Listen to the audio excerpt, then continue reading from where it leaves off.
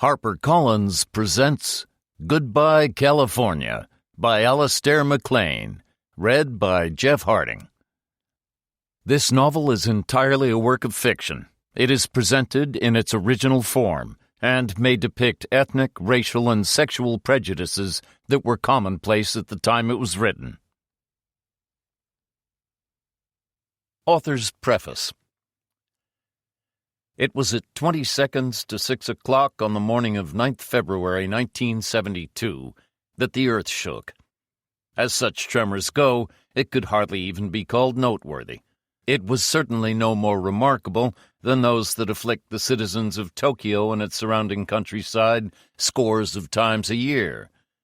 Pendant lamps oscillated briefly, some precariously balanced objects fell from their shelves, but those were the only discernible effects of the passing of the earth ripple. The aftershock, considerably weaker, came 20 seconds later. It was learnt afterwards that there had been 4 more aftershocks, but those were of so low a magnitude that they registered only on the seismographs.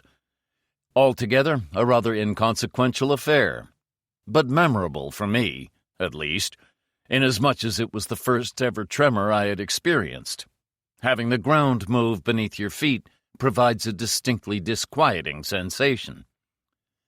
The area where the maximum damage had occurred lay only a few miles to the north, and I drove out to see it, but not until the following day, partly because of reports of fissured roads, damaged viaducts, and burst water mains, but chiefly because the authorities bend an unkindly eye on rubberneckers whose unwanted presence interferes with the efforts of rescue and medical teams. The township of Sylmar, which had borne the brunt of the earthquake, lies in the San Fernando Valley in California, some miles north of Los Angeles. In fact, so unconscionably sprawling is that city that it encompasses Sylmar within its boundaries. To the untutored eye, the scene in that town appeared to be one of considerable confusion, with wreckers, bulldozers, and trucks milling around at apparent random. But this was entirely illusory. All activities were highly organized and under central control. Unlike their more unfortunate brethren in, say, Nicaragua or Guatemala or the Philippines, places sadly accustomed to being sideswiped by much more than their fair share of earthquakes, the Californians are not only prepared for, but are highly geared to deal efficiently with the aftermaths of natural disasters. The San Franciscans, for instance, have 15 hospitals in kit form distributed at various key points around their city in preparation for the next earthquake, which is widely and more than a little fearfully regarded as inevitable. Damage to buildings was widespread, but not severe, except in one very localized area. This was, or to a considerable extent had been, the Veterans Administration Hospital. Before the earthquake, it had consisted of 3 parallel blocks of buildings. The 2 outer blocks had remained virtually intact. The central one had collapsed like a house of cards. Destruction was total. No part of it was left standing. Over 60 patients died. The contrast between this ruin and the virtual immunity of the 2 sister blocks would have seemed incomprehensible to anyone without some knowledge of the California building codes. With some such knowledge, it was all too readily understandable. The city of Los Angeles has the misfortune to have its very own private and personal structure fault running under its streets. This is known as the Newport-Inglewood Fault, and when one side of the fault suddenly jerked forward in respect to the other in 1933, it produced the Long Beach earthquake, in which a disconcertingly large number of buildings fell down solely because they had been shoddily built on unreinforced made-up ground. This prompted the authorities to introduce a new building code, designed to result in structures as nearly earthquake-proof as possible, a code that is as rigorously enforced as it is rigorous in nature, and it was under the enforcements of this code that the 2 outer blocks of the Veterans Hospital had been built, one in the late 1930s, the other in the late 1940s. The destroyed block had been constructed in the mid-20s. Nevertheless, it had been destroyed by an earthquake, the epicenter of which had been some 8 miles distant to the northeast.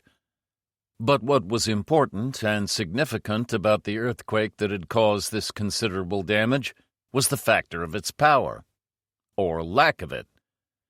The power, or magnitude, of an earthquake is registered on an arbitrarily chosen Richter scale, which ranges from 0 to 12. And what is important to bear in mind is that the Richter scale progresses not arithmetically, but logarithmically. Thus, a 6 on the Richter scale is 10 times as powerful as a 5, or 100 times as powerful as a 4. The San Fernando earthquake, which leveled this hospital block in Sylmar, registered 6.3 on the Richter scale. The one that wreaked havoc on San Francisco in 1906 registered 7.9, according to the recent modifications of the Richter scale. Thus, the earthquake that caused this damage in Sylmar was possessed of only 1% of the effective power of the San Francisco one. It is a sobering, and to those burdened with an overactive imagination, a fearful reflection. What is even more sobering and frightening is the fact that, to the best of our knowledge, no great earthquake — great is arbitrarily taken to be anything 8 and above on the Richter scale — has ever occurred beneath or in the immediate vicinity of any major city. Such a disaster may have occurred in that awesome North Chinese earthquake of 1976, when 1/3 people are reported to have died. But the Chinese have dropped a total news blanket over this tragedy. But the law of averages would indicate strongly that somewhere, sometime, a major earthquake will occur in a place which is not conveniently uninhabited, or at least sparsely populated. There is no reason not to imagine, unless one chooses to take refuge behind I-don't-want-to-know mental blinkers, that this possibility may even today be a probability. The word probability is used because the law of averages is strengthened by the fact that, with the exception of China, Turkey, and to a lesser extent Italy, earthquakes largely tend to take place in coastal areas, whether those coastal areas be of land masses or islands, and it is in those coastal areas, for the purposes of trade and because they are the points in ingress to the hinterland, that many of the world's great cities have been built. Tokyo, Los Angeles, and San Francisco are 3 such examples. That earthquakes should be largely confined to those areas is in no way fortuitous. Their cause, as well as that of volcanoes, is now a matter of almost universal agreement among geologists. The theory is simply that in the unimaginably distant past, when land first appeared, it was in the form of one gigantic supercontinent surrounded by, inevitably, one massive ocean. With the passage of time, and for reasons not yet definitely ascertained, this supercontinent broke up into several different continental masses, which, borne on what are called their tectonic plates, which float on the still molten magma layer of the Earth, drifted apart. Those tectonic plates occasionally bang or rub against one another. The effects of the collisions are transmitted either to the land above or the ocean floor, and appear in the form of earthquakes or volcanoes. Most of California lies on the North American plate, which, while tending to move westward, is not the real villain of the piece. That unhappy distinction belongs to that same North Pacific plate which deals so hardly with China, Japan, and the Philippines, and on which that section of California lying to the west of the San Andreas Fault so unhappily lies.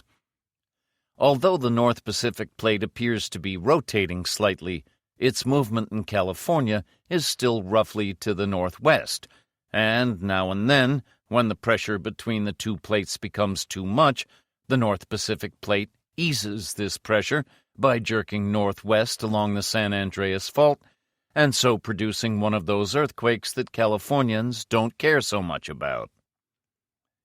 The extent of the dislocation along this right-slip fault, So called because if you stand on either side of the fault after an earthquake, the other side appears to have moved to the right, is crucial in relation to the magnitude of the shock. Occasionally, there may be no lateral slip at all. Sometimes it may be only a foot or two. But even though its consequences are not to be contemplated lightly, a lateral slip of 40 feet is eminently possible. In fact, and in this context, all things are possible. The active earthquake and volcanic belt that circumgirdles the Pacific is commonly, and appropriately, known as the Ring of Fire. The San Andreas Fault is an integral part of this, and it is on this Ring of Fire that the two greatest monster earthquakes, in Japan and South America, ever recorded have occurred. They were on the order of 8.9 on the Richter scale. California can lay no more claim to divine protection than any other part of the Ring of Fire, and there is no compelling reason why the next monster, about 6 times as powerful as the great San Francisco one, shouldn't occur, say, in San Bernardino, thus effectively dumping Los Angeles into the Pacific. And the Richter scale goes up to 12. Earthquakes on the Ring of Fire can show another disadvantageous aspect. They can occur offshore as well as under land. When this occurs, huge tidal waves result. In 1976, the town of Mindanao in the southern Philippines was inundated and all but destroyed, and thousands of lives were lost when an undersea earthquake at the mouth of the crescent-shaped Morro Bay caused a 15-foot tidal wave that engulfed the shores of the bay. Such an ocean earthquake off San Francisco would devastate the Bay Area, and, in all probability, wouldn't do any good to the Sacramento and San Joaquin valleys. As it is said, it is the wandering nature of those tectonic plates that is the prime cause of earthquakes. But there are 3 other imponderable possibilities that could well act as triggering factors which could conceivably cause earthquakes. The first of those is emissions from the sun. It is known that the strength and content of solar winds alter considerably and wholly unpredictably. It is also known that they can produce considerable alterations in the chemical structure of our atmosphere, which in turn can have the effect of either accelerating or acting as a brake on the rotation of the Earth. An effect which, because it would be measurable in terms of only hundredths of a second, would be wholly undetected by many, but could have, and may have had in the past, an influence ranging from the considerable to the profound on the unanchored tectonic plates. Secondly, there is a respectable body of scientific opinion that holds that the gravitational influences of the planets act on the sun to modulate the strength of these solar winds. This is of immediate concern, since a rare alignment of all the planets of the solar system is due in 1982. If this theory, known as the Jupiter effect from the title of a book by Drs. John Gribben and Stephen Plageman, is correct, that alignment will be the trigger for unprecedented solar activity, with repercussions on the stability of planet Earth. So scientists are waiting for 1982 with considerable interest, and not a little trepidation. And apart from war, this concept can be employed for a variety of other interesting purposes, which is what this book is about. Chapter 1. Ryder opened his tired eyelids and reached for the telephone without enthusiasm. Yes? Lieutenant Mahler, get down here right away, and bring your son. What's wrong? The lieutenant customarily made a point of having his subordinates call him sir, but in Sergeant Ryder's case he'd given up years ago. Ryder reserved that term for those he held in respect. No friends or acquaintances, to the best of their knowledge, had ever heard him use it. Not over the phone. The receiver clicked, and Ryder rose reluctantly to his feet, pulled on his sports coat and fastened the central button, so effectively concealing the .38 Smith & Wesson strapped to the left-hand side of what had once been his waist. Still reluctantly, as became a man who had just finished a 12-hour non-stop duty stint, he glanced around the room. All chintzy curtains and chair covers, ornaments and vasefuls of flowers. Sergeant Ryder, clearly, was no bachelor. He went into the kitchen, sniffed sorrowfully at the aroma coming from the contents of a simmering casserole, turned off the oven, and wrote "Gone Downtown" at the foot of a note instructing him when and to what temperature he should turn a certain switch, which was as near to cooking as Ryder had ever come in his 27 years of marriage. His car was parked in the driveway. It was a car that no self-respecting police officer would care to have been found shot in. That Ryder was just such a policeman was beyond doubt, but he was attached to intelligence and had little use for gleaming sedans equipped with illuminated police signs, flashing lights, and sirens. The car, for want of a better word, was an elderly and battered Peugeot of the type much favored by Parisians of a sadistic bent of mind, whose great pleasure it was to observe the drivers of shining limousines slow down and pull into the curb whenever they caught sight of those vintage chariots in their rearview mirrors. 4 blocks from his own home, Ryder parked his car, walked up a flagged pathway, and rang the front doorbell. A young man opened the door. Ryder said, "Dress uniform, Jeff. We're wanted downtown." "Both of us? Why?" "Your guess. Mahler wouldn't say." "It's all those TV cop series he keeps watching. You gotta be mysterious or you're nothing." Jeff Ryder left and returned in 20 seconds, tie in position and buttoning up his uniform. Together they walked down the flagged path. They made an odd contrast, father and son. Sergeant Ryder was built along the general lines of a Mack truck that had seen better days. His crumpled coat and creaseless trousers looked as if they'd been slept in for a week. Ryder could buy a new suit in the morning, and by evenfall, a second-hand clothes dealer would have crossed the street to avoid meeting him. He had thick dark hair, a dark mustache, and a worn, lined, lived-in face that held a pair of eyes, dark as the rest of him, that had looked at too many things in the course of a lifetime and had liked little of what they had seen. It was also a face that didn't go in for much in the way of expressions. Jeff Ryder was 2 inches taller and 35 pounds lighter than his father. His immaculately pressed California Highway Patrolman's uniform looked like a custom-built job by Saks. He had fair hair, blue eyes, both inherited from his mother, and a lively, mobile, intelligent face. Only a clairvoyant could have deduced that he was Sergeant Ryder's son. On the way, they spoke only once.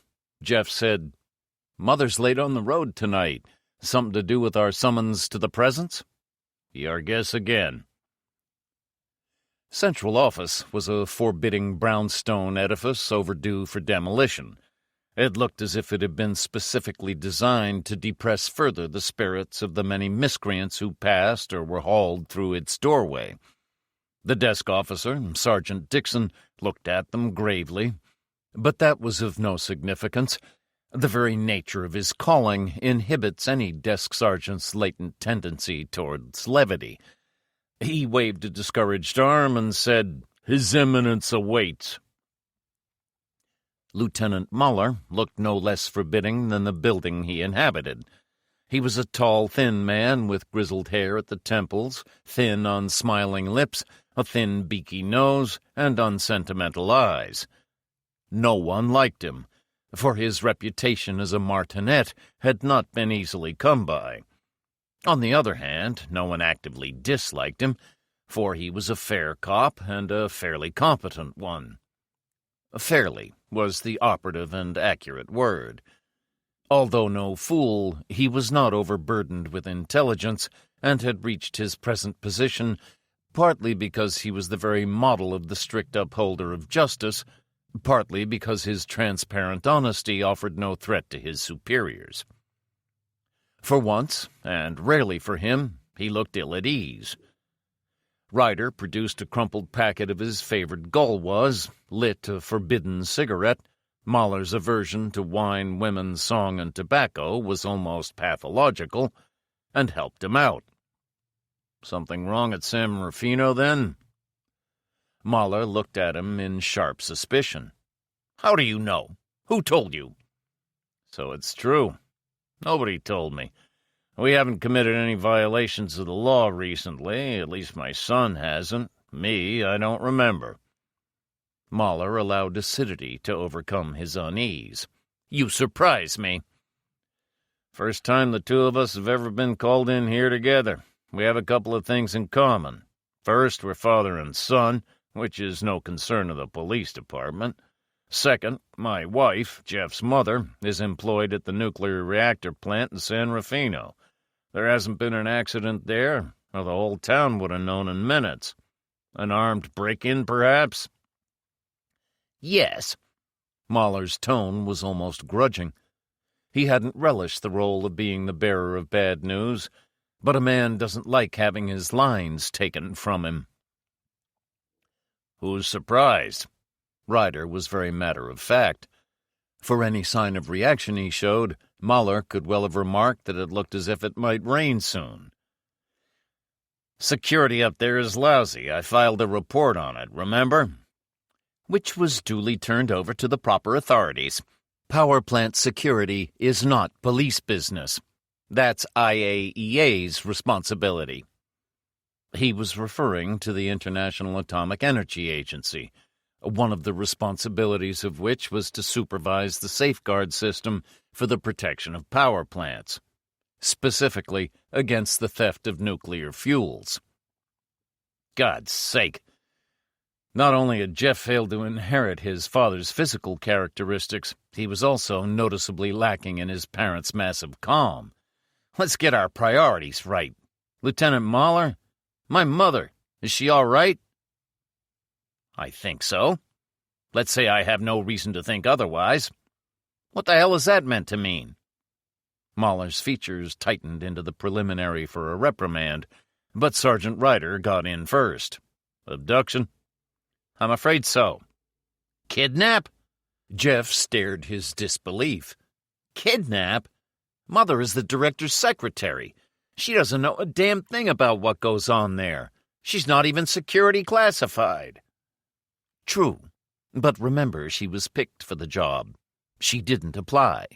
Cops' wives are supposed to be like Caesar's wife, beyond suspicion. But why pick on her? They didn't just pick on her. They took about 6 others, or so I gather. The deputy director, deputy security chief, a secretary, and a control room operator. More importantly, although not, of course, from your point of view, they took 2 visiting university professors. Both are highly qualified specialists in nuclear physics. Ryder said, That makes 5 nuclear scientists who have disappeared in the past 2 months. 5 it is. Mahler looked acutely unhappy. Ryder said, Where did those 2 scientists come from? San Diego and UCLA, I believe. Does it matter? I don't know. It may be too late already. What's that meant to mean, Sergeant?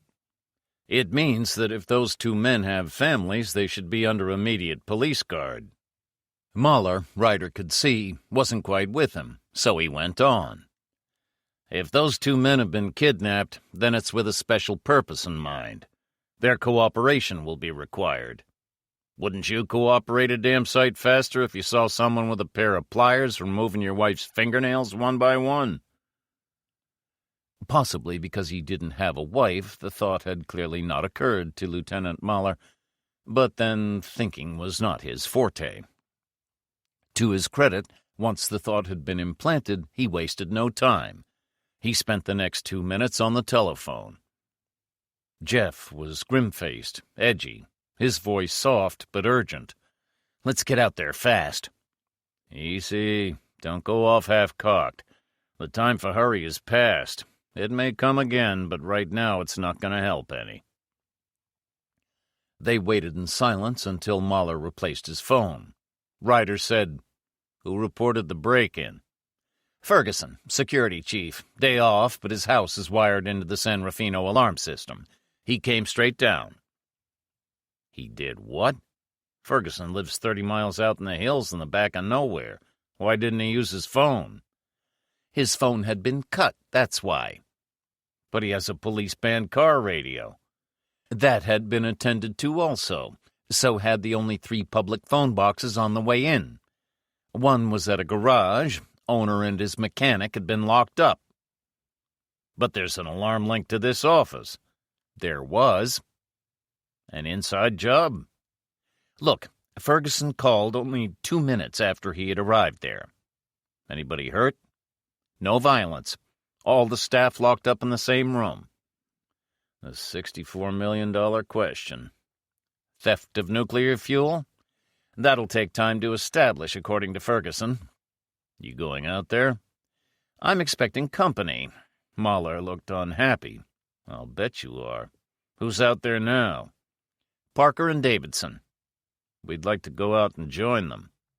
Mahler hesitated, still unhappy. He said, defensively, What do you expect to find that they won't? They're good detectives. You've said so yourself. 4 pairs of eyes are better than 2. And because she's my wife and Jeff's mother, and we know how she might have behaved and reacted, we might be able to pick up something that Parker and Davidson might miss. Mahler, his chin in the heels of his hands, gazed morosely at his desk. Whatever decision he took, the chances were high that his superiors would say it was the wrong one. He compromised by saying nothing. At a nod from Ryder, both men left the room. The evening was fine and clear and windless, and a setting sun was laying a path of burnished gold across the Pacific as Ryder and his son drove through the main gates of San Rufino. The nuclear station was built on the very edge of the San Rufino Cove. Like all such stations, it required an immense amount of water, some 1,800,000 gallons of seawater a minute, to cool the reactor cores down to their optimum operating temperatures. No domestic utility supply could hope to cope with the tiniest fraction of this amount. The 2 massive, gleamingly white and domed containment structures that housed the reactor cores were at once beautiful in the pure simplicity of their external design, but sinister and threatening, if one chose to view them that way. They were certainly awe-inspiring. Each was about the height of a 25-story building, with a diameter of about 150 feet. The 3.5 feet thick concrete walls were hugely reinforced by the largest steel bars in the United States. Between those containment structures, which also held the 4 steam generators that produced the actual electricity, was a squat and undeniably ugly building of absolutely no architectural merit. This was the turbine generator building, which, apart from its 2 turbo generators, also housed 2 condensers and 2 seawater evaporators. On the seaward side of those buildings was the inaptly named auxiliary building, a 6-story structure some 240 feet in length, which held the control centers for both reactor units, the monitoring and instrumentation centers, and the vastly complicated control system which ensured the plant's safe operation and public protection. Extending from each end of the auxiliary building were the 2 wings, each about half the size of the main building.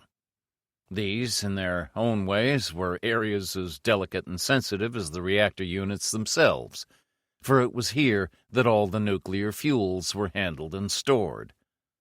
In all, the building of the complex had called for something like 1/3 cubic yards of concrete and some 50,000 tons of steel. What was equally remarkable was that it required only 80 people, including a good proportion of security staff, to run this massive complex 24 hours a day. 20 yards beyond the gate, Ryder was stopped by a security guard wearing an indeterminate uniform and a machine carbine that was far from menacing, inasmuch as the guard had made no move to unsling it from his shoulder. Ryder leaned out. What's this, then? Open house day? Public free to come and go? Sergeant Ryder. The little man with the strong Irish accent tried to smile, and succeeded only in looking morose. Fine time now to lock the stable door. Besides, we're expecting lawmen, droves of them. And all of 'em asking the same stupid questions over and over again, just as I'm going to do. Cheer up, John. I'll see they don't get you for high treason. On duty at the time, were you? For my sins. Sorry about your wife, Sergeant. This'll be your son? Ryder nodded. My sympathies, for what they're worth. But don't waste any sympathy on me. I broke regulations. If it's the old cottonwood tree for me, I've got it coming. I shouldn't have left my box.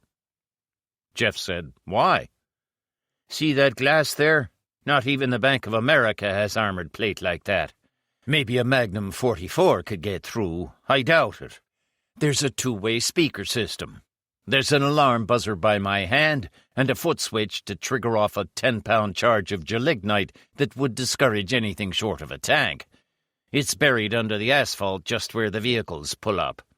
But no, old smarty-pants McCafferty had to unlock the door and go outside. Why?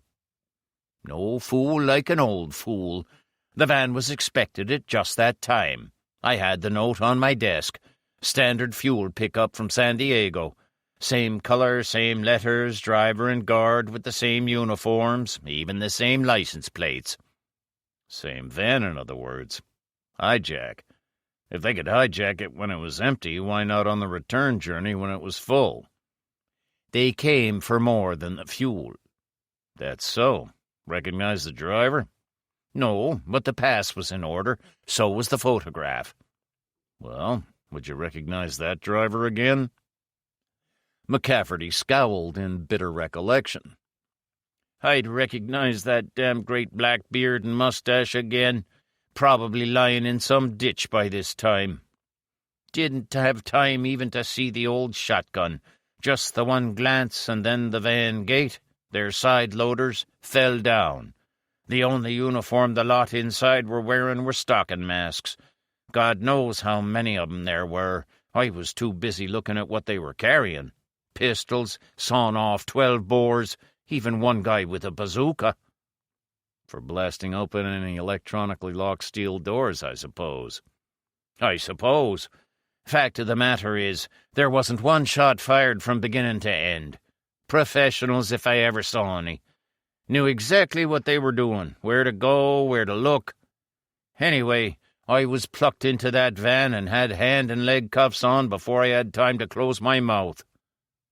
Ryder was sympathetic. I can see it must have been a bit of a shock.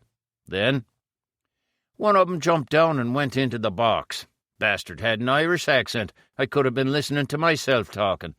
He picked up the phone, got through to Carlton. He's the number 2 man in security, if you recollect. Ferguson was off today. Told him the transport van was here and asked for permission to open the gate. He pressed the button, the gates opened, he waited until the van had passed through, closed the door, came out through the other door, and climbed into the van that had stopped for him. And that's all? All I know. I stayed in there. I didn't have much option, did I? Until the raid was over. Then they locked me up with the others. Where's Ferguson? In the north wing. Checking on missing articles, shall we say? Tell him I'm here.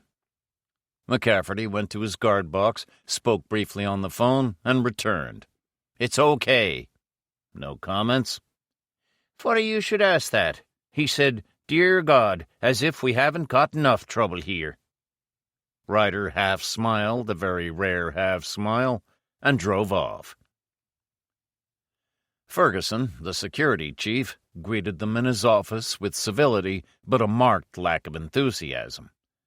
Although it was some months since he had read Ryder's acerbic report on the state of security at San Rufino, Ferguson had a long memory. The fact that Ryder had been all too accurate in his report, and that he, Ferguson, had neither the authority nor the available funds to carry out all the report's recommendations, hadn't helped matters any. He was a short, stocky man with wary eyes and a habitually worried expression. He replaced a telephone and made no attempt to rise from behind his desk. "Come to write another report, Sergeant?" He tried to sound acid, but all he did was sound defensive. "Create a little more trouble for me?" Ryder was mild. "Neither. If you don't get support from your blinkered superiors with their rose-colored glasses, then the fault is theirs, not yours." "Huh." The tone was surprised, but the face was still wary. Jeff said, "We have a personal interest in this, Mr. Ferguson."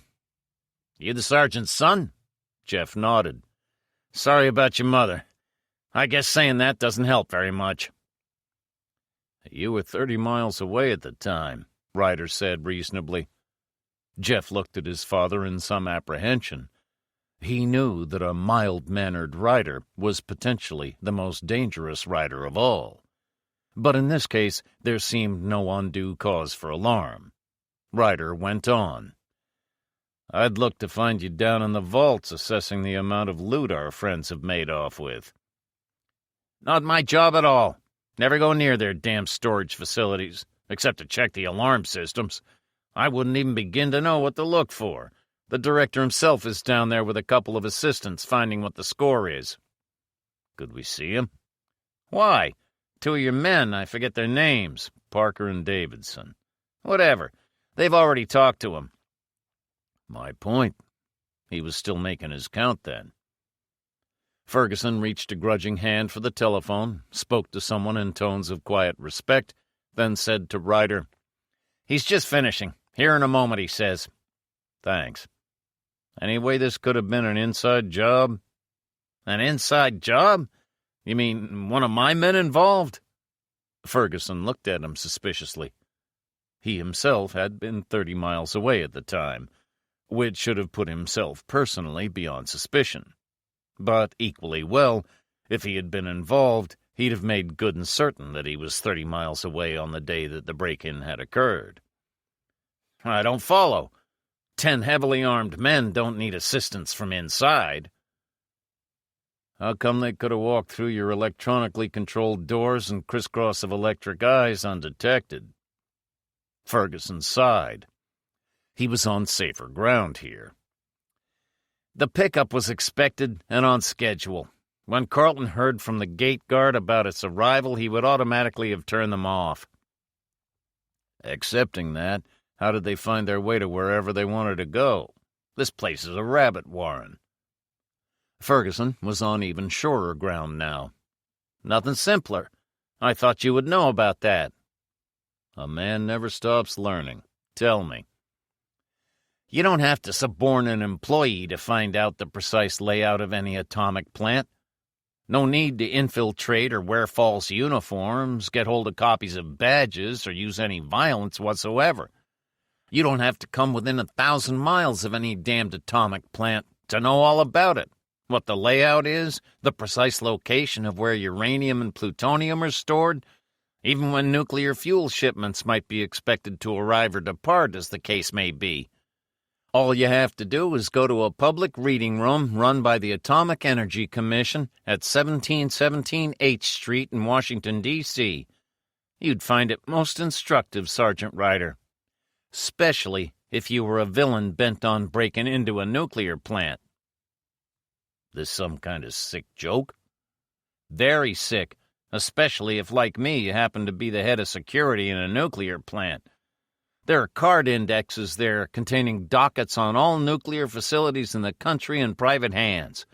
There's always a very friendly clerk to hand, I've been there, who on request will give you a stack of more papers than you can handle, giving you what I and many others would regard as being top secret and classified information on any nuclear facility you want. Except governmental ones, of course. Sure, it's a joke, but it doesn't make me and lots of others laugh out loud." "They must be out of their tiny minds." It would be a gross exaggeration to say that Sergeant Ryder was stunned.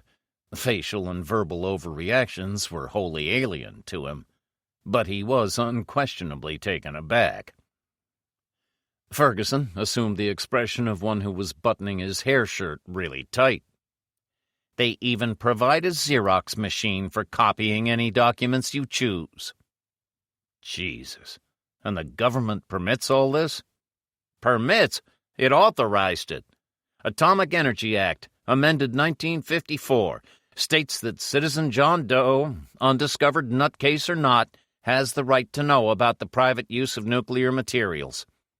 I think you'll have to revise your insider theory, Sergeant. It wasn't a theory, just a question. In either case, consider it revised. Dr. Jablonski, the director of the reactor plant, came into the room. He was a burly, sun-tanned and white-haired man in his mid-60s, but looking about 10 years younger, a man who normally radiated bonhomie and good cheer. At the moment, he was radiating nothing of the kind. "Damnable, damnable, damnable," he said to no one in particular. "Evening, Sergeant. It would have been nice to meet again in happier circumstances for both of us." He looked at Jeff interrogatively. "Since when did they call in CHPs on an—" "Jeff Ryder, Dr. Jablonski, my son." Ryder smiled slightly. "I hope you don't subscribe to the general belief that highway patrolmen only arrest on highways. They can arrest anyone, anywhere in the state of California." "My goodness, I hope he's not going to arrest me." He peered at Jeff over the top of rimless glasses. "You must be worried about your mother, young man. But I can't see any reason why she should come to any harm." "And I can't see any reason why she shouldn't," Ryder interrupted. "Ever heard of any kidnappee who was not threatened with actual bodily harm? I haven't." "Threats? Already?" "Give them time. Wherever they're going, they probably haven't got there yet. How is it with the inventory of stolen goods?" "Bad. We have 3 types of nuclear fuel in storage here: uranium-238, uranium-235, and plutonium. U-238 is the prime source of any nuclear fuel, and they didn't bother taking any of that, understandably." "Why understandably?" "Harmless stuff." Absently almost, Dr. Jablonski fished in the pocket of his white coat and produced several small pellets, each no more than the size of a .38 caliber shell. "That's U-238. Well, almost. Contains about 3% U-235. Slightly enriched, as we call it. You have to get an awful lot of this stuff together before it starts to fission, giving off the heat that converts water to steam that spins the turbine blades that make our electricity. Here in San Rufino, we crowd 6.75 millions of these, 240 into each of 28,000 12-foot rods, into the nuclear reactor core. This we figure to be the optimum critical mass for fissioning, a process controlled by huge supplies of cooling water and one that can be stopped altogether by dropping boron rods between the uranium tubes." Jeff said, "What would happen if the water supply stopped and you couldn't activate the boron rods or whatever? Bang?" "No, the results would be bad enough. Clouds of radioactive gas that might cause some thousands of deaths and poison tens, perhaps thousands of square miles of soil. But it's never happened yet, and the chances of it happening have been calculated at 5 billion to 1. So we don't worry too much about it. But a bang? A nuclear explosion? Impossible. For that, you require U-235 over 90% pure, the stuff we dropped on Hiroshima. Now that is nasty stuff. There was 132 pounds of it in that bomb, but it was so crudely designed, it really belonged to the nuclear horse and buggy age, that only about 25 ounces of it fissioned, but was still enough to wipe out the city. Since then we have progressed, if that's the word I want. Now the Atomic Energy Commission reckons that a total of 5 kilograms, 11 pounds, is the so-called trigger quantity, enough for the detonation of a nuclear bomb. It's common knowledge among scientists that the AEC is most conservative in its estimate. It could be done with less." Ryder said, "No U-238 was stolen. You used the word understandably. Couldn't they have stolen it and converted it into U-235? No. Natural uranium contains 140 atoms of U-238 to each atom of U-235. The task of leaching out the U-235 from the U-238 is probably the most difficult scientific task that man has ever overcome. We use a process called gaseous diffusion, which is prohibitively expensive, enormously complicated, and impossible to avoid detection. The going cost for a gaseous diffusion plant at today's inflated rates is in the region of $3 billion. Even today, only a very limited number of men know how the process works. I don't. All I know is that it involves thousands of incredibly fine membranes, thousands of miles of tubes, pipes, and conduits, and enough electrical power to run a fair-sized city. Then those plants are so enormous that they couldn't possibly be built in secret. They cover so many hundreds of acres that you require a car or electric cart to get round one. No private group, however wealthy or criminally minded, could ever hope to build one. We have 3 in this country, none located in this state. The British and French have 1 apiece. The Russians aren't saying. China is reported to have 1 in Langchao and Kansu province. It can be done by high-speed centrifuges spinning at such a speed that the marginally heavier U-238 is flung to the outside. But this process would use hundreds of thousands of centrifuges, and the cost would be mind-boggling. I don't know whether it's ever been done. The South Africans claim to have discovered an entirely new process, but they aren't saying what, and U.S. scientists are skeptical. The Australians say they've discovered a method by using laser beams. Again, we don't know. But if it were possible, a small group, and they'd all have to be top-flight nuclear physicists, could make U-235 undetected. But why bother going to such impossible lengths when you can just go to the right place and steal the damn stuff ready-made, just as they did here this afternoon? Ryder said, "How is it all stored?" In 10-liter steel bottles, each containing 7 kilograms of U-235 in the form of either an oxide or metal, the oxide in the form of a very fine brown powder, the metal in little lumps known as broken buttons. The bottles are placed in a cylinder 5 inches wide that's braced with welded struts in the center of a perfectly ordinary 55-gallon steel drum. I needn't tell you why the bottles are held in suspension in the airspace of the drum. Stack them all together in a drum or box and you'd soon reach the critical mass where fissioning starts. Jeff said, "This time it goes bang?" Not yet. Just a violent irradiation, which would have a very nasty effect for miles around, especially on human beings. Drum plus bottle weighs about 100 pounds, so is easily movable. Those drums are called bird cages, though Lord knows why. They don't look like any bird cage I've ever seen. Ryder said, "How is this transported?" Long distance by plane. Shorter hauls by common carrier. Common carrier?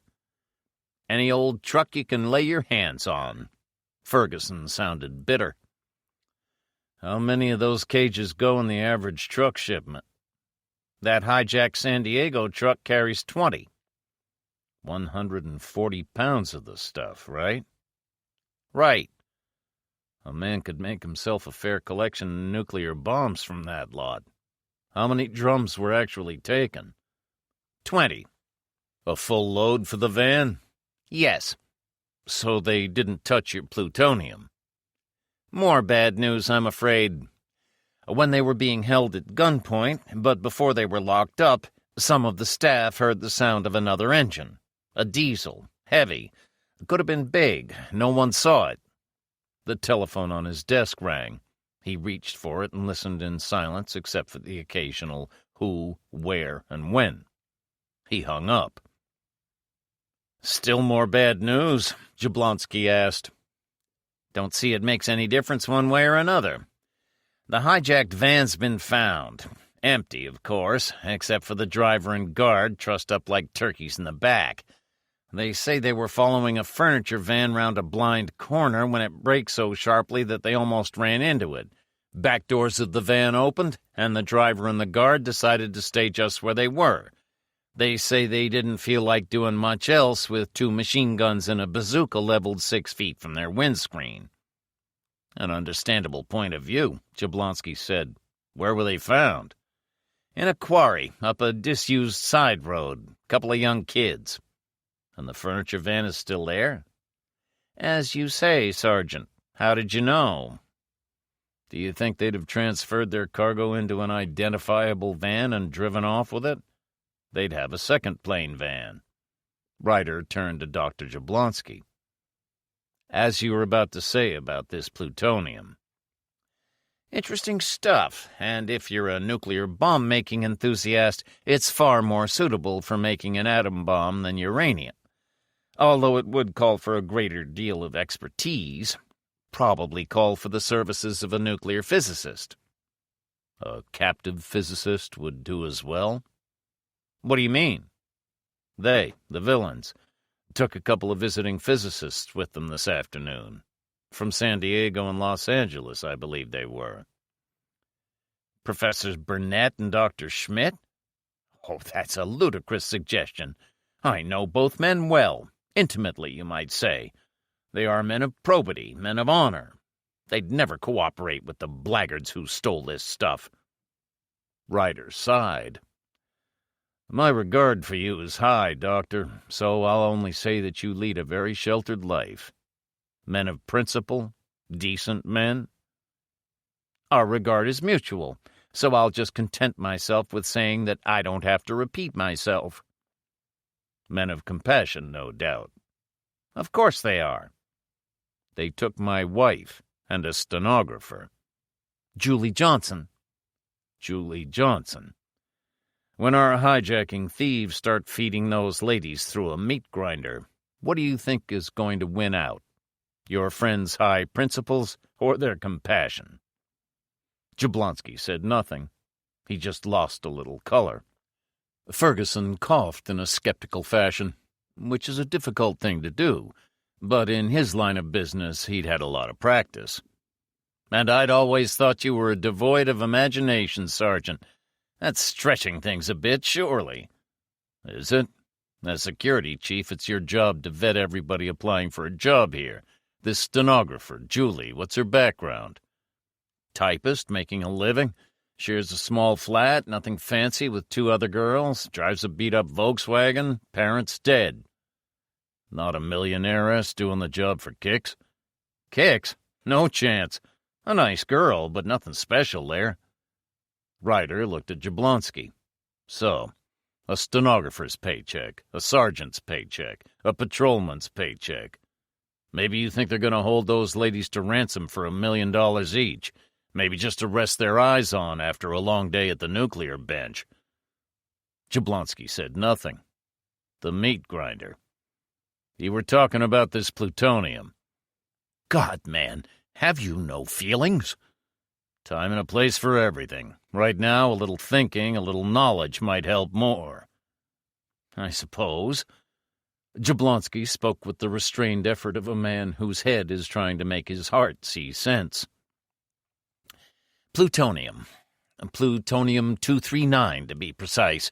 The stuff that destroyed Nagasaki. Synthetic. Doesn't exist in nature. Man-made. We Californians had the privilege of creating it.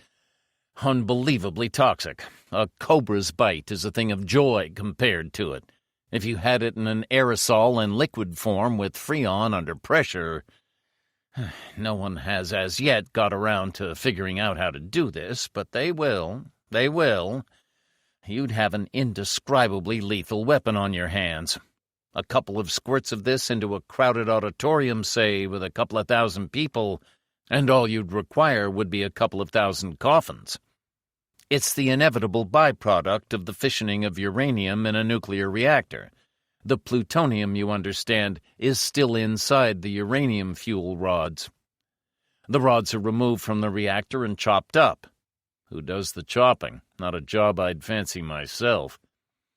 I don't know whether you would or not. First chop and you'd be dead. Done by remote-controlled guillotines in a place we call the Canyon. Nice little place with 5-foot walls and 5-foot-thick windows. You wouldn't want to go inside. The cuttings are dissolved in nitric acid, then washed with various reactive chemicals to separate the plutonium from the uranium and other unwanted radioactive fission products. How's this plutonium stored? Plutonium nitrate, actually. About 10 liters of it goes into a stainless steel flask about 50 inches high by 5 in diameter.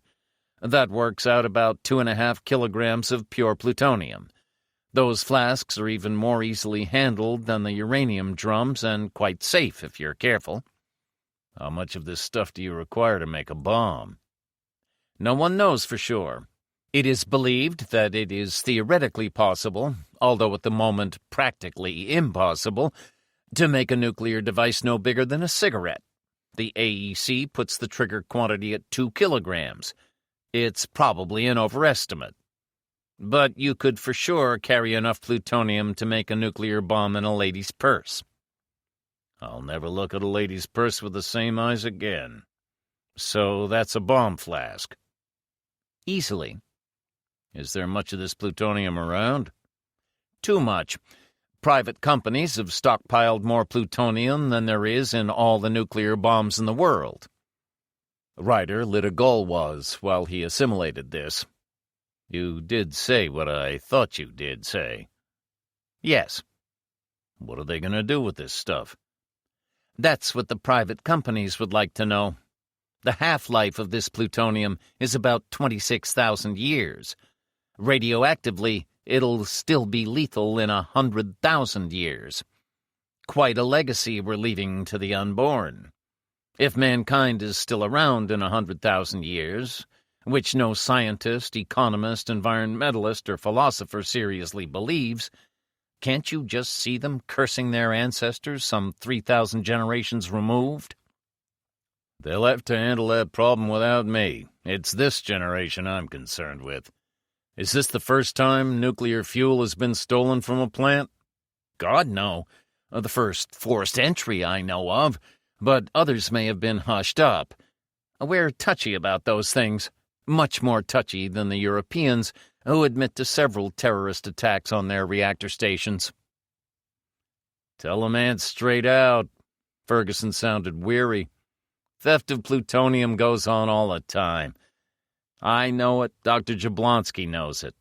The Office of Nuclear Safeguards, that's the watchdog of the AEC, knows about it best of all, but comes over all coy when questioned. Even although their director did admit to a Congressional House Energy Subcommittee that perhaps 0.5% of fuel was unaccounted for. He didn't seem very worried about it. After all, what's 0.5%, especially when you say it quickly? Just enough to make enough bombs to wipe out the United States, that's all. The great trusting American public know nothing about it. What they don't know can't frighten them. Do I sound rather bitter to you, Sergeant? You do a bit. You have reason to? I have. One of the reasons I resented your security report. There's not a security chief in the country that doesn't feel bitter about it. We spend billions every year preventing nuclear war, hundreds of millions from preventing accidents at the reactor plants, but only about 8 million on security. The probability of those occurrences are in the reverse order. The AEC say they have up to 10,000 people keeping track of material. I would laugh if I didn't feel like crying. The fact of the matter is, they only know where it is about once a year. They come around, balance books, count cans, take samples, and feed the figures into some luckless computer that usually comes up with the wrong answers. Not the computer's fault, not the inspector's. There's far too few of them, and the system is ungovernable anyway. The AEC, for instance, say that theft by employees, because of the elaborate built-in protection and detection systems, is impossible. They say this in a loud voice for public consumption. It's rubbish. Sample pipes lead off from the plutonium runoff spigot from the canyon for testing strength, purity, and so forth. Nothing easier than to run off a little plutonium into a small flask. If you're not greedy and take only a small amount occasionally, the chances are that you can get off with it almost indefinitely. If you can suborn two of the security guards, the one who monitors the TV screens of the cameras in the sensitive areas, and the person who controls the metal detector beam you pass through on leaving, you can get off with it forever. This has been done. The government doesn't believe in paying high salaries for what is basically an unskilled job. Why do you think there's so many corrupt and crooked cops, if you don't mind me saying so? I don't mind. This is the only way. Stealing the stuff in dribs and drabs hasn't been done on a large scale. Sure it has. Again, nobody's talking. As far back as 1964, when the Chinese exploded their first nuclear bomb, it was taken for granted in this country that the Chinese just didn't have the scientific know-how to separate out U-235 from natural uranium. Ergo, they must have pinched it from somewhere. They wouldn't have stolen it from Russia, because Chinese, to say the least, are not welcome there. But they're welcome here, especially in California.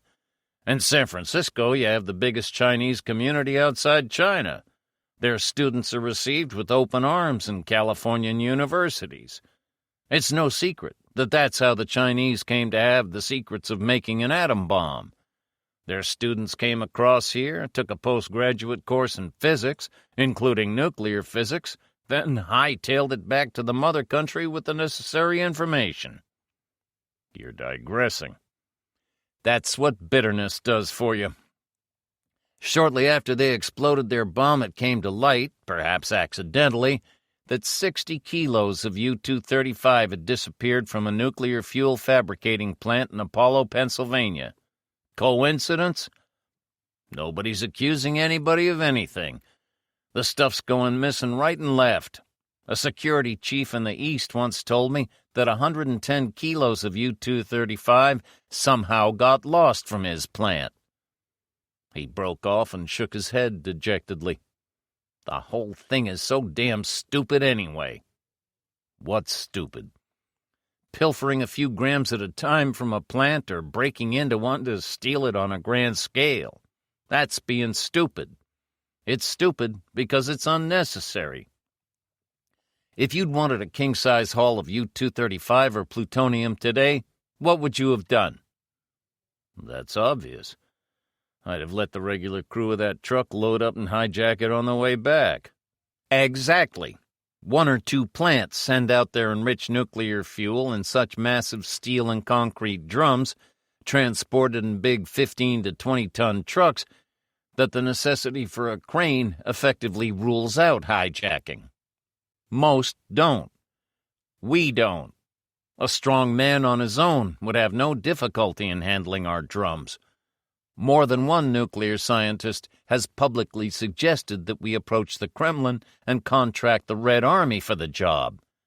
That's the way the Russians do it, a heavily armored truck with an escort armored vehicle in front and behind. Why don't we do that? Not to be thought of. Same reason again.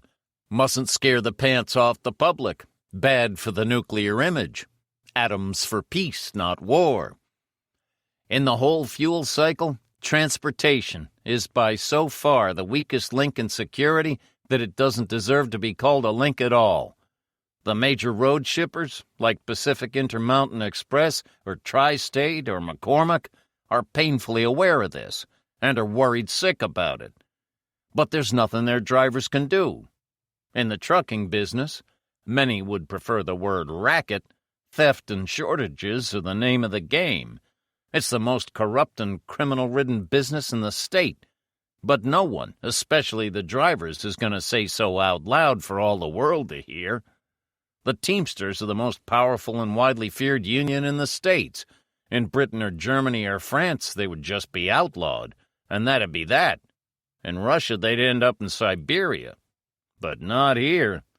You don't buck or badmouth the Teamsters. Not if you place any value on your wife or kids or pension, or most of all, your own personal health. Every day, an estimated 2% of goods being transported by road in this country just go missing. The real figure is probably higher. The wise don't complain. In the minority of cases where people do complain, the insurers pay up quietly, since their premiums are loaded against what they regard as an occupational hazard. Occupational is the key word. 85% of thefts are by people inside the trucking industry. 85% of hijackings involve collusion, which has to involve the truck drivers, all, of course, paid-up members of the Teamsters. Has there ever been a case of a nuclear hijack on the open road? Hijacks don't happen on the open road. Well, hardly ever. They occur at transfer points and drivers' stopovers. Driver Jones visits the local locksmith and has a fresh set of keys for ignition and cab doors cut and hands it over to Smith. Next day, he stops at a driver's pull-up, carefully locks the door, and goes, either himself or with his mate, for his hamburger and french fries or whatever. When he comes out, he goes through the well-rehearsed routine of double-take, calling to heaven for vengeance and hot-footing it to the nearest phone box to call the cops, who know perfectly well what is going on, but are completely incapable of proving anything. Those hijackings are rarely reported and pass virtually unnoticed because there are very rarely any crimes of violence involved. Ryder was patient. I've been a cop all my life, I know that. Nuclear hijacks, I said. I don't know. You don't know, or you aren't telling. That's up to you to decide, Sergeant. Yes, thank you. It was impossible for anyone to say whether Ryder had decided anything or not. He turned to Jablonski. Okay, Doc, if we go and have a look at Susan's office? Jablonski's voice was dry. Unusual of you, Sergeant, to ask anybody's permission for anything. That's downright unkind. Fact is, we haven't been officially assigned to this investigation. I know that.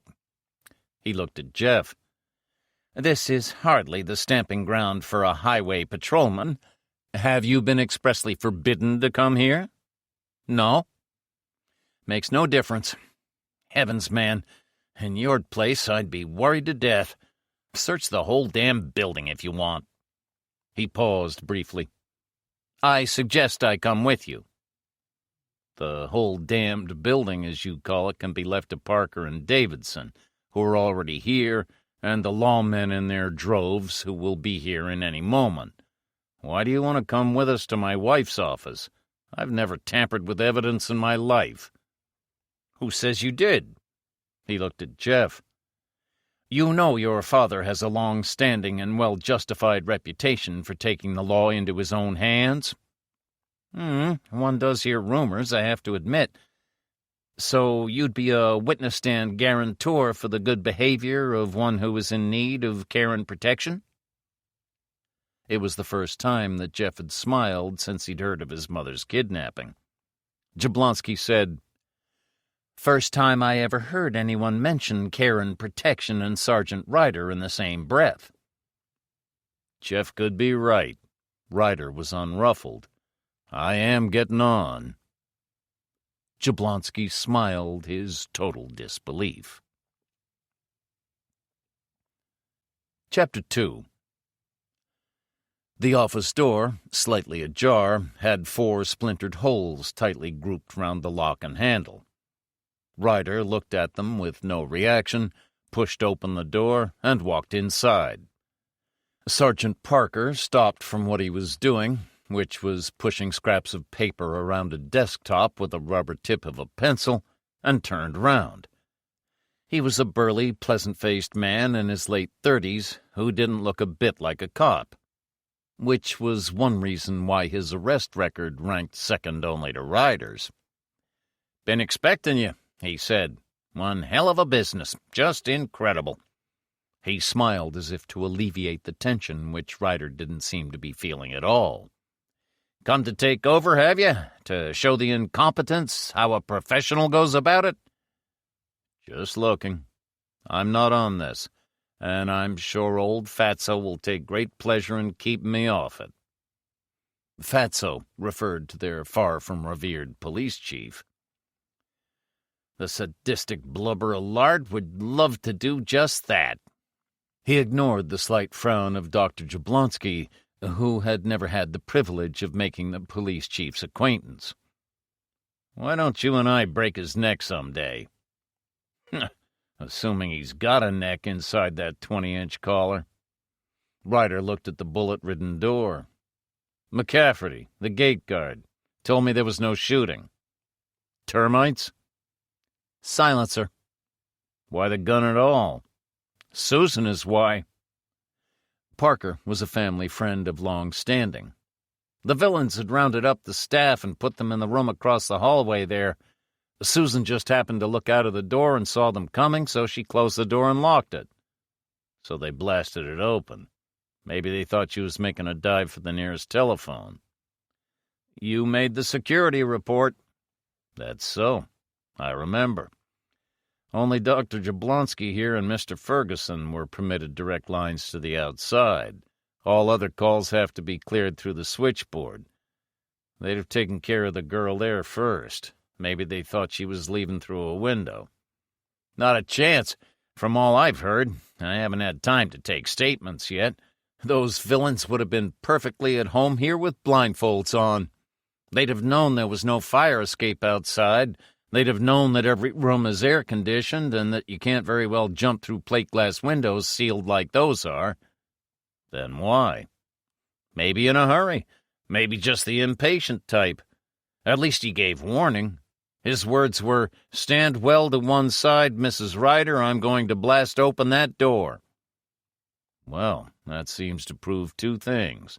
The first is that they're not wanton killers. But I said seem.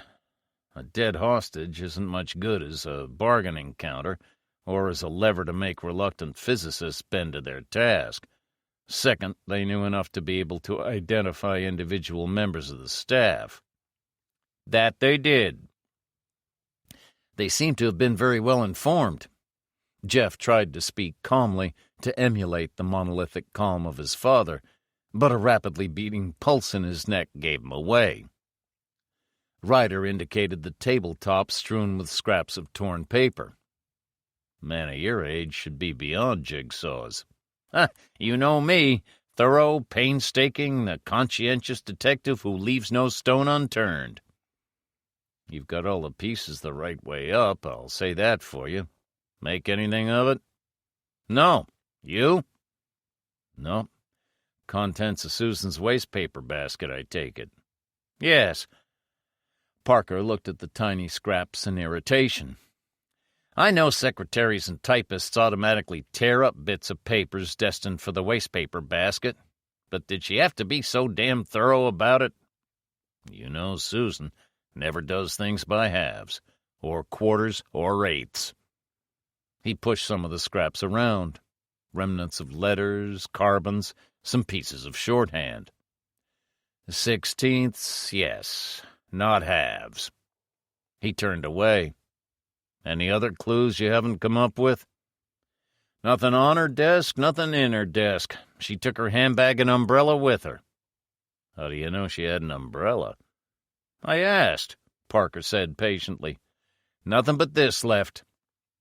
He picked up a framed and unflattering picture of Ryder, replaced it on the desk, and said apropos of nothing, "Some people can function efficiently under any circumstances.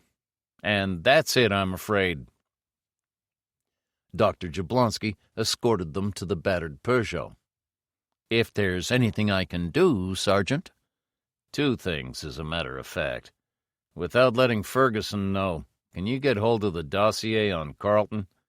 You know, the details of his past career, references, that sort of thing."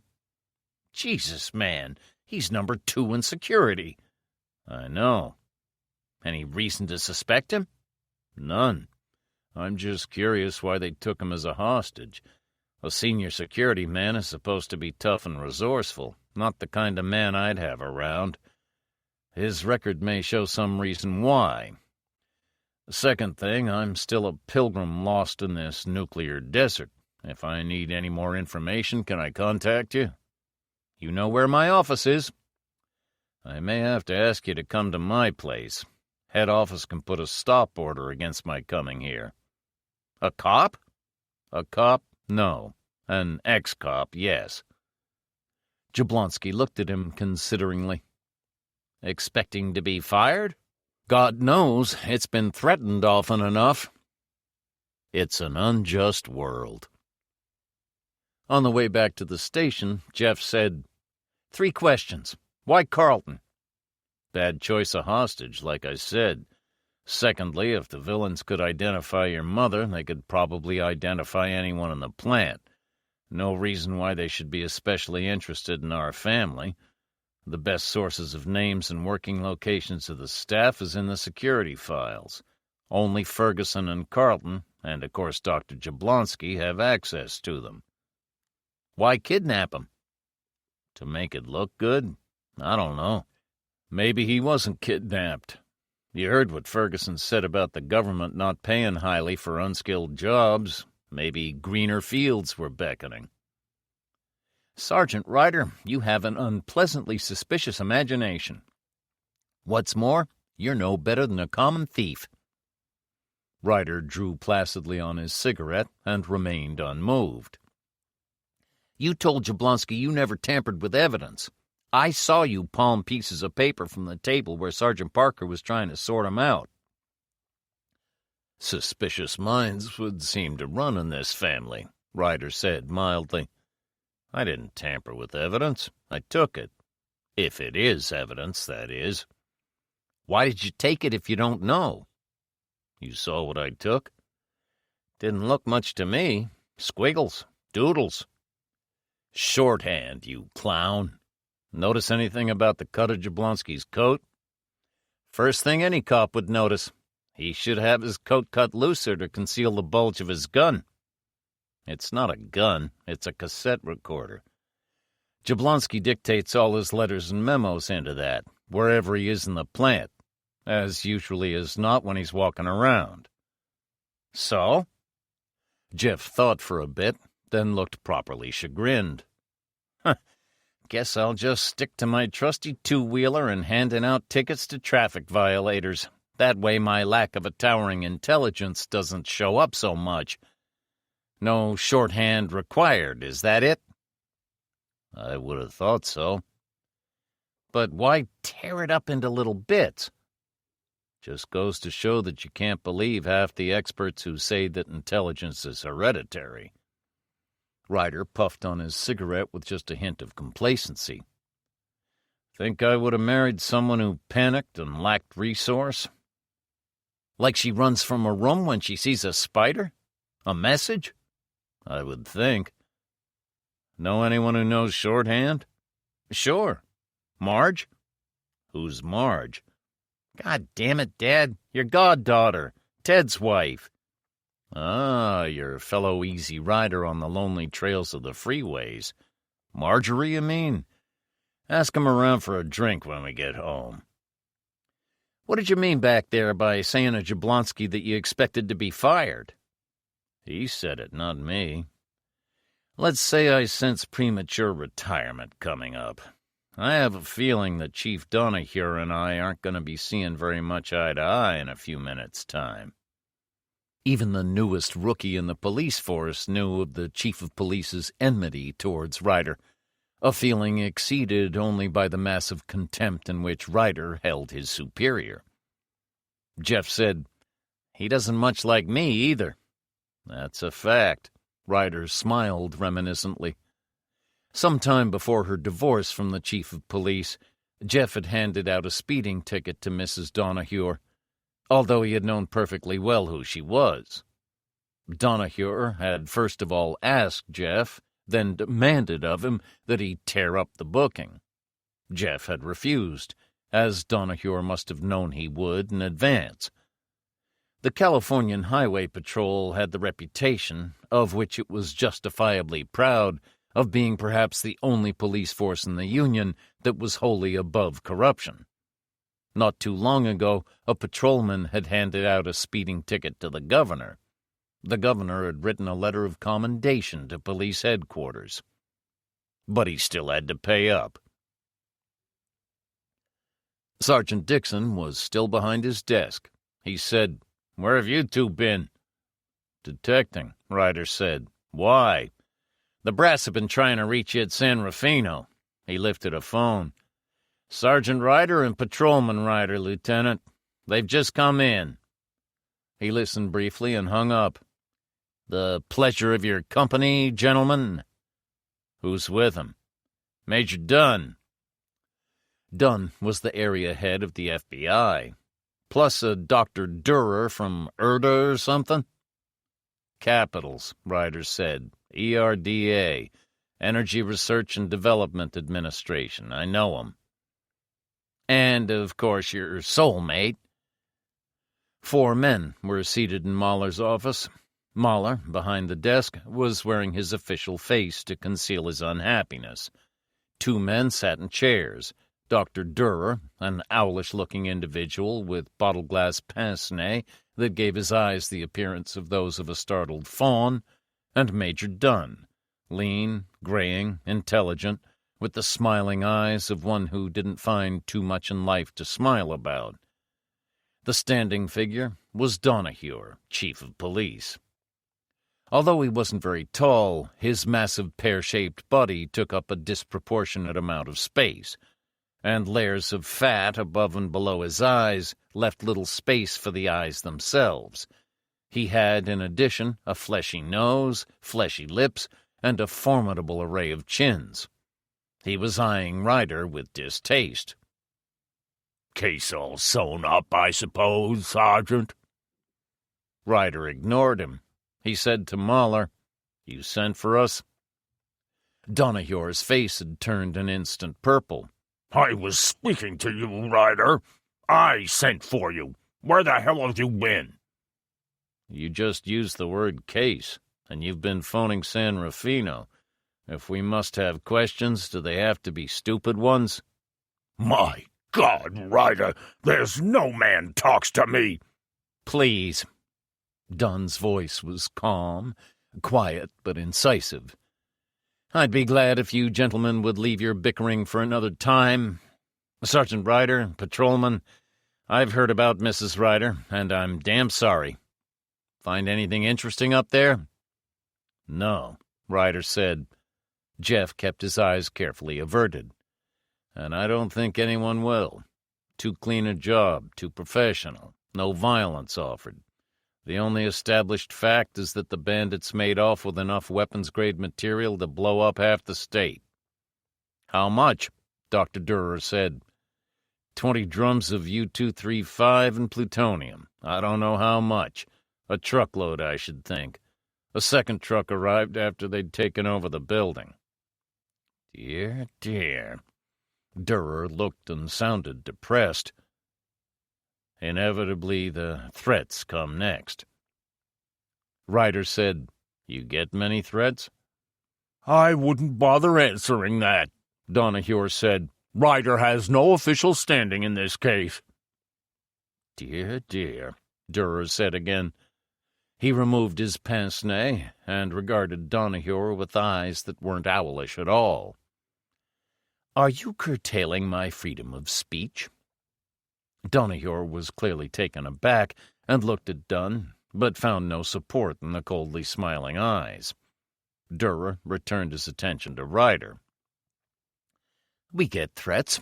It is the policy of the state of California not to disclose how many, which is really a rather stupid policy as it is known. The figures have been published and are in the public domain. That some 220 threats have been made against federal and commercial facilities since 1969. He paused, as if expectantly, and Ryder accommodated him. "That's a lot of threats." He appeared oblivious of the fact that the most immediate threat was an apoplectic one. Donahue was clenching and unclenching his fists, and his complexion was shading into an odd tinge of puce. "It is indeed. All of them so far have proved to be hoaxes, but someday the threat may prove to be real. That is, either the government or private industry may have to pay up or suffer the effects of a nuclear detonation or nuclear radiation. We list 6 types of threat, 2 as highly improbable, 4 reasonably credible. The highly improbable are the detonation of a homemade bomb made from stolen weapons-grade materials, or the detonation of a ready-made nuclear bomb stolen from a military ordnance depot. The credible are the dispersion of radioactive material other than plutonium, the release of hijacked radioactive materials from a spent fuel shipment, the detonation of a conventional high-explosive salted with strontium-90, krypton-85, cesium-137, or even plutonium itself, or simply the release of plutonium for contamination purposes. From the business-like way those criminals behaved in San Rufino, it might be that they mean business. The time has to come, we know that. This may be the time we receive a threat that really is a threat. We have made preparations, formulated in 1975. Nuclear Blackmail Emergency Response Plan for the State of California, it's called. The FBI have the overall control of the investigation. They can call on as many federal, state, and local agencies as they wish, including, of course, the police. They can call on nuclear experts from such places as Donner in Berkeley and Lawrence at Livermore. Search and decontamination teams and medical teams, headed by doctors who specialize in radiology, are immediately available, as is the Air Force to carry those teams anywhere in the state. We at IRDA have the responsibility of assessing the validity of the threat. How's that done? Primarily on checking with the government's computerized system that determines very quickly if unexpected amounts of fissionable material is missing. Well, Dr. Durer, in this case we know already how much is missing, so we don't have to ask the computers. Just as well. I believe the computers are useless anyway. For the second time, Durer removed his pince-nez. Who told you this? Ryder looked vague. I don't remember. It was some time ago. Jeff kept his smile under covers. Sure, it was some time ago. It must have been almost half an hour since Ferguson had told him. Durer looked at him thoughtfully, then clearly decided there was no point in pursuing the subject. Ryder went on, addressing himself to Mahler. I'd like to be assigned to this investigation. I'd look forward to working under Major Dunn. Donahue smiled, not exactly an evil smile, just that of a man savoring the passing moment. His complexion had reverted to its customary mottled red. He said, "No way." Ryder looked at him. His expression wasn't encouraging. I have a very personal interest in this. Forgotten? There'll be no discussion, Sergeant.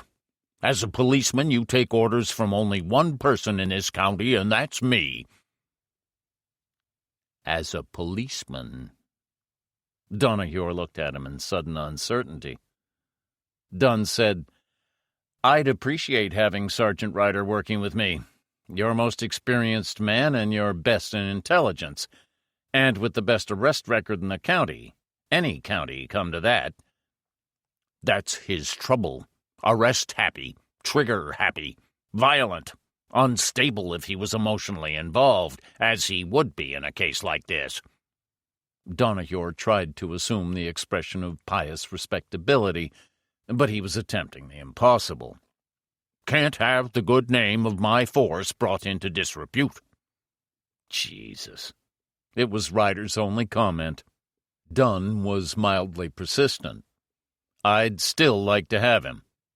No, and with respect, I needn't remind you that the authority of the FBI stops on the other side of that door. It's for your own sake, Major Dunn. He's a dangerous man to have around in a delicate situation like this. Kidnapping innocent women is delicate. Durer's dry voice made it apparent that he regarded Donahue as something less than a towering intelligence. You might tell us how you arrive at that conclusion? Yes, how about that, Chief? Jeff could restrain himself no longer. He was visibly trembling with anger. Ryder observed him in mild surprise, but said nothing.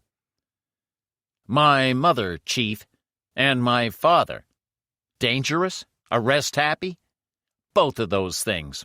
But only to you, Chief. Only to you.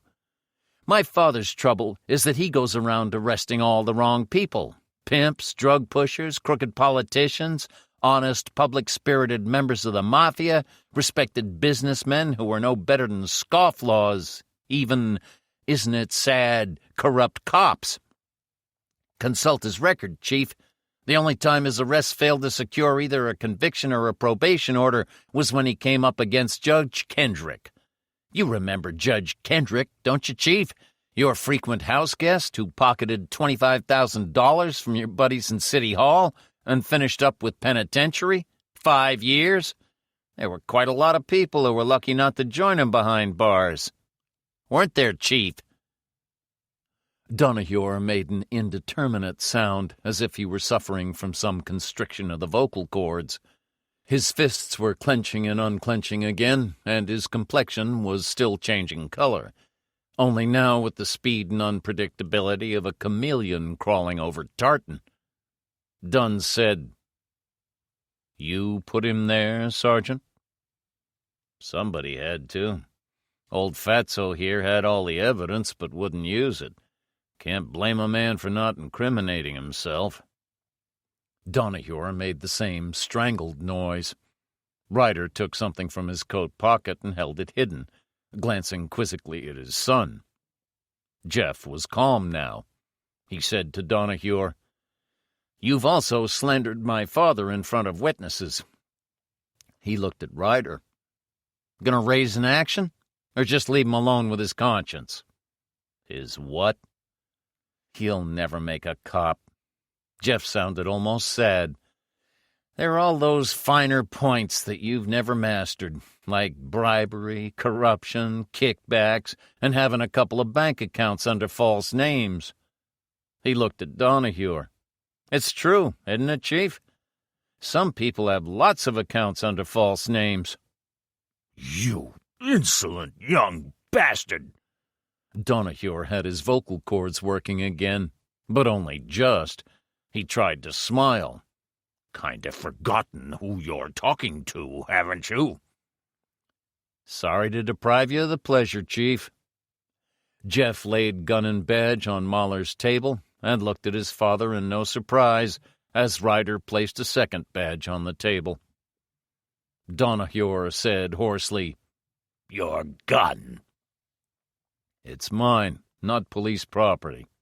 Anyway, I've others at home." "All the licenses you want," Ryder said. "I can have those revoked tomorrow, copper."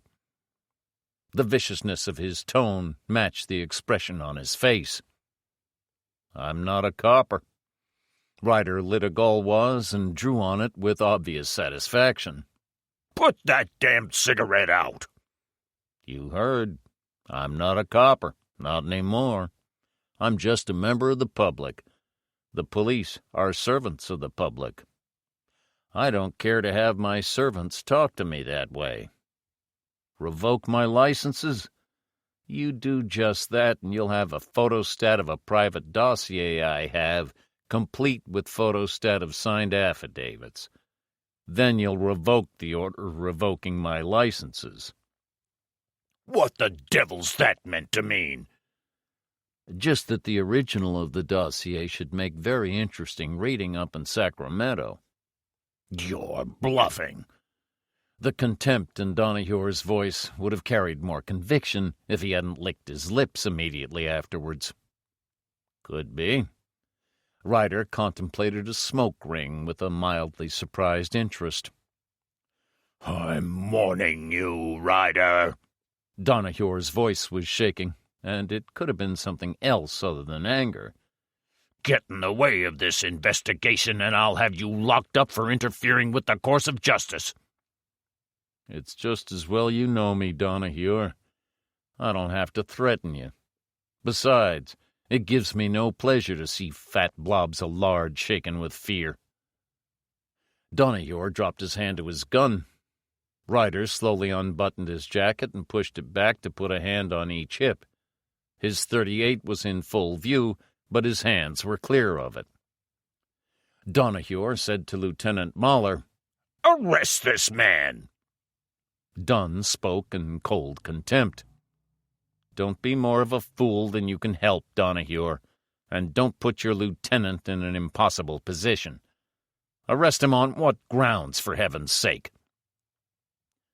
Ryder buttoned his jacket, turned, and left the office, Jeff close behind him. They were about to climb into the Peugeot when Dunn caught up with them. "Was that wise?" Ryder shrugged. "Inevitable. He's a dangerous man, Ryder. Not face to face, we all know that. Different when your back's turned. He has powerful friends. I know his friends, a contemptible bunch like himself. Half of them should be behind bars. Still doesn't make them any less dangerous on a moonless night. You're going ahead with this, of course. My wife, in case you've forgotten.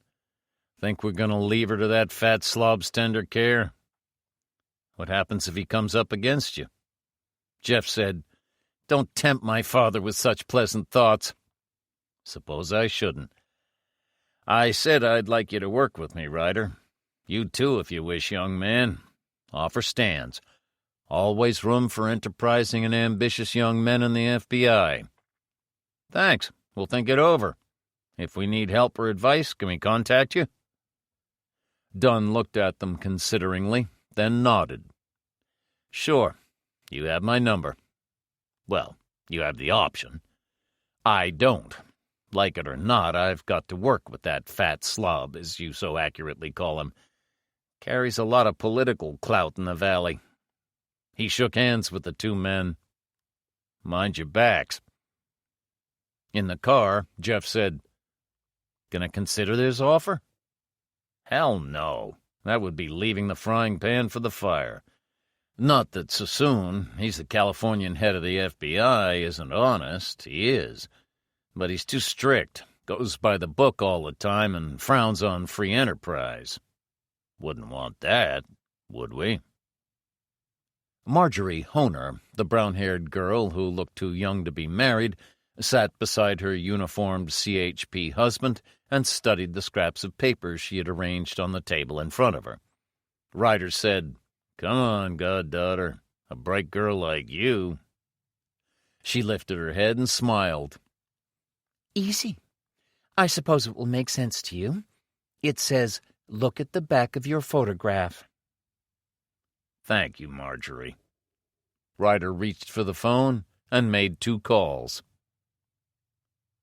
Ryder and his son had just finished the reheated contents of the casserole Susan had left in the oven when Dr. Jablonski arrived an hour after the departure of the Honers, briefcase in hand.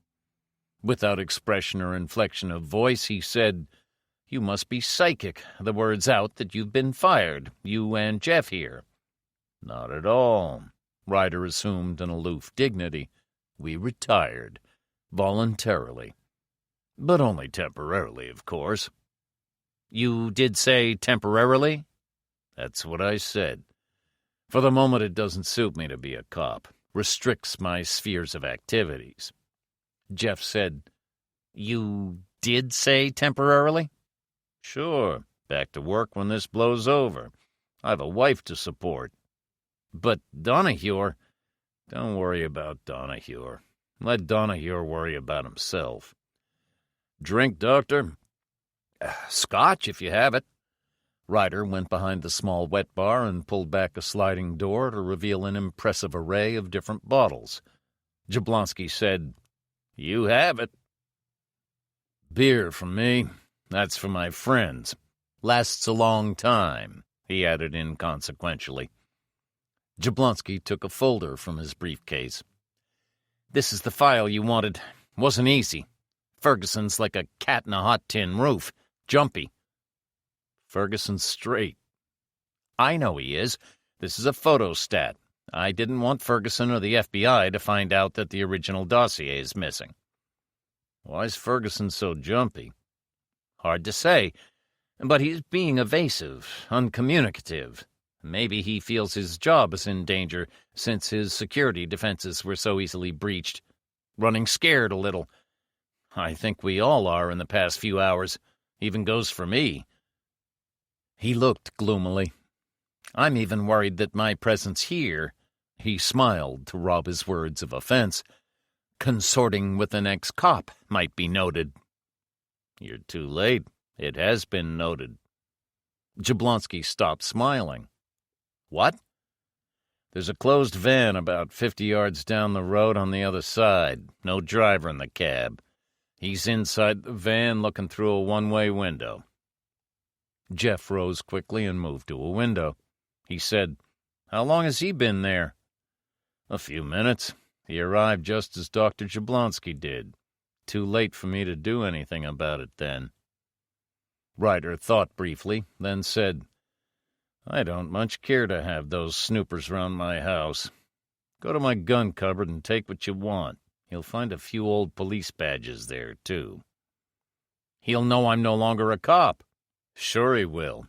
Think he'd dare to say so and put the finger on Donahue?" "Hardly. What do you want me to do, shoot him?" "It's a tempting thought, but no. Smash his window open with the butt of your gun and tell him to open up. His name is Ramanoff, and he looks a bit like a weasel, which he is. He carries a gun. Donahue reckons he's his top undercover man. I've had tabs on him for years. He's not a cop. He's a criminal with several sentences behind him. You'll find a police band radio transmitter. Ask him for his license. He won't have one. Ask him for his police identification. He won't have that either. Make the usual threatening noises and tell him to push off." Jeff smiled widely. "Retirement has its compensations." Jablonski looked after him doubtfully. "You sure got a lot of faith in that boy, Sergeant." "Jeff can look after himself," Ryder said comfortably. "Now, Doctor, I hope you're not going to be evasive about telling me why Ferguson was being evasive." "Why should I?" He looked glum. "Seeing that I'm a marked man anyway." "He was evasive with me?" "Yes. I feel more upset about your wife than you realize. I think you have the right to know anything that can help you." "And I think that deserves another drink." It was a measure of Jablonski's preoccupation that he'd emptied his glass without being aware of it. Ryder went to the bar and returned. "What didn't he tell me?" "You asked him if any nuclear material had been hijacked. He said he didn't know. Fact is, he knows far too much about it to be willing to talk about it. Take the recent hematite hangover business, so-called, I imagine, because it's given a headache to everybody in nuclear security. Hematite is in Missouri and is run by Gulf United Nuclear. They may have anything up to 1,000 kilograms of U-235 on the premises at any given time. This comes to them bottled in the form of UF6 from Portsmouth, Ohio. This is converted into U-235 oxide. Much of this stuff, fully enriched and top weapons-grade material, goes from hematite to Kansas City by truck, thence to Los Angeles as air cargo, and then is again trucked 120 miles down the freeways to General Atomic in San Diego. 3 wide-open transits. Do you want the horrifying details?" "I can imagine them. Why Ferguson's secretiveness?" "No reason, really. All security men are professional clams. There's literally tons of the damn stuff missing. That's no secret. The knowledge is in public domain." "According to Dr. Durer of ERDA, I spoke to him this evening, the government's computer system can tell you nothing flat if any significant amount of weapons-grade material is missing." Jablonski scowled, a scowl which he removed by fortifying himself with some more scotch. I wonder what he calls significant. 10 tons? Just enough to make a few hundred atom bombs, that's all. Dr. Durer is either talking through a hole in his hat, which, knowing him as I do, is extremely unlikely, or he was just being coy. Erda have been suffering from very sensitive feelings since the GAO gave them a black eye in, let me see, I think it was in July of 76. GAO? General Accounting Office. Jablonski broke off as Jeff entered and deposited some material on a table. He looked very pleased with himself. He's gone. Heading for the nearest swamp, I should imagine. He indicated his haul. 1 police radio. He'd no license for it, so I couldn't let him keep that, could I? 1 gun. Clearly a criminal type, so I couldn't let him keep that either, could I? 1 driving license. Identification in lieu of police authorization, which he didn't seem to have. And 1 pair of Zeiss binoculars stamped LAPD. He couldn't recall where he got that from and swore blind that he didn't know that the initials stood for Los Angeles Police Department. I've always wanted one of those, Ryder said. Jablonski frowned in heavy disapproval, but removed that in the same way as he had removed his scowl. I also wrote down his license plate number, opened the hood, and took down the engine and chassis numbers. I told him that all the numbers and confiscated articles would be delivered to the station tonight. Ryder said, You know what you've done, don't you? You've gone and upset Chief Donahue. Or he's going to be upset any minute now. He looked wistful. I wish we had a tap on his private line. He's going to have to replace the equipment, which will hurt him enough, but not half as much as replacing that van is going to hurt him. Jablonski said, Why should he have to replace the van? It's hot. If Ramanoff were caught with that van, he'd get laryngitis singing at the top of his voice to implicate Donahue. He's the kind of trusty henchman that Donahue surrounds himself with. Donahue could block the inquiry. No chance. John Aaron, the editor of the Examiner, has been campaigning for years against police corruption in general and Chief Donahue in particular.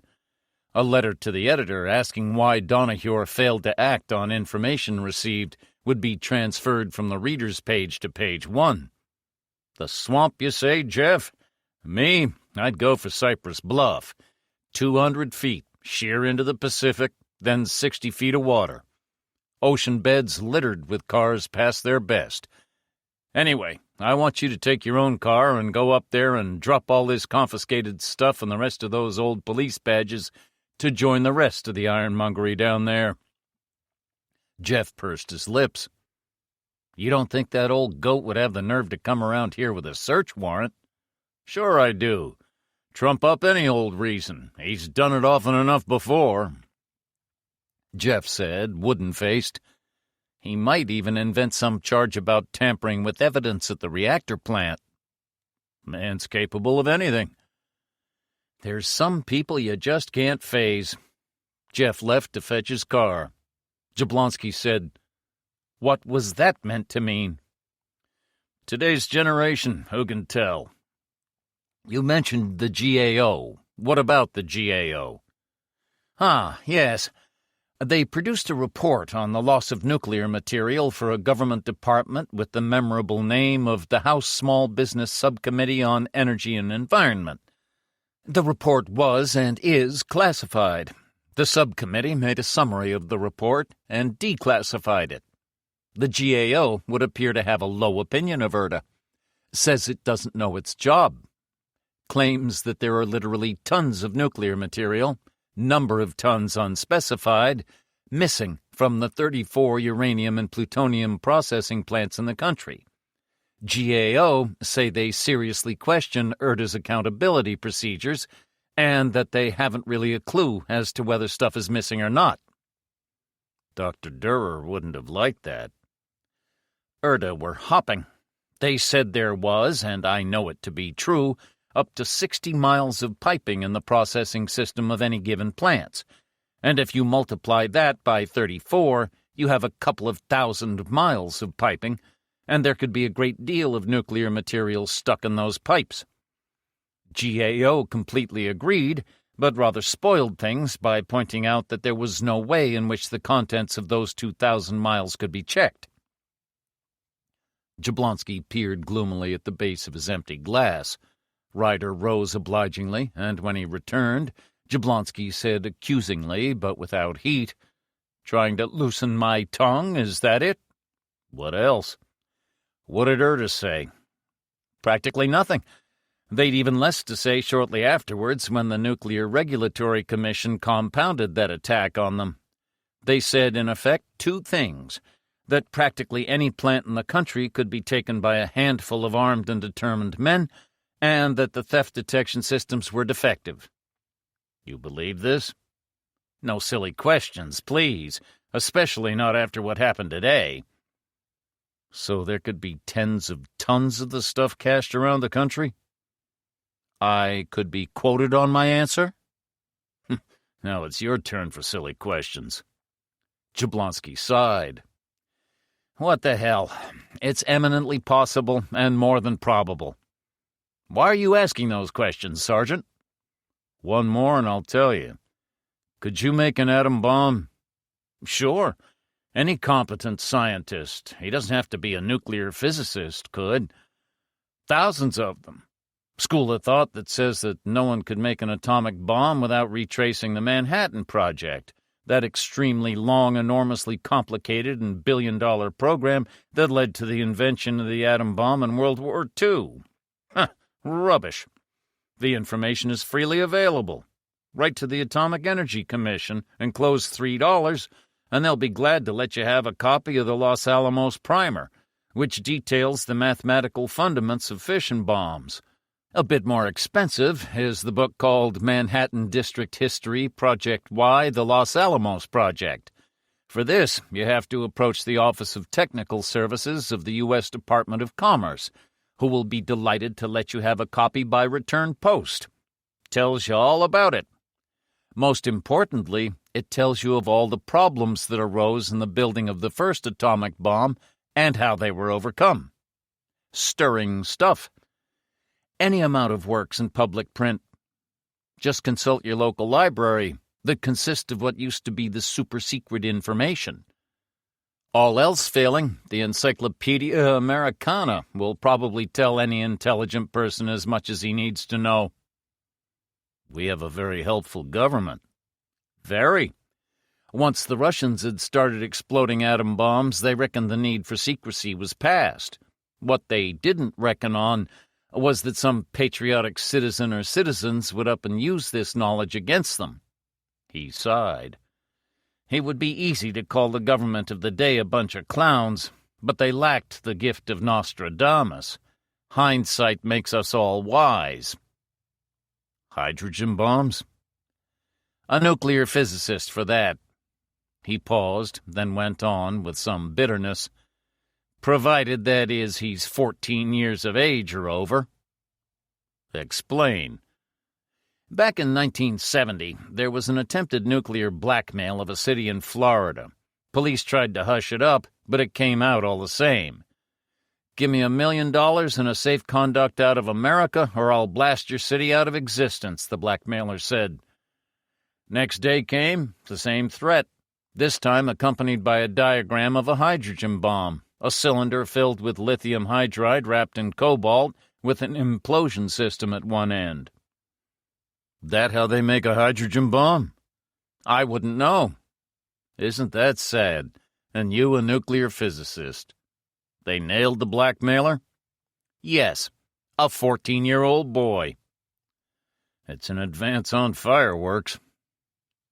For almost a minute, Ryder gazed into the far distance, which appeared to be located in the region of his toe caps through a drifting cloud of blue-gray smoke, then said, It's a come-on, a con job, a gambit, a phony. Don't you agree? Jablonski was guarded. I might, if that is to say I had the faintest idea what you were talking about. Will this theft of the uranium and plutonium be made public? Jablonski gave an exaggerated shrug. No, sir, not if we can help it. Mustn't give the shivers to the great American public. Not if you can help it. I'll take long odds that the bandits won't be so bashful, and that the story will have banner headlines in every paper in the state tomorrow, not to mention the rest of the country. It smells, Doc. The people responsible are obviously experts and must have known that the easiest way to get weapons-grade material is to hijack a shipment. With all that stuff already missing, it's long odds that they've got more than enough than they need already. And you know as well as I do that 3 nuclear physicists in the state have just vanished in the past couple of months. Would you care to guess who their captors were? I don't think so. I mean, I don't think I have to. I didn't think so. You could have saved me all this thinking. I prefer to avoid it where possible. Let's assume they already had the fuel. Let's assume they already had the physicists to make the nuclear devices, quite possibly even hydrogen explosives. Let's even assume that they've already got one of those devices. And why stop at one? Manufactured and tucked away at some safe place. Jablonski looked unhappy. It's not an assumption I care to assume. I can understand that. But if something's there, wishing it wasn't won't make it go away. Some time back, you described something as being eminently possible and more than probable. Would you describe this assumption in the same words? Jablonski thought for some moments, then said, Yes. So, a smokescreen. They didn't really need the fuel or the physicists or the hostages. Why did they take something they didn't need? Because they needed them. That makes a lot of sense. Ryder was patient. They didn't need them to make bombs. I would think they needed them for 3 other reasons. The first would be to obtain maximum publicity, to convince people that they had means to make bombs and meant business. The second is to lull us into the belief that we have time to deal with the threat. I mean, you can't make a nuclear bomb in a day or a week, can you? No. So, we have breathing space. Only we haven't. Getting the hang of your double talk takes time. If our assumption is correct, we haven't. And the third thing is to create the proper climate of terror. People don't behave rationally when they're scared out of their wits, do they? Behavior becomes no longer predictable. You don't think, you just react. And where does all this lead us? That's as far as my thinking goes. How the hell should I know? Jablonski peered into his scotch and found no inspiration there. He sighed again and said, The only thing that makes sense out of all of this is that it accounts for your behavior. Something odd about my behavior? That's the point. There should be. Or there should have been. Worried stiff about Susan. But if you're right in your thinking, well, I understand. I'm afraid you don't. If I'm right in what you so kindly call my thinking, she's in greater danger than she would have been if we'd accepted the facts at their face value. If the bandits are the kind of people that I think they are, then they're not to be judged on ordinary standards. They're mavericks. They're power-mad megalomaniacs, if you like. People who will stop at nothing. People who will go all the way in ruthlessness, especially when thwarted or shoved into a corner. Jablonski digested this for some time, then said, Then you ought to look worried. That would help a lot. The doorbell rang. Ryder rose and went to the lobby. Sergeant Parker, a bachelor who looked on Ryder's house as a second home, had already let himself in. He, like Jablonski, was carrying a briefcase. Unlike Jablonski, he looked cheerful. Evening. Shouldn't be associating with a fired cop, but in the sacred name of friendship, I resigned. Comes to the same thing. Leaves the way clear for me to assume the mantle of the most detested and feared cop in town. Look on the bright side. After 30 years of terrifying the local populace, you deserve a break. He followed Ryder into the living room. "Ah, Dr. Jablonski, I didn't expect to find you here." "I didn't expect to be here." "Lift up your spirits, Doc. Consorting with disgraced cops is not a statutory crime." He looked accusingly at Ryder. "Speaking of lifting up spirits, this man's glass is almost empty. London gin for me." A year on an exchange visit to Scotland Yard had left Parker with the profound conviction that American gin hadn't advanced since Prohibition days and was still made in bathtubs. "Thanks to remind me." Ryder looked at Jablonski. "He's only consumed about a couple of 100 crates of the stuff here in the past 14 years, give or take a crate." Parker smiled, delved into his briefcase, and came up with Ryder's photograph. "Sorry to be so late with this. Had to go back and report to our fat friend. Seemed to be recovering from some sort of heart attack. Less interested in my report than in discussing you, freely and at some length. Poor man was very upset, so I congratulated him on his character analysis. This picture has some importance?" "I hope so. What makes you think so?" "You asked for it, and it seemed Susan was going to take it with her, then changed her mind. Seems she took it with her into the room where they were all locked up. Told the guard she felt sick. Guard checked the washroom for windows and telephone, I should imagine, then let her in. She came out in a few minutes looking, so I'm told, deathly pale." "Morning dawn," Ryder said. "What's that?" "Face powder she uses." "Ah. Then, peace to the Libbers, she exercised a woman's privilege of changing her mind and changed her mind about taking the picture with her." "Have you opened it up?" "I'm a virtuous, honest cop, and I wouldn't dream." "Stop dreaming." Parker eased off the 6 spring-loaded clips at the back, removed the rectangle of white cardboard, and peered with interest at the back of Ryder's photograph. "A clue, by heavens, a clue! I see the word morrow. The rest, I'm afraid, is in shorthand." "Figures. She'd be in a hurry." Ryder crossed to the phone, dialed, then hung up in about 30 seconds. "Damn, she's not there." "Who?" "My shorthand translator, Marjorie. She and Ted have gone to eat, drink, dance, and to a show or whatever. I've no idea what they do in the evenings or where the young hang out these days. Jeff will know. We'll just have to wait till he returns."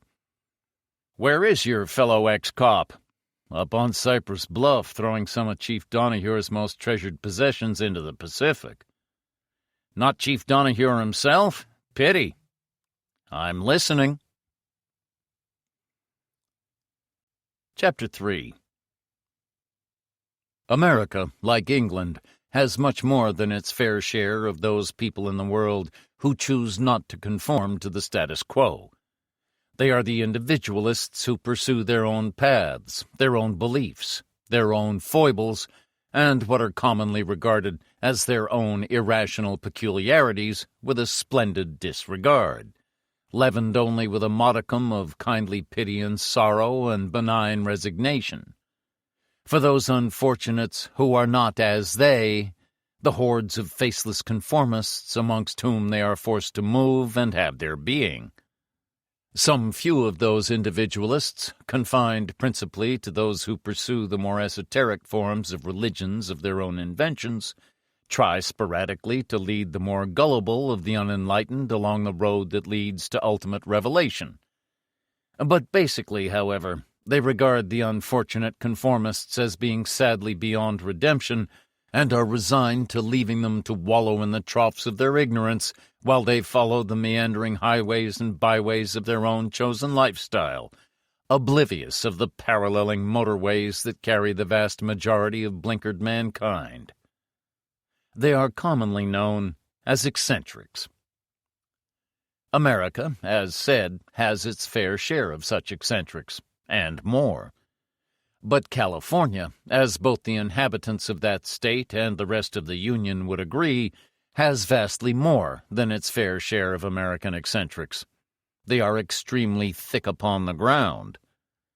They differ from your true English eccentric, who is almost invariably a loner. Californian eccentrics tend to polarize, and could equally well be categorized as cultists, whose beliefs range from the beatific to the cataclysmic, from the unassailable, because incapable of disproof, pontifications of the self-appointed gurus, to the courageous resignation of those who have the day, hour, and minute of the world's end, or those who crouch on the summit of a high peak in the Sierras, awaiting the next flood, which will surely lap their ankles, but no higher, before sunset. In a less free, less open, less inhibited, and less tolerant society than California's, they would be tidied away in those institutions reserved for imbalanced mavericks of the human race. The Golden State does not exactly cherish them, but does regard them with an affectionate, if occasionally exasperated, amusement. But they cannot be regarded as the true eccentrics. In England, or on the eastern seaboard of the States, one can be poor and avoid all contact with like-minded deviants and still be recognized as an outstanding example of what the rest of mankind is glad it isn't. In the group-minded togetherness of California, such solitary peaks of eccentric achievement are almost impossible to reach, although there have been one or two notable examples, outstandingly the self-proclaimed Emperor of San Francisco and Defender of Mexico. Emperor Norton I became so famous and cherished a figure that even the burial ceremony of his dog attracted such a vast concourse of tough and hard-headed 19th-century Franciscans that the entire business life of the city, saloons and bordellos apart, ground to a complete halt. But it was rare indeed for a penniless eccentric to scale the topmost heights. To hope to be a successful eccentric in California, one has to be a millionaire. Being a billionaire brings with it a cast-iron guarantee. Von Stryker has been one of the latter, one of the favored few. Unlike the bloodless and desiccated calculating machines of the oil manufacturing and marketing billionaires of today, von Stryker had been one of the giants of the era of steamships, railways, and steel. Both his vast fortune and his reputation as an eccentric had been made and consolidated by the early 20th century, and his status in both fields was unassailable. But every status requires its symbol. A symbol for your billionaire cannot be intangible. It has to be seen, and the bigger the better. And all self-respecting eccentrics with the proper monetary qualifications invariably settled on the same symbol, a home that would properly reflect the uniqueness of the owner. Kubla Khan had built his own Xanadu, and as he had been incomparably wealthier than any run-of-the-mill billionaire, what was good enough for him was good enough for them. Von Stryker's choice of location had been governed by two powerful phobias, one of tidal waves, the other of heights. The fear of tidal waves stemmed from his youth, when he had read of the volcanic eruption and destruction of the island of Thera north of Crete, when a tidal wave, estimated at some 165 feet in height, destroyed much of the early Minoan, Grecian, and Turkish civilizations.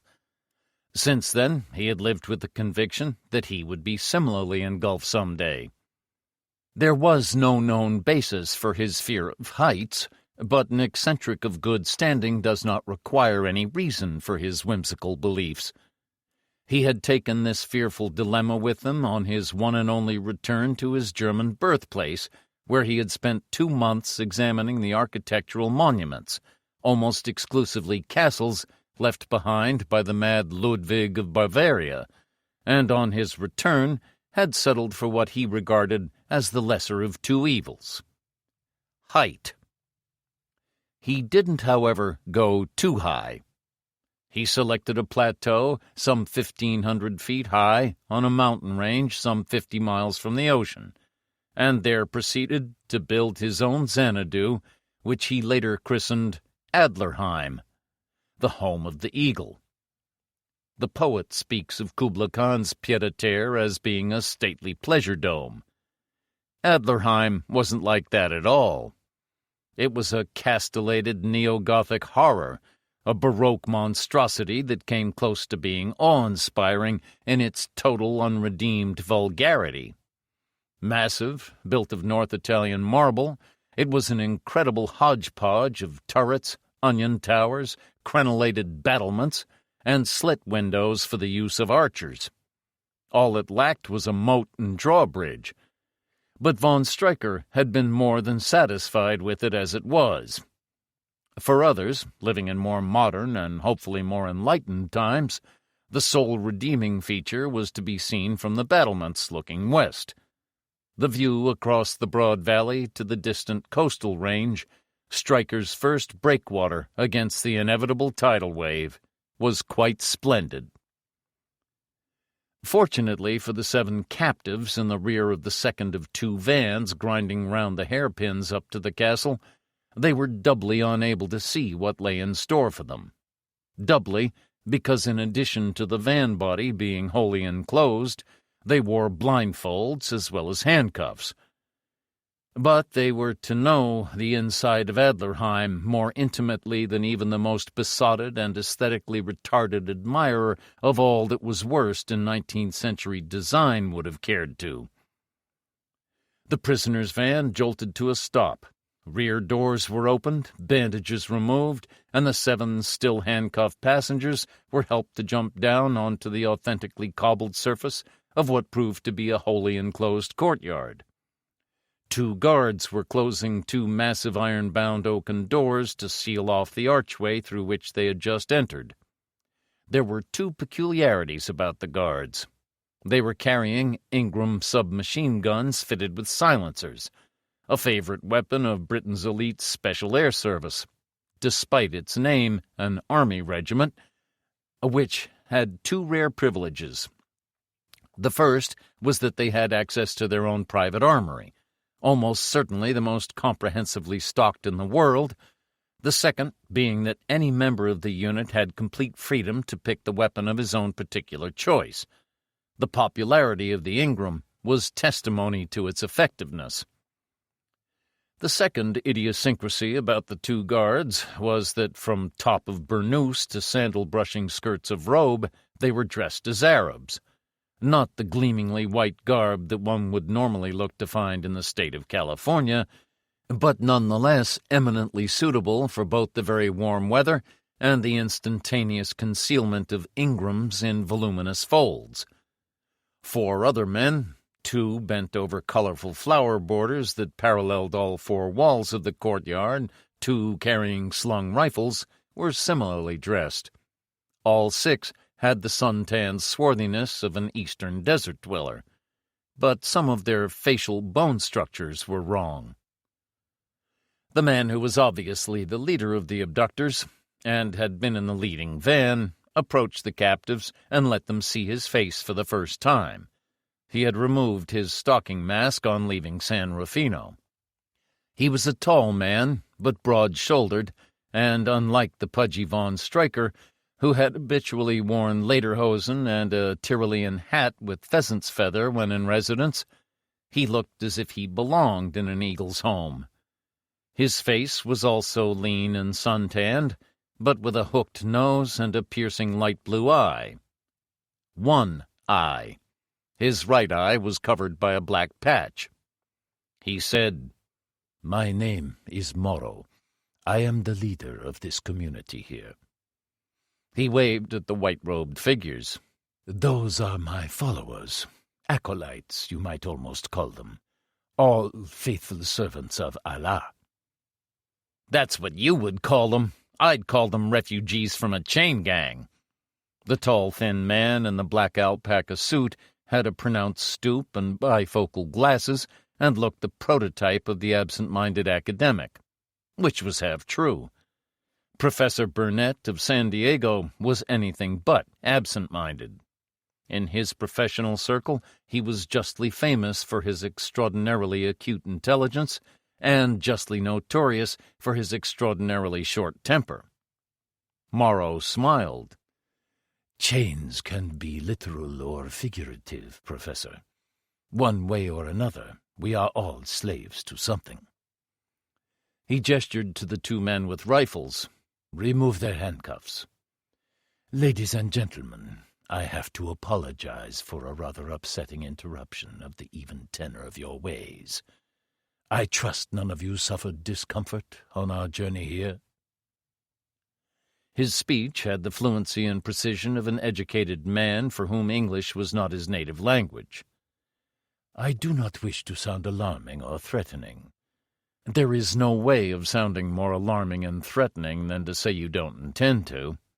"But before I take you inside, I would like you to have a look at the walls of this courtyard." They had a look.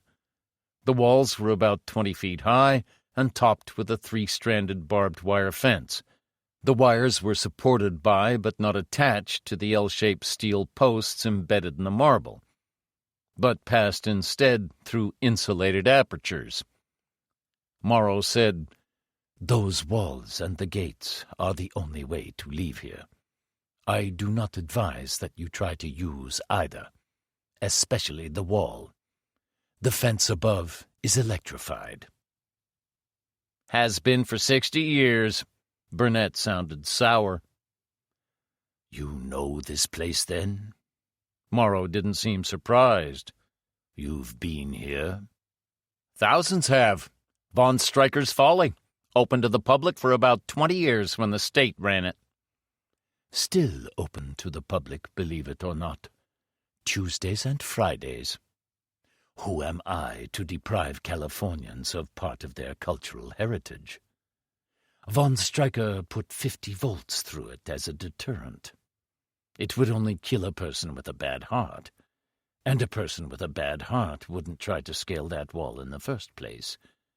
I have increased the current to 2,000 volts. Follow me, please." He led the way through an archway directly opposite the entrance. Beyond lay a huge hall, some 60 feet by 60. 3 open fireplaces of stone, not granite, were let into each of 3 walls, each fireplace large enough for a man to stand upright.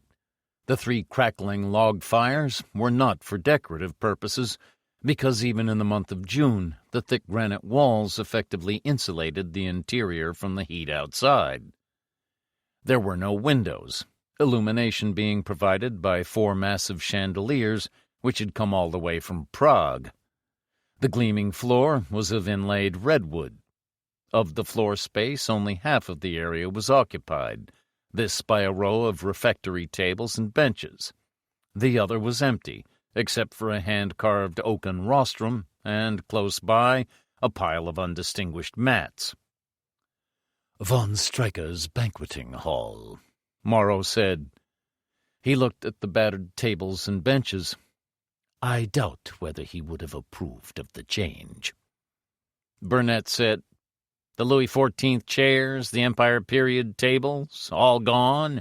They would have made excellent firewood." "You must not equate non-Christian with being barbaric, Professor. The original furniture is intact. The Adlerheim has massive cellars.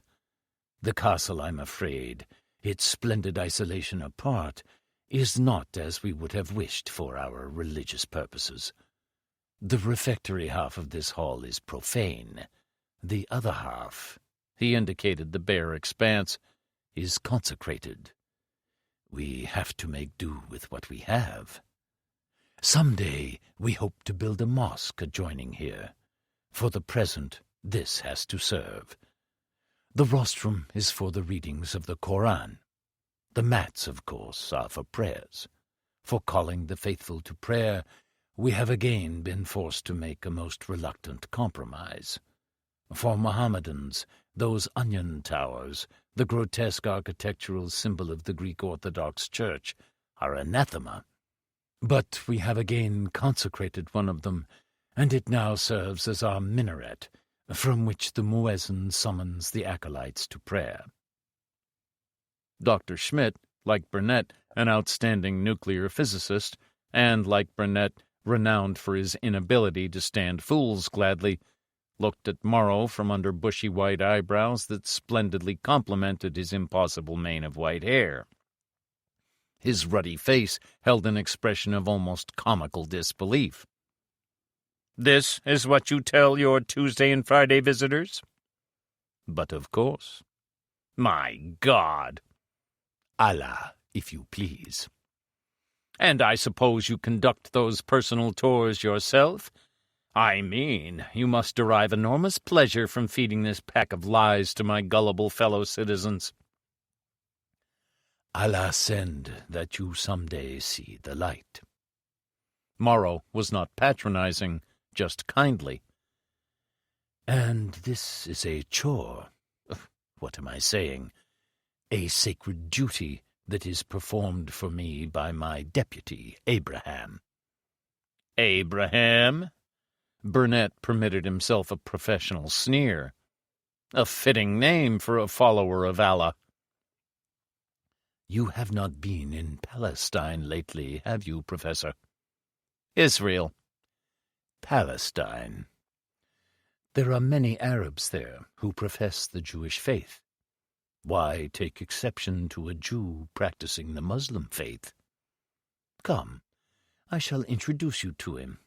I dare say you will find the surroundings more congenial there." The very large study into which he led them was not only more congenial, it was unashamedly sybaritic. Von Stryker had left the internal design and furnishings of the Adlerheim to his architects and interior designers, and for once they had got something right. The study was clearly modeled on an English ducal library. Book-lined walls on 3 sides of the room, each book expensively covered in the finest leather, deep-piled russet carpet, silken damask drapes, also russet, comfortable and enveloping leather armchairs, oaken side tables, and leather-topped desk with a padded leather swivel chair behind it. A slightly incongruous note was struck by the 3 men already present in the room. All were dressed in Arab clothes. 2 were diminutive, with unremarkable features not worth a second glance. But the third was worth all the attention that the other 2 were spared. He looked as if he had started out to grow into a basketball player, then changed his mind to become an American football player. He was immensely tall and had shoulders like a draft horse. He could have weighed anything up to 300 pounds. Morrow said, "Abraham, our guests from San Rufino. Ladies and gentlemen, Mr. Abraham Dubois, my deputy." The giant bowed. "My pleasure, I assure you. Welcome to the Adlerheim. We hope your stay here will be a pleasant one." Both the voice and the tone of the voice came as a surprise. Like Morrow, he spoke with the easy fluency of an educated man, and looking at that bleak, impassive face, one would have expected any words to have either sinister or threatening overtones. But he sounded courteous and genuinely friendly. His speech did not betray his nationality, but his features did. Here was no Arab, no Jew, no Levantine, and, despite his surname, no Frenchman. He was unmistakably American.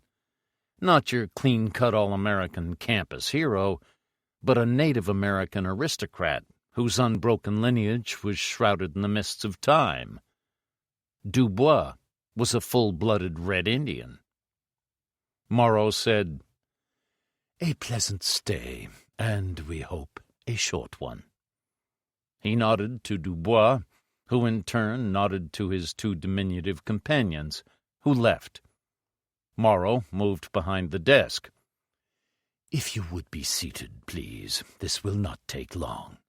Then you'll be shown to your quarters, after I have introduced you to some other guests." He pulled up his swivel chair, sat, and took some papers from a desk drawer. He uncapped a pen and looked up as the 2 small white-robed men, each bearing a silver tray filled with glasses, entered. "As you see, we are civilized. Refreshments?" Professor Burnett was the first to be offered a tray. He glowered at it, looked at Morrow, and made no move. Morrow smiled, rose from his seat, and came towards him.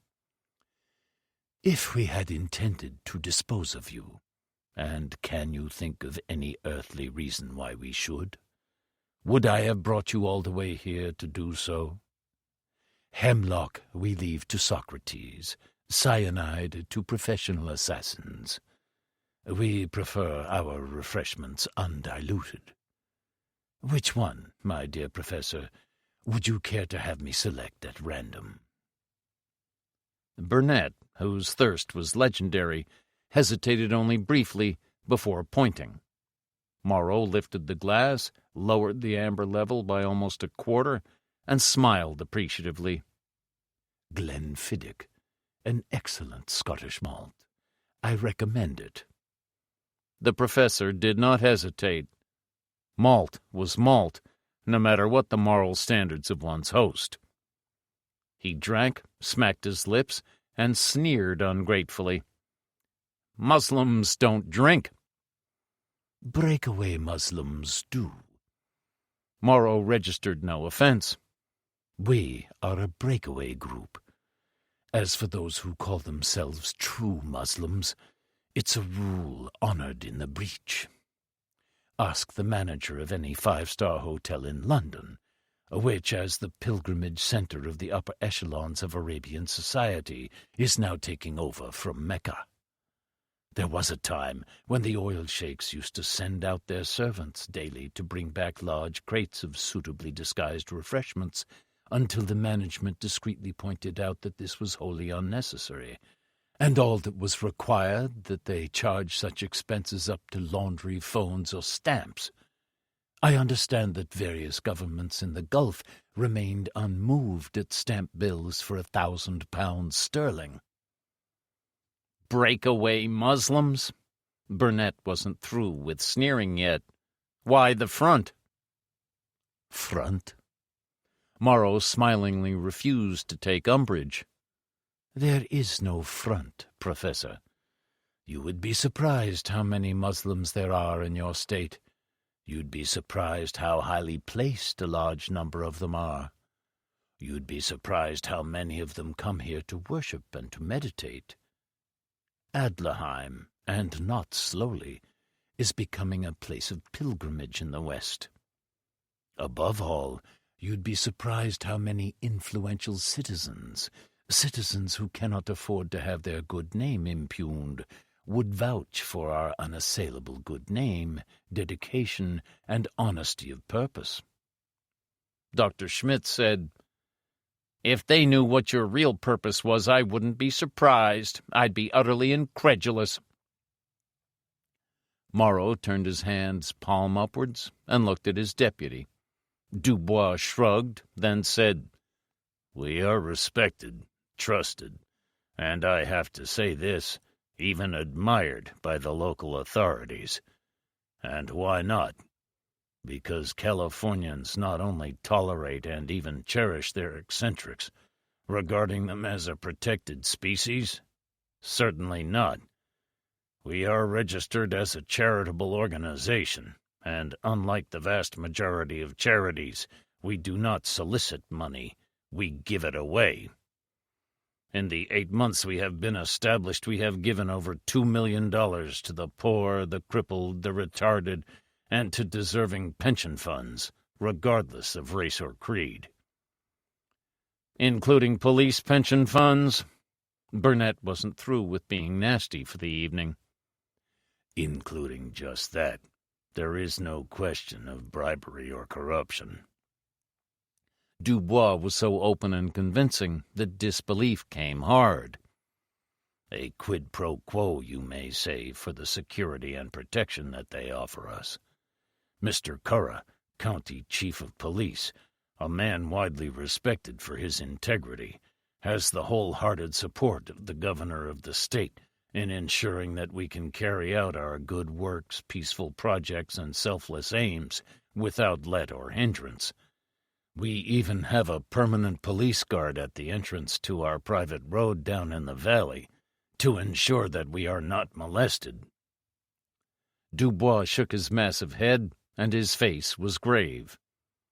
You would not believe, gentlemen, the number of evilly intentioned people in this world who would derive pleasure from harassing those who would do good. Sweet Jesus! Burnett was clearly trying to fight against speechlessness. Of all the hypocrisy I've encountered in my life. You know, Morrow, I believe you. I can quite believe that you have not suborned, not subverted. You have conned or persuaded honest citizens, an honest chief of police, and an honest police force into believing that you are what you claim to be. I can't see any reason why they shouldn't believe you. After all, they have 2 million good reasons, all green, to substantiate your claims. People don't throw around a fortune like that for amusement, do they? Morrow smiled. I'm glad you're coming round to our point of view. They don't throw it around like that unless they are playing for extremely high stakes. Speculate to accumulate, isn't that it, Morrow? He shook his head in slow disbelief, remembered the glass in his hand, and took further steps to fortify himself against unreality. Out of context, one would be hard put not to believe you. In context, it is impossible. In context? The theft of weapons-grade materials and mass kidnapping. Rather difficult to equate that with your alleged humanitarian purposes. Although I have no doubt you can equate anything. All you need is a sick enough mind. Morrow returned to his seat and propped his chin on his fists. For some reason, he had not seen fit to remove the black leather gloves which he had worn throughout. We are not sick. We are not zealots. We are not fanatics. We have but one purpose in mind, the betterment of the human lot. Which human lot? Yours? Morrow sighed. I waste my time. Perhaps you think you are here for ransom. You are not. Perhaps you think it is our purpose to compel you and Dr. Schmidt to make some kind of crude atomic weapon for us. Ludicrous. No one can compel men of your stature and integrity to do what they do not wish to do. You might think, the world might think, that we might compel you to work by the threat of torturing the other hostages, particularly the ladies. Preposterous. I would remind you again that we are no barbarians. Professor Burnett, if I pointed a 6-gun between your eyes and told you not to move, would you move? I suppose not. Would you, or wouldn't you? Of course not. So, you see, the gun doesn't have to be loaded. You take my point? Burnett remained silent. I will not give you my word that no harm will come to any of you, for clearly my word will carry no weight with any of you. We shall just have to wait and see, will we not? He smoothed the sheet in front of him. Professor Burnett and Dr. Schmidt, I know. Mrs. Ryder, I recognize. He looked at a bespectacled young girl with auburn hair and a rather scared expression. You must, of course, be Miss Julie Johnson, stenographer. He looked at the 3 remaining men. Which of you is Mr. Haverford, deputy director? I am. Haverford was a portly young man with sandy hair and a choleric expression, who added as an afterthought, "Damn your eyes." Dear me. And Mr. Carlton, security deputy? Me. Carlton was in his mid-30s, with black hair, permanently compressed lips, and at that moment a disgusted expression. You mustn't reproach yourself. Morrow was almost kindly. There never has been a security system that couldn't be breached.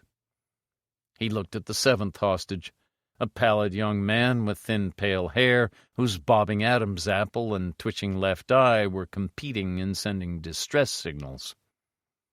"And you are Mr. Rollins, from the control room?" Rollins didn't say whether he was or not.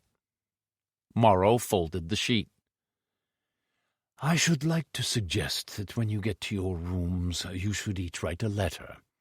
Writing materials you will find in your quarters. To your nearest and dearest, just to let them know that you are alive and well. That, apart from the temporary curtailment of your liberty, you have no complaints of ill treatment, and have not been and will not be threatened in any way. You will not, of course, mention anything about Adlerheim or Muslims or anything that could give an indication as to your whereabouts. Leave your envelopes unsealed. We shall do that." Censorship, eh? Burnett's second scotch had had no mellowing effect. Don't be naive. And if we, or I, refuse to write? If you'd rather not reassure your families, that's your decision entirely. He looked at Dubois. I think we could have Doctors Healy and Bramwell in now. Dr. Schmidt said, 2 of the missing nuclear physicists. I promised to introduce you to some guests. Where is Professor Aachen? Professor Aachen? Morrow looked at Dubois, who pursed his lips and shook his head.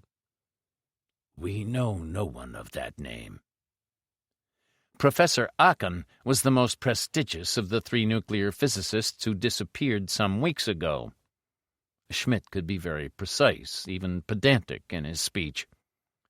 Well, he didn't disappear in our direction. I have never heard of him. I am afraid that we cannot accept responsibility for every scientist who chooses to vanish. Or defect. Defect? Never. Impossible. I'm afraid that's been exactly the reaction of American and British colleagues of scientists who have found the attractions of state-subsidized flats in Moscow irresistible. Your non-defecting colleagues, gentlemen. Apart from a 6-inch difference in height, Healy and Bramwell were curiously alike. Dark, with thin, intelligent faces, and identical horn-rimmed glasses, and wearing neat, conservatively cut clothes, they would not have looked out of place in a Wall Street boardroom. Morrow didn't have to make any introductions. Top-ranking nuclear physicists form a very close community. Characteristically, it occurred to neither Burnett nor Schmidt to introduce their companions in distress. After the customary handshaking, gripping of upper arms, and not-so-customary regrets that their acquaintance should be renewed in such deplorable circumstances, Healy said, "We were expecting you." "Well, colleagues?" Healy favored Morrow with a look that lacked cordiality. Burnett said, "Which was more than we did of you." By we, he clearly referred only to Schmidt and himself. "But if you're here, we expected Willie Aachen to be with you." "I'd expected the same myself, but no Willie. Morrow here is under the crackpot delusion that he may have defected. Man had never even heard of him, far less met him." "Crackpot is right," Schmidt said, then added grudgingly, "You 2 look pretty fit, I must say." "No reason why not. It was Bramwell. An enforced and unwanted holiday, but the 7 most peaceful weeks I've had in years. Ever, I suppose. Walking, eating, sleeping, drinking, and best, no telephone. Splendid library, as you can see, and in every sweet colored TV for the weak-minded." "Sweet?" "You'll see. Those old-time billionaires didn't begrudge themselves anything. Any idea why you were here?" "None," Schmidt said. "We were looking to you to tell us." 7 weeks, and we haven't a clue. He hasn't tried to make you work for him? Like building a nuclear device? Frankly, that's what we thought would be demanded of us. But nothing. Healy permitted himself a humorless smile. Almost disappointing, isn't it? Burnett looked at Morrow. The gun with the empty magazine, is that it? Morrow smiled politely. How's that? Bramwell said. Psychological warfare, against whomsoever the inevitable threat will ultimately be directed. Why kidnap a nuclear physicist if not to have him manufacture atom bombs under duress? That's what the world will think. That's what the world will think. The world does not know that you don't require a nuclear physicist for that. But the people who really matter are those who know that for a hydrogen bomb you do require a nuclear physicist. We figured that out our first evening here. Morrow was courteous as ever. If I could interrupt your conversation, gentlemen, plenty of time to discuss the past, and the present and future later. A late supper will be available here in an hour. Meantime, I'm sure our new guests would like to see their quarters and attend to some, optional correspondence. Susan Ryder was 45 and looked 10 years younger. She had dark blonde hair, cornflower blue eyes, and a smile that could be bewitching or coolly disconcerting, according to the company. Intelligent and blessed with a sense of humor, she was not, however, feeling particularly humorous at that moment. She had no reason to. She was sitting on her bed in the quarters that had been allocated to her. Julie Johnson, the stenographer, was standing in the middle of the room. "They certainly know how to put up their guests," said Julie. "Or old Von Stryker did. Living room and bedroom from the Beverly Wilshire, bathroom with gold-plated taps. It's got everything." "I might even try out some of these luxuries," said Susan in a loud voice. She rose, putting a warning finger to her lips. "In fact, I'm going to try a quick shower. Won't be long." She passed through the bedroom into the bathroom, waited some prudent seconds, turned the shower on, returned to the living room, and beckoned Julie, who followed her back to the bathroom. Susan smiled at the young girl's raised eyebrows and said in a soft voice, "I don't know whether these rooms are bugged or not." "Of course they are." "What makes you so sure?" "I wouldn't put anything past that creep." "Mr. Morrow? I thought him quite charming myself. But I agree. Running a shower gets a hidden mic all confused, or so John told me once." Apart from herself and Parker, no one called Sergeant Ryder by his given name, probably because very few people knew it. Jeff invariably called her Susan, but never got beyond Dad where his father was concerned. "I wish to heaven he was here now, though, mind you, I've already written a note to him." Julie looked at her blankly. "Remember when I was overcome back in San Rufino and had to retire to the powder room? I took John's picture with me, removed the backing, scribbled a few odds and ends on the back of the picture, replaced the back, and left the picture behind. Isn't it a pretty remote chance that it would ever occur to him to open up the picture? Yes. So I scribbled a tiny note in shorthand, tore it up, and dropped it in my wastepaper basket. Again, isn't it unlikely that that would occur to him? To check your basket? And even if he did, to guess that a scrap of shorthand would mean anything? It's a slender chance. Well, a little better than slender. You can't know him as I do. Women have the traditional right of being unpredictable, and that's one of the things about him that does annoy me. 99-point-something% of the time, he can predict precisely what I will do. Even if he does find what you left, well, you couldn't have been able to tell him much. Very little. A description, what little I could give of anybody with a stocking mask, his stupid remark about taking us to some place where we wouldn't get our feet wet, and his name. Funny, He shouldn't have warned his thugs against calling him by name. Unless, of course, it wasn't his name. Sure, it's not his name. Probably a twisted sense of humor.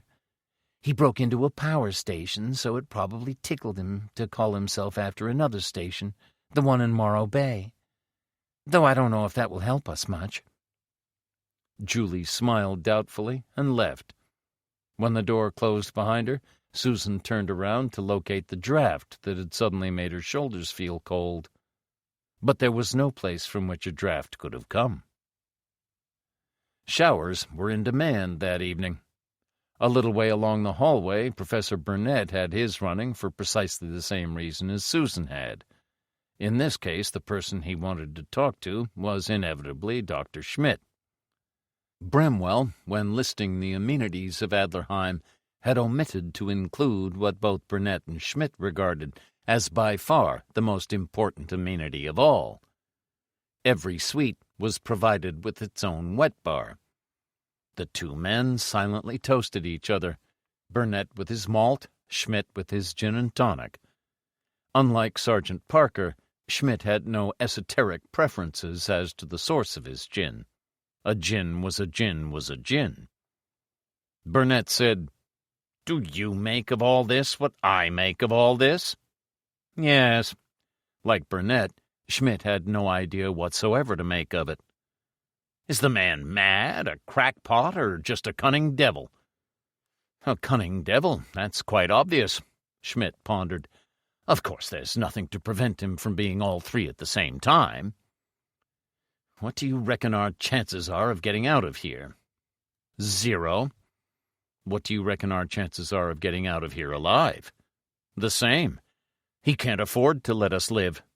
We could identify them afterwards. You honestly think he'd be prepared to kill all of us in cold blood? He'd have to. Schmidt hesitated. Can't be sure. Seems civilized enough in his own oddball way. Could be a veneer, of course. But just possibly he might be a man with a mission. Schmidt helped his meditation along by emptying his glass, left, and returned with a refill. Could even be prepared to bargain our lives against freedom from persecution. Speaking no ill of the others, of course. He clearly was. But with 4 top-ranking nuclear physicists in his hands, he holds pretty strong cards to deal with either state or government, as the case may be. Government, no question. Dr. Durer of Erda would have called in the FBI hours ago. And while we may be important enough, we mustn't overlook the tremendous emotional factor of having 2 innocent women as hostages. The nation will clamor for the release of all of us, irrespective of whether it means stopping the wheels of justice. It's a hope. Schmidt was glum. We could be whistling in the dark. If only we knew what Morrow was up to. All right, we suspect it's some form of nuclear blackmail, because we can't see what else it could be. But what form, we can't even begin to guess. Healy and Bramwell could tell us. After all, we haven't had a chance to talk to them. They're mad, sure, but they seemed fairly relaxed and not running scared. Before we start jumping to conclusions, perhaps we should talk to them. Odds are that they know something we don't. Too relaxed. Schmidt pondered some time. I hesitate to suggest this. I'm no expert in the field. But could they have been brainwashed, subverted in some way? No. Burnett was positive. The thought occurred to me while we were talking to them. Very long odds against. Know them too well. Burnett and Schmidt found the other 2 physicists in Healy's room. Soft music was playing. Burnett put a finger to his lips. Healy smiled and turned up the volume. That's just to put your minds at rest. We haven't been here for 7 weeks without knowing the rooms aren't bugged, but something's bugging you? Yes. Bluntly, you're too casual by half. How do you know Morrow isn't going to feed us to the lions when he gets whatever he wants? We don't? Maybe we're stir-happy.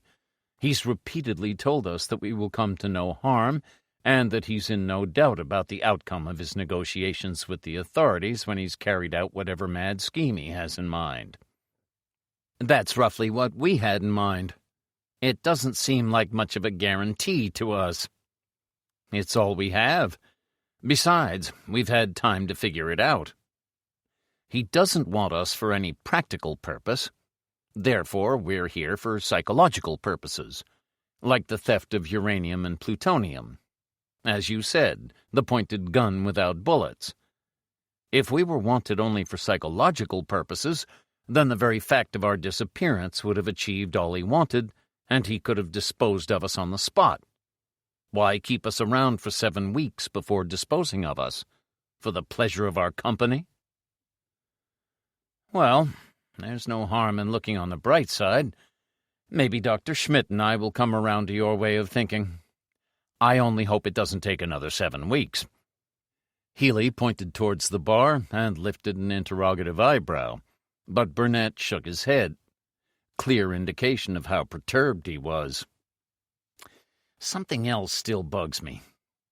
Willie Aachen, where has he disappeared to? Reason tells me that if 4 physicists have fallen into Morrow's hands, so should have the 5th. Why should he be favored? Or, depending on your point of view, so blessed? Lord only knows. One thing for sure, he's no defector. Schmidt said, "He could be an involuntary defector?" Burnett said, "It's been known to happen, but it's one thing to take a horse to water." "I've never met him," Schmidt said. "He's the best, isn't he?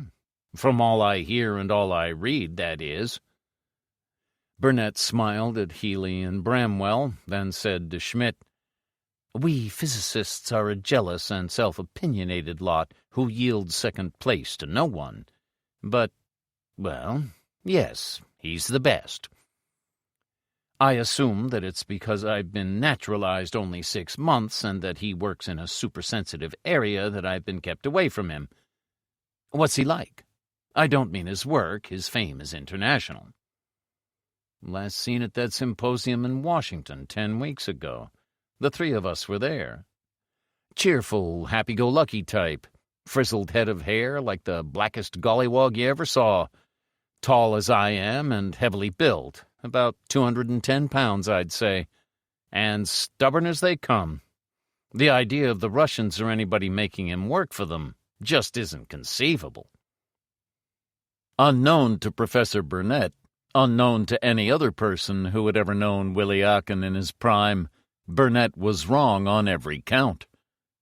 Professor Aachen's face was drawn, haggard, and etched with 100 lines, none of which had existed 3 months previously. The mane of frizzled hair he still had, but it had turned the color of snow. He was no longer tall, because he had developed a severe stoop akin to that of an advanced sufferer from kyphoscoliosis. His clothes hung on a shrunken frame of 150 pounds, and Aachen would work for anybody, especially Lopez. If Lopez had asked him to step off the Golden Gate Bridge, Aachen would have done it unhesitatingly. Lopez was the man who had worked this change on the seemingly indestructible, seemingly impregnable Aachen. Lopez, nobody knew his surname, and his given name was probably fictitious anyway, had been a lieutenant in the Argentinian army, where he had worked as an interrogator in the security forces. Iranians and Chileans are widely championed as being the most efficient torturers in the world. But the army of the Argentine, who are reluctant to talk about such matters, make all others specializing in the field of extracting information appear to be fumbling adolescents. It said a great deal for Lopez's unholy expertise that he had sickened his ruthless commanders to the extent that they had felt compelled to get rid of him. Lopez was vastly amused at stories of World War heroes gallantly defying torture for weeks, even months on end. It was Lopez's claim, no boast, for his claim had been substantiated 100 times over, that he could have the toughest and most fanatical of terrorists screaming in unspeakable agony within 5 minutes, and within 20 minutes have the name of every member of his cell. It had taken him 40 minutes to break Aachen, and he had to repeat the process several times in the following 3 weeks. For the past month, Aachen had given no trouble. It was a tribute and testimony to Lopez's evil skill that although Aachen was a physically shattered man with the last vestiges of pride, will, and independence gone forever, his mind and memory remained unimpaired. Aachen gripped the bars of his cell and gazed through them, with lackluster eyes veined with blood, at the immaculate laboratory-cum-workshop that had been his home and his hell for the previous 7 weeks. He stared unblinkingly, interminably, as if in a hypnotic trance, at the rack against the opposite wall. It held 12 cylinders. Each had a lifting ring welded to the top. 11 of those were about 12 feet high, and in diameter no more than the barrel of a 4.5-inch naval gun, to which they bore a strong resemblance. The 12th was of the same diameter, but less than half the height. The workshop, hewn out of solid rock, lay 40 feet beneath the banqueting hall of the Adlerheim. Chapter 4. Ryder, Dr. Jablonski, Sergeant Parker, and Jeff waited with varying degrees of patience as Marjorie transcribed Susan's shorthand, a task that took her less than 2 minutes. She handed her notepad to Ryder. "Thank you. This is what she says. The leader is called Morrow. Odd." Jablonski said, "What's odd about that? Lot of unusual names around." "Not the name, the fact that he should permit one or more of his men to identify him by his name." "Bogus," Jeff said. "Sure.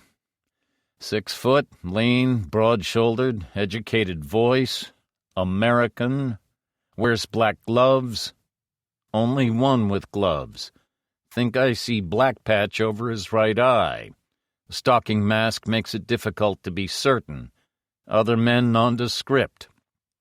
Says no harm will come to us, just regard the next few days as a holiday. Bracing vacation resort, not the sea. Can't have anyone getting their feet wet. Meaningless chatter? Don't know. Turn the oven off." "That's all." "It's not much," Jeff's disappointment showed. "What did you expect? Addresses and telephone numbers? Susan wouldn't have missed anything, so that was all she had to go on. 2 things. This Morrow may have something wrong with both hands. Disfigurement, scarring, amputation of fingers, and with one eye. Could be a result of an accident, car crash, explosion, even a shootout. Then, like all criminals, he may occasionally be so sure of himself that he talks too much. Not the sea, but bracing. Could have been telling lies to mislead, but why mention it at all? Bracing. Hills. Mountains. Lots of hills and mountains in California. Parker sounded less than encouraging. Maybe 2/3. Just leaves an area about the size of Britain to search. And for what? There was a brief silence. Then Ryder said, "Maybe it's not what. Maybe it's not where. Maybe we should be asking ourselves why." The front doorbell rang for an unnecessary length of time. Jeff left and returned with the chief of police, who appeared to be in his customary foul mood, and an unhappy young detective called Kramer. Donahue looked around him with the thunderously proprietorial air of a house owner whose premises have been invaded by a hippie commune. His glare settled on Jablonski. "What are you doing here?" "Funny you should ask that." Jablonski spoke in a cold voice and removed his glasses so that Donahue could see that his eyes were cold, too. "I was about to ask you the same." Donahue let him have some more of the glare, then switched it to Parker. "And what the hell are you doing here?" Parker took a slow sip of his gin, an action that had a predictable effect on Donahue's complexion. "An old friend visiting an old friend, maybe for the 1,000th time, talking over old times." Parker took another leisurely sip. "Not that it's any of your goddamn business." "Report to me first thing in the morning." Donahue's larynx was giving him trouble again. "I know what you're talking about. The break-in. Ryder is not only not on the case, he's not a cop anymore. You don't discuss police business with the public. Now get out. I want to talk to Ryder privately." Ryder was on his feet with surprising ease for a man of his bulk. "You'll be getting me a reputation for downright lack of hospitality. I can't have that." "Out!" A difficult word to snarl, but Donahue made a creditable attempt. Parker ignored him. Donahue swung round, crossed the room, lifted a telephone, and yelped in agony as Ryder's left hand closed over his arm. The ulnar nerve in the elbow is the most exposed and sensitive of all peripheral nerves, and Ryder had powerful fingers. Donahue dropped the telephone on the table to free his right hand for the purpose of massaging his left elbow. Ryder replaced the phone on its rest. "What the hell was that for?" Donahue rubbed his elbow industriously. "Right. Kramer, book Ryder for assault and obstruction of justice." "What?" Ryder looked around. "Anyone here see me assault Fatso?" Nobody apparently had seen anything. "Californian's home is his castle. Nobody touches anything without my say-so." "Is that so?" Triumph overcame the throbbing nerve. He dug into a pocket and produced a piece of paper which he flourished at Ryder. "I'll touch anything I like in this house. Know what that is?" "Sure. A search warrant with LeWinter's name on it." "It's a warrant, mister." Ryder took the warrant. "Law says I've the right to read it, or didn't you know?" Ryder glanced at it for all of a second. "Judge LeWinter it is, your poker-playing pal at City Hall. Next only to yourself, the most corrupt official in town, the only judge in town who would issue you with a warrant on a trumped-up charge." He looked at the four seated people. "Now, please watch the reactions of this upholder of public morality, especially his complexion. Jeff, would you have any idea what this trumped-up charge might be?" "Well, now," Jeff thought, "a trumped-up charge of theft, I'd think. A stolen driving license? A missing police radio? Or something really ridiculous, like harboring a set of binoculars with an LAPD stamp." "Observe the complexion," Ryder said. "An interesting clinical study. Violet with overtones of purple. I'll bet a good psychologist could make something of that. A guilt complex, perhaps?" "I've got it," Jeff said happily. "He's come to search the place for evidence stolen from the scene of the crime." Ryder studied the warrant. "I don't know how you do it." Donahue snatched the warrant back. "Too damn right. And when I do find it—" "Find what? That's why it's a put-up job. You've no idea what you're looking for. You haven't even been out to San Rufino." "I know what I'm looking for." He marched off to an adjacent bedroom, then halted as he became aware that Ryder was following him. He turned. "I don't need you, Ryder." "I know, but my wife does." "What do you mean?" "She's got some pretty nice jewelry in there." Donahue balled his fists, looked at Ryder's eyes, changed his mind, and stalked, if a hippopotamus could ever be said to stalk, into the bedroom, Ryder at his heels. He started with a dressing-table drawer, rifled through a pile of blouses, left them in an untidy heap, slammed the drawer shut, moved to the next drawer, and repeated his cry of pain as Ryder found the ulnar nerve again. In the living room, Parker rolled up his eyes, rose, picked up his own glass and that of Jablonski, and headed purposefully for the bar. Ryder said, "I don't like untidy people. Especially, I don't want filthy fingers touching my wife's clothing. I'll go through her clothing and you can watch. As I've no idea what the hell you're looking for, I can't very well hide it, can I?" Ryder made a meticulous search of his wife's clothing, then allowed Donahue to take over. Jeff brought a drink into the kitchen. Kramer, leaning against the sink with his arms folded, looked glum and unhappy. Jeff said, "You look like a man who could do with a morale booster." "Gin. Donahue is loaded up with bourbon. Never smell it." Kramer took the drink gratefully. "What are you supposed to be doing?" "Thanks. You can see what I'm doing. I'm searching the kitchen." "Found anything yet?"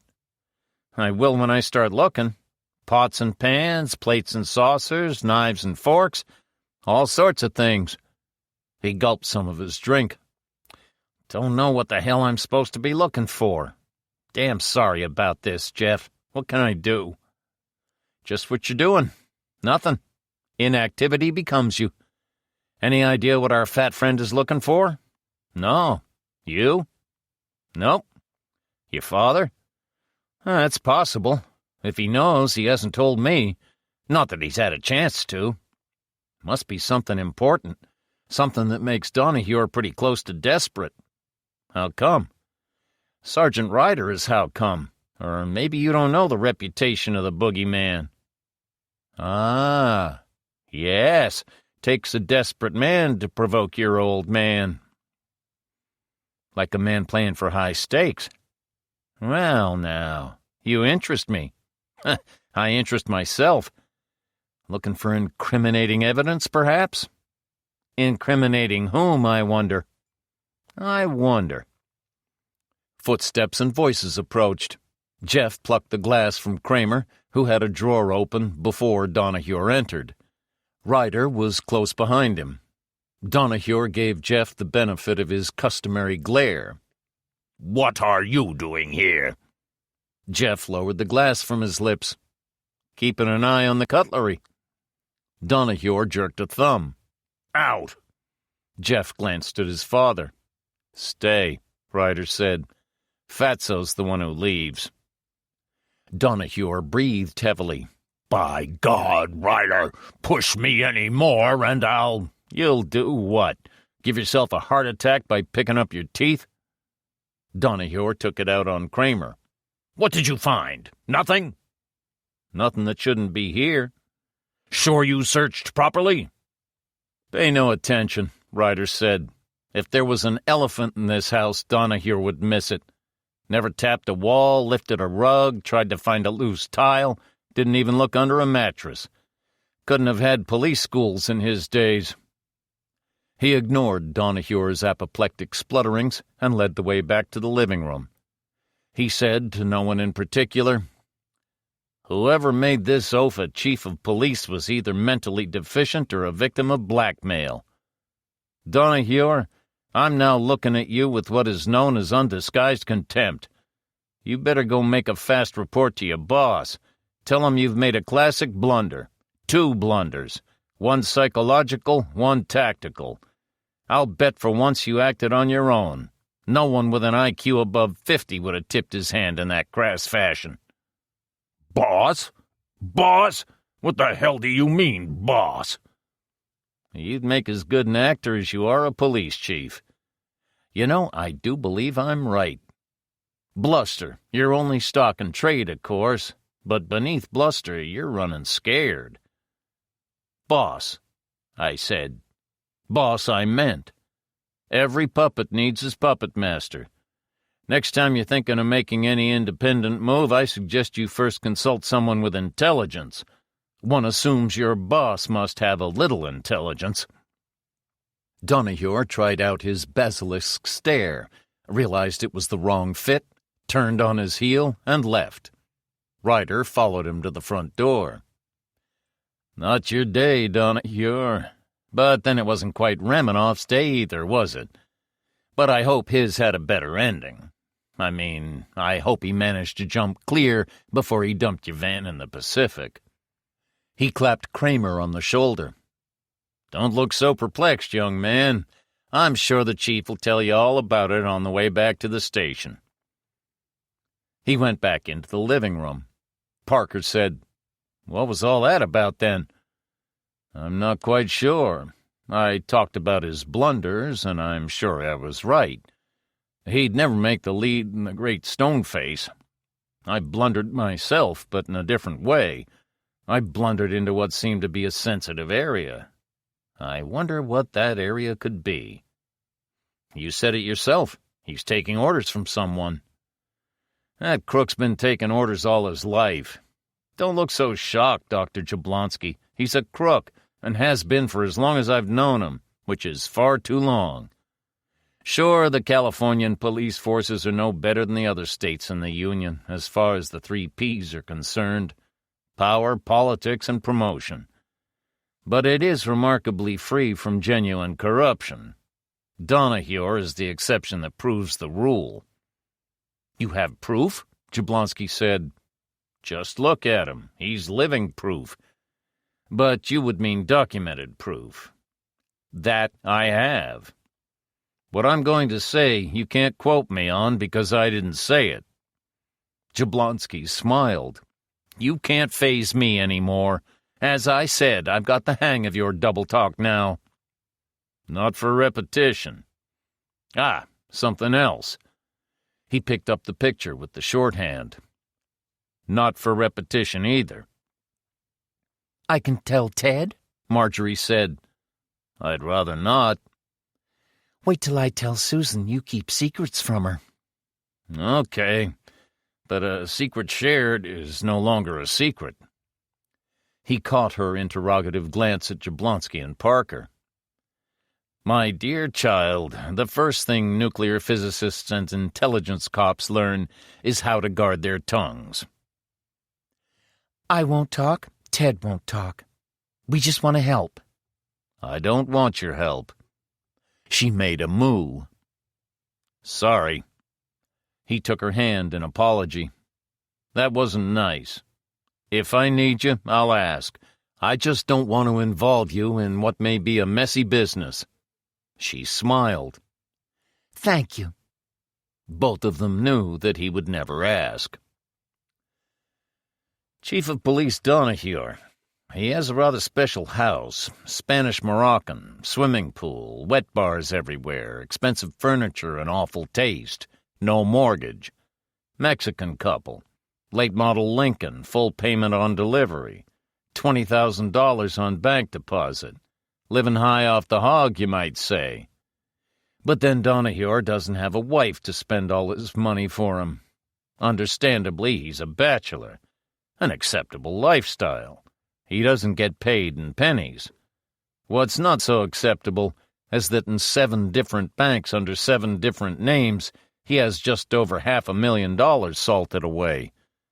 He might have some difficulty in accounting for that. Nothing that goes on or is said in this house is going to surprise me anymore. Jablonski nevertheless managed to look surprised. Proof? Sure he's got proof, Jeff said. As Ryder didn't seem disposed to deny this, he carried on. I didn't know until this evening. My father has a dossier on him, complete with signed affidavits, which would make very interesting reading in Sacramento. Jablonski said, This true?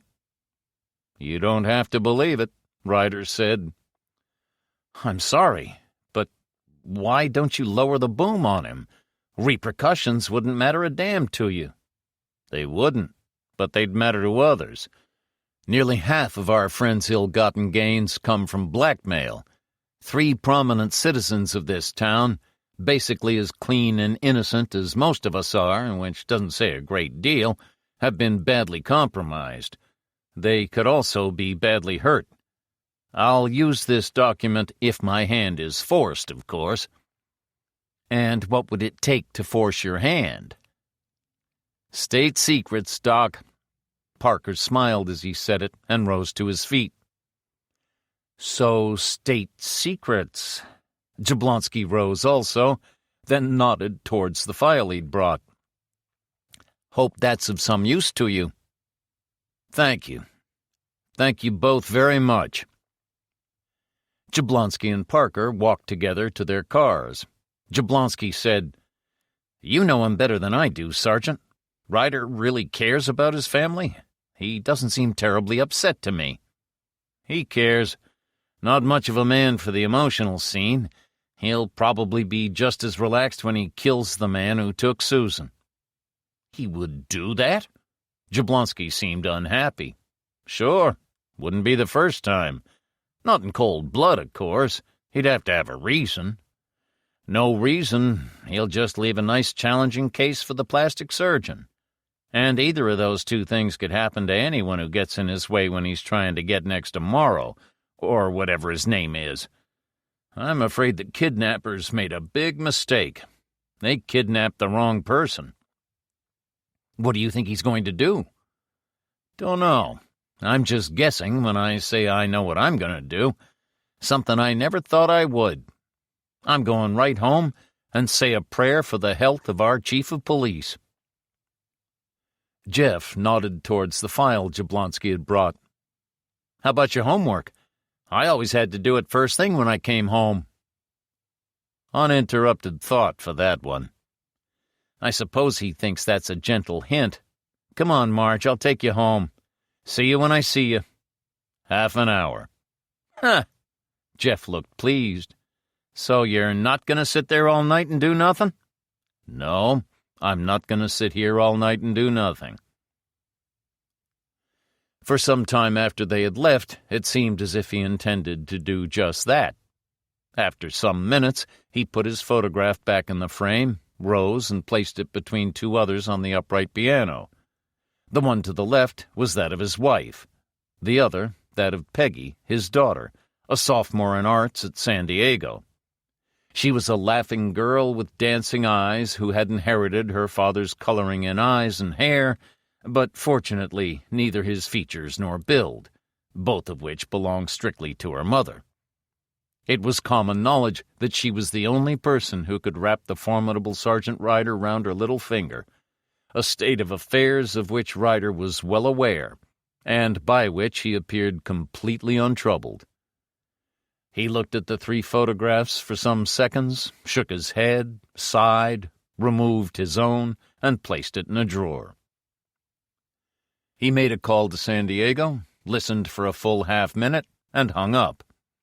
The next call he made was to Major Dunn of the FBI. After the first ring, Ryder suddenly replaced the receiver. Some thought had evidently occurred to make him change his mind. Instead, he poured himself an unaccustomed scotch, picked up the file on Carlton, sat and began to leaf through it, making neat, precise notes as he reached the foot of each page. He had just gone through it a second time when Jeff returned. Ryder rose. "Let's go take a little ride in your car." "Sure. Where?"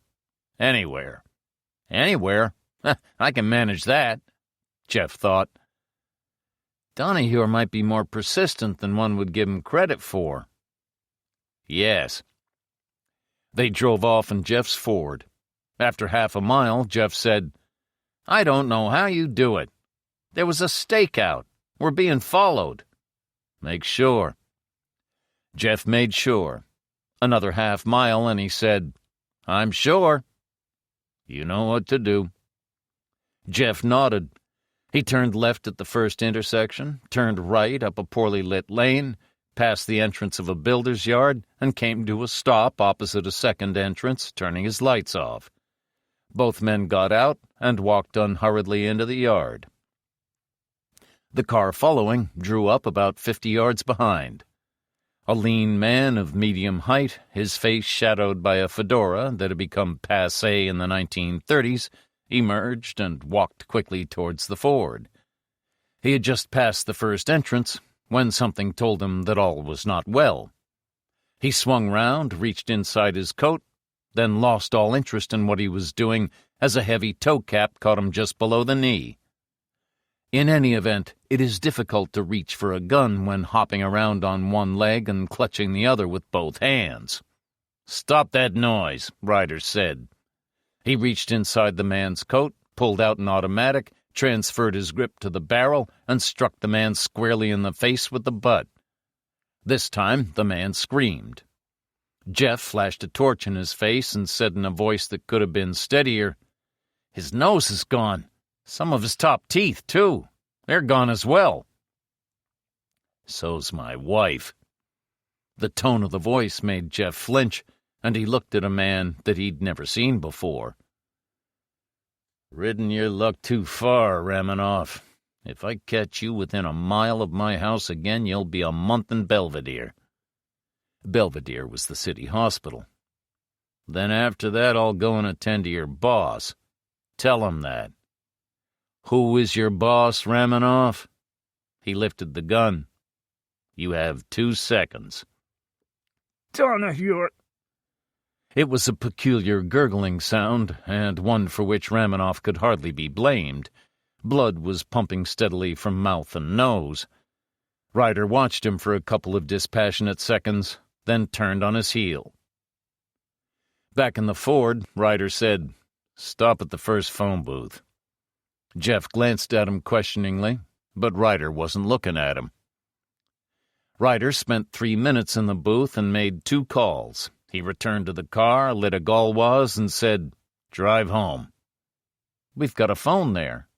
"Tapped?" "Would you put anything beyond Donahue?" "2 things. I've just made a call to John Aaron, editor of the Examiner. No word yet from the kidnappers. He'll let me know as soon as anything comes through. I've also made a call to Major Dunn of the FBI. I'll be seeing him shortly. After you've dropped me off home, I want you to come inside, pick up a gun and something that'll serve as a mask, and go out to Donahue's place and find out whether he's at home or not. Discreetly, of course." "He's having visitors tonight?" 2. You and me. If he's there, call me at this number." He switched on a map light and wrote on a notepad, tearing the page off. "The Redox and Bay Street, know it?" "By reputation." Jeff sounded severe. "A singles bar, full of gays and drug pushers, not to mention addicts. Hardly your scene, I would have thought." "Why I'm going there. Must say, Dunn didn't sound too happy about it either." Jeff hesitated. "Gonna give Donahue the Ramanoff treatment?" "It's a tempting thought, but no. He'd have nothing to tell us. Anyone smart enough to pull off this raid would be smart enough not to establish any direct contact with a clown like Donahue. He would certainly use an intermediary, maybe even 2. I would." "Then what would you be looking for?" "I wouldn't know until I have looked." Ryder was in disguise. He was wearing a freshly pressed business suit which only his family knew he possessed. Dunn, too, was in disguise. He wore a beret, dark glasses, and a pencil mustache, none of which suited him and made him, as he was uncomfortably aware, look slightly ridiculous. But the gray eyes were as intelligent and watchful as ever. He looked in distaste at the oddly attired clientele, mainly teenagers and those in the early 20s, and sniffed the air in nose-wrinkling disgust. "Place smells like a damn bordello." "You frequent those places?" "Only in the line of duty." Dunn smiled. "Okay, so no one would look for us here. Certainly I wouldn't." He broke off as a creature in pink pantaloons deposited 2 drinks on their table and left. Ryder poured both into a convenient potted plant. "Can't do it any harm.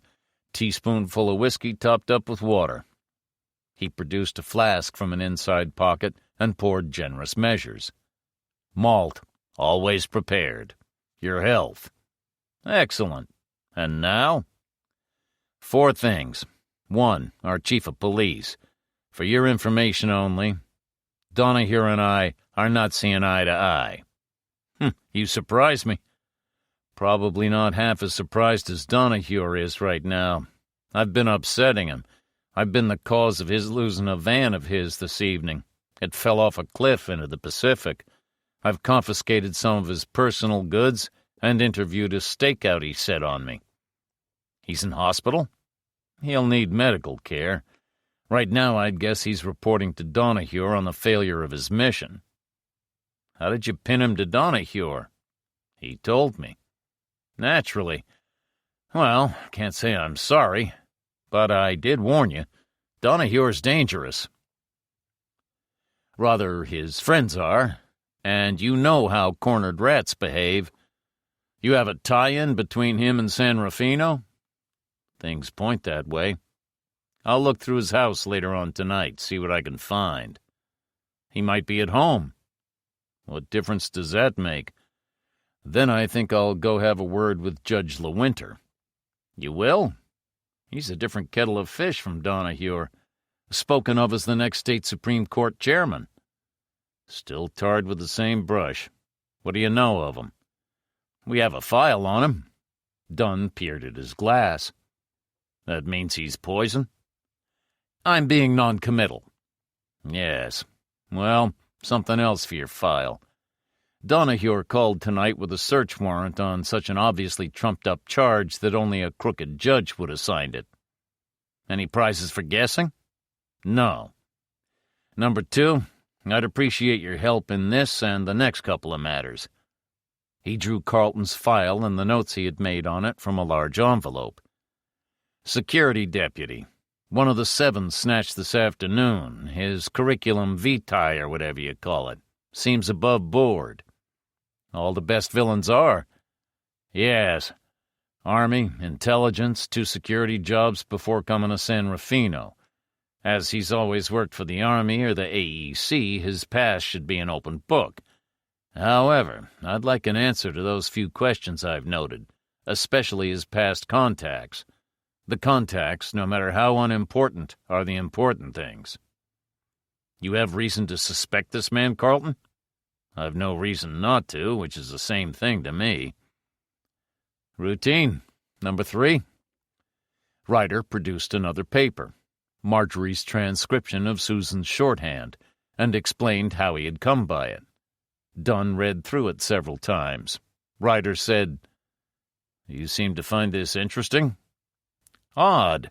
This bit about not getting wet feet.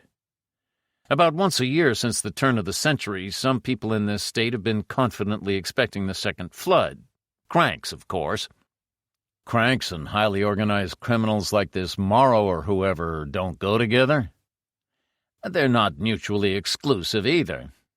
Does the FBI have their names? Of course, thousands of them. Forget it.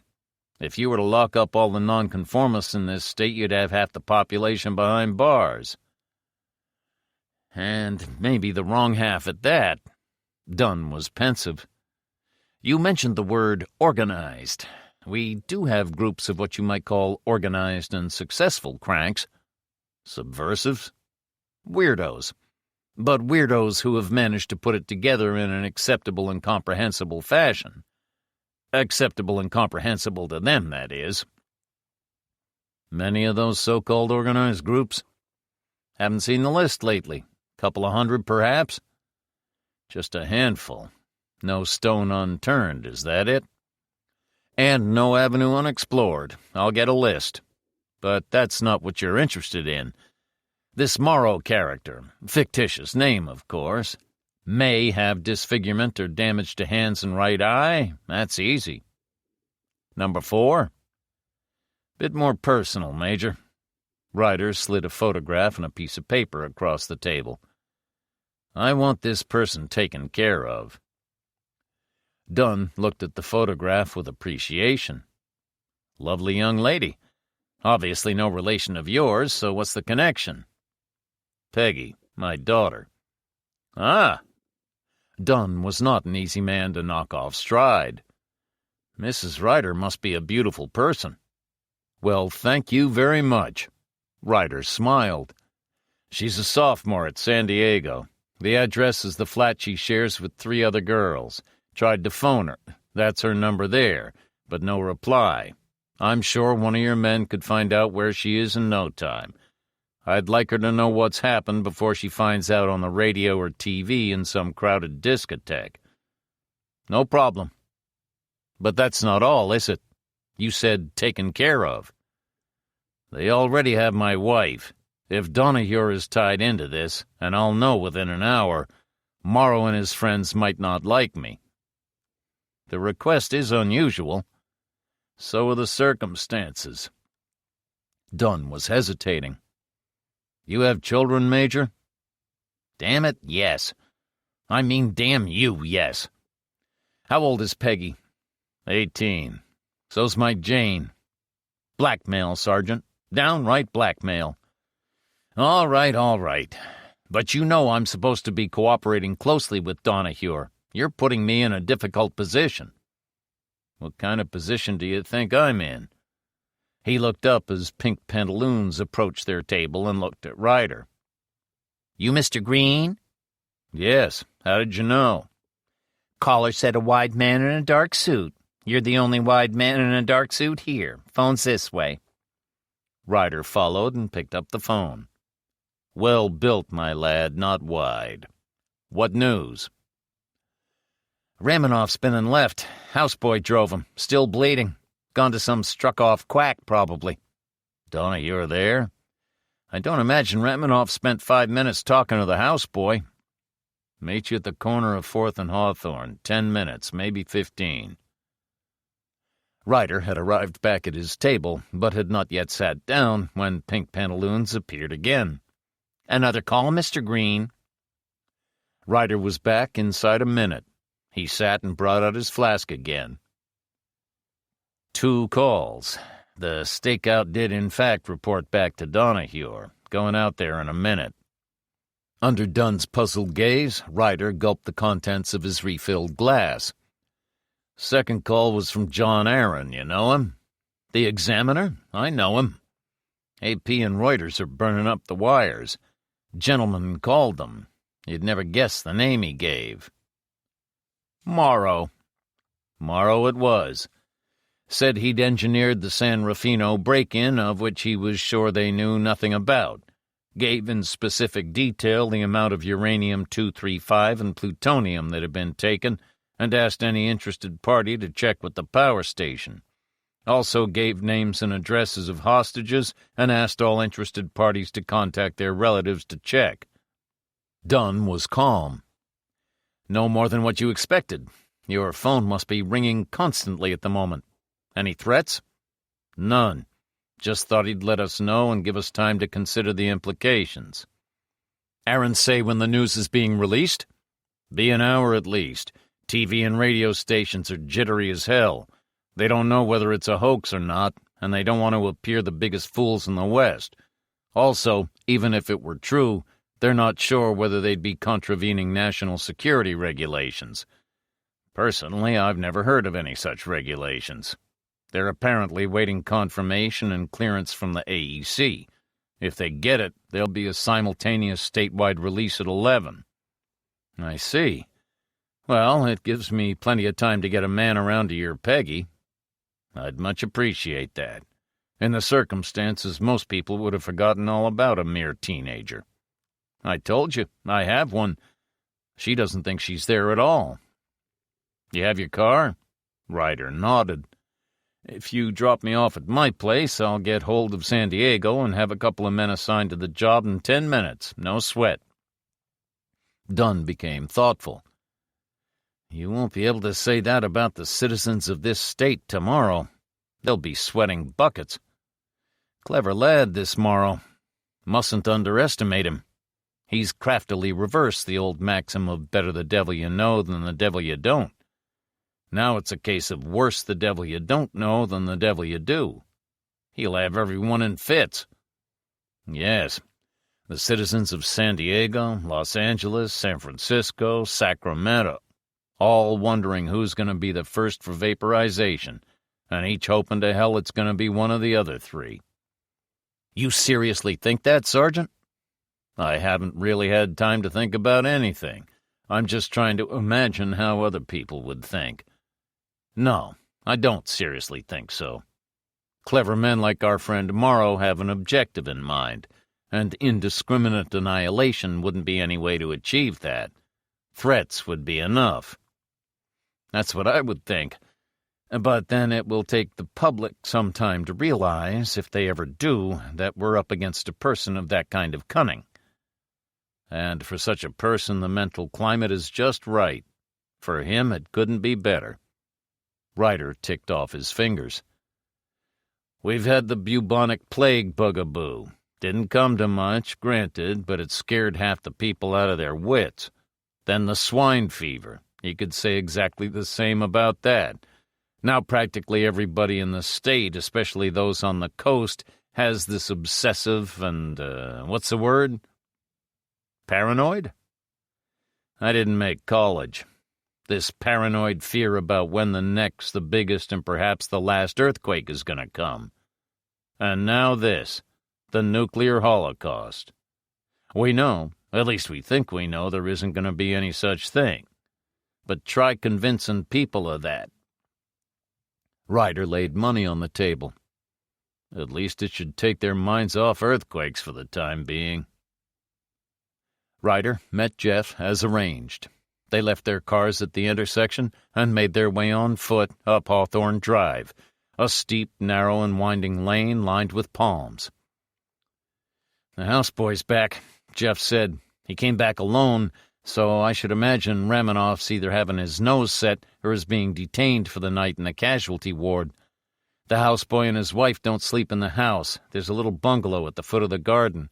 They're both inside there, for the night, I take it. Up this bank here. They scrambled up a grassy bank, pulled themselves over a wall, and parted some rose bushes. Donahue's house was built round three sides of an oblong swimming pool, with the center section, a long, low living room, brightly illuminated.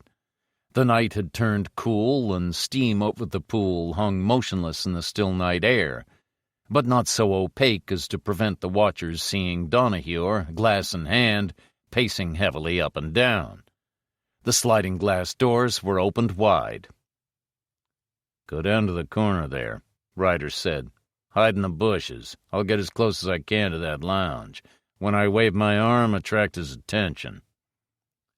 They took up position, Jeff among the rose bushes, Ryder on the other side of the pool in the dark shadow between two yew trees.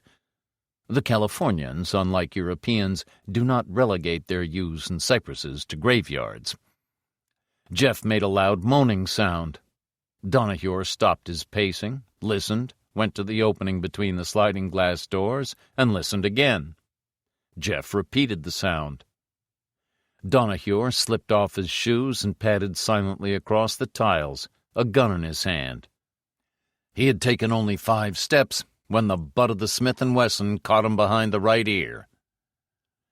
They used a pair of Donahue's own handcuffs to secure him to the standpipe of a radiator, Scotch tape from his desk to gag him, and a table runner to blindfold him. Ryder said, "The main entrance will be at the back. Go down to the bungalow and check that the houseboy and his wife are still there. When you return, lock it, and if anyone rings, don't answer. Lock every door and window in the house. Pull the curtains here, then start on that desk. I'll be in his bedroom. If there's anything to be found, it'll be in one of those 2 rooms. Still don't know what we're looking for? No. Something that would make you lift an eyebrow if you saw it in your house or mine." He looked around the room. No sign of a safe, and you can't have secret wall safes in a wooden house. If I had as much on my conscience as you say he has, I wouldn't have anything in the house. I'd have it in a bank safe deposit.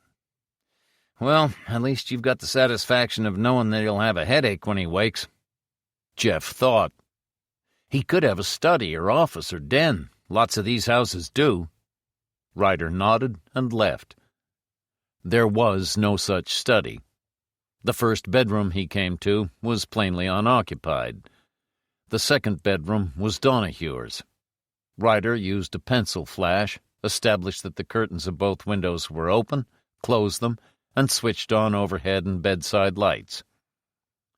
The immaculate room clearly reflected the efficient tidiness of the houseboy's wife, a tidiness that made Ryder's task that much easier. Ryder was painstaking, methodical, took all of 15 minutes for his search, and found nothing, for there was nothing to find. For all that, he made an interesting discovery. One wall cupboard was given over to a positive armory of weapons: revolvers, automatics, shotguns, and rifles, with a copious supply of ammunition to match. There was nothing sinister in this. Many American gun buffs had their own private armories, frequently setting aside an entire gun room to display them. But two particular weapons caught his attention: peculiarly shaped lightweight rifles of a type not to be found in any gun store in America. Ryder took them both and a box of matching ammunition, then, for good measure, pocketed 3 of the splendid collection of handcuffs that Donahue had hanging from hooks on the side. All those items he laid on the bed while he went to examine the bathroom. There was nothing there that there shouldn't have been. He picked up his newly acquired possessions from the bed and rejoined Jeff. Donahue, chin slumped on his chest, appeared to be asleep. With the rifle barrel, Ryder prodded him far from gently in the region of his expansive solar plexus. He was asleep. Jeff was sitting by the desk, looking down into an open drawer. Ryder said, "Anything?" "Yes." Jeff looked pleased with himself. "I'm a slow starter, but when I get going—" "What do you mean, a slow starter?" "Desk was locked. Took me some time to find the key. It was at the bottom of Fatso's holster." Jeff deposited a bundle of currency notes on the table. They were in 8 separate lots, each secured with an elastic band. "Hundreds of bills, all small denominations, looks like. What's Donahue doing with hundreds of bills?" "What indeed? Got any gloves?" Now he asks me, do I have any gloves? Masks. Hoods, rather, because you told me. Now that I suppose you, have smeared fingerprints all over the shop, you ask for gloves? Our fingerprints don't matter. You think Donahue is going to report this matter and complain about the disappearance of all this money which we are about to take with us? I just want you to count the stuff and not smear up fingerprints. Old notes are no good. They could carry 100 smears. Maybe some new notes. Count from the bottom left. Most people and most tellers count from the top right. Where'd you get those toys from? From Donahue's toy shop. Ryder looked at the 2 rifles. Always wanted one of those. Thought you might want one too. Rifles you have? Not those. I've never seen one. I've seen a diagram. What are they?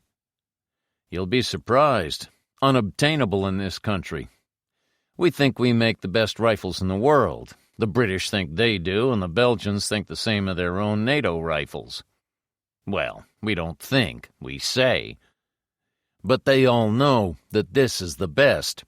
Light, deadly accurate, can be stripped down in seconds and hidden in the pockets of your topcoat. Splendid weapon for terrorists, as the British soldiers in Northern Ireland have found out to their cost. The IRA have those? Yes, it's called the Kalashnikov. If a person's hunting you at night with one of those fitted with infrared telescopic sights, you might as well shoot yourself. Or so they say.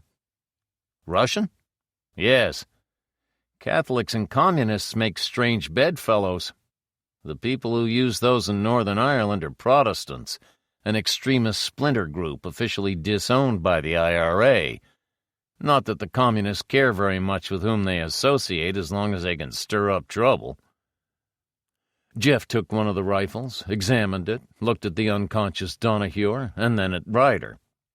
Ryder said, "Don't ask me. All I know about our friend's early background is that he's a first-generation American." From Northern Ireland? From Northern Ireland. Fits in neatly. Probably fits in too neatly.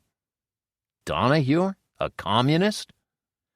We mustn't look for a red under every bush. No law against it.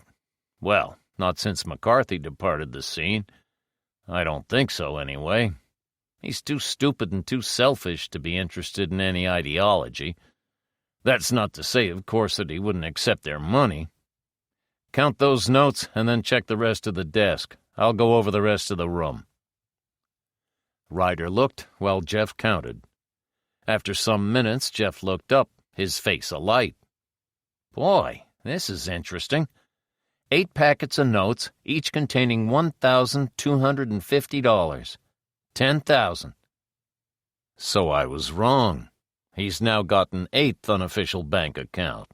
Very interesting, I agree. But nothing to get excited about. No? There are several new notes in each packet. I've only made a quick check, but as far as I can see, they're in series. And they're the bicentennial $2 notes.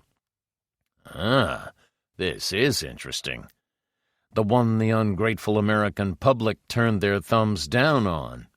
The Treasury had carloads of the stuff printed, but there's only a small percentage of it in circulation.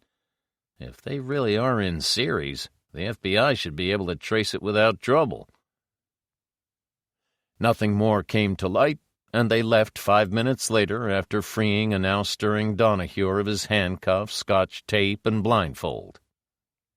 Major Dunn was still in his office, handling 2 phones at the same time. When he'd hung up, Ryder said, "Not yet abed?" "No, and I don't expect to be. Not this night, anyway. I'll have plenty of company in my misery. Statewide alert, 24-hour basis for every agent who could walk. Description of Morrow has been telexed or is being telexed throughout the country. I've arranged for this list of the organized weirdos, but I won't have that until tomorrow. Your Peggy has been taken care of." Jeff said to Ryder, "Our Peggy?" "Forgot to tell you. The kidnappers have made a statement to AP and Reuters. No threats, just detailing what materials they've stolen and the names of the people they kidnapped. It will be released at 11 tonight." He looked at his watch. "Half an hour. I didn't want your sister to have the shock of hearing of the kidnapping of her mother over the TV or radio. Major Dunn has kindly taken care of that." Jeff looked from one man to another, then said, "It's just a thought, but has it occurred to you that Peggy might be in danger?" "It is a thought, and it has occurred." Dunn could be very precise and clipped in his speech. "It has also been taken care of." He peered at the rifles in Ryder's hand. "Late hour to go shopping?" "We borrowed them from your friend Donahue." "Ah, how is he?" "Unconscious. Not that there's much difference between that and his walking state. He knocked his head against the butt of an automatic." Dunn brightened. "Disgraceful. You had reason for taking those? Something special?" "I'm pretty sure. These are Kalashnikovs, Russian. Can you check with Washington, import controls, to see if any licenses have been issued to bring those in? I very much doubt it. The Russians just love to unload their arms on anyone with the cash to pay, but it's a fair guess they wouldn't part with the most advanced rifle in the business, which this is." "Illegal possession? That would make him an ex-chief of police." "Unimportant. He'll be that soon anyway." "Communist?" "Unlikely. Of course he's capable of being an empty convert to anything if the money's good enough." "I'd like to have those if I may." "Sorry, finders keepers. Want to admit in court that you abetted burglarious entry? Don't be upset. Jeff's got a little present for you." Jeff placed the wad of banknotes on the table. $10,000 exactly. All yours. How many consecutively listed brand-new $2 notes are there, Jeff? 40. "Manna," Dunn said reverently. "I'll have the names of the bank, teller, and drawer by noon tomorrow. Pity you weren't able to find out the name of the drawer." "Told you, Donahue was asleep. I'll go back and ask him later on." "Like that? Maybe pushing your luck, Sergeant." "No, I've had the great misfortune to know Chief Donahue longer than you have. Man's a bully. I know it's commonplace to say that all bullies are cowards, which is not at all true, but in his case it is.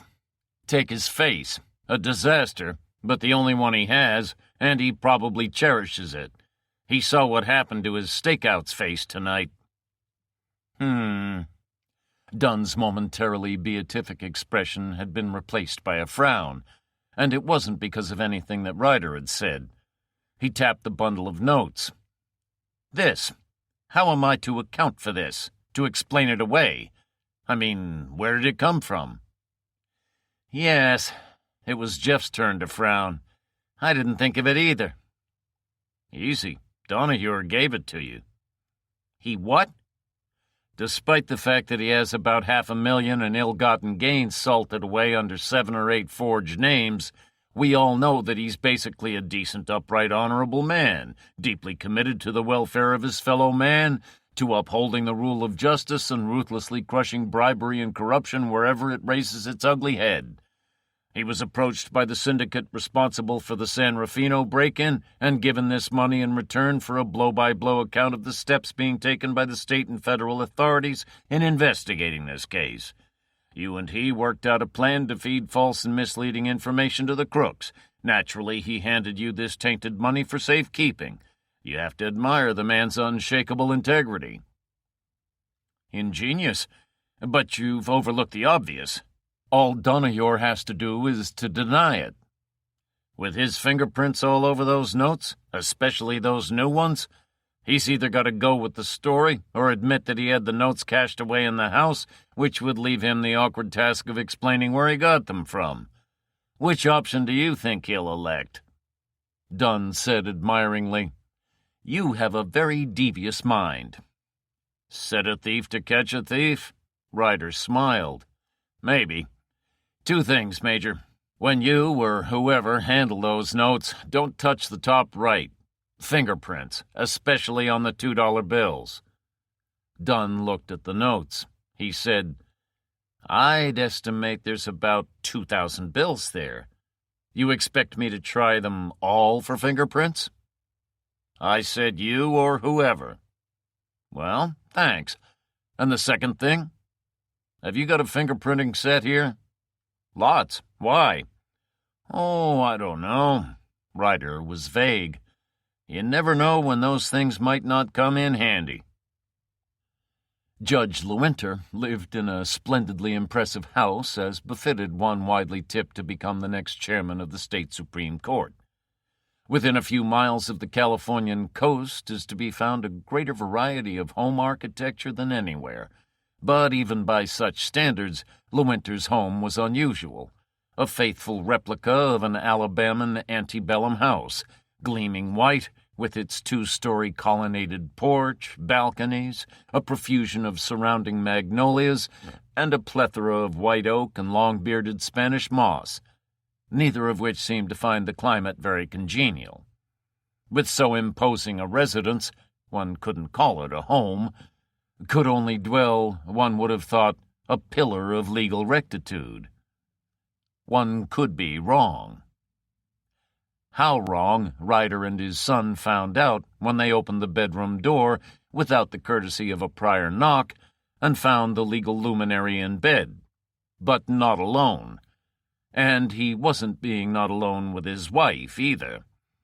The judge, bronzed, white-haired, and white-mustached, the absence of a white-winged collar and black string necktie, an almost jarring note, looked perfectly at home in the gilded Victorian iron bedstead, which was more than could be said for his companion, a sadly overpainted and youthful demi-mondaine who looked as if she would have been much more at home in what could delicately be termed as the outermost fringes of society.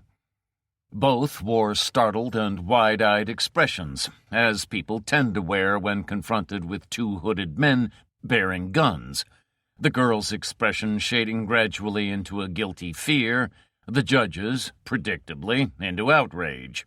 His speech was equally predictable. "What the devil? Who the hell are you?" "We're no friends, you can be sure of that," Ryder said. "We know who you are. Who's the young lady?" He didn't bother to wait for the inevitable silence, but turned to Jeff.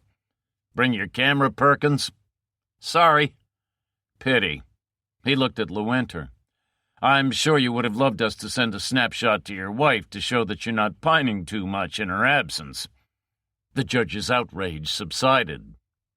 "Right, Perkins, the prince." Jeff was no expert, but he was not long enough out of police school to have forgotten how to make clean prints. A deflated Lewinter, who clearly found the situation beyond him, offered neither objection nor resistance. When Jeff had finished, he glanced at the girl and then at Ryder, who hesitated and nodded. Ryder said to her, "Nobody's going to hurt you, miss. What's your name?" She compressed her lips and looked away. Ryder sighed, picked up a purse which could only be hers, opened it, and emptied the contents onto a dressing table. He rifled through those, selected an envelope, and said, "Bettina Ivanhoe, 888 South Maple." He looked at the girl, frightened, flaxen-haired, with high and rather wide Slavonic cheekbones. But for her efforts to improve on nature, she would have been strikingly good-looking. "Ivanhoe? Ivanov would be nearer it. Russian?" No, I was born here. "I'll bet your parents weren't." She made no reply. He looked through the scattered contents of the purse and picked up 2 photographs, one each of the girl and Lewinter. That made her more than a one-time visitor. There had to be a 40-year gap in their ages. "Darby and Joan," Ryder said. The contempt in his voice was matched by his gesture of flicking the cards to the floor. "Blackmail?" Lewinter tried to inject some contempt of his own, but he wasn't up to it. "Extortion, huh?" Ryder said indifferently, "I'd blackmail you to death if you were what I think you might be. In fact, I'd put you to death without any blackmail." The words hung chillingly in the air. "I'm after something else. Where's your safe and where's the key to it?" Lewinter sneered, but there was, it could have been imagined, a hint of relief behind the sneer. "A cheapjack heist man." Unbecoming language from the bench. Ryder produced and opened a penknife, then approached the girl. "Well, Lewinter?" Lewinter folded his arms and looked resolute. "The flower of Southern chivalry." Ryder tossed the knife to Jeff, who placed the tip against Lewinter's second chin and pressed. "It's red," Jeff said, "just the same as the rest of us. Should I have sterilized this?" "Down and to the right," Ryder said. "That's where the external jugular is."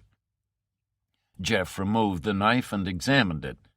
The blade was narrow, and only the top half-inch had blood on it. To Lewinter, who had stopped looking resolute, it must have seemed that the arterial floodgates had burst. His voice was husky. "The safe's in my study downstairs. The key's in the bathroom." Ryder said, "Where?" "In a jar of shaving soap." "Odd place for an honest man to keep a key. The contents of this safe should be interesting." He went into the bathroom and returned in a few seconds, key in hand. "Do you have staff on the premises?" "No." "Probably not. Think of the stirring tales they could tell your wife. Believe him, Perkins?" "On principle, no." "Me neither." Ryder produced 3 sets of handcuffs, all until very recently the property of the police chief. One set secured the girl's right wrist to a bedpost, the second Lewinter's left to the other bedpost, the third, passing behind a central headrail, secured their other 2 wrists together. For gags, a couple of pillow slips sufficed. Before securing Lewinter's gag, Ryder said, "A hypocrite like you, who makes all those stirring speeches against the Washington gun lobby, is bound to have some lying around. Where are they?" "Study." Jeff began a meticulous search of the room. Ryder went below, located the study, located the gun cupboard, and opened it. No Kalashnikovs. But one particular handgun of a make unknown to him took his attention. He wrapped it in a handkerchief and dropped it into one of his capacious coat pockets. The safe was massive, 6 feet by 3, weighing well over a quarter of a ton, and built at some time in the remote past before safe breakers had developed the highly sophisticated techniques of today.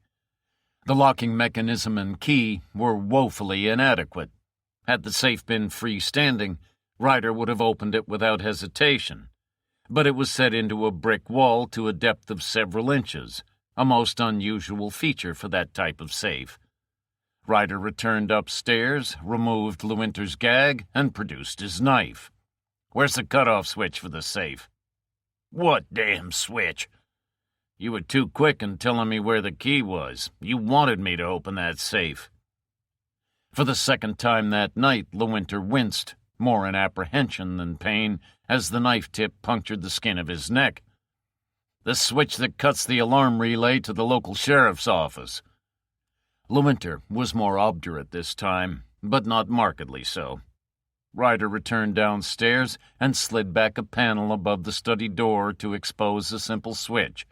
He clicked this off and opened the safe. Half of it was designed as a filing cabinet, the files in the customary fashion being suspended by metal lugs from parallel rails. Nearly all of those were given over to personal notes on court cases that had come before him. 2 files were marked private correspondence, but apparently weren't all that private, as some of them had been signed on his behalf by his secretary, Miss B. Ivanhoe. The young lady upstairs seemed to have carried secretarial devotion to her boss to lengths above and beyond the call of duty. In the shelves above, only 3 objects caught his attention and were removed. One was a list of names and telephone numbers. The second was a leather-bound copy of Sir Walter Scott's Ivanhoe. The third was a green and also leather-bound notebook. As notebooks go, it was large, about 8 inches by 5, and secured by a locked brass clasp, a sufficient deterrent against the young or merely curious, but of no avail against the ill-intentioned armed with a knife. Ryder sliced open the spine and rifled through the exposed pages, which told him nothing, inasmuch as they were covered with neatly typed figures, not letters. He wasted no time on the notebook. He knew nothing of cryptography, which didn't worry him. The FBI had its own highly specialized department of code breakers who could decipher anything except the most highly sophisticated military codes, and even those they could do if given enough time. Time. Ryder looked at his watch. It was 1 minute to 11. He found Jeff methodically going through the pockets of Lewinter's considerable number of custom-made suits. Lewinter and the girl were still resting comfortably. Ryder ignored them and switched on a TV set. He didn't bother to select any particular station. The same program would be on every one. Ryder didn't bother to look at the screen. He didn't appear to be watching anything at all. But in fact, he didn't allow the couple on the bed to move out of peripheral vision. The announcer, who might just coincidentally have been dressed anyway in a dark suit and tie, used his state funeral voice. He confined himself to the facts. The San Rufino nuclear power reaction station had been broken into that late afternoon, and the criminals had made good their escape, taking with them weapons-grade material and hostages. The precise amount of material taken was specified, as were the names, addresses, and occupations of the hostages. Neither the person giving this information nor the source from which it had come had been identified, but the genuineness of the information was beyond dispute, as it had been confirmed in detail by the authorities. The same authorities were carrying out an intensive investigation. The usual meaningless poppycock, Ryder thought. They had no leads to investigate. He switched off the set and looked at Jeff. "Notice anything, Perkins?" "The same thing as you were noticing. What you can see of Casanova's face here didn't show much change in expression. Didn't show anything, in fact. Guilty as hell, I'd say." "Good as a signed confession. That news was no news to him." He looked at Lewinter and appeared momentarily lost in thought before saying, "I've got it. Your rescuers, I mean. I'll send along a reporter and a photographer from the Globe." "Isn't that interesting?" Jeff said. "I do believe Don Juan has registered a slight change of expression." Lewinter had, in fact, registered a marked change in expression. The bronzed skin had assumed a grayish hue, and the suddenly protuberant eyes seemed bent on parting company with their sockets. One could enjoy the Globe without being able to read too well. It specialized in artistic portraits of unclad feminine illiterates who spent their evenings reading Sophocles in the original, in candid shots of the newsworthy caught in apparently compromising or undignified situations, and for the intelligentsia among their readers, extensive muckraking couched in terms of holy crusades against shocked morality. All of this was, perforce, in the very simplest of prose. And such was the intolerable pressure brought to bear through the demands imposed by the clamorous urgency, the evangelistic immediacy, and the socially important content of those journalistic imperatives, that the overworked editorial staff were frequently and reluctantly compelled to encapsulate, hold over, or most commonly altogether forget such trivia as the international news, or, indeed, any but the most salaciously elevating items of the local news. One did not require telepathic aid to guess that the judge's mind was touching on such matters in general, and in particular on page 1, where the unretouched and considerably enlarged picture of himself and his handcuffed Amarita would leave room only for the appalled caption. Downstairs in the study, Ryder said, "Glance through those court cases and the files. You may find something of interest, although I doubt it. I have a call to make." He dialed a number, and while waiting for his call to come through, glanced at the list of names and telephone numbers he had taken from the safe. His number answered, and he asked for Mr. Jameson. Jameson was the night manager at the telephone exchange. He was on the line almost at once. "Sergeant Ryder here. Important and confidential, Mr. Jameson." Jameson had delusions about his self-importance and liked to have those kept well stoked. "I have a number here, and would be glad if you made a note of it." He gave the number, had it read back to him, and said, "I think it's Sheriff Hartman's home number. Would you check and give me the address? It's not in the book." "Important, huh?" Jameson sounded eager. "Hush, hush. You don't know how important. Heard the news? San Rufino? My God, yes. Just now. Bad, huh?"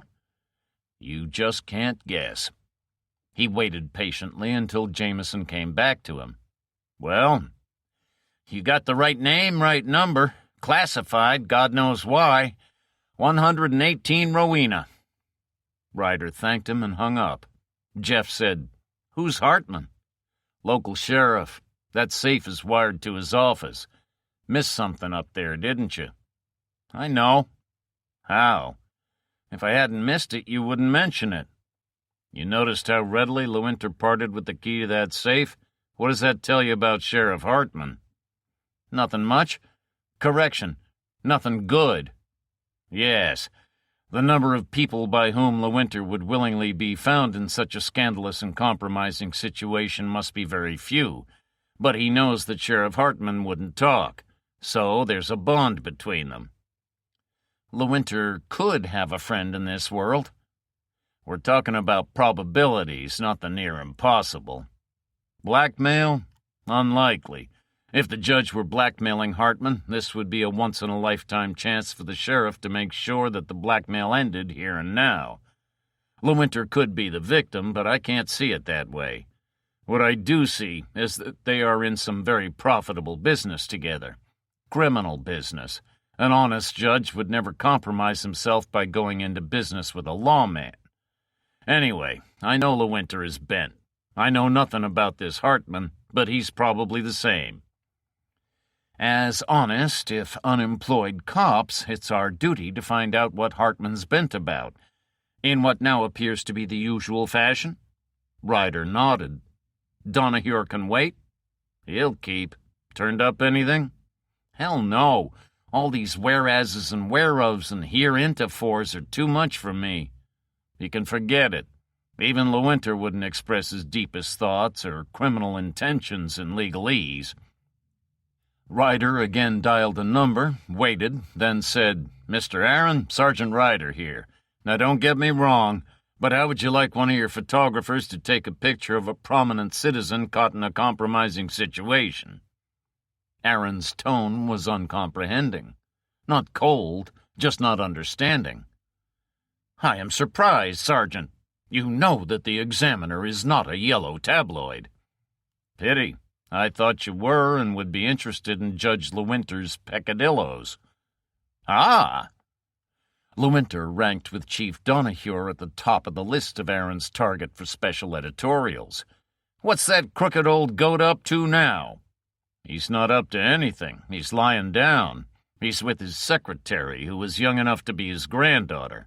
When I say with, I mean with. He's handcuffed to her, and they're both handcuffed to the bed. Good God! Aaron made a coughing sound, probably trying to stifle laughter. Intrigues me vastly, Sergeant. But I'm still afraid we couldn't publish. No one asked you to publish anything, just take a photograph. I see. There was a brief silence. All you want is for him to know that such a picture has been taken? That's it. I'd be glad if your boys would maintain the fiction I've told him, that I was sending people from the globe. This time Aaron positively cackled. That would make him happy. He's having fits. Many thanks. I'm leaving the handcuff keys on the study table. Dunn, as he'd promised, was still in his office when they returned. Ryder said, "Progress?" "Damn all. Almost impossible to make an outgoing call. Switchboard's been jammed since the news announcement. At least 100 people have seen the criminals, in, as usual, 100 different places. You? Don't know. You'll have to help us, if you will. First off, here are Judge LeWinter's fingerprints." Dunn looked at him in disbelief. "He gave you his fingerprints?" "Sort of." "I warned you, Ryder. Tangle with that old bird and you step out of your class. Donahue has powerful friends only locally, but LeWinter has them where it counts, in Sacramento. Don't tell me you used violence again." "Certainly not. We left him peacefully in bed and unharmed." "Did he recognize you?" "No, we wore hoods." "Well, thank you very much. As if I haven't got enough on my hands. Do you know what kind of hornet's nest you'll have stirred up? And where will it all end up? In my lap." He closed his eyes. "I know who'll be the next caller on those damned phones." "Not LeWinter. He's a bit restricted right now.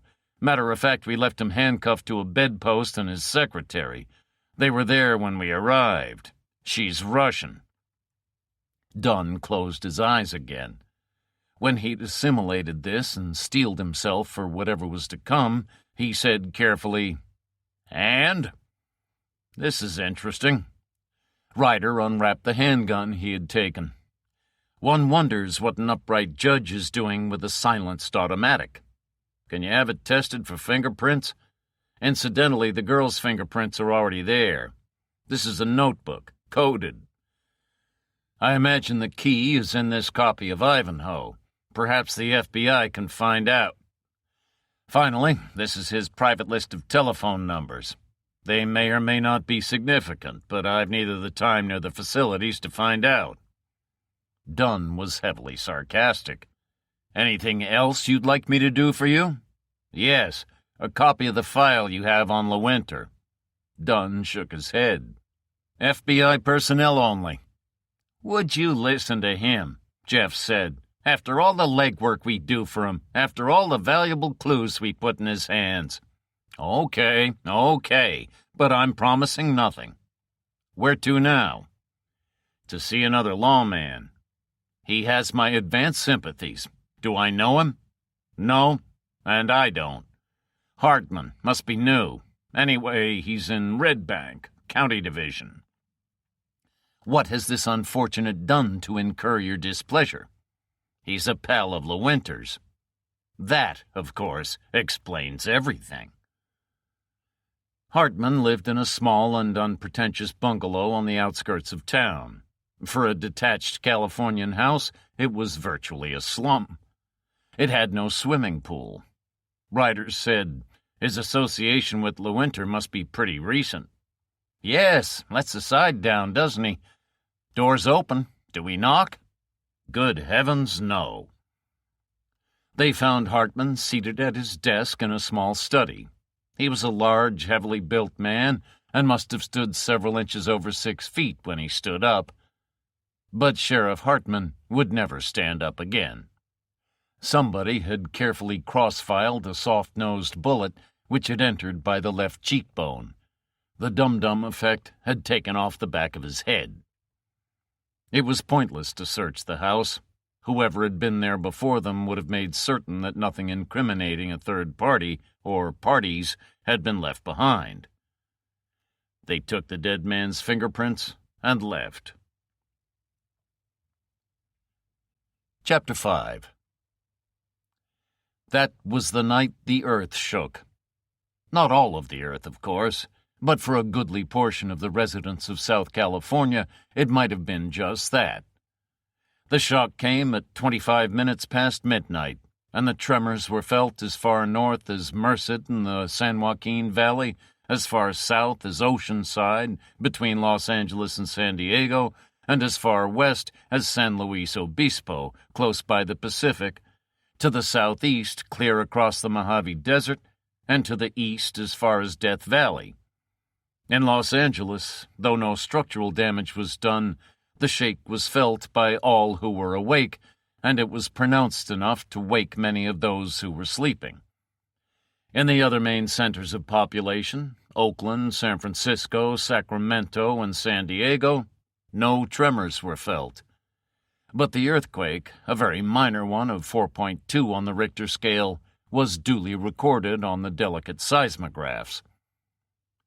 Ryder and Jeff, seated in the former's living room, both felt it and saw it. A ceiling lamp, traveling through an arc of not more than 2 inches at maximum, oscillated for about 20 seconds before coming to rest.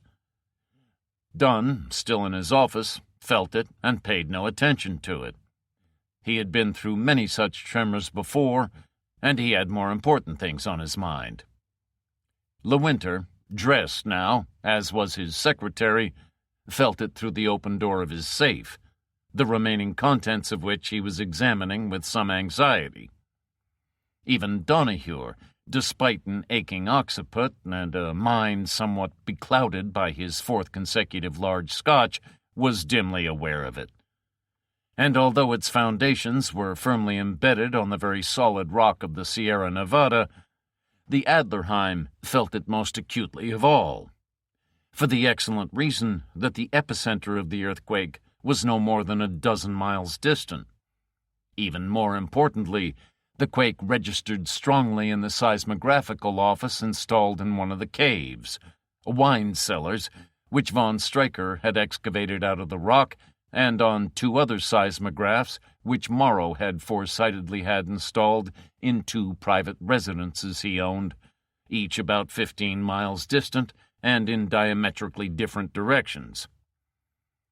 And the shocks were registered, too, in institutes which one would have thought had considerably more legitimate interest in such matters than Morrow.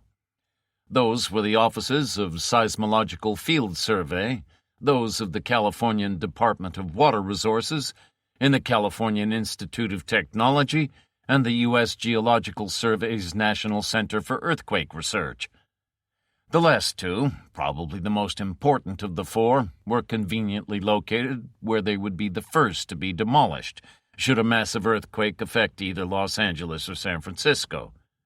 For the Institute of Technology was located in Pasadena, and the Earthquake Research Center in Menlo Park. The nerve centers of all 4 institutes were in direct and permanent contact with each other, and it had taken them only minutes to pinpoint, with complete precision, the exact epicenter of the earthquake. Alec Benson was a large, calm man in his early 60s. Except on ceremonial occasions, which he avoided wherever and whenever possible, he invariably wore a gray flannel suit and a gray polo jersey, which went well enough with the gray hair that topped the tubby, placid, and usually smiling face. Director of the seismology department, he held 2 professorships and so many doctorates and scientific degrees that for simplicity's sake his numerous scientific colleagues referred to him just as Alec. In Pasadena, at least, he was regarded as the world's leading seismologist. While the Russians and Chinese may have disputed this, It was noteworthy that those two countries were always among the first to nominate him as chairman of the not infrequent international seismological conferences.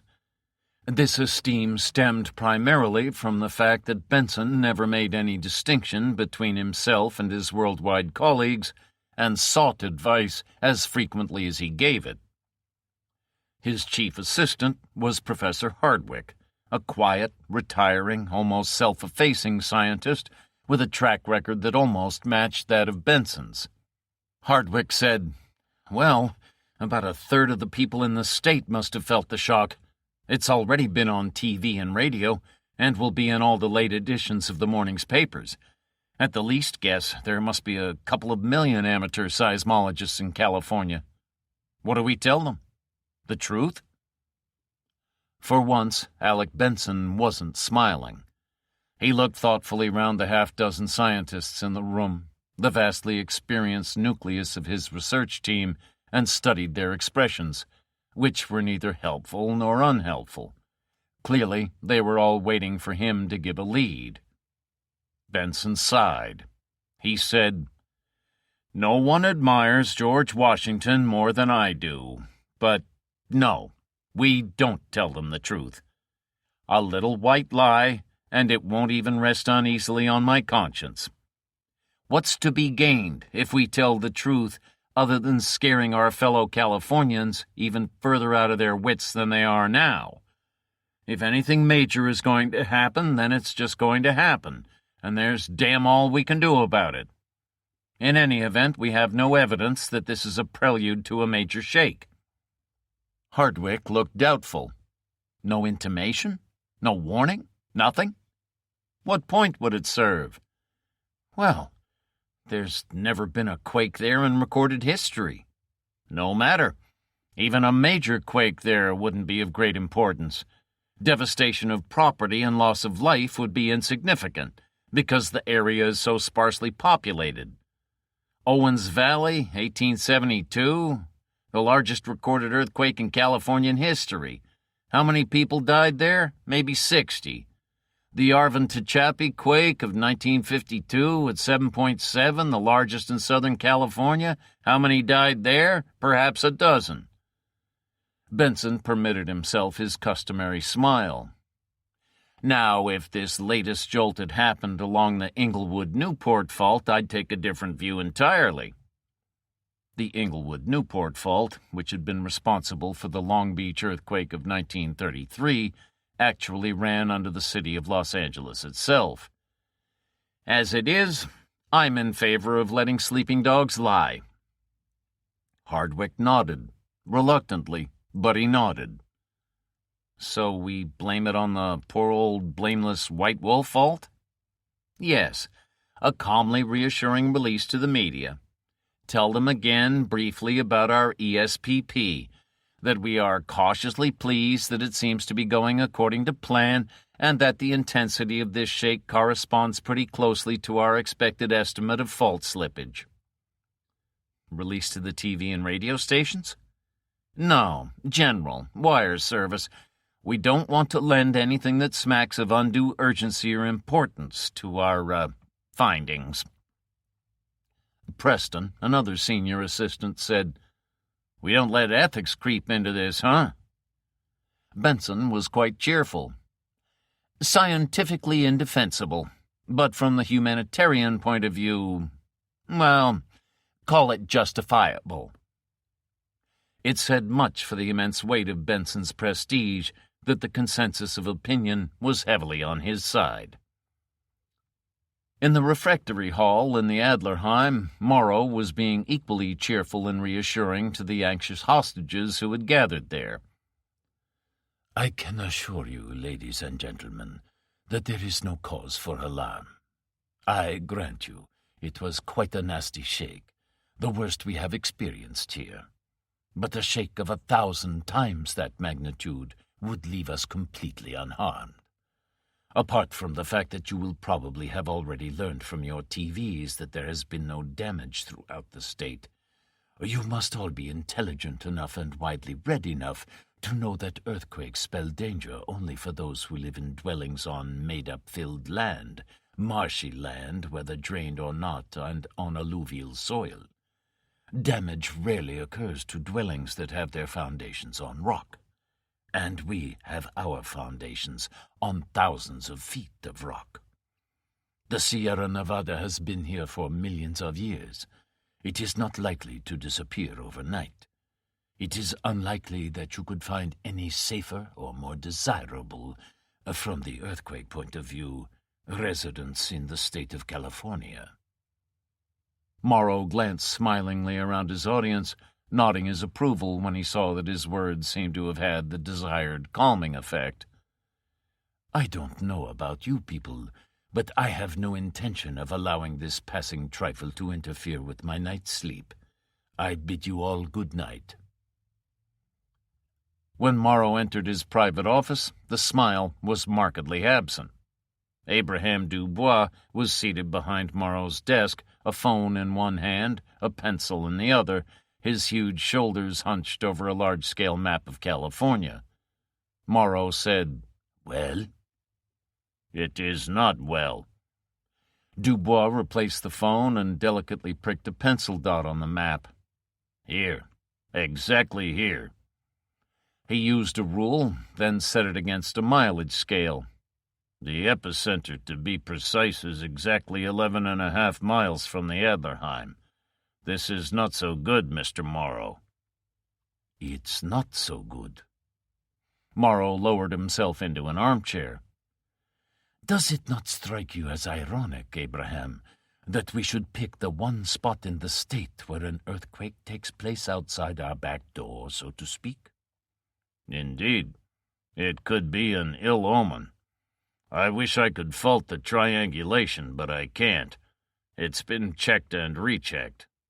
Dubois smiled. "At least we didn't pick an extinct volcano which has suddenly turned out not to be so extinct after all. What option do we have? There is no time. There is no alternative. This is our operating base. This is our perfectly secure cover. This is our weaponry.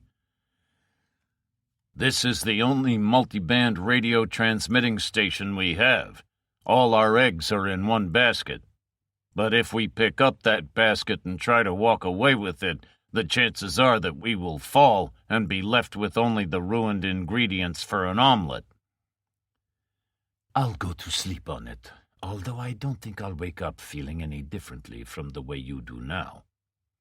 Morrow pushed himself heavily to his feet. "We mustn't let what could be only a once-in-a-lifetime coincidence affect our thinking and planning too much. Who knows, there may not be another tremor in this area for 100 years. After all, there hasn't been one for hundreds. Not at least that we know of, or has been recorded. Sleep well." But Dubois did not sleep well, for the excellent reason that he did not go to bed. Morrow did sleep, but it was for only an hour or so. He awoke to find his light on, and Dubois shaking his shoulder. "My apologies." Dubois looked rather more cheerful than when last he had been seen. "But I've just made a videotape of a TV newscast, and I think you ought to see it as soon as possible." "The earthquake, I take it?" Dubois nodded. "Good or bad?" "One could not call it bad. I think you might well turn it to your advantage." The replay of the videotape lasted no more than 5 minutes. The newscaster, a bright and knowledgeable youngster who clearly knew enough about what he was talking about not to have recourse to a teleprompter, was remarkably brisk and fresh for one who was up and around at the unchristian hour of 3 a.m. He had a large relief map of California hanging on the wall behind him, and wielded a slender cane with all the fluent dexterity of a budding Toscanini. He began by giving concise details of what was known of the earthquake, the area over which it had been felt, the degree of apprehension felt in various areas, and the amount of damage which it had caused, which was 0. He then went on to say, "From the latest authoritative statement, it would appear that this earthquake is to be regarded as a plus and not a minus. as a matter for some self-congratulation, and not as a pointer toward some future calamity. In short, according to the state's top seismological sources, this may well be the first earthquake ever knowingly and deliberately brought about by man. If this is correct, then it must be regarded as a landmark in earthquake control, the first successful implementation of the ESPP. For Californians, this can only be good news. To remind you, ESPP stands for Earthquake Slip Preventative Program, which must be one of the clumsiest and most misleading titles thought up by the scientific fraternity in recent years. By slip is meant simply the rubbing, sliding, jarring, earthquake-producing process which occurs when one of the 8, maybe 10, no one seems very sure, of the Earth's tectonic plates, on which the continents float, push into, above, under, or alongside each other. The title is misleading because it gives the impression that earthquakes may be brought under control by preventing this slip from taking place. In fact, it means precisely the opposite: the prevention of earthquakes, or at least major earthquakes, by permitting, indeed encouraging, this slipping factor to take place, but to take place in a gradual and controlled process in which there is a continuing and progressive easing of the strain between the plates by allowing them to slide comparatively smoothly past one another, producing a series of minor and harmless quakes at frequent intervals instead of massive ones at long intervals. The secret, not surprisingly, is lubrication. It was purely a chance discovery that led to this possibility, which would now appear a strong possibility, of modifying earthquakes by increasing their frequency. Somebody, for reasons best known to themselves, injected wastewater into a particularly deep well near Denver and discovered, to their surprise, that this triggered off a series of earthquakes. Tiny, but unquestionably earthquakes. Since then, there have been many experiments, both in the laboratory and under actual field conditions, that have clearly demonstrated that frictional resistance in a fault zone is lessened by decreasing the stress along the fault. In other words, increasing the amount of fluid in the fault lessens the resistance in the fault, while withdrawing the fluid increases the resistance. If an existing stress is present between the faces of two tectonic plates, it can be eased by injecting fluid and causing a small earthquake, the size of which can be fairly accurately controlled by amount of fluid injected. This was proved some years ago when Geological Survey scientists, experimenting in the Rangeley oil fields in Colorado, found that by alternately forcing in and then withdrawing fluids, they could turn earthquakes off and on at will. To what may be to their eternal credit, seismologists in our state were the first to put those theories to practical use. The newscaster, who seemed to relish his role as lecturer, was now tapping the map on the wall. From here to here, he indicated a line that stretched from the Mexican border to the San Francisco Bay Area. Massive drills, specifically designed for this task, have bored holes to an incredible depth of up to 40,000 feet in 10 selected areas along this roughly southeast-northwest line. All of those boreholes are in known earthquake faults, and all in areas where some of the most severe of recorded earthquakes have taken place. Starting from the south, he tapped out a number of spots on the map. 10 boreholes in all. The scientists are experimenting with various mixtures of water and oil for lubricating purposes. Well, not quite mixtures, for oil and water don't readily mix. First oil, then stuff they call mud. The whole pushed further down and through cracks in the rocks by water under high pressure. He stopped, looked at the camera for a dramatic 5 seconds, turned, placed the tip of the cane against a spot at the southern tip of the San Joaquin Valley, then, holding the cane in position, turned to face the camera again. And here, if I may coin a phrase, we seem to have struck oil at 1:25 a.m. today, 20-30 miles southeast of Bakersfield, exactly where a massive earthquake struck a quarter of a century ago, and exactly where the 6th borehole from the south is located. Ladies and gentlemen, I give you the villain of the piece, the White Wolf Fault." The newscaster relaxed and smiled boyishly. "And now, folks, you know as much about it as I do, which I'm afraid isn't very much. But have no fear. I'm sure the real seismological experts will be busy lecturing you on this for days to come." Wordlessly, Dubois and Morrow rose from their seats, looked at each other, then went to the map still spread on Morrow's table. Morrow said, "You are quite certain that the triangulation is correct?" "Our 3 seismologists will swear to it." "And our 3 bright boys place the epicenter in the Garlock Fault, not the White Wolf Fault?" "They should know. Not only are they highly experienced, but we're practically sitting on top of the Garlock Fault." "The Seismology Field Survey, Caltech, the Geological Survey, and God knows how many other scientific bodies. How could they all possibly, especially when they were all certainly working in collaboration, come up with the same mistake?" "They didn't."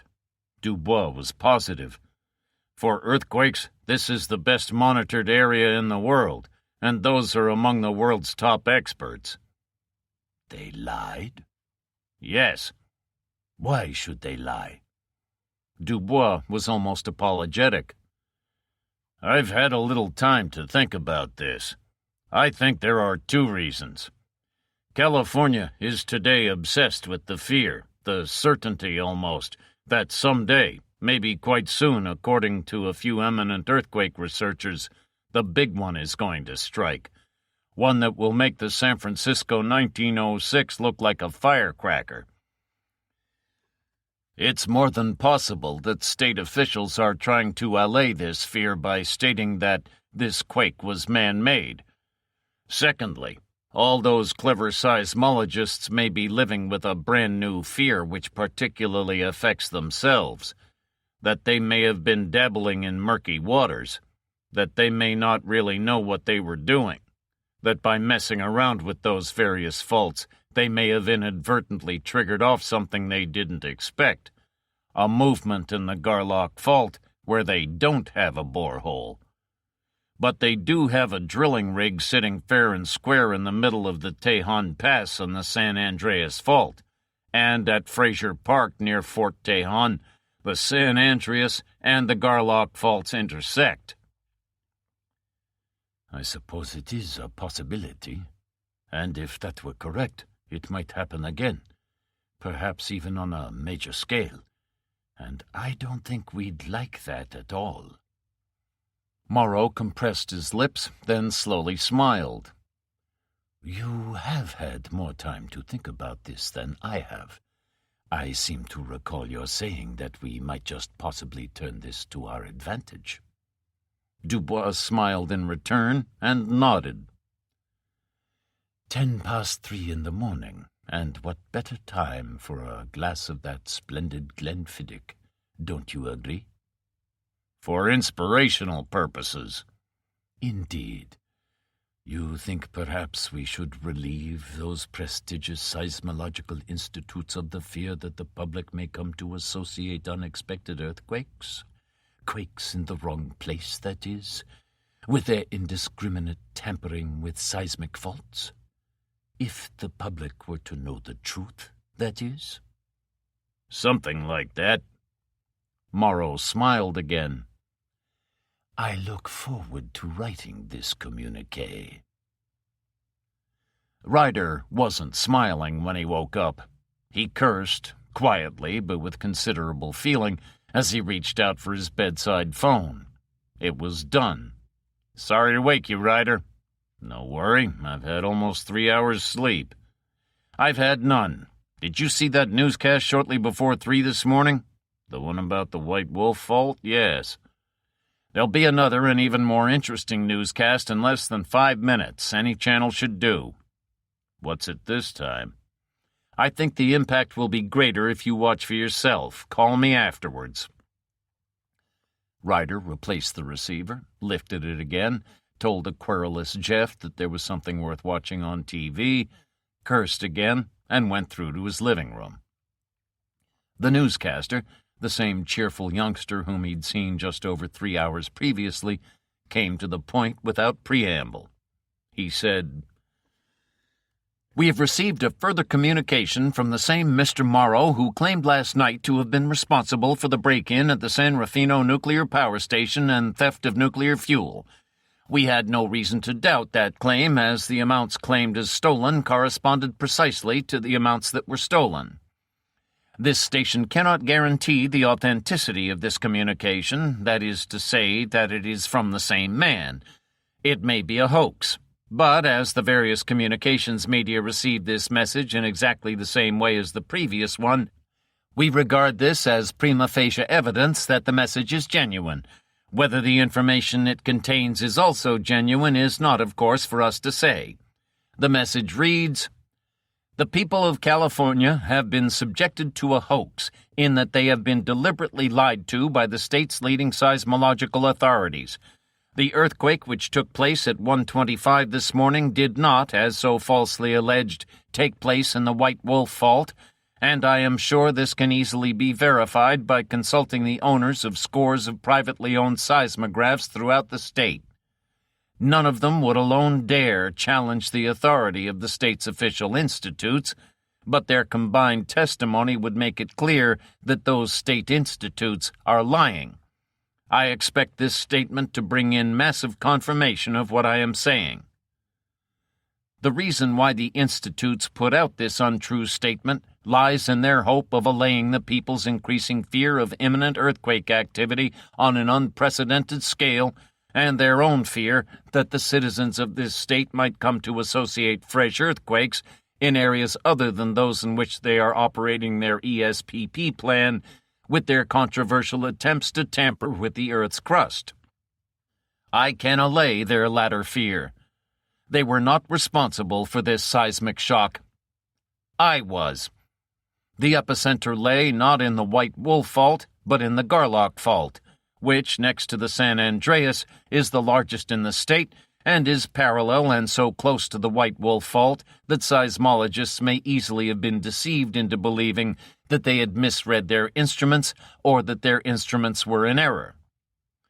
To be honest, I did not expect to trigger off this minor shock, as there has been no earthquake in recorded history that would help explain the existence of this huge fracture.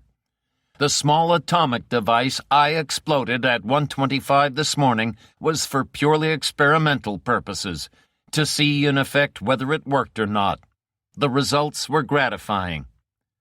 It is possible that there will be many in the state who will disbelieve my claim. There will be none in the state or in the nation who will have any doubts remaining when I explode a second nuclear device tomorrow at a place and time to be announced later. This device is already in position and is in the kiloton range of that which destroyed Hiroshima. That's it, then. This time there was no trace of the boyish grin he'd permitted himself in the earlier newscast. It could be a hoax. If not, the prospect is at best sobering, at worst chilling. It would be interesting to speculate on the effects and intentions of... Ryder switched off. He was quite capable of doing his own speculating. He made and drank several cups of coffee while he showered, shaved, and dressed for what promised to be a very long day ahead.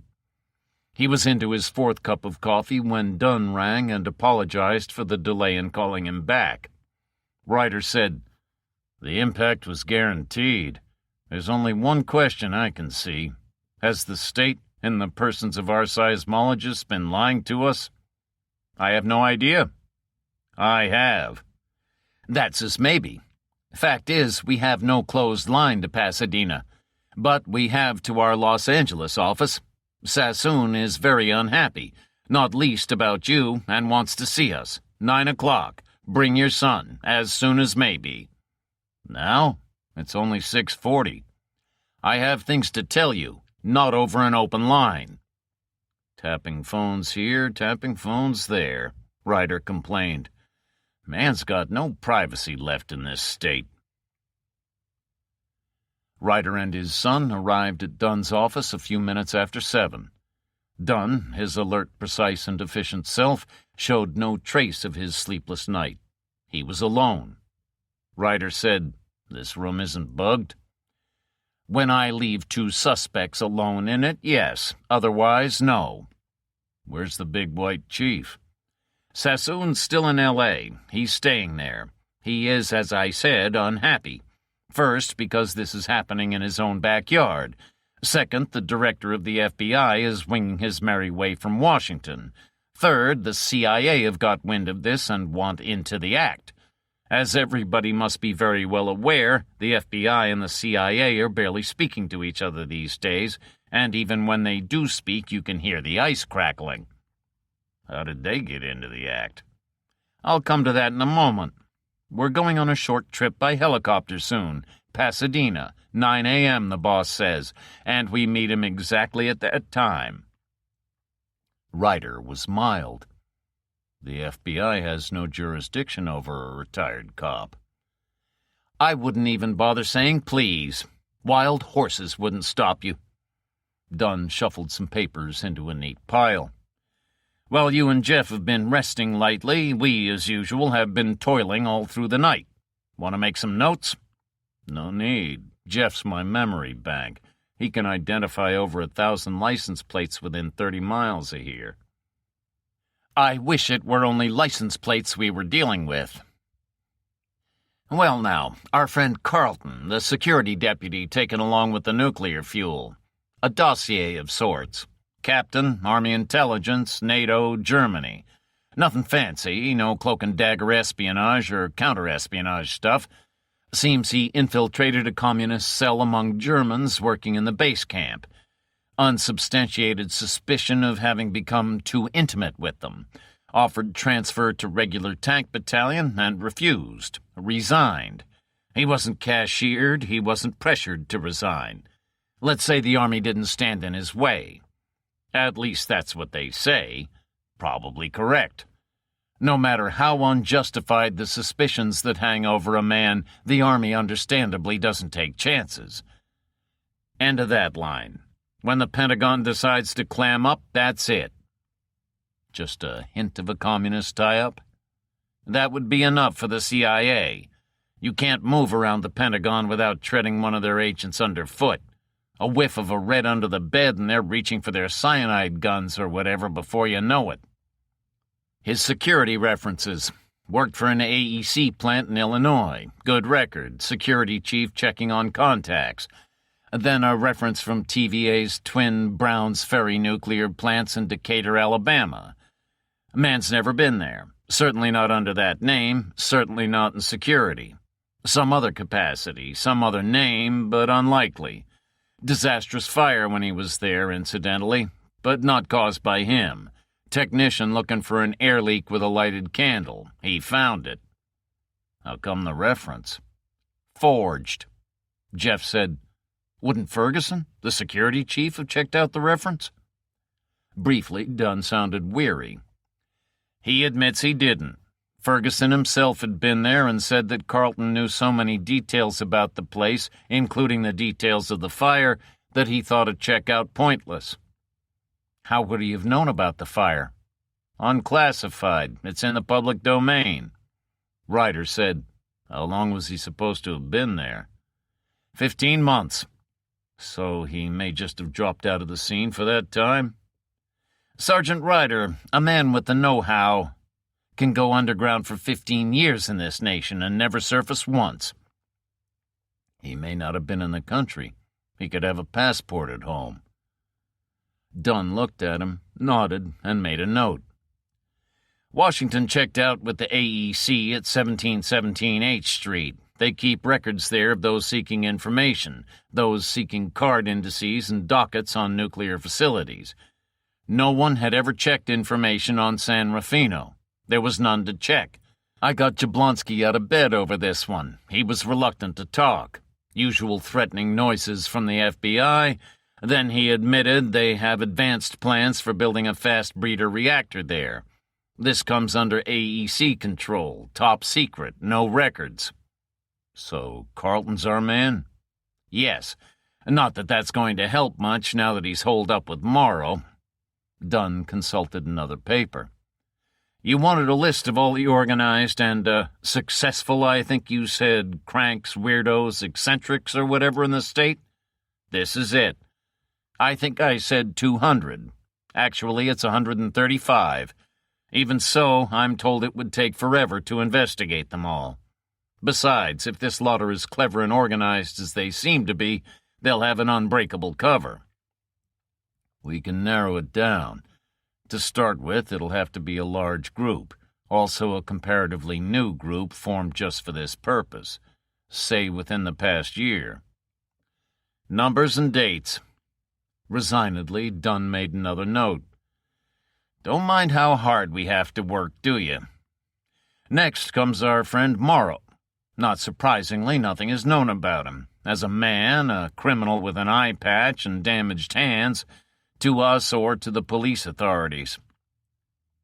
Jeff looked at his father. "Susan's note. Remember she wrote American? American question mark?" "And so she did. Well, Major, another little note if you please. Contact Interpol in Paris." "So Interpol it is. Now, the notes you took from Donahue are easy.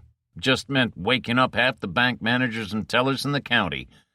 Local Bank of America, drawn 4 days ago by a young woman with pebble-tinted glasses and long blonde hair." "You mean 20/20 vision and a long blonde wig?" "Like enough. A Mrs. Jean Hart, 800 Cromwell Ridge. There is a Mrs. Jean Hart at that address. In her 70s, no account with that bank. Bank teller didn't count notes, just handed over 10 banded thousands. Which Donahue split up 8 ways for 8 banks. We'll have to get his prints. We got them. One of my boys, with the help of a friend of yours, a Sergeant Parker, who, like you, doesn't seem to care over much for Donahue, got them from his office about 3 this morning." "You have been busy." "Not me. I just sit here running up phone bills. But I've had 14 stout men and true working for me during the night. Had to scrape the Southern Californian barrel to get them. Anyway, we've got some lovely clear specimens of Donahue's prints on those notes. More interestingly, we have some lovely clear specimens of LeWinter's, too." "The paymaster. And how about the paymaster's automatic?" "Nothing there. Not registered. Nothing suspicious in that. Judges get threats all the time. Not used recently. Film of dust in the barrel. Silencer probably a pointer to the type of man he is, but you can't hang a man for that." "The FBI file on him. Still reluctant to tell me about it?" "Not now, I'm not. Nothing positive, nothing very good, either. Not known to associate with criminals. His open list of telephone numbers would appear to confirm that. From that list, he would appear to know every politician and city hall boss in the state." "And you said that he was not known to associate with criminals. What else?" "Both we and the police are dissatisfied with some, more than some, of the sentences he has been handing out over the past years." Dunn consulted a sheet before him. "Enemies of known cronies getting unduly stiff sentences, criminal associates of cronies. Repeat, he himself has no direct criminal associates, getting light, sometimes ludicrously light sentences." "Payoff?" "No proof, but what would you think? Anyway, he's not as naive as his minion Donahue. No local accounts under false names, none that we know of, anyway. But we monitor without opening his correspondence from time to time." "You're as bad as the KGB." Dunn ignored this. "He gets occasional letters from Zurich. Never sends any, though. Keeps his tracks pretty well covered, does our judicial friend." "Intermediaries feeding payoffs into a numbered account?" "What else? No hope there. Swiss banks will only open up in the case of a convicted criminal." "This copy of Ivanhoe that LeWinter had in his safe and the coded notebook." "Seems to be a mishmash of telephone numbers, mainly in this state and Texas, and what are beginning to look like meteorological reports. Making progress. At least Washington is. There are no specialized Russian cryptographers in California." "Russian?" "Apparently. A simple variation, well, simple to them, I suppose, of a well-known Russian code. Reds lurking in the undergrowth again? Could mean anything, could mean nothing. Another reason, I suppose, for the keen interest being shown by the CIA. I should imagine, without actually knowing, that the bulk of Washington's cryptographers are on the CIA's payroll one way or another. And LeWinter's secretary is Russian. Russian descent, anyway. A cipher clerk? If this were any of a dozen countries in the world, I'd have the fair Bettina in here and have the truth out of her in 10 minutes. Unfortunately, this is not one of those dozen different countries. He paused. And Donahue had Russian rifles. Ah, the Kalashnikovs. Import permit. None. So officially, there are none of those rifles in the country. The Pentagon do have some, but they're not saying where they got them from. The British, I imagine. Some captured IRA arms cache in Northern Ireland. And Donahue is, of course, a second-generation Irishman. God, as if I haven't got enough headaches. To illustrate just how many he had, Dunn laid his forehead briefly on the palms of his hands, then looked up. Incidentally, what was Donahue looking for in your house? I figured that out. Ryder didn't seem to derive much satisfaction from the thought. Just give me a lifetime, and by the end of it I'll add up 2 and 2 and come pretty close to the right answer. He didn't come because Jeff and I hadn't been too nice to his stakeout and deprived him of a lot of his personal property, including his spy van. He'd never have dared connect himself with that. He didn't come for the evidence I'd taken from San Rufino because he didn't know I'd taken any. And in the first place, he hadn't even had time to go to San Rufino. By the same token, he didn't have time to go to LeWinter's for a search warrant either. He wouldn't have dared to anyway, for if he'd told LeWinter the real reason why he wanted the search warrant, LeWinter might have considered him such a menace that he'd not only refused such a warrant, but might have had him eliminated altogether. Dunn wasn't looking quite so brisk and alert as when they had arrived. He said in complaint, "I told you I've got a headache." My guess is that a proper search of Donahue's home or office would turn up a stack of warrants already signed and officially stamped by LeWinter. All Donahue had to do was fill them in himself. I'd told him about the dossier I had on him. He'd come for that. So obvious that I missed it at the time. And I'd told him he was so boneheaded that he just had to be acting on his own. So he was, because it was something that concerned only him personally. Of course it has to be that. The two of them might run for cover. Don't think so. They don't know the evidence is in our hands. Donahue, being a crook at heart, will automatically assume that only crooks would have stolen the money and the guns, and they wouldn't be likely to advertise the fact. And I don't think that LeWinter will run either. He'll have been worried sick at first, especially at the thought of the stolen code book and the fact that his fingerprints have been taken. But when he's found out, if he hasn't already found out, that the dreaded picture of himself and his accommodating secretary has not appeared in the Globe, he'll have discreet inquiries made and find out that the two men who had come to photograph him were not employed on the Globe, and he will come to the inevitable conclusion that they were blackmailers, perhaps out to block his appointment as Chief Justice to the state Supreme Court. You've said yourself he has powerful friends. By the same token, such a man must also have powerful enemies. Whatever their reason, he won't be scared of blackmailers. Blackmailers wouldn't know a Russian code. True, fingerprints have been taken, but cops don't wear hoods and take your prints in bed. They arrest you first. And he can take care of blackmailers. Californian law is ruthless toward that breed. And LeWinter is the law. Jeff said in injured reproach, "You might have told me all this." "I thought you understood."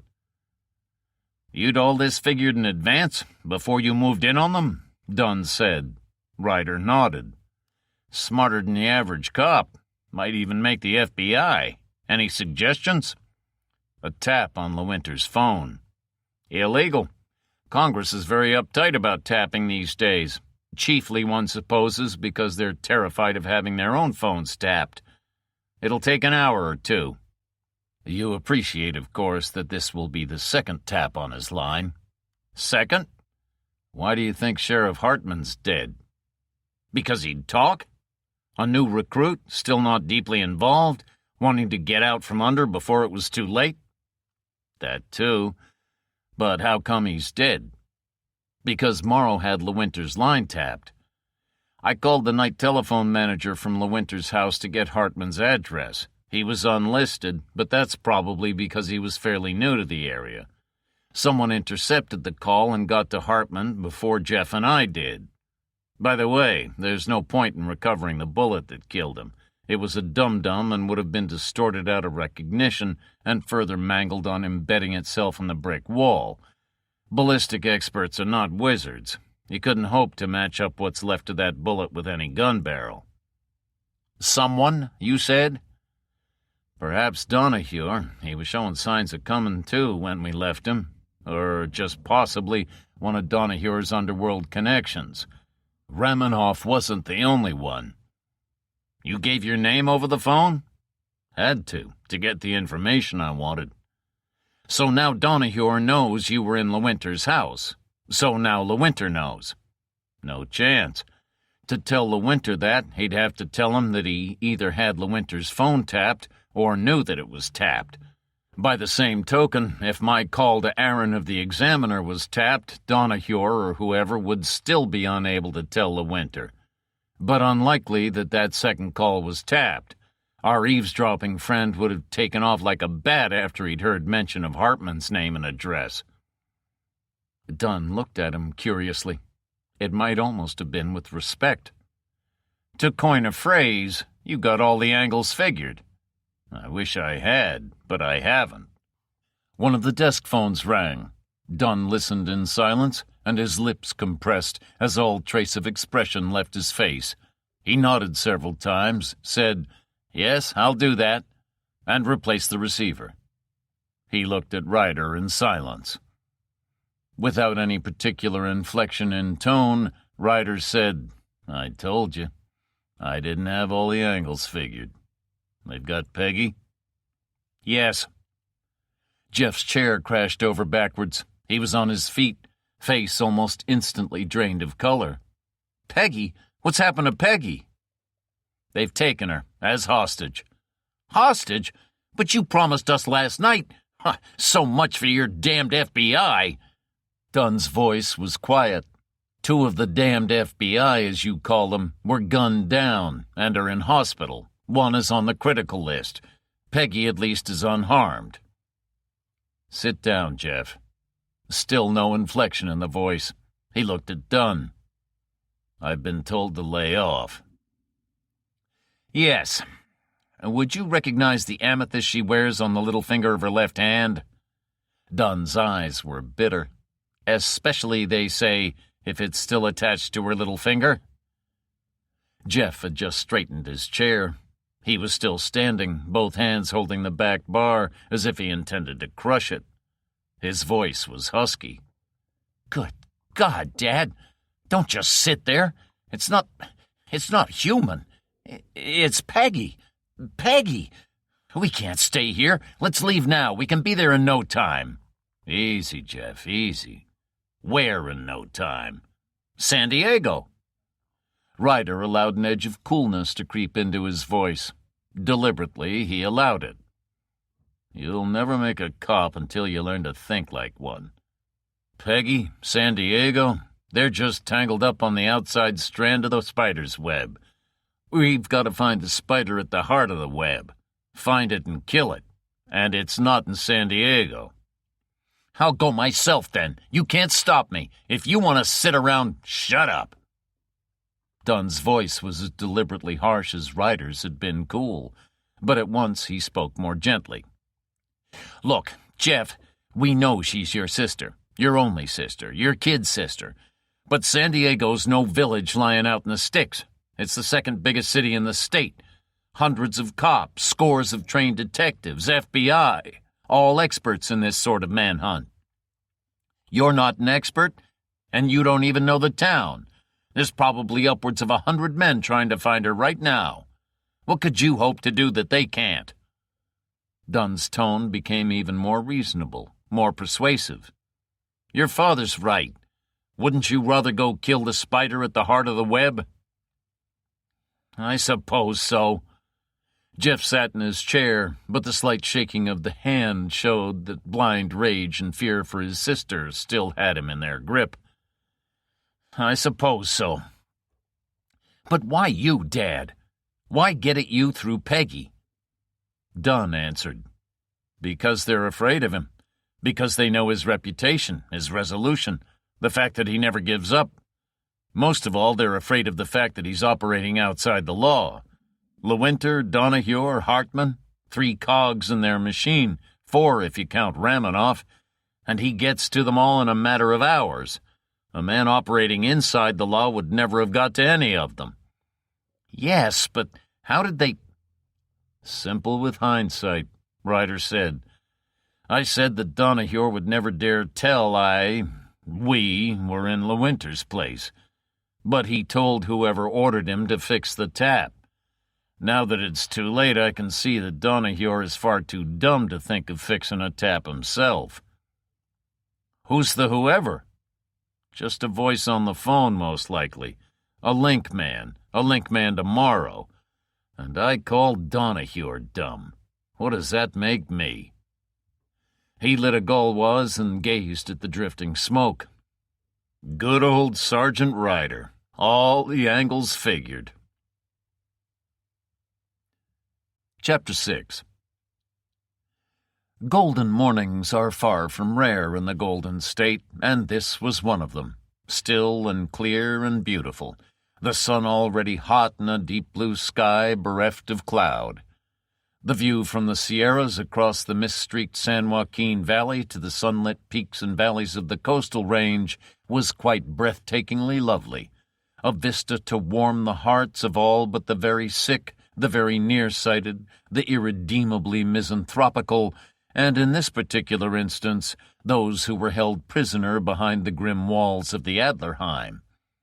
In the last case, additionally, it had to be admitted that the view from the western battlement high above the courtyard was marred, psychologically if not actually, by the triple-stranded barbed wire fence with its further unseen deterrent of 2,000 volts. Susan Ryder felt no uplift of the heart whatsoever. Nothing could ever make her anything less than beautiful, but she was pale and tired, and the dusky blueness under her lower lids had not come from any bottle of eyeshadow. She had not slept except for a brief 15-minute period during the night from which she had woken with the profound conviction that something was far wrong, something more terrible than even their incarceration in that dreadful place. Susan, whose mother had been a Scot, had often and only half-jokingly claimed that she had the first sight, as distinct from the legendary second sight, inasmuch as she knew that something somewhere was terribly wrong at the moment it was happening, and not that it was about to happen at some future time. She had awoken, in fact, at the moment when her daughter's 2 FBI guards had been gunned down in San Diego.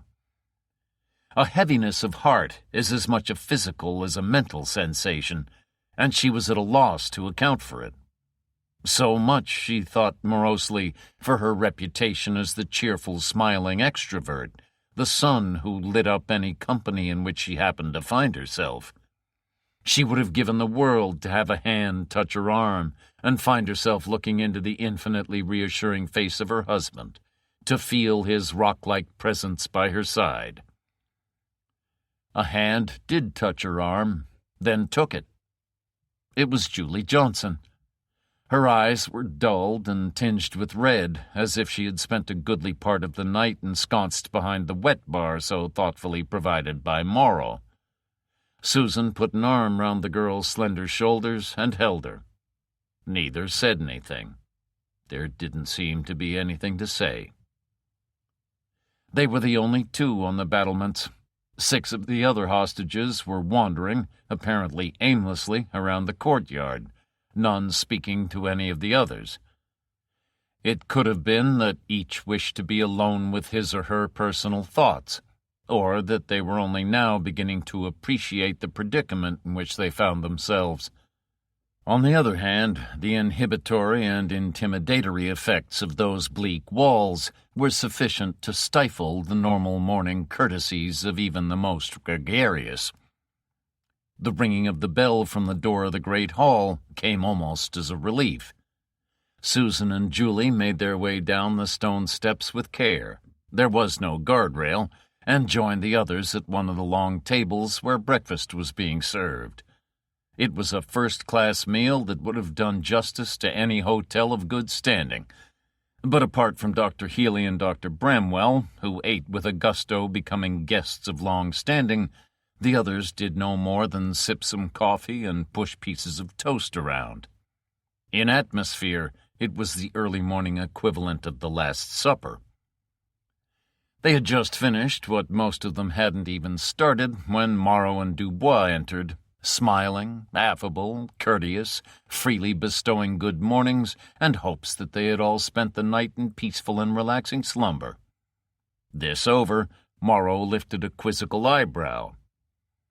"I observe that 2 of our new guests, Professor Burnett and Dr. Schmidt, are absent. Ahmed," this to one of the white-robed acolytes, "ask them if they would be good enough to join us." Which, after 5 minutes, the 2 nuclear scientists did. Their clothes were crumpled as if they had slept in them, which, in fact, was what they had done.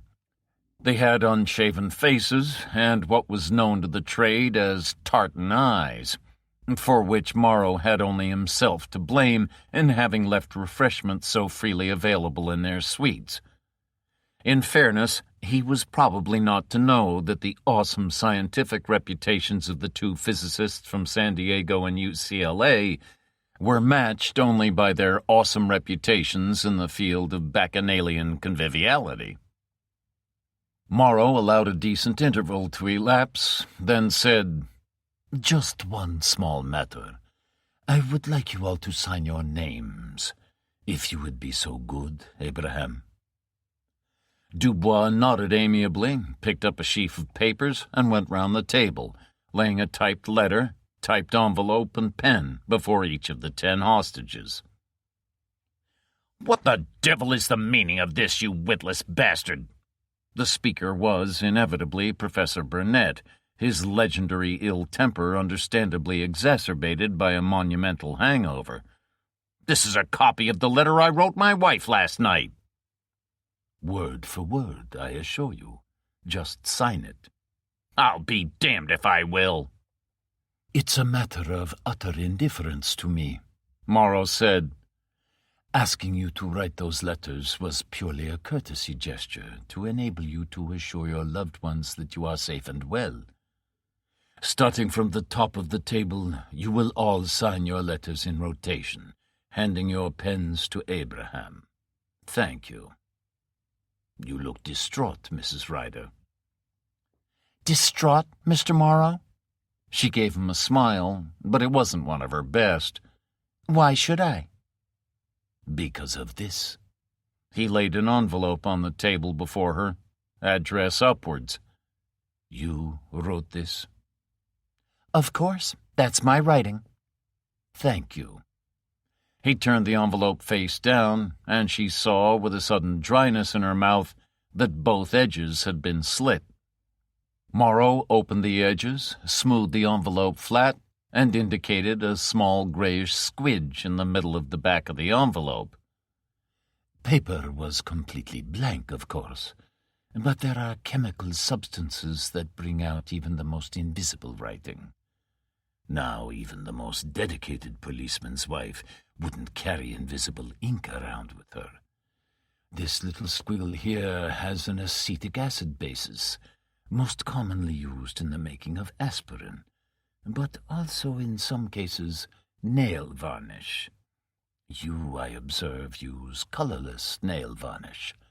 Your husband is a highly experienced, perhaps even brilliant detective, and he would expect similar signs of intelligence from his wife. Within a few minutes of receiving this letter, He would have it in a police laboratory. Shorthand, of course. What does it say, Mrs. Ryder? Her voice was dull. Adlerheim. Very, very naughty, Mrs. Ryder. Enterprising, of course. Clever, spirited, call it what you like. But naughty. She stared down at the table. What are you going to do with me? Do with you? 14 days bread and water? I think not. We do not wage war on women. Your chagrin will be punishment enough. He looked round. Professor Burnett, Dr. Schmidt, Dr. Healy, Dr. Bramwell, I would be glad if you would accompany me. Morrow led the way to a large room next to his own study. It was notable for the fact that it lacked any window and was covered on 3 sides by metal filing cabinets. The remaining wall, a side wall, was, incongruously enough, given over to repulsively Baroque paintings framed in heavy gilt. One presumed they had formed the prized nucleus of von Stryker's art collection, and a similarly gilt-edged mirror. There was a large table in the center, with 6 chairs round it, and on it a pile of large sheets of paper, about 4 feet by 2, the top one of which was clearly some sort of diagram. At one end of the table there was a splendidly equipped drinks trolley. Morrow said, Well now, gentlemen, I'll be glad if you do me a favor. Nothing, I assure you, that will involve you in any effort. Be so kind as to have a look at them, and tell me what you think of them. I'll be damned if we do, Burnett said. He spoke in his normal tone, that of defiant truculence. I'll speak for myself, of course. Morrow smiled. Oh, yes, you will. Yes? Force? Torture? Now we are being childish. You will examine them, and for 2 reasons. You will be overcome by your natural scientific curiosity, and surely, gentlemen, you want to know why you are here. He left and closed the door behind them. There was no sound of a key being turned in a lock, which was reassuring in itself. But then a push-button, hydraulically operated bolt is completely silent in any event. He moved into his study, now lit by only 2 red lamps. Dubois was seated before a large glass screen, which, in fact, was completely transparent. 1/2 inch from that was the back of the one-way mirror of the room where the 4 scientists were. From this gap, the maximum of air had been extracted, not with any insulation purposes in mind, but to eliminate the possibility of the scientists hearing anything that was said in the study. Those in the study, however, had no difficulty whatsoever in hearing what the scientists had to say, owing to the positioning of 4 suitably spaced and cunningly concealed microphones in the scientist's room.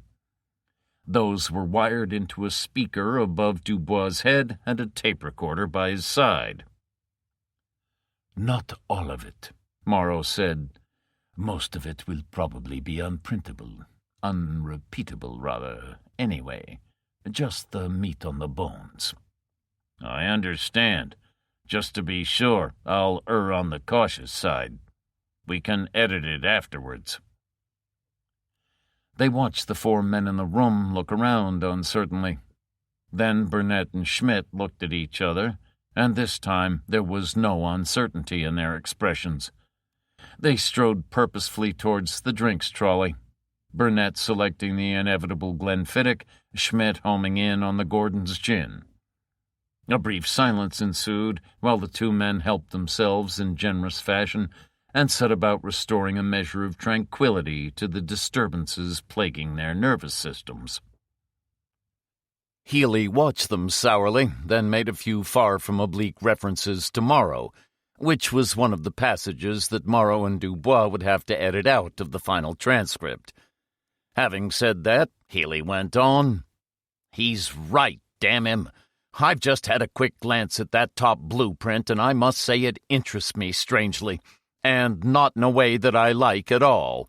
And I do want to know what the hell we are doing here." Burnett silently scrutinized the top diagram for all of 30 seconds, and even the aching head of a top physicist can absorb a great deal of information in that time. He looked round the other three, noted in vague surprise that his glass was empty, returned to the drinks trolley, and rejoined the others, armed with a further glass of the malt whiskey, which he raised to the level of his speculative eyes. "This, gentlemen, is not for my hangover, which is still unfortunately with me. It's to brace myself for whatever we find out, or, more precisely, for what I fear we may find out. Shall we have a look at it then, gentlemen?" In the study next door, Morrow clapped Dubois on the shoulder and left. Barrow, with his plump, genial, rubicund face, ingenuous expression, and baby blue eyes, looked like a pastor, to be fair, a bishop, in mufti. He was the head of the FBI, a man feared by his own agents almost as much as he was by the criminals who were the object of his lifelong passion to put behind bars for as long a period as the law allowed, and, if possible, longer.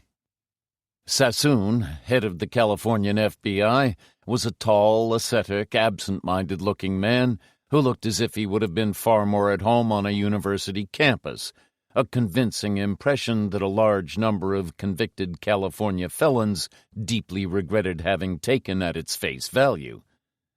Crichton was the only man who looked his part. Big, bulky, tight-lipped, with an aquiline nose and cold gray eyes, he was the deputy head of the CIA. Neither he nor Barrow liked each other very much, which pretty well symbolized the relationship between the two organizations they represented. Alec Benson, Professor Hardwick by his side, bent his untroubled and, indeed, his unimpressed gaze on the three men, then let it rest on Dunn and the two riders in turn. He said to Hardwick, "Well, well, Arthur, we are honored today. 3 senior gentlemen from the FBI and 1 senior gentleman from the CIA. A red-letter day for the faculty. Well, their presence here I can understand. Not too well, but I understand." He looked at Ryder and Jeff. "No offense, but you would appear to be out of place in this distinguished company. You are, if the expression be pardoned, just ordinary policemen. If, of course, there are any such." "No offense, Professor," Ryder said. "There are ordinary policemen, a great many of them far too ordinary. And we aren't even ordinary policemen. We're extraordinary policemen." Benson lifted his brows. Dunn looked at Barrow, who nodded.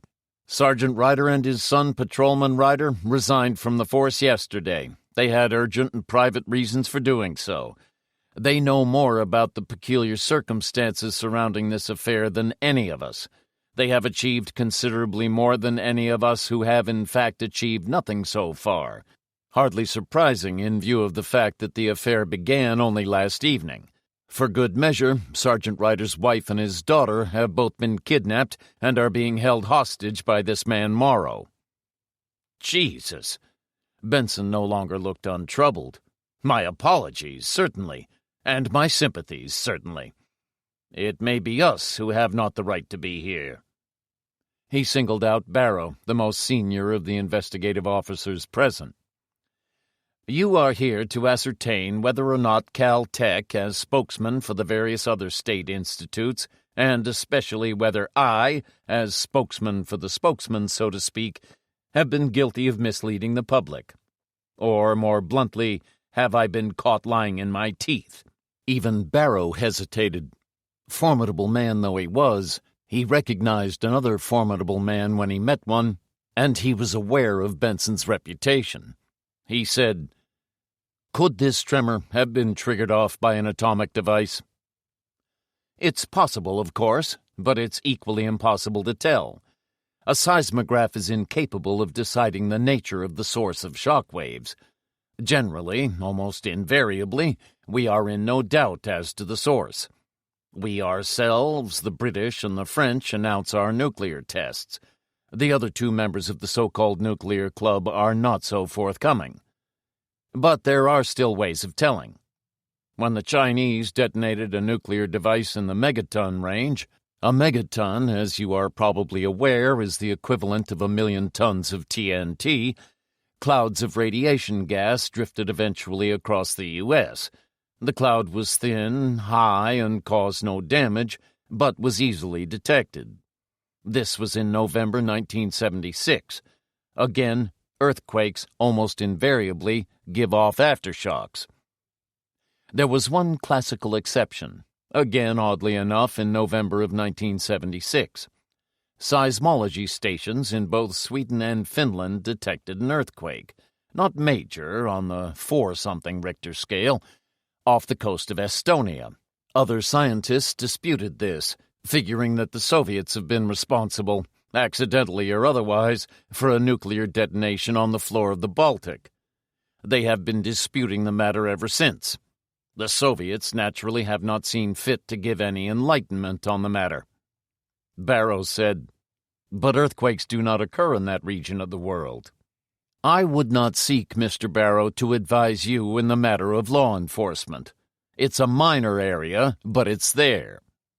Barrow's smile was at its most genial. The FBI stands corrected. So, whether this man Morrow detonated a small nuclear device there or not, I can't tell you. He looked at Hardwick. You think any reputable seismologist in the state would venture a definite opinion one way or another on this, Arthur? No. Well, that's the answer to one question, unsatisfactory though it may be.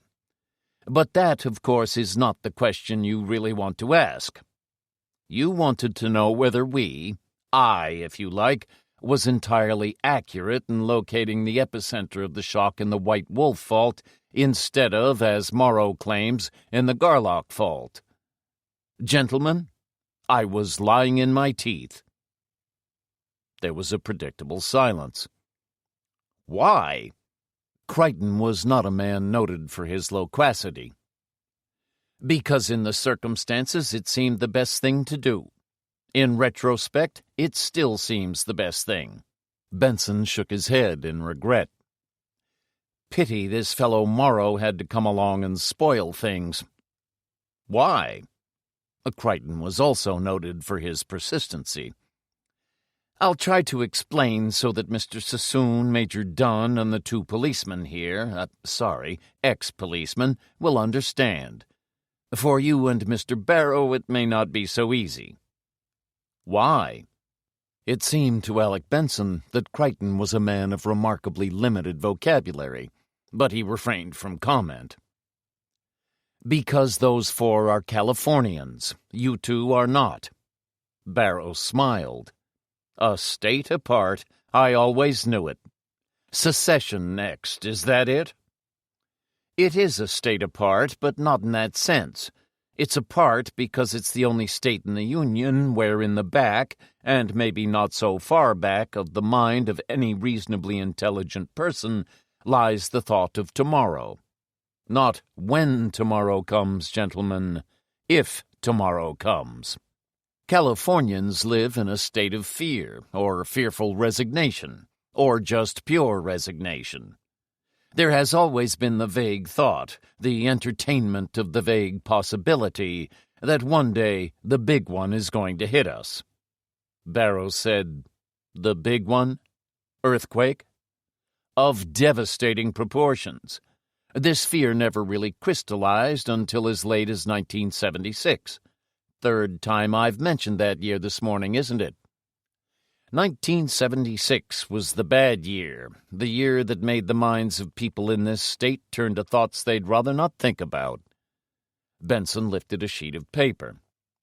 February 4, Guatemala, 7.5 on the Richter scale.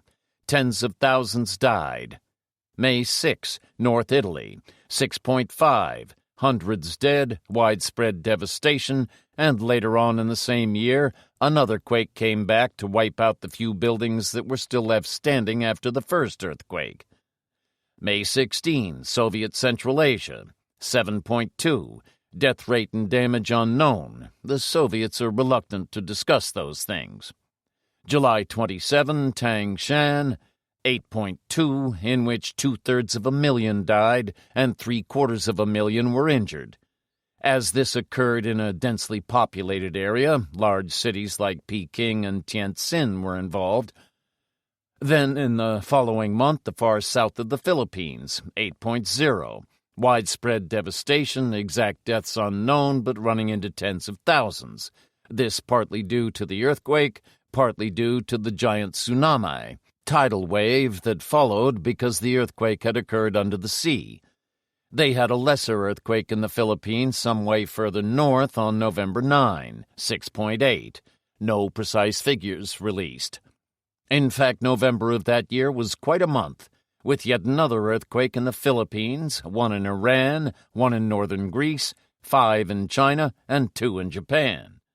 Worst of all, Turkey, 5,000 dead.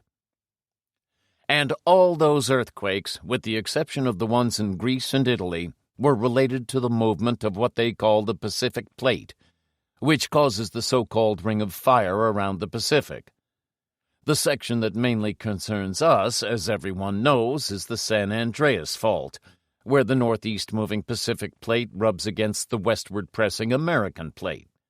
In fact, gentlemen, where we are now is, geologically speaking, not really part of America at all, but part of the Pacific Plate, and it hardly requires an educated guess to know that in the not-too-distant future, we won't physically be part of America either. Someday, the Pacific Plate is going to carry the western seaboard of California into the oceanic equivalent of the wild blue yonder. For where we're sitting at the moment lies to the west of the San Andreas Fault. Only a few miles, mind you.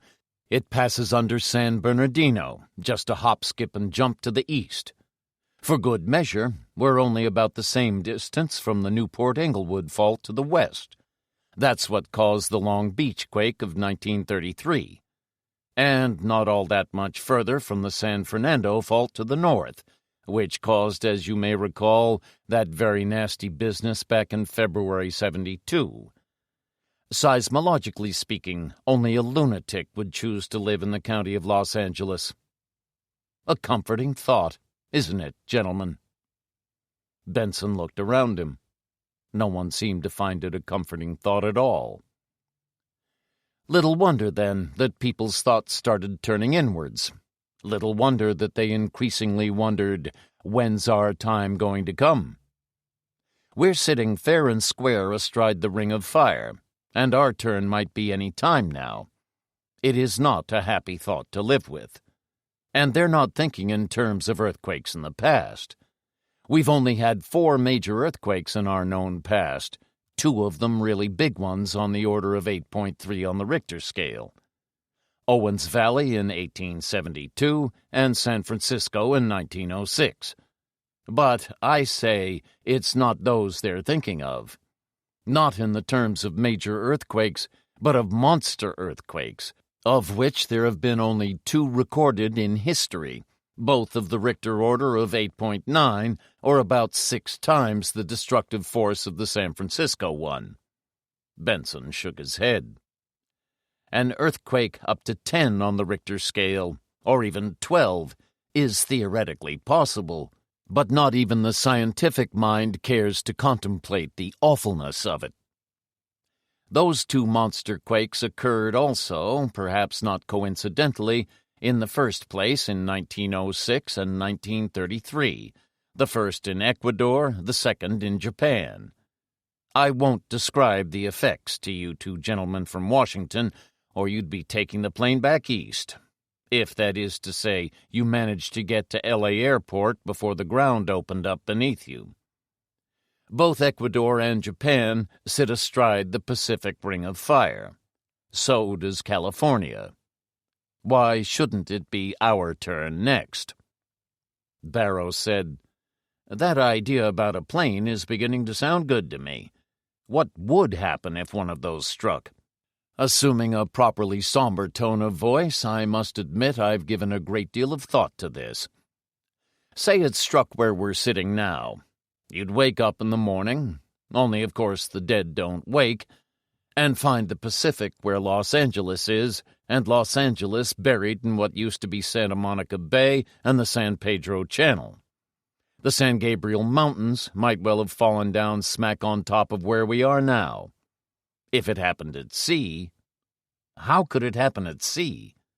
Barrow was a degree less jovial than he had been. The fault runs through California. Easterner. It runs out into the Pacific south of San Francisco, bypasses the Golden Gate, then rejoins the mainland to the north. A monster quake of the Golden Gate would be of interest. For starters, San Francisco would be a goner. Probably the whole of the San Francisco Peninsula, Marin County, would go the same way. But the real damage... The real damage? Crichton said. Yes. The real damage would come from the immense ocean of water that would sweep into the San Francisco Bay. When I say immense, I mean just that. Up in Alaska, we have proof, earthquakes have generated water levels 300 and 400 feet above normal. Richmond, Berkeley, Oakland, all the way down through Palo Alto to San Jose would be drowned. The Santa Cruz Mountains would become an island. And even worse, to anticipate, Mr. Crichton, there is worse. The agricultural heart of California, the two great valleys of San Joaquin and Sacramento, would be flooded, and the vast part of those valleys lie under an altitude of 300 feet. Benson became thoughtful. I hadn't really thought of it before, but come to that, I don't think I'd much care to be living in the capital either at that time, for it would be dead in line of the first great wall of water rushing up the Sacramento River Valley. Perhaps you are beginning to understand why I and my colleagues prefer to keep people's minds off such things. I think I'm beginning to. Barrow looking at Dunn. How do you, as a Californian, of course, feel about this? Unhappy. You go along with this way of thinking? Go along with it? If anything, I'm even ahead of it. I have the unpleasant feeling that Professor Benson is not only catching me up in my thinking, but passing me by. Benson said, That's as maybe. There are, I must admit, another couple of factors. In the past year or so, people have begun delving into records and then wishing they hadn't delved. Take the northern part of the San Andreas Fault. It is known that a great earthquake struck there in 1833, although at the time there was no way of calibrating its strength. The Great San Francisco Quake of 1906 struck there 68 years later. There was one in Daly City in 1957, but at a magnitude of 5.3 it was geologically insignificant. There hasn't been, if I may use the term, a proper earthquake up north for 71 years. It may well be overdue. In the southern San Andreas, there has been no major quake since 1857, 120 years ago. Now, triangulation surveys have shown that the Pacific Plate, in relation to the American Plate, is moving northeast at 2 inches a year. When an earthquake occurs, one plate jerks forward in relation to the other. This is called a lateral slip. In 1906, slips of between 15 and 18 feet have been measured. On the 2 inches a year basis, 120 years could mean an accumulated pressure potential amounting to 20 feet. If we accept this basis, not everyone does, a major earthquake in the Los Angeles area is considerably overdue. As for the central area of the San Andreas, no major quake has ever been recorded. Lord only knows how long that one may be overdue. And, of course, the big one may occur in any of the other faults, such as the Garlock, the next biggest in the state, which has been quiet for centuries. Benson smiled. Now that would be something, gentlemen. A monster lurking in the Garlock Fault? The third thing that rather tends to preoccupy people's minds is that reputable scientists have begun to talk out loud, in print, radio, and television, about the prospects that lie ahead of us. Whether they should talk out loud or not is a matter for their own principles and consciences. I prefer not to, but I'm not necessarily correct. A physicist, and a highly regarded one, Peter Franken, expects the next earthquake to be of a giant size, and he has openly predicted death toll figures between 20,000 and 1,000,000.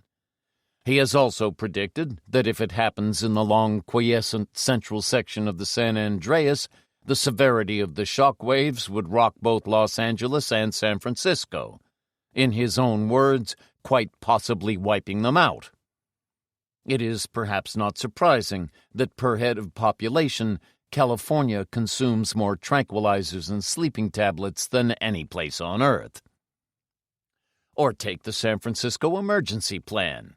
It is known that no fewer than 16 hospitals in kit form are stored in various places around the city ready to be set up when disaster strikes.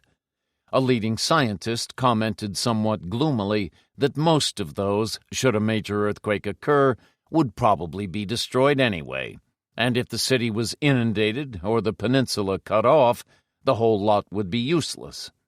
San Franciscans must find this kind of statement vastly heartening. Other scientists settle on a maximum of 5 years' existence for both Los Angeles and San Francisco. Some say 2. One seismologist gives Los Angeles less than a year to live. A crackpot? A Cassandra? No. The one person they should listen to. A James H. Whitcomb of Caltech, the best earthquake forecaster in the business. He has predicted before with an almost uncanny degree of accuracy. Won't necessarily be located in the San Andreas Fault, but it's coming very soon. Barrow said, "Believe him?" "Let me put it this way. If the roof fell in on us while we're sitting here, I wouldn't raise an eyebrow. Provided, that is, I had time to raise an eyebrow. I personally do not doubt that sooner rather than later, Los Angeles will be razed to the ground." What were the reactions to this forecast? Well, he terrified a lot of people. Some scientists just shrugged their shoulders and walked away. Earthquake prediction is still in its infancy, or at best an inexact science. Most significantly, he was immediately threatened with a lawsuit by a Los Angeles city official on the grounds that such reports undermined property values. This is on record. Benson sighed. All part of the Jaws syndrome, as it has come to be called. Greed, I'd call it. Recall the film? No one who had commercial interests at stake wanted to believe in this killer shark. Or take a dozen years ago in Japan, a place called Matsushiro. Local scientists predicted an earthquake there of such and such a magnitude at such and such a time. Local hoteliers were furious, threatened them with God knows what. But at the predicted place, magnitude, and time, along came the earthquake. What happened? The hotels fell down. Commercial interests, commercial interests. Say Dr. Whitcomb predicted a quake on the Newport-Inglewood Fault. One certain result would be the temporary closing of the Hollywood Park racetrack. It's almost smack on the fault, and you can't have tens of thousands of people jammed into a potential death trap. A week goes by, 2 weeks, and nothing happens. Loss of profits might run into millions. Can you imagine how much Dr. Whitcomb would be sued for? And the Jaws syndrome is just first cousin to the ostrich syndrome. Put your head in the sand, pretend it's not there, and it'll go away. But fewer and fewer people are indulging in that, with the result that fear in many areas is reaching a state dangerously close to hysteria. Let me tell you a story. Not my story, but a very prophetic short story written some 5 years ago by a writer called R.L. Stevens. If I recall correctly, it was called The Forbidden Word. There was a California Enabling Act, which prohibited all reference to earthquakes in print or public, penalty of 5 years. The state apparently had lost, by death or flight, 50% of its population because of earthquakes, roadblocks at state lines, and people forbidden to leave. A man and girl are arrested for mentioning the word earthquake in a public place. I wonder when we're going to have a real-life Enabling Act, when a mounting hysteria will drive us into a 1984 Orwellian situation. "What happened?" Barrow said. "In the story." "It's not relevant, but they got to New York, which was crowded by the millions of Californians who'd fled east and were arrested by the Population Control Board for mentioning the word love in public. You can't win. The same as we can't win in this situation. To warn, to cry doom, the end of the world is nigh, or not to warn, not to frighten them into a state of near panic. For me, there is one crucial factor. How can you evacuate 3 million people, as in Los Angeles, on a mere prediction? This is a free society. How in God's name can you close down coastal California, 10 millions, maybe more, and hang around for an indeterminate time while you wait for your predictions to come true? Where are you going to go? Where are you going to put them? How can you make them leave when they know there is no place to go? This is where their homes are, their jobs are, their friends are. There are no homes anywhere else, no jobs anywhere else, no friends anywhere else. This is where they live, this is where they'll have to live, and even though it's sooner rather than later, this is where they're going to have to die. And while they're waiting to die, I think they should be allowed to live with as much peace of mind, relative though that may be, as is possible. You're a Christian in the dungeons of Rome, and you know it's only a matter of time before you're driven into the arena where the lions are waiting. It doesn't help a great deal if you are reminded of the prospect every minute.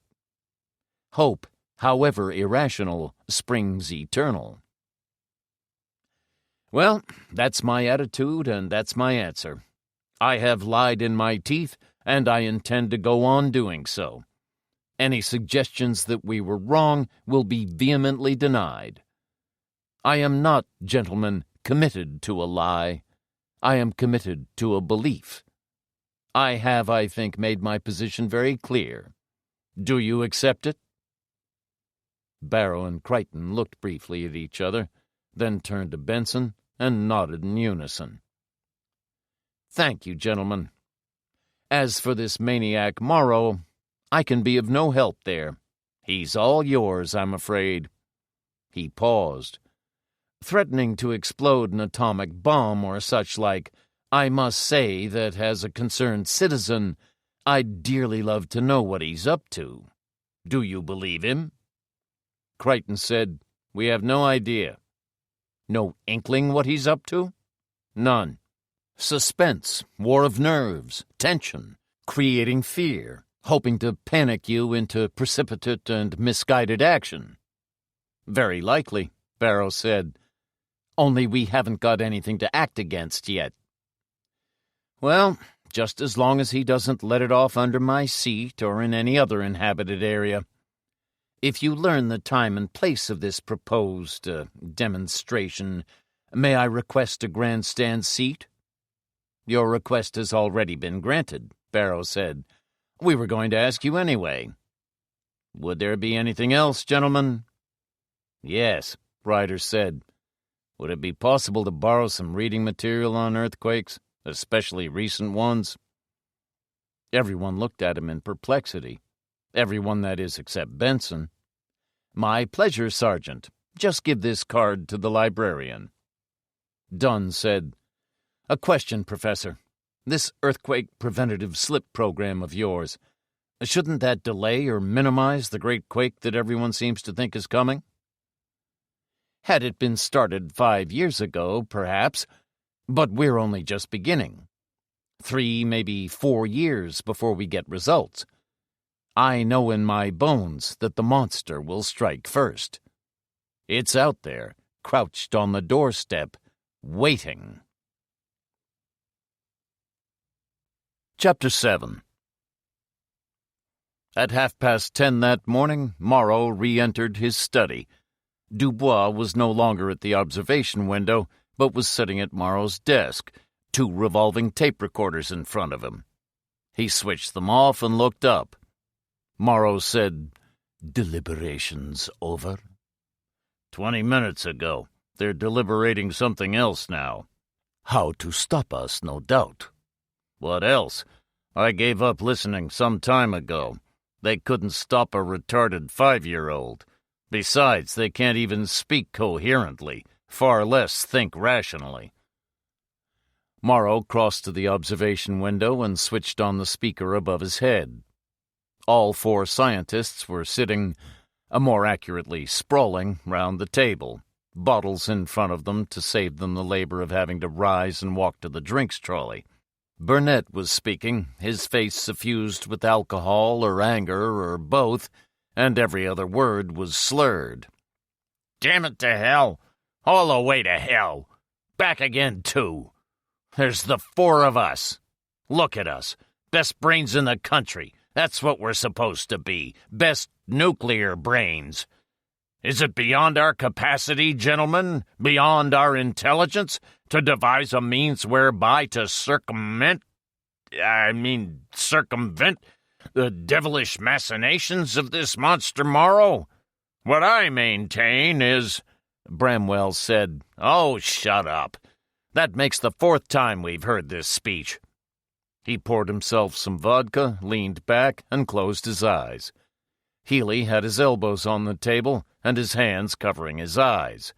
Schmidt was gazing into infinity, riding high on a cloud of gin. Morrow switched off the speaker and turned away. "I don't know either Burnett and Schmidt, but I should imagine they are about par for their own particular courses. I am surprised at Healy and Bramwell, though. They're relatively sober, but you can tell they're not their usual selves. In the 7 weeks they've been here, well, they've been very moderate." "In their 7 weeks here, they haven't had such a shock to their nervous system. They've probably never had a shock like this." "They know? A superfluous question, perhaps." "They suspected right away. They knew for certain in 15 minutes. The rest of the time they've been trying to find a fault, any fault, in the designs. They can't, and all 4 of them know how to make a hydrogen bomb." "You're editing, I take it. How much longer?" "Say 20 minutes. If I give a hand?" 10. "Then in 15 minutes we'll give them another shock, and one that should have the effect of sobering them up considerably, if not completely." And in 15 minutes the 4 men were escorted into the study. Morrow showed them personally to their deep armchairs, a glass on a table beside each armchair. There were 2 other berobed acolytes in the room. Morrow wasn't sure precisely what kind of reaction the physicists might display. The acolytes could have their Ingram submachine guns out from under their robes before any of the scientists could get halfway out of their chairs. Morrow said, "Well, now, Glenfiddich for Professor Burnett, gin for Dr. Schmidt, vodka for Dr. Bramwell, bourbon for Dr. Healy." Morrow was a great believer in the undermining of confidence. When they had entered, Burnett and Schmidt had had expressions of scowling anger, Bramwell of thoughtfulness, Healy of something approaching apprehension. Now they all wore looks of suspicion compounded by surprise. Burnett was predictably truculent. "How the hell did you know what we were drinking?" "We're observant. We try to please. We are also thoughtful. We thought your favorite restorative might help you over what may come as a shock to you. To business.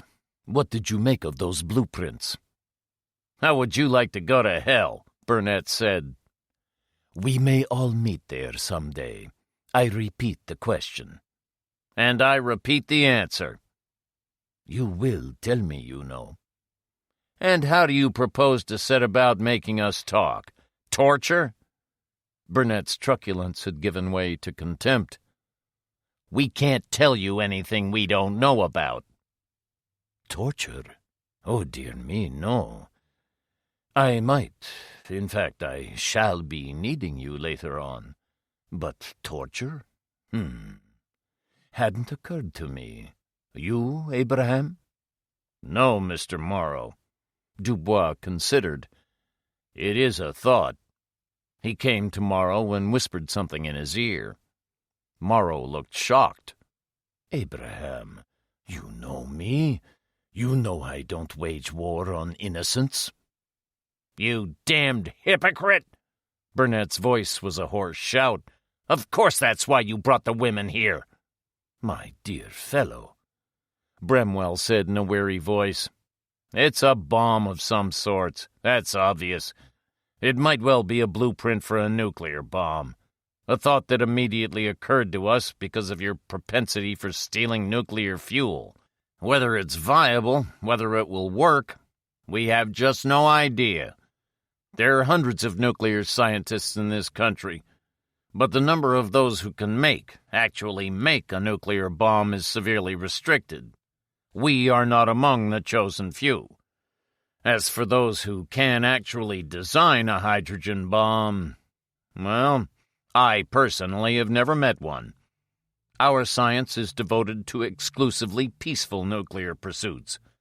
Healy and I were kidnapped while working in a laboratory where they produced nothing but electricity. Burnett and Schmidt, as we are well aware, were taken in the San Rufino nuclear reactor station. God's sake, man! You don't build hydrogen bombs in reactor stations. Very clever. Morrow was almost approving. You do think fast on your feet. In your armchair, rather. Enough. Abraham, that particular excerpt we selected, how long will it take? 30 seconds. Dubois put a tape recorder on a fast rewind, his eye on the counter, slowed, and finally stopped it. He pressed a switch, saying, Healy first. Healy's voice. So we are in no doubt, then?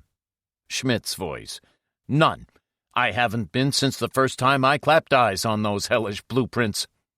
Bramwell's voice. Circuitry, materials, sheathing, triggering, design, all there. Your final confirmation, Burnett? There was a pause here. Then came Burnett's voice, strangely flat and dead. Sorry, gentlemen. I need that drink. It's the Aunt Sally, all right. Estimated 3.5 megatons. About 400 times the power of the bombs that destroyed Hiroshima and Nagasaki.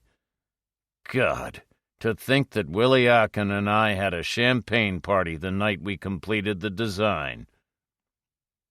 Dubois switched off. Morrow said, I'm sure you could even reproduce those plans from your head, Professor Burnett, if the need arose. A useful man to have around. The four physicists sat like men in a dream. They didn't look stunned. They just weren't registering anything. Morrow said, Come here, gentlemen. He led the way to the window, pressed an overhead switch, and illuminated the room in which the scientists had examined the blueprints. He looked at the scientists, but without satisfaction, gratification, or triumph.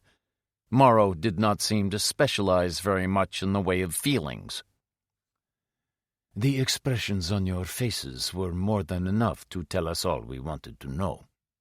If the four men had not been overcome by the enormity of the situation in which they found themselves, the ludicrous ease with which they had been tricked, they would have appreciated that Morrow, who clearly had further use for them, was doing no more than establishing a moral ascendancy, inducing in them a feeling of helplessness and hopelessness. But the recordings helped. That's the first thing I would have expected. Alas, outside your own arcane specialities, men with abnormally gifted minds are no better than little children. Abraham, how long does the entire edited version take? 7.5 minutes, Mr. Morrow. Let them savor it to the full. I'll see about the helicopter. Back shortly. He was back in 10 minutes. 3 of the scientists were sitting in their chairs, bitter, dejected, and defeated. Burnett, not unexpectedly, was helping himself to some more of the endless supply of Glenfiddich. One further small task, gentlemen. I want each of you to make a brief recording stating that I have in my possession the complete blueprints for the making of a hydrogen bomb in the megaton range. You will make no mention whatsoever of the dimensions, no mention of its code name, Aunt Sally. What puerile names you scientists give those toys. Just another sign of how limited your imagination is outside your own field. And above all, you will make no reference to the fact that Professor Burnett was the co-designer, along with Professor Aachen, of this bomb. Schmidt said, "Why should those damn things be kept so secret when you'll let the world know everything else?" You will understand well enough inside the next 2 days or so. You've trapped us, fooled us, humiliated us, and above all used us as pawns. Burnett said all this with his teeth clenched. No mean feat in itself. But you can push a man too far, Morrow. We're still men. Morrow sighed, made a small gesture of weariness, opened the door, and beckoned. Susan and Julie came in and looked curiously around them. There was no apprehension or fear on their faces, just puzzlement. "Give me that damn microphone." Without permission, Burnett snatched it from the table and glared at Dubois. "Ready?" "Ready." Burnett's voice, though charged with emotion, pure black rage, was remarkably clear and steady, without a trace of the fact that he had, since his non-existent breakfast, consumed the better part of a bottle of Glenfiddich, which said a great deal either for Professor Burnett or Glenfiddich. "This is Professor Andrew Burnett of San Diego. It's not someone trying to imitate me. My voice prints are in security in the university. The black-hearted bastard Morrow has in his possession a complete set of plans for the construction of a hydrogen bomb in the megaton range. You had better believe me. Also, you would better believe Dr. Schmidt and Drs. Healy and Bramwell. Drs. Healy and Bramwell have been held captive in this damn place for 7 weeks. I repeat, for God's sake, believe me. This is a step-by-step, fully composited, fully integrated plan, ready to build now." There was a pause.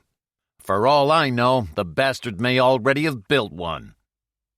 Morrow nodded to Dubois, who switched off.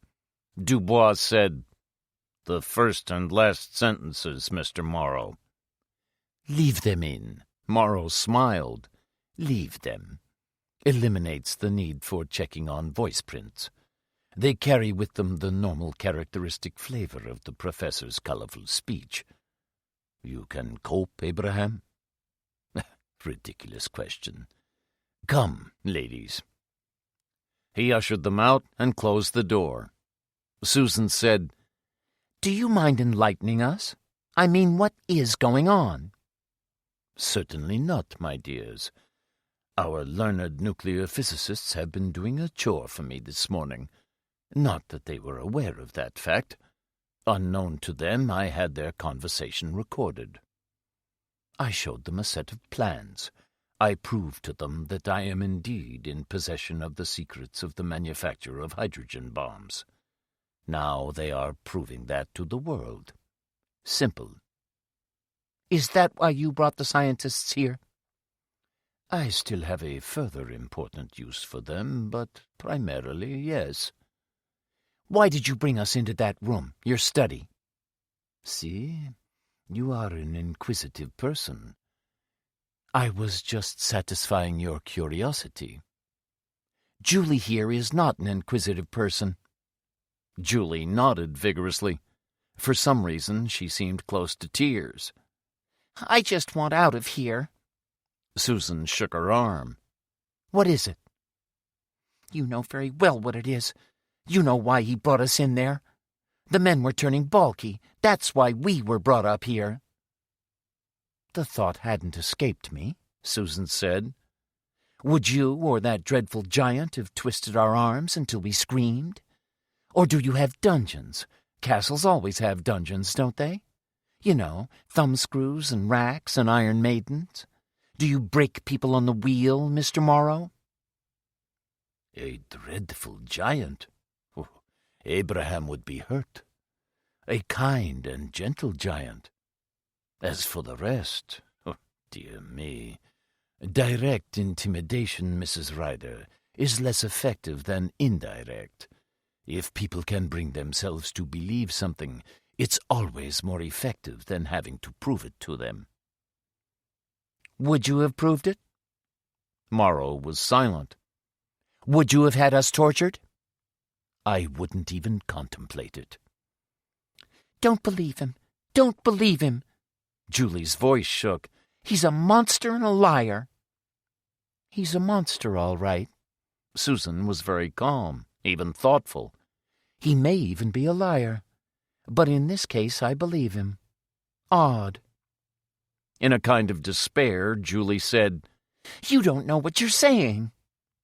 "I think I do. I think Mr. Morrow will have no further use for us." "How can you say that?" Morrow looked at Julie. "Some day you may be as wise and understanding as Mrs. Ryder. But first you will have to meet a great number of people and read a great number of characters. You see, Mrs. Ryder knows that the person who laid a finger on either of you would have to answer to me.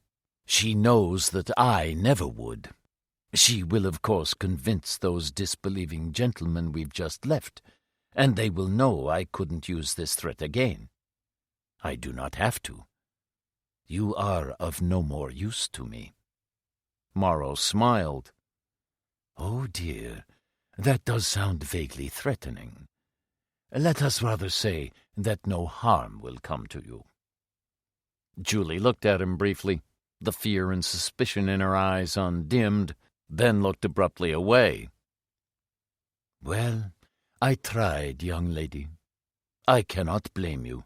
You cannot have heard what I said at the breakfast table this morning. We do not wage war on women. Even monsters have to live with their monstrous selves." He turned and walked away. Susan watched him go and murmured, "And therein lies the seeds of his own destruction." Julie looked at her. I didn't catch that. What did you say?" "Nothing. I'm just rambling. I think this place is getting to me also." But she knew it wasn't. A complete waste of time. Jeff was in a black mood and didn't care who knew it. He had almost to raise his voice to a shout to make himself heard above the clamorous racket of the helicopter engine. Nothing. Just nothing. A lot of academic waffle about earthquakes and a useless hour in Sassoon's office. Nothing. Just nothing. We didn't learn a thing. Ryder looked up from the sheaf of notes he was studying. He said, as mildly as one could in a necessarily loud voice, "Oh, I don't know. We discovered that even learned academics can tamper with the truth when they see fit. We learned, leastways I did, about earthquakes and this earthquake syndrome. As for Sassoon, nobody expected to learn anything from him. How could we? He knew nothing. How could he? He was learning things from us." He returned his attention to his notes. "Well, my God! They've got Susan, they've got Peggy, and all you can do is to sit there and read that load of old rubbish just as if—" Dunn leaned across. No longer as alert and brisk as he had been some hours ago, he was beginning to show the effects of a sleepless night. He said, "Jeff, do me a favor." "Yes?" "Shut up." There was a pile of papers lying on Major Dunn's desk. He looked at them without enthusiasm, placed his briefcase beside them, opened a cupboard, brought out a bottle of Jack Daniels, and looked interrogatively at Ryder and his son. Ryder smiled, but Jeff shook his head. He was still smarting from the effects of Dunn's particular brand of curtness. Glass in hand, Dunn opened a side door. In the tiny cubicle beyond was a ready-made-up camp bed. Dunn said, "I'm not one of your superhuman FBI agents who can go 5 nights and days without sleep. I'll have Delage," Delage was one of his juniors, "man the phones here. I can be reached any time, but the excuse had better be a good one." "Would an earthquake do?" Dunn smiled, sat, and went through the papers on his desk. He pushed them all to one side and lifted a thick envelope which he slid open. He peered at the contents inside and said, "Guess what?" Carlton's passport. "Damn your eyes. Anyway, nice to see someone's been busy around here." He extracted the passport, flipped through the pages, and passed it to Ryder. "And damn your eyes again." Intuition. The hallmark of the better-class detective. Ryder went through the pages, more slowly than Dunn. Intriguing. Covers 14 out of the 15 months when he seemed to have vanished. A bad case of wanderbug infection. Did get around in that time, didn't he? Los Angeles, London, New Delhi, Singapore, Manila, Hong Kong, Manila again, Singapore, Manila yet again, Tokyo, Los Angeles. He passed the passport to Jeff. Fallen in love with the mysterious East, it would seem, especially the Philippines. Dunn said, "Make anything of it?" "Not a thing. Maybe I did have some sleep, but it wasn't much. Mine seems to have gone to sleep. That's what we need, my mind and myself. Sleep. Maybe when I wake I'll have a flash of inspiration. Wouldn't bet on it, though." He dropped Jeff outside the latter's house. "Sleep? Straight to bed. First one awake calls the other, okay?" Jeff nodded and went inside. But he didn't go straight to bed. He went to the bay-fronted window of his living room and looked up the street. From there, he had an excellent view of the short driveway leading to his father's house. Ryder didn't head for bed either. He dialed the station house and asked for Sergeant Parker. He got through at once. "Dave, no ifs, no buts. Meet me at Del Mino's in 10 minutes. He went to the gas fire, tilted it forwards, lifted out a polythene-covered green folder, went to the garage, pushed the folder under the Peugeot back seat, climbed in behind the wheel, and backed the car down the driveway and into the road. Jeff moved as soon as he saw the rear of the car appearing, ran to his garage, started the engine, and waited until Ryder's car had passed by. He followed. Ryder appeared to be in a tearing hurry. Halfway towards the first intersection, he was doing close on 70, a speed normally unacceptable in a 35-mile-per-hour limit. But there wasn't a policeman in town who didn't know that battered machine and its occupant, and would ever have been so incredibly foolish as to detain Sergeant Ryder when he was going about his lawful occasions. Ryder got through the lights on the green, but Jeff caught the red. He was still there when he saw the Peugeot go through the next set of lights. By the time Jeff got to the next set, they too had turned to red. When he did cross the intersection, the Peugeot had vanished. Jeff cursed, pulled over, parked, and pondered. Parker was in his usual booth in Del Mino's when Ryder arrived. He was drinking a scotch and had one ready for Ryder, who remembered that he'd had nothing to eat so far that day. It didn't, however, affect the taste of the scotch. Ryder said without preamble, "Where's Fatso?" "Suffering from the vapors, I'm glad to say. At home with a bad headache." "Shouldn't be surprised. Very hard thing, the butt of a .38. Maybe I hit him harder than I thought. Enjoyed it at the time, though.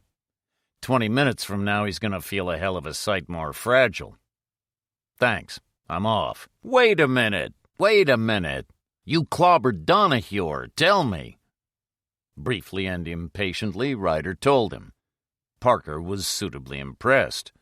$10,000, 2 Russian rifles, and this dossier you have on him? You have the goods on him, all right.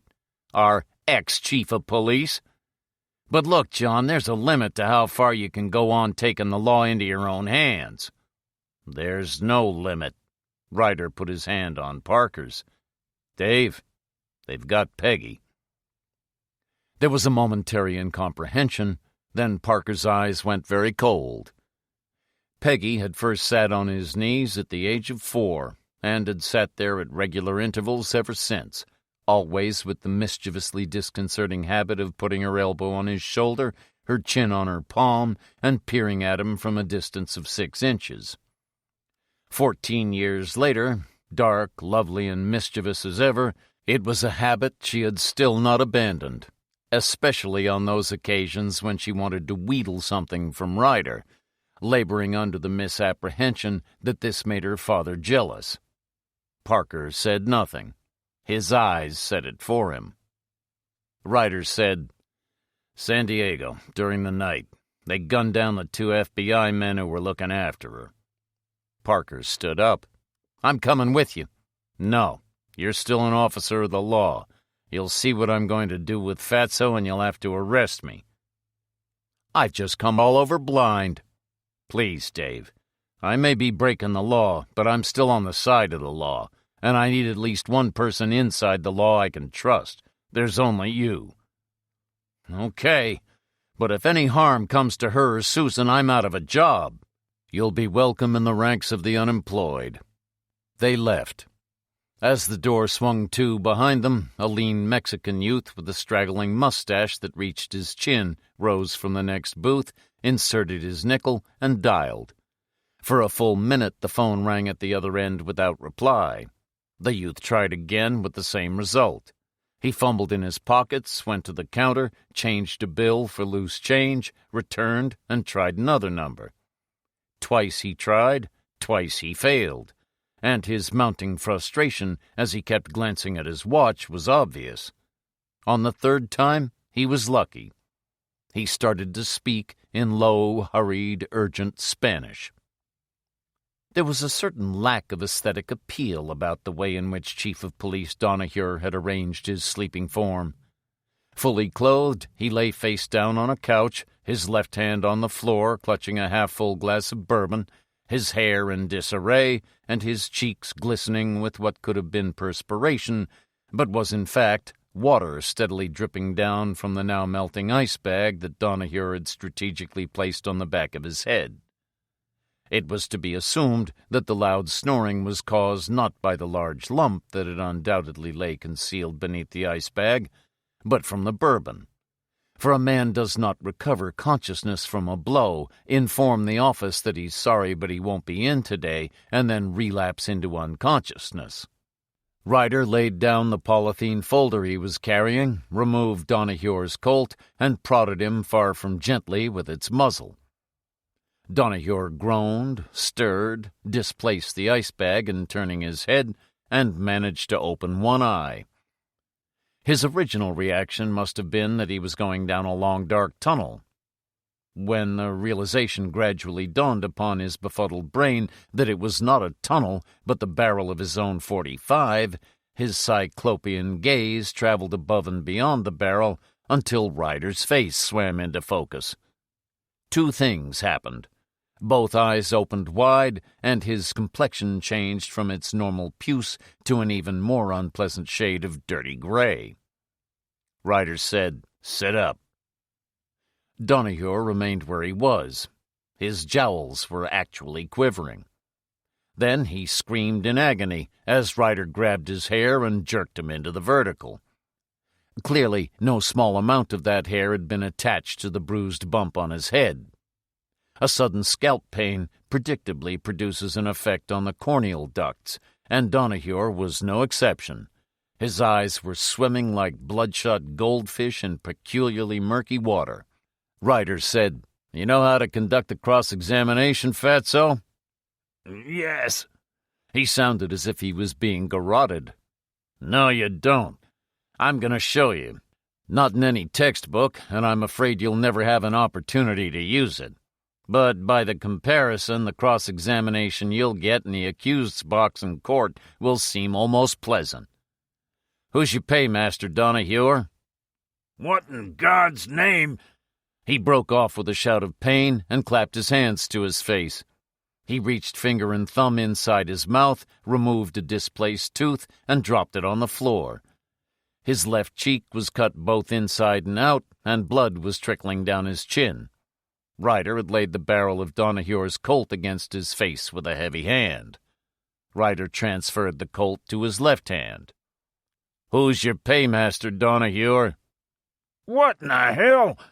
Another shout and another hiatus in the conversation while Donahue attended to the right-hand side of his face. The blood was now flowing freely from his mouth and dripping onto his shirt front. Ryder transferred the revolver back to his right hand. "Who's your paymaster, Donahue?" Winter. A strangely gurgling sound. He must have been swallowing blood. Ryder regarded him without compassion. Donahue gurgled again. The ensuing croak was unintelligible. "For looking the other way?" A nod. There was no hate in Donahue's face, just plain fear. "For destroying evidence against guilty parties, faking evidence against innocent parties?" Another nod. "How much did you make, Donahue? Over the years, I mean. Blackmail on the side, of course." I don't know. Ryder lifted his gun again. 20,000, maybe 30. Once more he screamed. His nose had gone the same way as Ramanoff's. Ryder said, "I won't say I'm not enjoying this any more than you are, because I am. I'm more than prepared to keep this up for hours yet.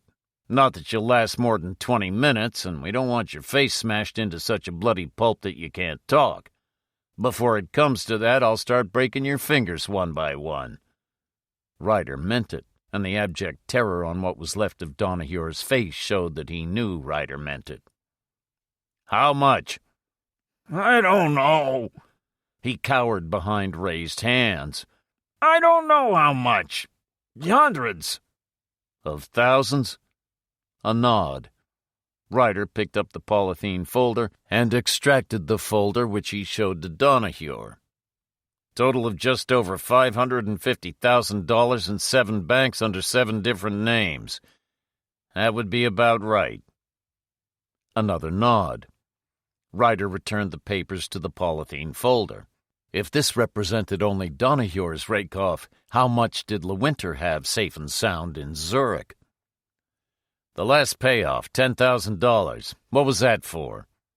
Donahue was now so befuddled with pain and fright that it never occurred to him to ask how Ryder knew about it. Cops. Bribes to do what? Cut all the public phones between here and Ferguson's house.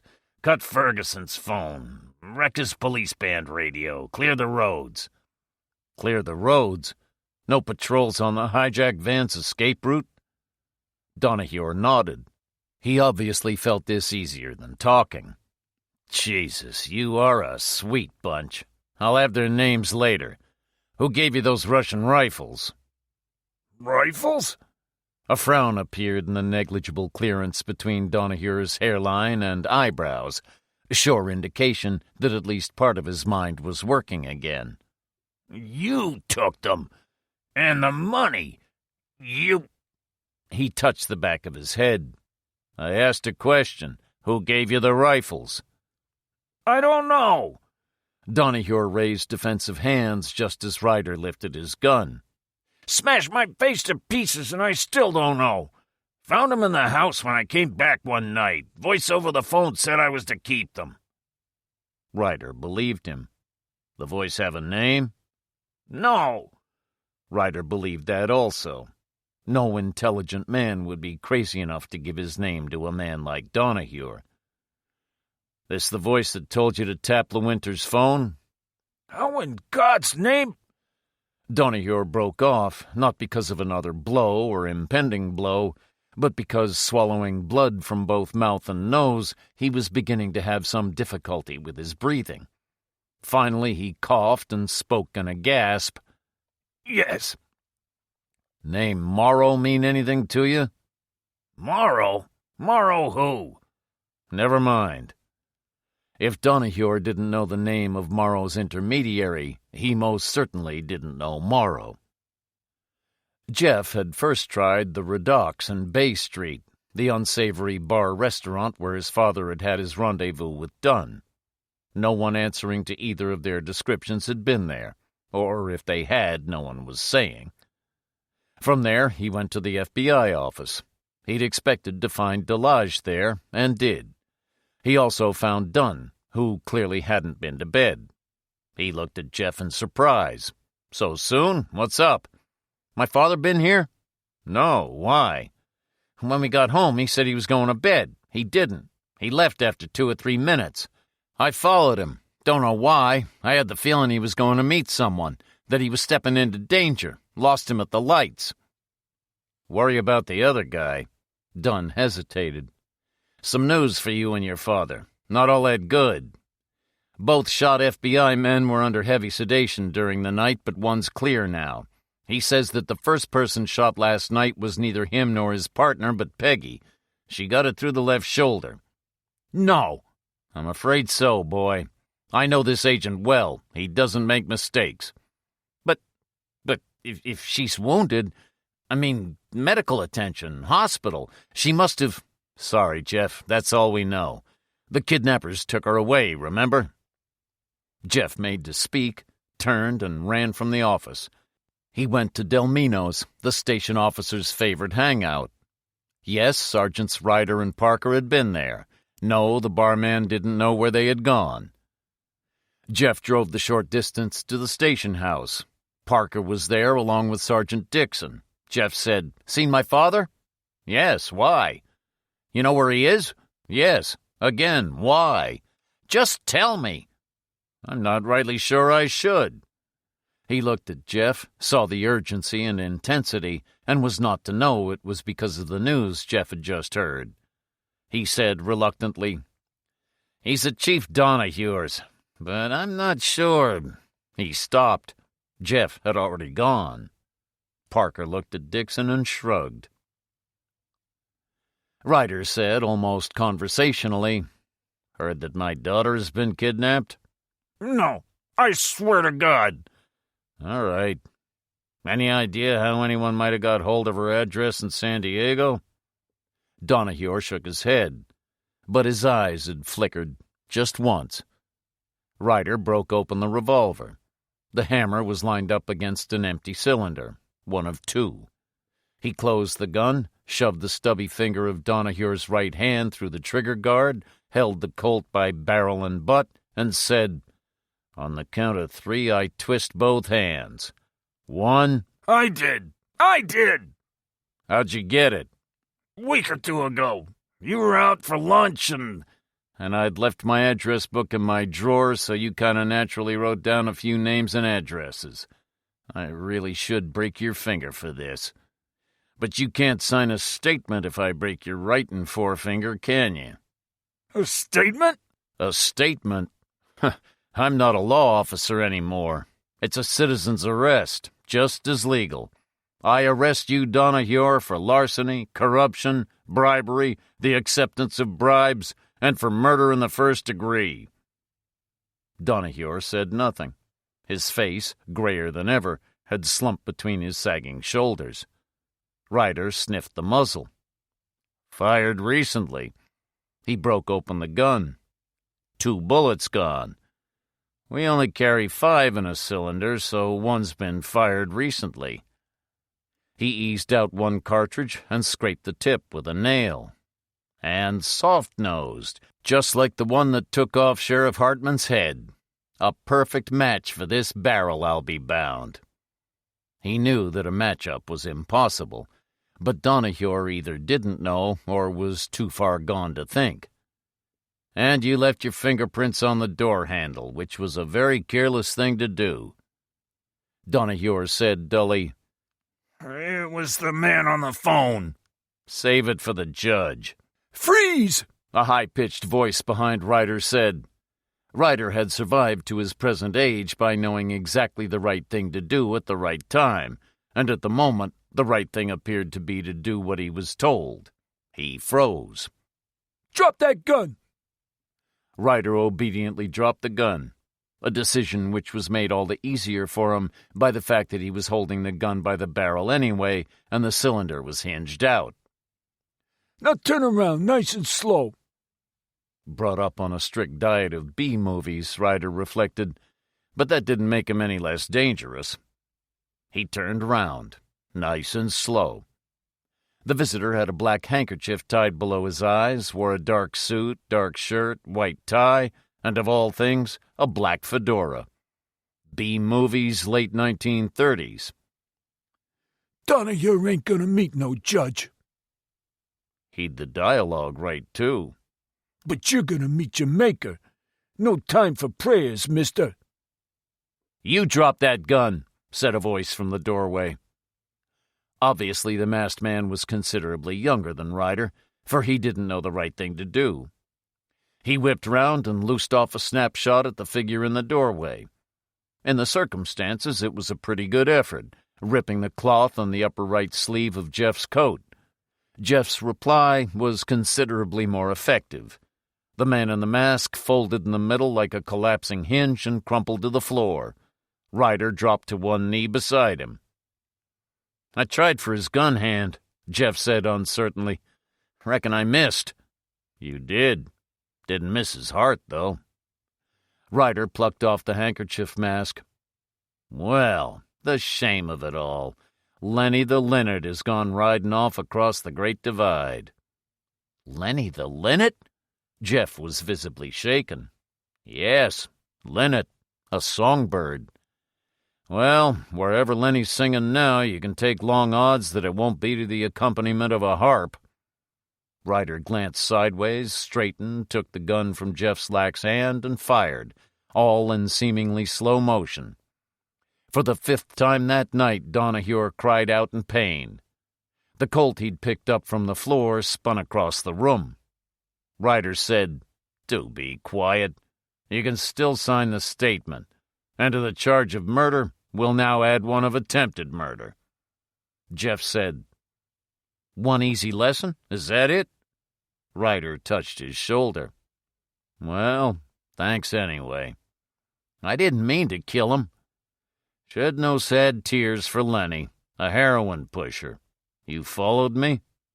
"Tried to. Sergeant Parker told me where you were. How did he get here?" "Ah, now, if you want Detective Sergeant Ryder at his brilliant best, ask him after the event. I thought our line was tapped, so I phoned Parker to meet me at Delmino's. Never occurred to me they'd put a stake out there." Jeff looked at Donahue. "So that's why you didn't want me along. He ran into a truck?"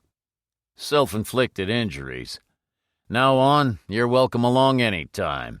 Get a couple of towels from the bathroom. Don't want him to bleed to death before his trial." Jeff hesitated. He had to tell his father and actively feared for Donahue's life. "Some bad news, Dad. Peggy was shot last night." "Shot?" The lips compressed whitely. Ryder's eyes switched to Donahue.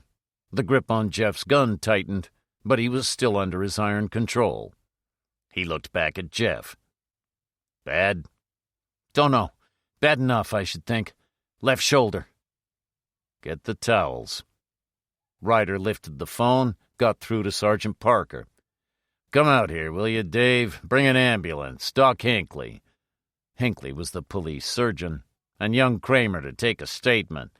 Ask Major Dunn to come. And Dave, Peggy was shot last night, through the shoulder." He hung up.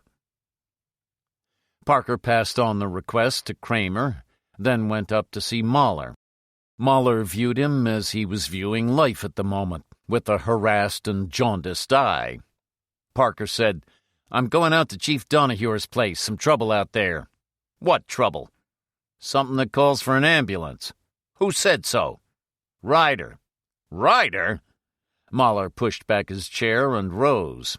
"What the hell is Ryder doing out there?" "Didn't say. I think he wanted to talk with him."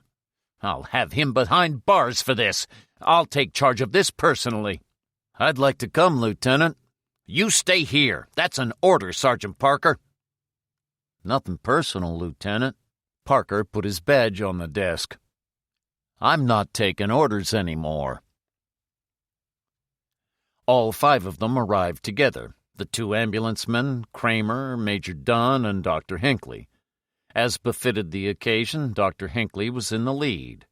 A small, wiry man with darting eyes, he was, if not exactly soured by life, at least possessed of a profoundly cynical resignation.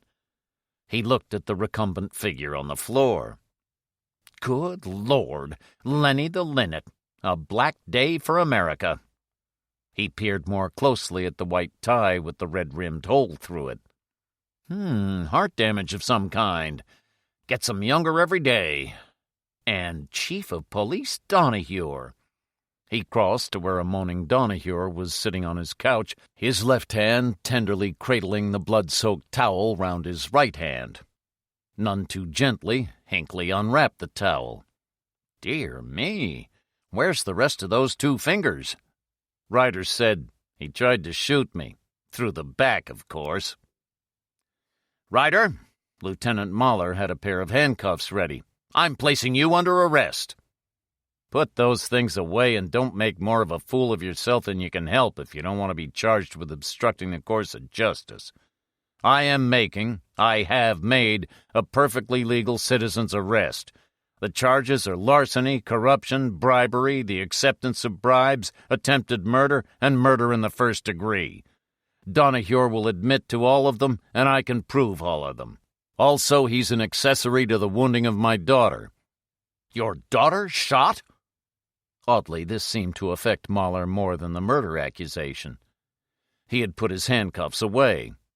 A disciplinary martinet, he was nonetheless a fair man. Ryder looked at Kramer. He has a statement to make, but as he's suffering from a minor speech impairment right now, I'll make it for him, and he'll sign it. Give the usual warnings, of course, about legal rights, that his statement can be used in evidence. You know the form. It took Ryder only 4 minutes to make the statement on Donahue's behalf, and by the time he had finished the damning indictment, there wasn't a man in that room, Mahler included, who wouldn't have testified that the statement had been voluntary. Major Dunn took Ryder aside. So fine. So you've cooked Donahue's goose.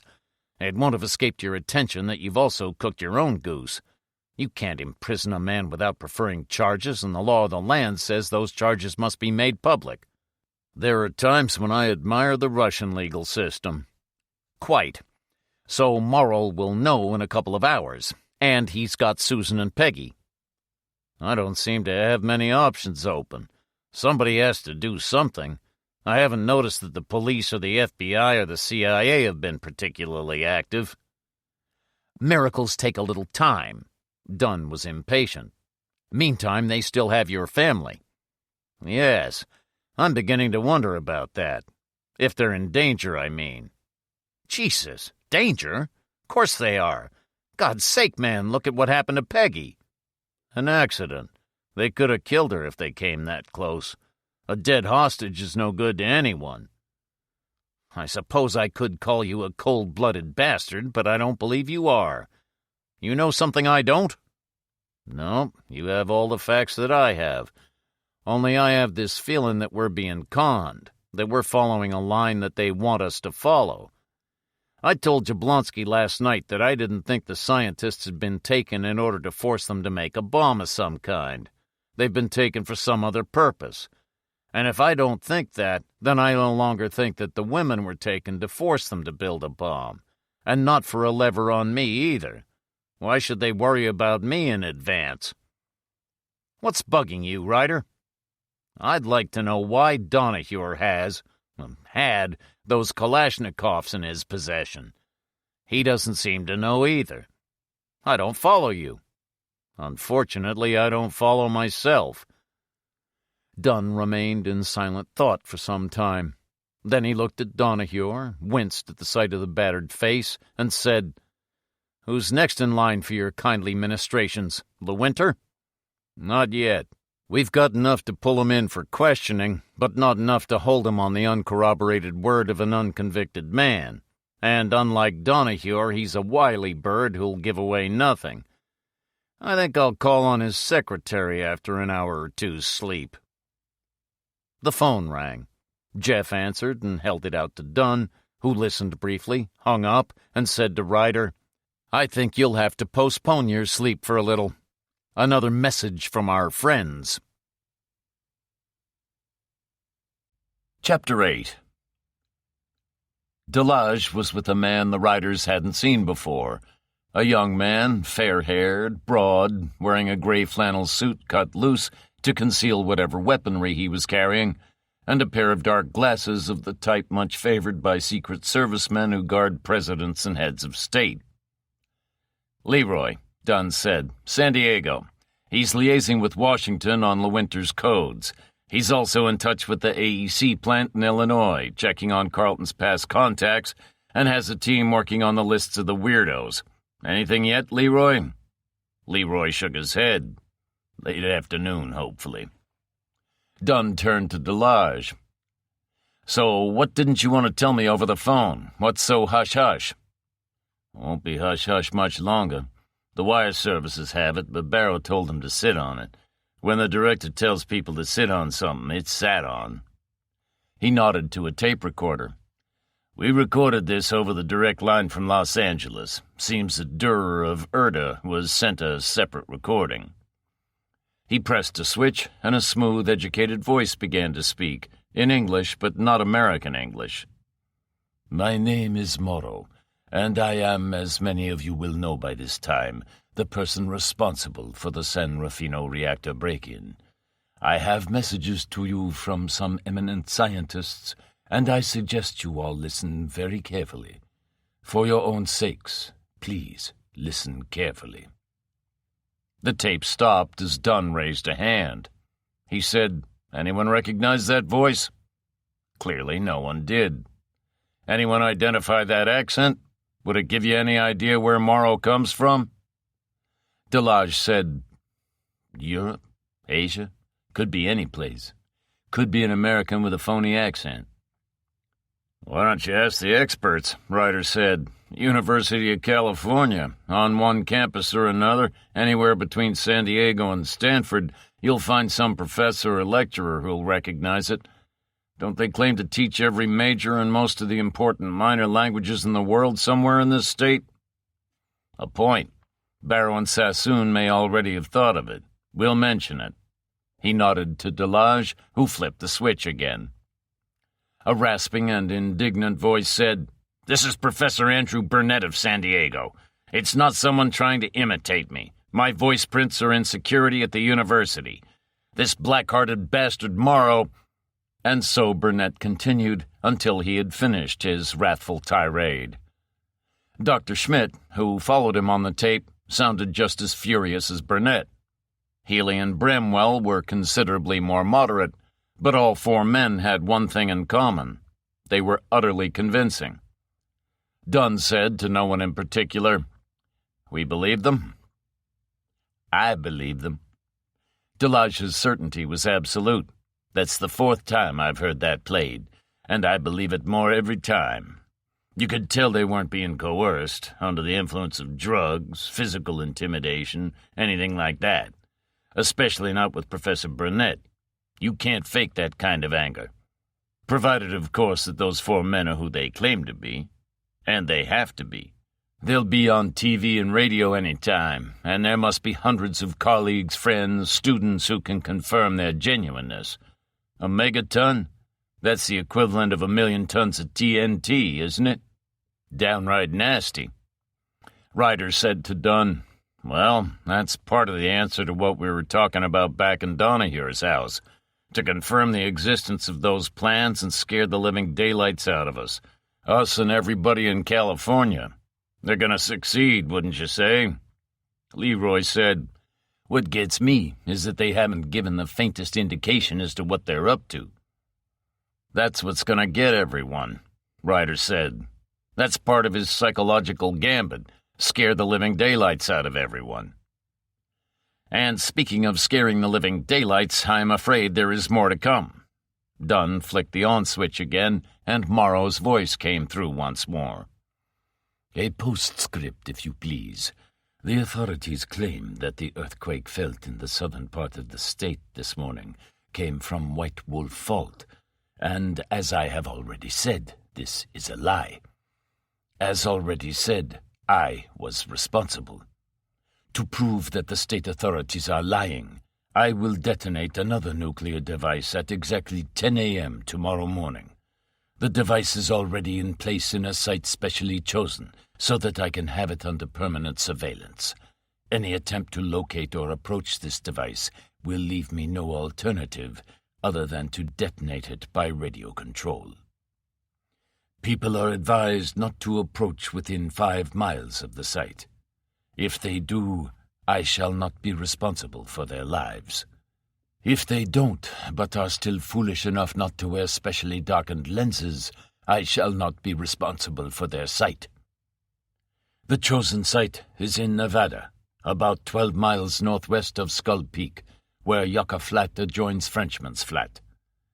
This device is in the kiloton range, of the approximate destructive power of those which destroyed Hiroshima and Nagasaki.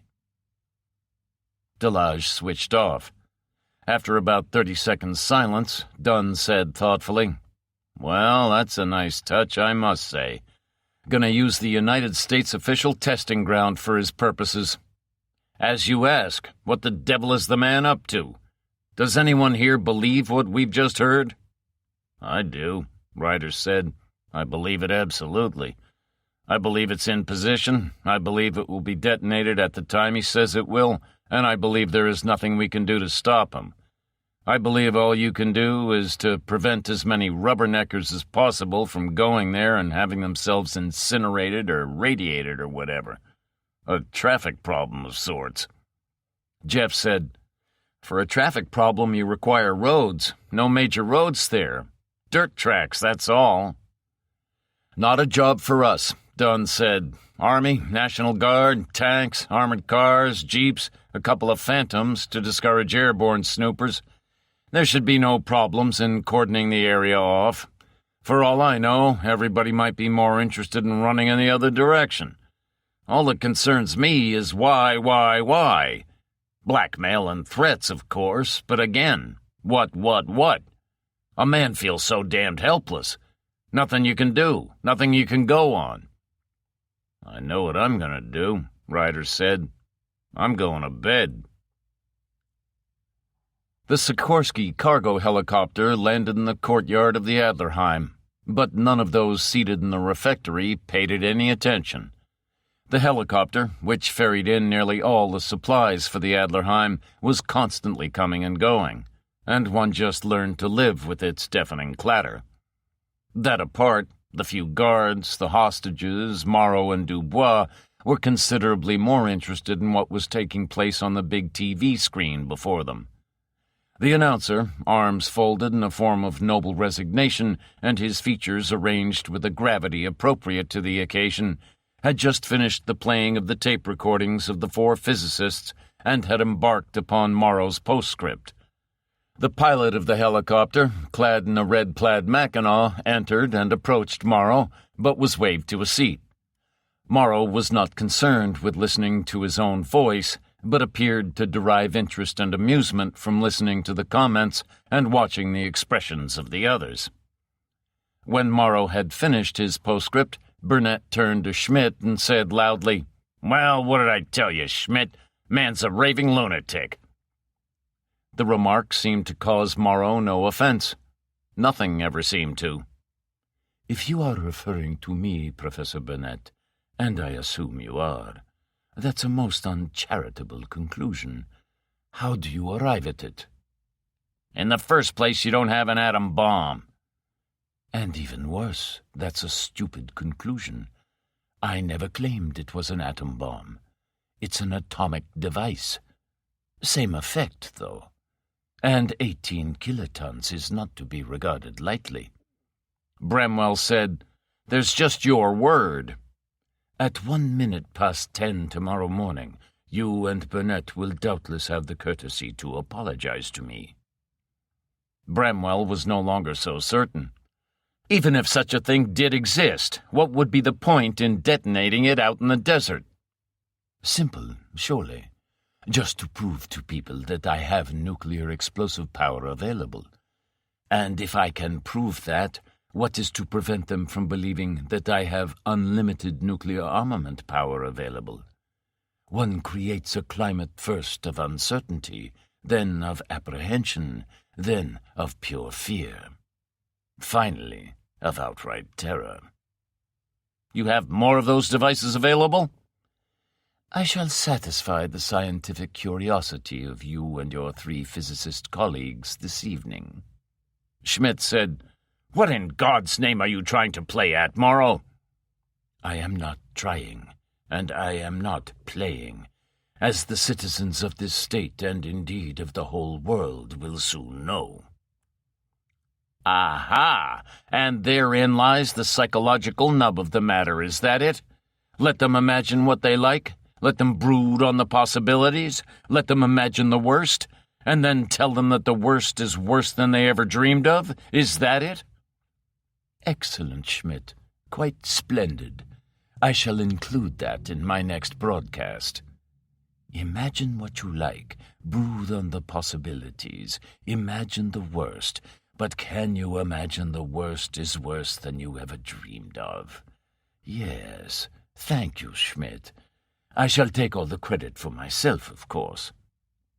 Morrow rose, went to the helicopter pilot, bent to listen to a few whispered words, nodded, straightened, and approached Susan. "Come with me, please, Mrs. Ryder." He led her along a passage. She said, curiously, "What is it, Mr. Morrow? Or do you want to keep it as a surprise for me? A shock, perhaps? You seem to delight in shocking people. First you shock us all by bringing us here, then you shock the 4 physicists with your hydrogen weapon plan. Now you shock millions of people in the state. Does it give you pleasure to shock people?" Morrow considered. "No, not really.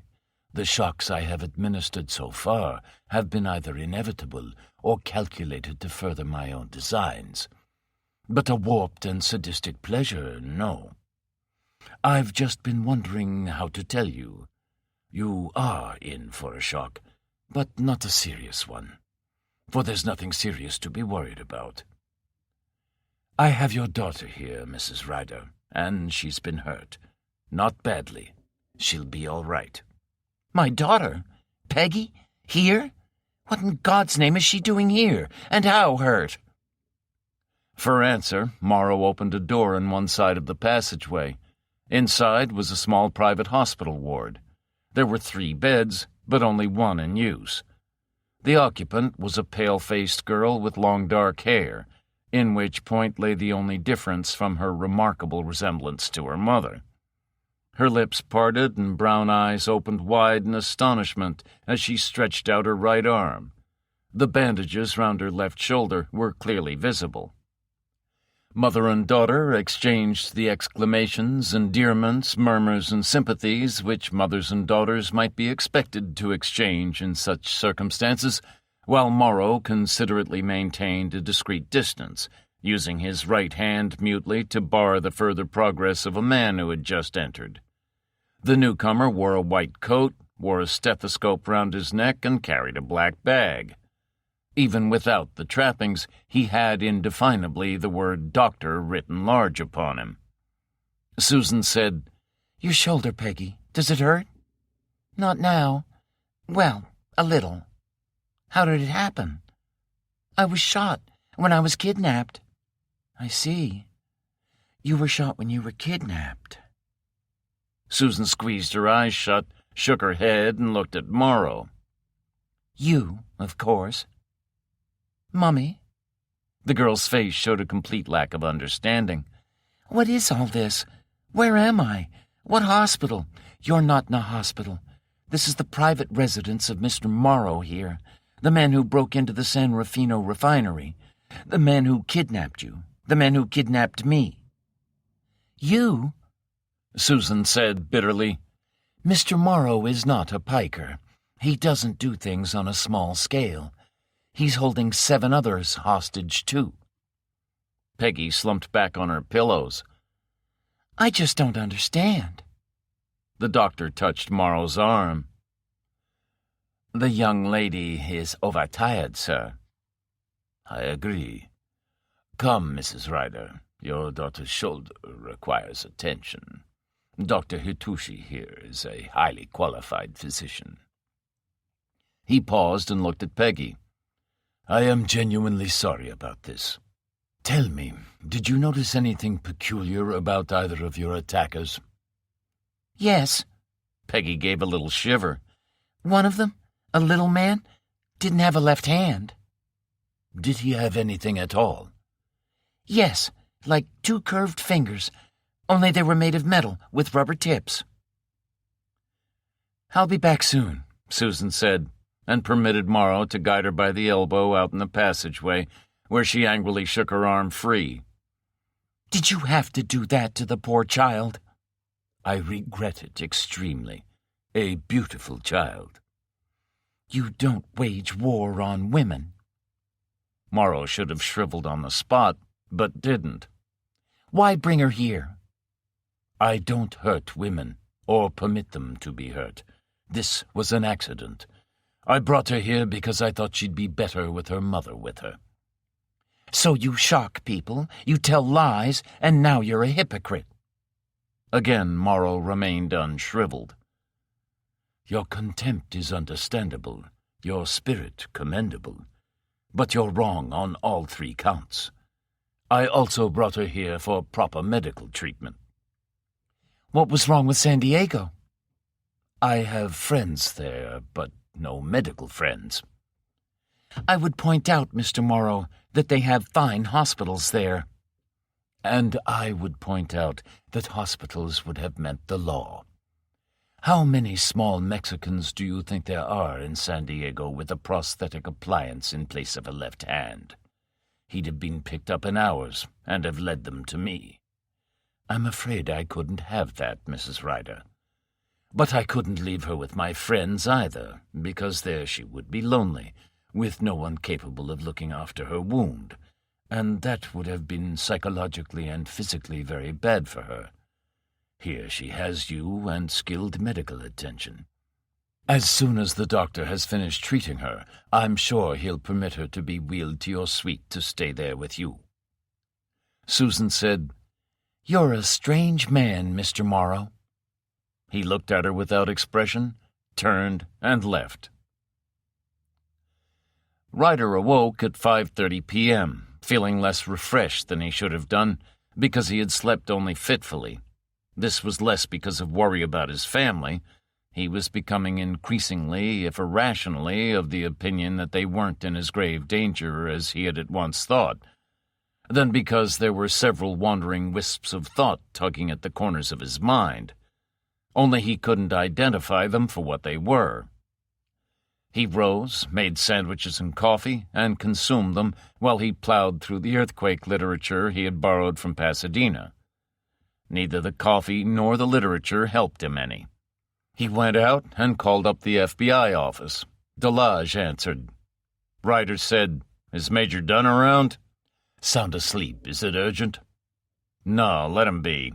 Got anything that might interest me? Leroy has, I think. Anything from 888 South Maple? Nothing of interest. Local nosy neighbor, a roomy-eyed old goat, I'm quoting you, understand, who would clearly like to know your Bettina Ivanhoe, if that's her name, better than he does, says that she hasn't been to work today, that she hasn't been out all morning. He's sure? Foster, that's our stakeout man, spends most of his time round the back, says he believes him. Eternal vigilance, you'd say. Probably with a pair of high-powered binoculars. She went out this afternoon, but walking. There's a supermarket on the corner, and she came back with a couple of carry bags. Foster got a good look at her. Says he hardly blames the old goat. While she was out, Foster let himself in and put a bug on her phone. Anything? She hasn't used the phone since.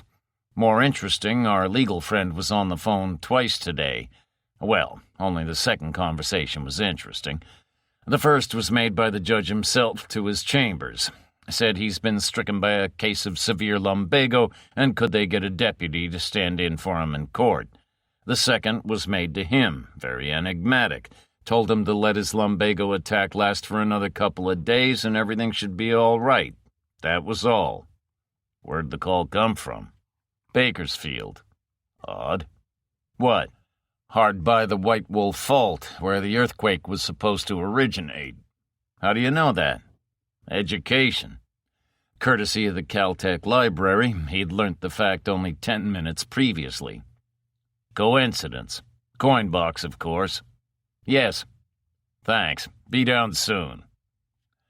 He returned to the house, rang Jeff.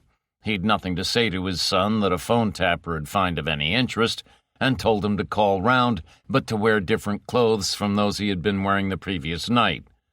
While he was waiting, he himself went and changed. Jeff arrived, looked at his father's usual crumpled clothes, looked at his own well-creased blue suit, and said, "Well, no one could accuse you of entering the sartorial stakes. We meant to be in disguise?" "Sort of. For the same reason I'm going to call up Sergeant Parker on the way in and have him meet us at the FBI office. Delage says they may have something for us, by the way.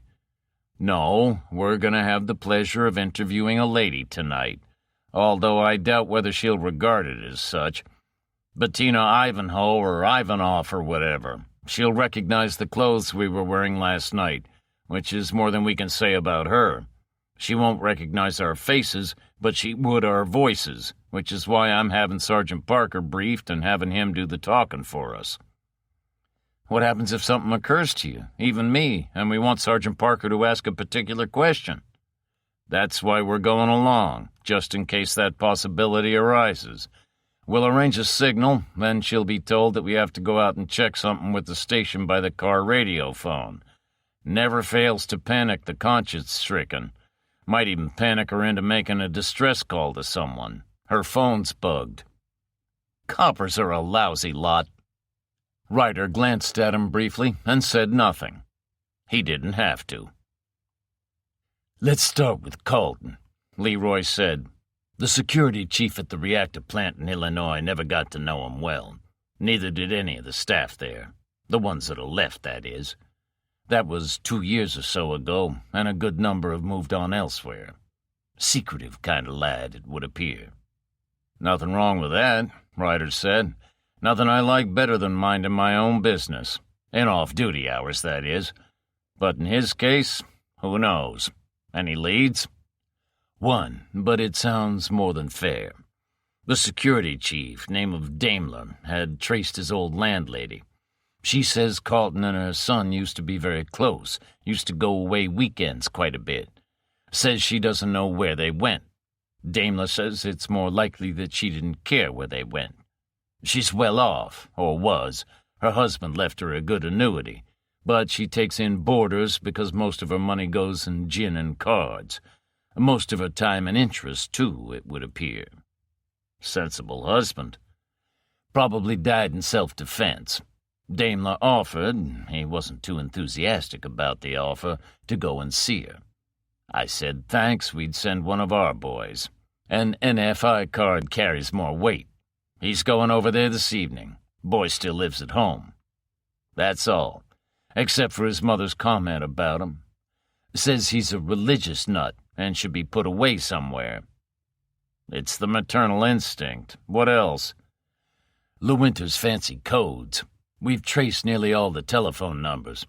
I think you've been told they were mainly Californian or Texan. Seem a respectable enough bunch. At least preliminary inquiries haven't turned up anything about the ones investigated so far. But on the face of it, they would seem an odd lot for a senior judge like LeWinter to be associated with. I've got a lot of friends, well, friends and acquaintances who aren't cops, Jeff said, but none of them, as far as I know, has ever seen the inside of a courtroom, far less a prison. Yes, but here's an eminent lawyer, or what a cockeyed world regards as an eminent lawyer, with a list of people who are primarily engineers, and not only that, but specialists in the engineering field. specializing in petrochemicals and not only chemists, metallurgists, geologists, what you would expect to find, but also oil rig owners, drillers, and explosives experts. Ryder said, "Maybe Lewinter is figuring on moving into the oil exploration field. The old rogue has probably accumulated enough in the way of ill-gotten payoffs to finance a stake in something of that nature. But I think that's altogether too far-fetched. Much more likely that those names have something to do with cases that have come up before him. They could be people that have been called as expert witnesses." Leroy smiled. "You wouldn't believe it, but we thought of that all by ourselves. We turned up a list of his civil as distinct from criminal court cases over the years, and he has been involved in quite a number of lawsuits primarily involved with oil. Exploration, leases, environmental pollution, marine trusts, Lord knows what. Before he became a judge, he was a defending counsel, and a highly successful one, as you would expect from such a devious villain." Assumption, Ryder said. "So, you just called him an old rogue. As I was saying, he made quite a reputation for himself for protecting the legal interest of various oil companies who had quite clearly transgressed the law until the winter proved otherwise. In fact, the amount of oil litigation that goes on in this fair state of ours is quite staggering. But it would seem that that's all irrelevant. To me, anyway. You, I don't know. But one way or another, he's been swimming around in this oil business for close on 20 years, so I can't see how it bears on this present business." "Nor do I," Ryder said. "On the other hand, he could have been preparing for this day for all those years, and is only now putting his knowledge to use. But again, I think this is far-fetched. If there's any connection between oil prospecting or oil recovery, I've never heard of it. How about this codebook Ivanhoe thing? I was given to understand that the Washington Russian codebreakers were making progress on that." "That may well be. Unfortunately, they've come over all coy. The center of their inquiries appears to have shifted to Geneva." Ryder was patient. "Could you enlighten me? Or did they choose to enlighten you on just what the hell Geneva has to do with a nuclear theft in this state?" "No, I can't enlighten you, because they clammed up. It'll be this damned inter-service jealousy, if you ask me. Internecine would be a better word." Ryder was sympathetic. "You'll be telling me next that the accursed CIA are shoving their oar in again." "Have shoved, it would appear. Bad enough to have them operating in friendly countries, allies if you like, such as Britain and France, which they freely do without the permission of their hosts, but to start poking around in a strictly neutral Switzerland." "They don't operate there?" "Of course not.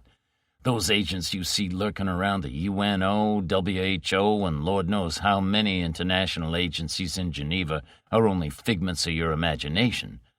Heady Alpine Air or something like that.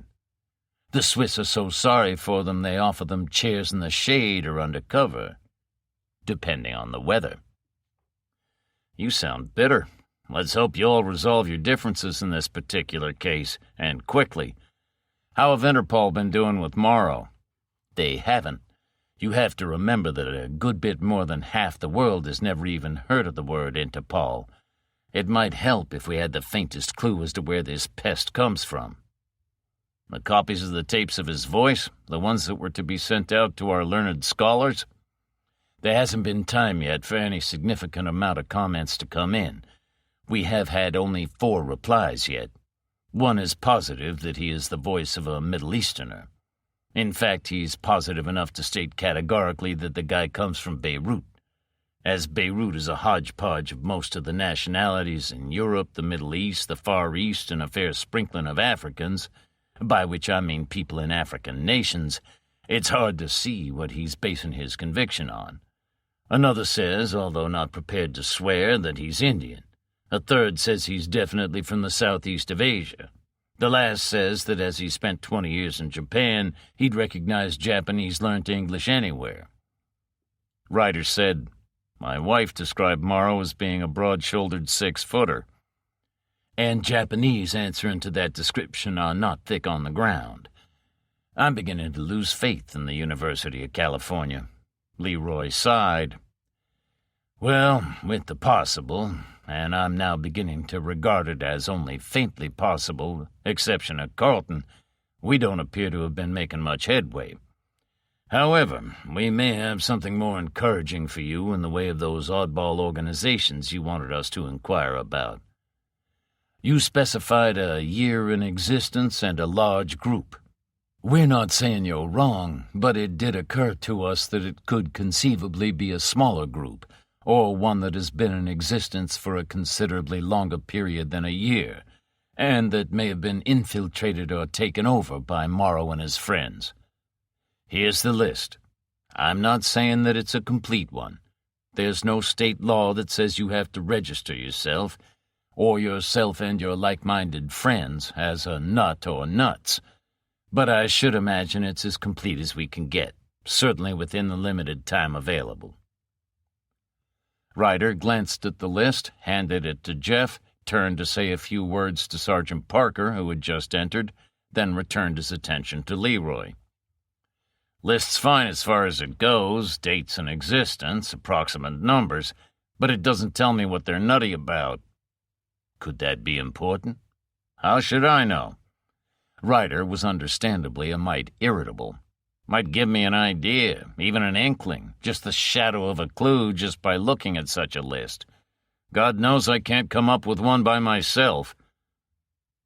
With the air of a conjurer producing a rabbit from a hat, Leroy produced another sheet of paper. "And here we have what you want." He looked at the paper with some disfavor. "They're so damn long-winded about their reasons, their motivations for existence as groups, that it was impossible to get it all on one sheet. They tend to be a forthcoming, not to say garrulous lot about their ideals." "Any religious nuts among them?" "Why?" "Carlton is said to be associated or have associated with one. Okay, so it's a far-out connection, but any straw for a drowning man." "I think you're mixing your metaphors," Leroy said kindly, "but I see what you mean." He eyed the sheet. "Well, most of them are religious organizations. I think one would expect that. But quite a number have been established too long enough to achieve a measure of respectability to be classified as nuts. The followers of Zen Buddhism, the Hindu guru groups, the Zoroastrians, and some homegrown Californian groups, at least 8 of those. You can't go around calling them nuts without having a lawsuit slapped on you." "Call them what you want." Ryder took the sheet and examined it more in hope than expectation. He said in complaint, "Can't pronounce half of them, far less understand them." "This is a very cosmopolitan state, Sergeant Ryder." Ryder looked at him in suspicion, but Leroy's face was perfectly straight. "Burundians," Ryder went on, "Corinthians, the Judges, the Knights of Calvary, the Blue Cross." "The Blue Cross?" "Not the hospital insurance people, Sergeant." "The Seekers?" "Not the singing group." 1999? "That's the day the world ends." "Ararat?" "Splinter group of 1999, where Noah's Ark fetched up, working with a group called the Revelations high up in the Sierras, building a boat for the next flood." "They could be right. According to Professor Benson of Caltech, a large chunk of California is going to disappear into the Pacific. They may have to wait a bit, though. 1,000,000 years, give or take." "Ah, now, this is more like it. Group over 100 strong, established only 8 months. The Temple of Allah." "Muslims, also operating out of Sierra Nevada, but not quite so high up. Forget them. They've been checked out, too." "Still, Carlton's a religious nut." "You call a Muslim a nut, you have to call a Christian one, too." "Carlton's landlady's phrase. She probably thinks anyone who crosses a church door a nut. Morrow could come from Beirut. Muslims there." "And Christians. Spent 1976 wiping each other out. I've been up that blind alley, Sergeant. Morrow could be Indian. Carlton's been in New Delhi. Hindu, not Muslim. Or Morrow could be Southeast Asia, so Carlton's been to Singapore, Hong Kong, and Manila. First two, if anything, are Buddhist. Third is Catholic. Or Japan. Carlton's been there. Morrow may have been. Shintoism. You can't just pick the religion that fits your theory, and there's no record of Carlton ever having been in Beirut. I told you, this place has been checked out. Chief of police swears by them. That's enough for an immediate arrest warrant. Not every police chief is a Donahue. This man, Curra, is widely respected. The governor of California is their patron. They've given $2 million, I repeat, $2 million to charity. Open to the public. Ryder held up a hand. All right, point taken. Where's this bunch of paragons hang out?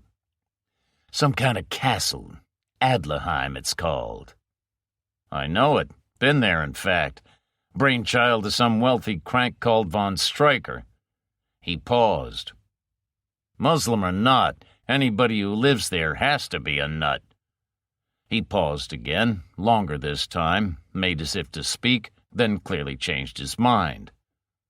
Leroy said, "Sorry I can't help you more." "Thanks. I'll take those lists if I may. Along with my earthquake studies, they're bound to lead me to point zero." Parker led the way to the car. In a quiet voice, Jeff said to Ryder, "Come on, out with it. What were you going to say in there that you didn't?" "When you consider the size of this state, the Adlerheim is only a stone's throw from Bakersfield. That's where LeWinter's mysterious phone call came from." "Could mean something?" "Could mean that I'm still in a far-fetched mood tonight. Be interesting to find out whether there's a direct line from the castle to Bakersfield." On the way out to the suburbs, Ryder briefed Parker as exhaustively as he could. South Maple was short, straight, tree-lined, pleasant, and quiet. All the houses of the pseudo-Spanish Moroccan architectural design so popular in the South. 200 yards short of his destination, Ryder pulled up behind a black unmarked car, got out, and walked forward. The man sitting behind the wheel glanced interrogatively at Ryder. Ryder said, "You must be George Green." "And you must be Sergeant Ryder. Office called me." "Listening to her phone all the time?" "Don't have to. Very educated little bug." He tapped the square base of his telephone. "When she lifts her phone, this little box goes tinkle-tinkle. Automatic recorder, too." "We're going to have a word with her and going to find an excuse to leave her for a minute. She may put a panic call through in our absence." "I'll have it for you." Bettina Ivanhoe lived in a surprisingly nice house. Small, not on the scale of Donahue's or LeWinter's homes, but large enough to provoke the thought that for a 21-year-old secretary she was doing surprisingly well for herself, or someone was doing surprisingly well for her. She answered the doorbell and looked apprehensively at the three men. "Police officers," Parker said. "Could we have a word with you?" "Police officers? Yes, I suppose so. I mean, of course." She led the way to a small sitting room and tucked her legs under her, while the three men took an armchair apiece. She looked sweet and demure and proper, but that wasn't anything much to go by. She'd looked sweet and demure, if hardly proper, when she'd been lying chained to LeWinter in his bed. Am I in any kind of trouble?" "We hope not." Parker had a deep, booming voice, one of those rare voices that could sound hearty, reassuring, and ominous all at the same time. "We're just looking for any information that will help us. We're investigating allegations, they're more than that, I'm afraid, of widespread and illegal bribery involving foreigners and several high-placed individuals in public services in this state. A year or two back, the South Koreans were giving away millions seemingly out of the goodness of their hearts." He sighed. "And now the Russians are at it. You will understand that I can't be more specific." Yes, I understand." Clearly she didn't understand at all. "How long have you lived here?" The hearty reassurance in his voice had gone all diminuendo. 5 months. The apprehension was still there, but it had been joined by a certain wariness. Why? "Asking questions is my job." Parker looked around leisurely. "Very nice place you have here. What's your job, Miss Ivanhoe?" I'm a secretary. "How long?" 2 years. "Before that?" School, San Diego. "University of California?" A nod. "You left?" Another nod. "Why did you leave?" She hesitated. "Don't forget, we can check all this out. Failed grades?" No, I couldn't afford to. "You couldn't afford to?" Parker looked around again. "Yet in 2 years, a secretary, a beginner really, you can afford to live here? Your average secretary has to make do with a single room in the beginning, or live with her parents." He tapped his forehead lightly. "Of course, your parents. Must be very understanding folk, not to say generous." My parents are dead. "I am sorry." He didn't sound sorry. "Then somebody must have been very generous." I haven't been charged with anything. She compressed her lips and swung her feet to the floor. I'll not answer another question until I've talked to my lawyer. "Judge LeWinter is not answering the phone today. He's got lumbago." This got to her. She sunk back against the cushions, looking oddly vulnerable and defenseless. She could have been acting, but probably was not. If Parker felt a twinge of pity, he didn't show it.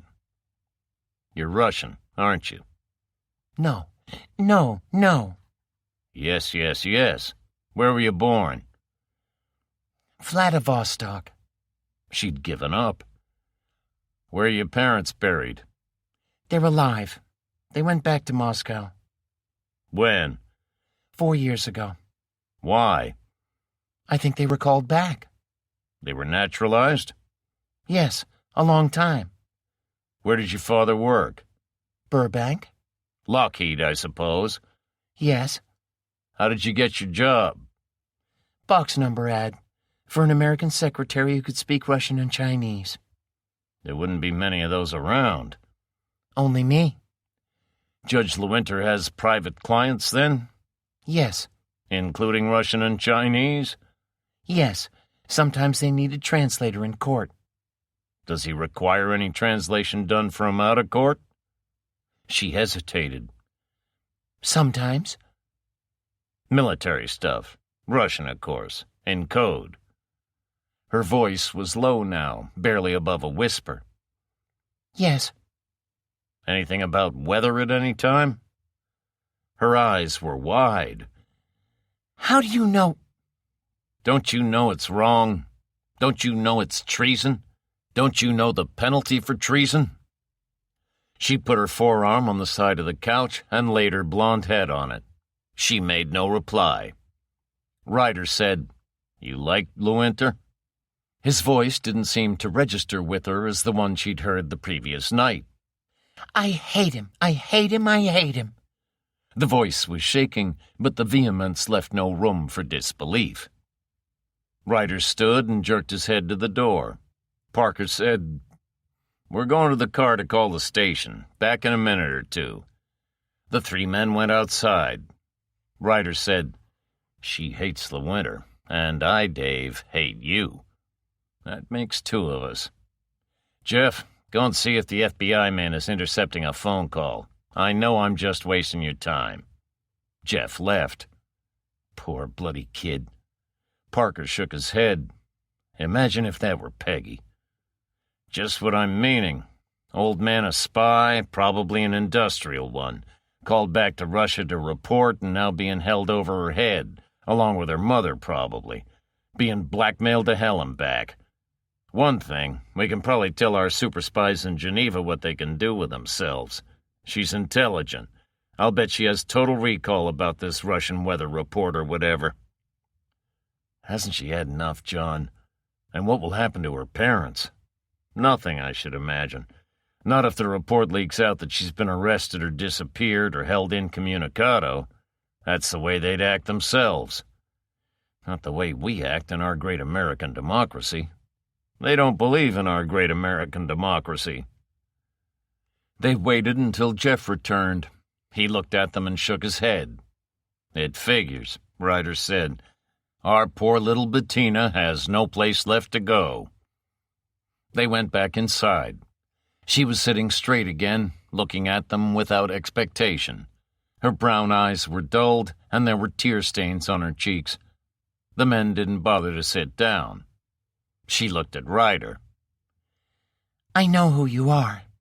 You have the advantage over me. I've never seen you before in my life. We're going to take you into protective custody, that's all. I know what that means. Protective custody.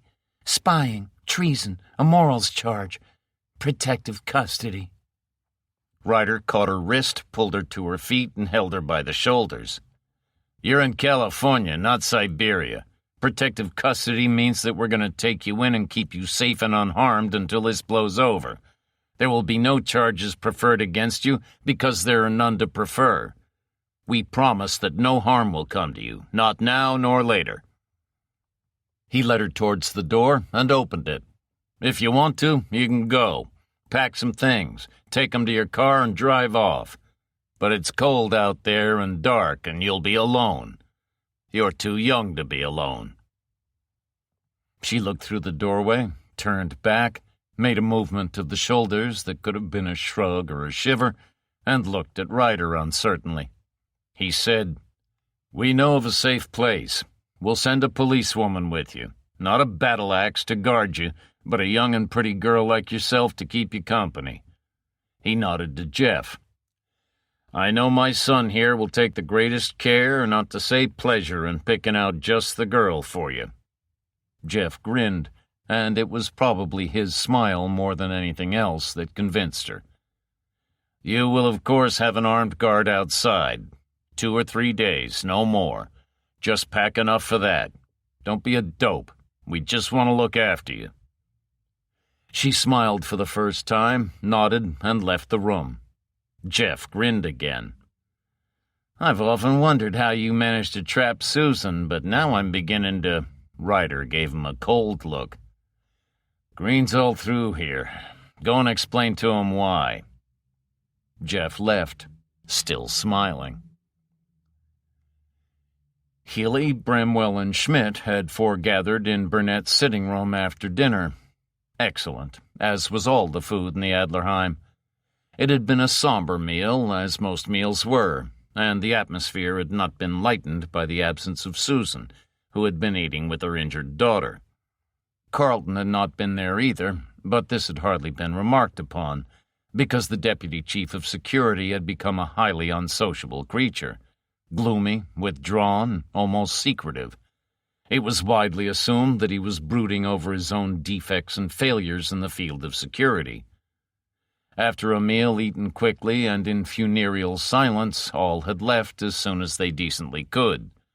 And now Burnett was dispensing his postprandial hospitality, in this case an excellent Martell, with his customary heavy hand. Woman's not normal. Burnett was speaking as usual. He wasn't saying something, he was announcing it. Bramwell said cautiously, Which one? Which woman is? Burnett would have gone over big with the women's lib. But I was referring to Mrs. Ryder, of course. Healy steepled judicious fingers. Charming, I thought. Charming, to be sure, charming, quite beautiful, but deranged. He waved a vague arm around. All this, I suppose. Women can't take it. Went along to see her after dinner, pay respects, commiserate with injured daughter, you know. Damn pretty young girl, that. Lying there all shot up. To listen to Burnett, one would have assumed that the patient had been riddled with machine gun fire. Well, I'm a pretty even-tempered fellow. He seemed to be genuinely unaware of his own reputation. But I must say I rather lost my temper. Said that Morrow was at worst a cold-blooded monster that should be destroyed, at best a raving lunatic that should be locked up. Would you believe it? She didn't agree at all." He briefly contemplated the enormity of her error in character assessment, then shook his head at its being beyond normal comprehension. Admitted that he should be brought to justice, but said he was kind, considerate, and even thoughtful of others at times. An intelligent, I had thought highly intelligent woman. Burnett shook his head again, whether in self-reproach at his own character assessment, or because he was sadly figuring out what the rest of womankind might be like, it was hard to say. He drank his brandy, clearly not savoring it at all. "I ask you, gentlemen, I simply ask you." "He's a maniac, all right, that I grant you." Bramwell was being cautious again, but not amoral as a madman should be. If he really wanted an impressive debut for this atom bomb of his, assuming he has one, and none of us here doubts it, he'd detonate it without warning in the Wilshire Boulevard, instead of with warning out in the desert. Balderdash! The extreme cunning of extreme madness, wants to convince people that they're dealing with a rational human being. Burnett examined his empty glass, rose, and made for the bar. "Well, he'll never convince me of that. I detest clichés, but, gentlemen, mark my words." They marked his words in silence, and were still sitting in silence when Morrow and Dubois entered. He was either oblivious of or ignored the thunder on Burnett's face, the gloom on that of the others. "I am sorry to disturb you, gentlemen, but the evenings are a bit dull here, and I thought you might care to see something to titillate your scientific curiosity. I do not want to sound like a showman in a circus, but I'm sure you will be astonished, dumbfounded, I might almost say, by what Abraham and I are about to show you. Would you care to accompany me, gentlemen?" Burnett wasn't going to pass up the opportunity to exercise his truculence. "And if we refuse?" "Your privilege. And I mean yours, Professor. I somehow think your colleagues might be quite interested, and would take great pleasure in telling you afterwards. Of course, you may all choose to refuse. I will bring no pressure to bear." Healy rose. "I was born nosy. Your food is excellent, but the entertainment factor is zero. Nothing on the TV, not that there ever is much, except the precautions being taken to keep people away from the Yucca Flat tomorrow, and the fearful speculation as to what the next threat is going to be, and what is the motivation behind it all. What is the motivation, Morrow?" "Later. Meantime, those of you who care—" They all cared, even Burnett. 2 white-robed acolytes were waiting in the passage. This didn't worry the 4 physicists. There was nothing new in this, nor in the certain knowledge that they would be carrying their Ingrams in the folds of their robes. What was unusual was that one of them was carrying a tape recorder. Burnett, as ever, was the first and principal objector. "What's your devious mind planning on now, Morrow? What's the damned recorder for?" Morrow was patient. "To make a recording. I thought you might like to be the first to inform your fellow citizens of what I have here, and by implication, what's in store for them. We will bring to an end what you, Dr. Healy, call their fearful speculations, and let them know the dreadful reality. Their fears, almost certainly, will be replaced by a mindless panic such as people have never known before. But it is justifiable. It is justifiable because it will enable me to achieve what I wish, and, more importantly from your point of view, to achieve it without the loss of the lives of perhaps millions of people. That loss is just conceivable, if you refuse to cooperate." The quiet voice carried total conviction, but when a mind is confronted by the inconceivable, it takes refuge in disbelief and non-acceptance. You are quite mad." For once, Burnett was neither furious nor truculent, but he carried as much conviction as Morrow had done. "If we refuse to, as you say, cooperate? Torture? The threat to the women?" "Mrs. Ryder will have told you that they are safe from me. You really can be tedious at times, Professor. No torture, except that of your own consciences, the thought that will haunt you as long as you may live. You could have saved countless lives, but have chosen not to." Healy said, "What you are saying, in effect, is that while people might not believe you and take a chance that you are bluffing, they would believe us and take no such chance." Morrow smiled. "It wounds what passes for my amour propre. But yes, precisely."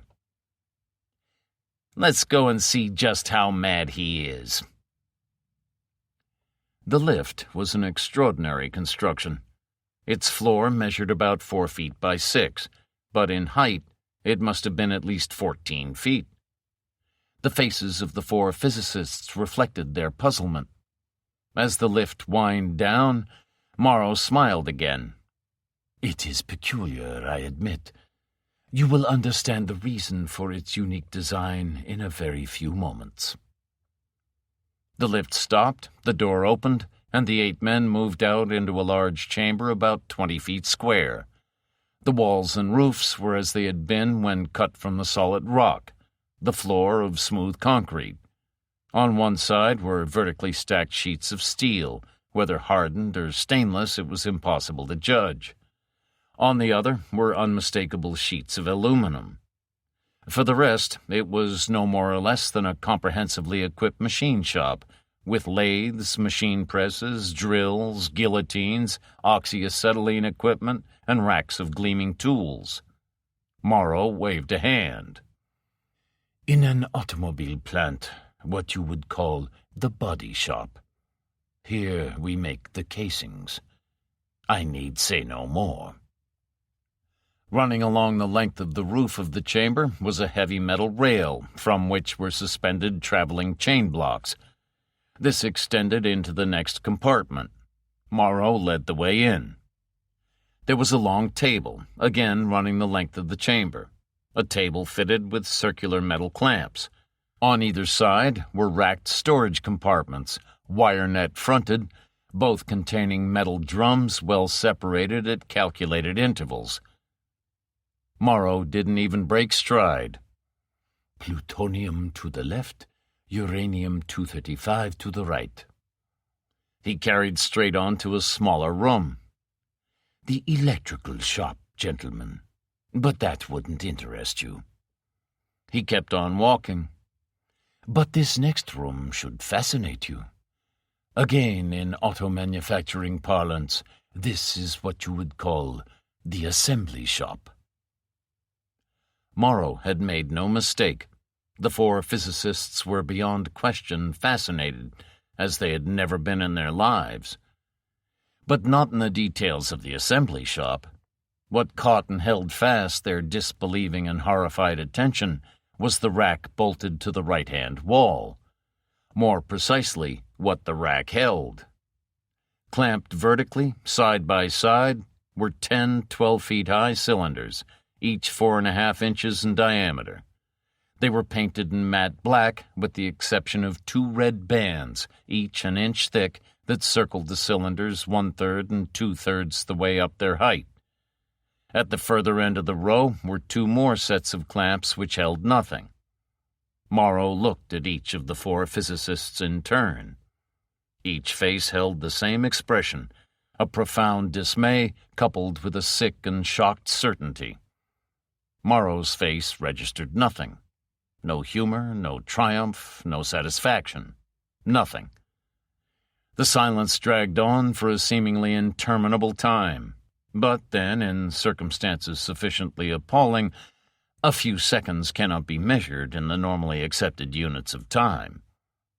In the accepted units of seconds, 20 had passed before Healy broke the silence. His face was gray, his voice husky as he broke from his thrall and turned to look at Morrow. "This is a nightmare." "This is no nightmare. From a nightmare you wake up, not from this. For this is the dreadful reality. A waking nightmare, if you will." Burnett was as hoarse as Healy had been. "The Aunt Sally!" Morrow corrected him. "The Aunt Sallies. 10 of them. You, Professor, are an excellent designer of hydrogen weapons. Your brainchild in its final physical form. One could wish that you could have viewed it under happier circumstances." There was something very close to hate in Burnett's eyes. "You, Morrow, are an evil and vindictive bastard." "You can save your breath, Professor, and for 2 reasons. Your statement is untrue, for I derive no gloating pleasure from this, and as you should know by now, I am impervious to insults." With a Herculean effort, Burnett brought his temper and outrage under control and regarded Morrow with an expression of suspicious thoughtfulness. He said slowly, "I have to admit they look like Aunt Sally's." "You are suggesting something, Professor Burnett?" "Yes, I'm suggesting this is a hoax, a gigantic bluff. I'm suggesting that all this fancy machinery you have down here, the steel and the aluminum sheets, the nuclear fuel, the electrical shop, this so-called assembly shop, is just window dressing on an unprecedented scale. I suggest you are trying to trick my colleagues and myself into convincing the world at large that you really are in possession of those nuclear weapons, whereas in fact they are only dummies. You could have those cylinders made in 100 places in this state alone without arousing any suspicion. But you couldn't have the components, the very intricate and sophisticated components made, without providing very complex and highly sophisticated plans. And that would have aroused suspicion. I'm afraid, Morrow, that you are no engineer. To make those components here, you would have required highly skilled pattern cutters, template makers, turners, and machinists. Such men are very hard to come by, and are highly paid professionals who most certainly would not jeopardize their careers by working for a criminal." Morrow said, "Well spoken. Interesting. But, if I may say so, merely amusing observations. You have quite finished?" When Burnett made no reply, Morrow crossed to a large steel plate let into one wall and pressed a button by its side. The steel plate slid sideways with a muted whine to reveal a square wire mesh door. Behind the mesh were seated 6 men, 2 watching TV, 2 reading, and 2 playing cards. All 6 men looked towards the mesh door. Their faces were pale and gaunt, and held expressions of what could be called neither hatred nor fear, but were compounded of both. "Those may be the men you are looking for, Professor?" Again there was neither satisfaction nor triumph in Morrow's voice. 1 template maker, 1 pattern cutter, 2 lathe specialists, 1 machinist, and 1 electrician. Or perhaps I should say a specialist in electronics."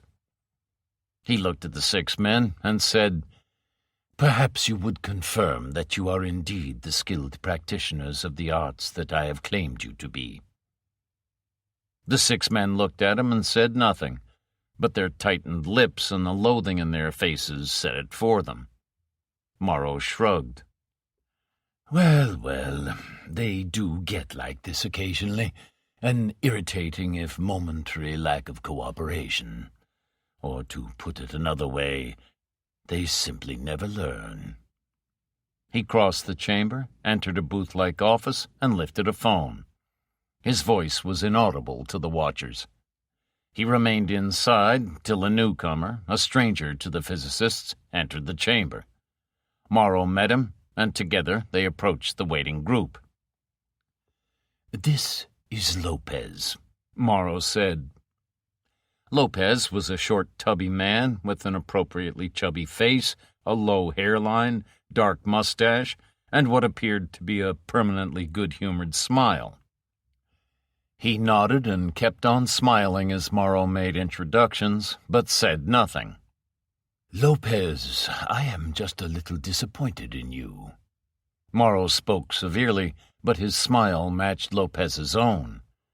"And to think I pay you such a handsome salary." "I am desolate, senor." If he was, he didn't look it. The smile remained firmly in place. "If you would let me know in what way I have fallen short." Morrow nodded at the 6 men behind the mesh. Fear, not hatred, was now the dominant expression on their faces. Morrow said, "They refuse to talk to me." Lopez sighed. "I do try to teach them manners, Senor Morrow, but even Lopez is no magician." He pressed another button, and the mesh gate slid open. He smiled with even greater good humor and beckoned. "Come, Peters. We'll go to my room and have a little talk, will we?" The man addressed as Peters said, "My name is John Peters, and I am a lathe operator." There was no mistaking the abject terror in his face, and his voice shook. The 4 physicists looked at one another with a dimly comprehending shock on their faces. A second man said, "I am Conrad Bernofsky. I am an electrician." And in a precisely similar fashion, each of the other 4 in turn gave his name and occupation. "Thank you, gentlemen." Morrow touched both buttons in succession and looked inquiringly at the 4 scientists as both gate and door closed. But they weren't looking at him. They were staring at Lopez. Schmidt said, "Who is this man?" "Lopez? Their guide and mentor. You could see how well they responded to his friendliness, his kindly good humor. Thank you, Lopez." "My pleasure, Senor Morrow."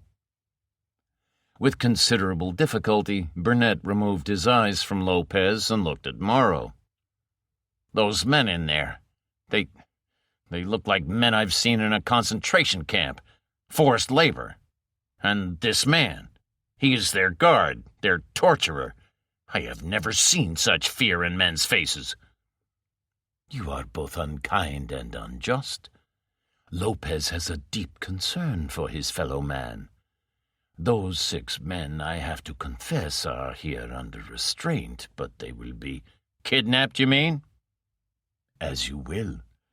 But, as I was about to say, they will very shortly be returned unharmed to their families." "You see?" Burnett turned to his 3 colleagues. "Just as Mrs. Ryder said, kind, considerate, and thoughtful of others.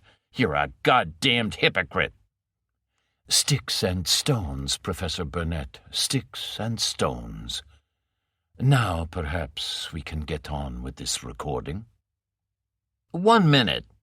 An expression of puzzlement had replaced the revulsion in Healy's face.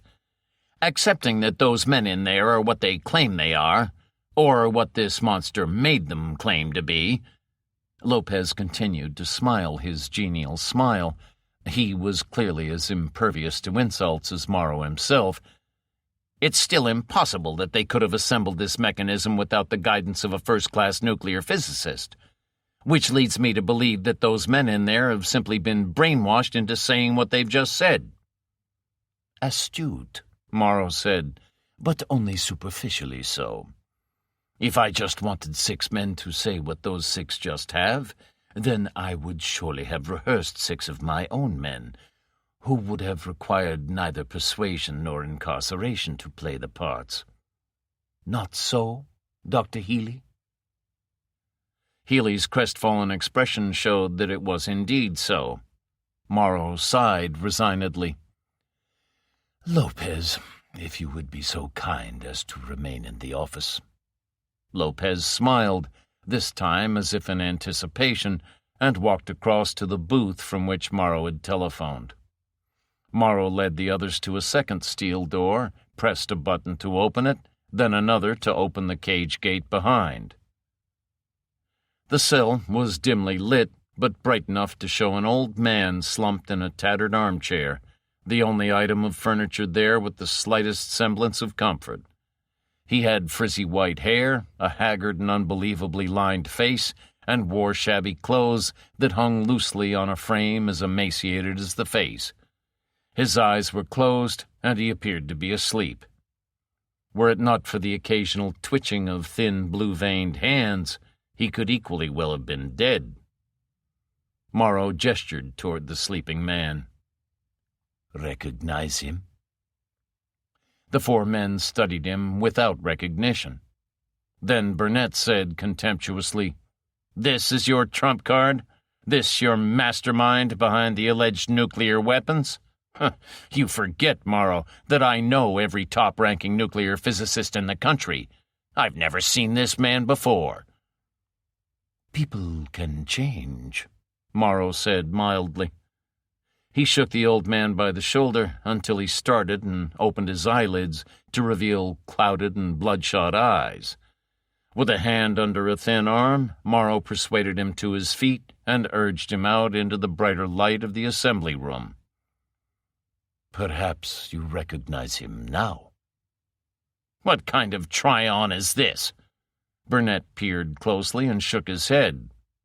"I repeat, I have never seen this man." Morrow said, "It's sad how one can forget old friends. You know him very well, Professor. Imagine if he were, say, 70 pounds heavier. Imagine if the lines had gone from his face and his hair was as black as it now is white. Think, Professor. Think." Burnett thought. Suddenly his searching gaze changed to a stare, his face drained of expression just as his complexion drained of blood. He seized the old man by the shoulders. "Jesus Christ Almighty! Willie Aachen! Willie Aachen! What in God's name have they done to you?" "My old friend, Andy." The voice matched the appearance, a voice old and faint and quavering. "How good to see you again." "What have they done to you?" "Well, you can see. Kidnapped." He shivered and tried to smile at the same time. "They persuaded me to work for them." Burnett flung himself on Morrow, but didn't get within halfway. Dubois' great hands closed on his upper arms from behind. Burnett was a powerful man, and his fury gave him a momentarily berserker strength, but he had no more chance of freeing himself from that monstrous grip than the wasted and shrunken Aachen would have had. "It's no use, Andy." Aachen sounded sad. "No use. We are powerless." Burnett stopped his futile struggling. Breathing heavily, he said for the third time, "What have they done to you? How? Who did it?" Lopez, certainly in answer to some unseen signal from Morrow, appeared at Aachen's elbow. Aachen saw him and took an involuntary step backwards, flinging up an arm as if to protect a face suddenly contorted with fear. Morrow, still holding him by the arm, smiled at Burnett. "How naive, how childlike and unthinking even the highest intelligences can be. There are in existence, Professor Burnett, only 2 copies of plans for the Aunt Sally, drawn up by yourself and Professor Aachen, and those are in the vaults of the Atomic Energy Commission. You must know that they are still there. So I could have obtained those plans from only 2 men in America. They are both with me now. Do you understand?" Burnett was still having difficulty with his breathing. "I know Professor Aachen. I know him better than anyone. No one could have made him work for you. No one. No one." Lopez broadened his ever-genial smile.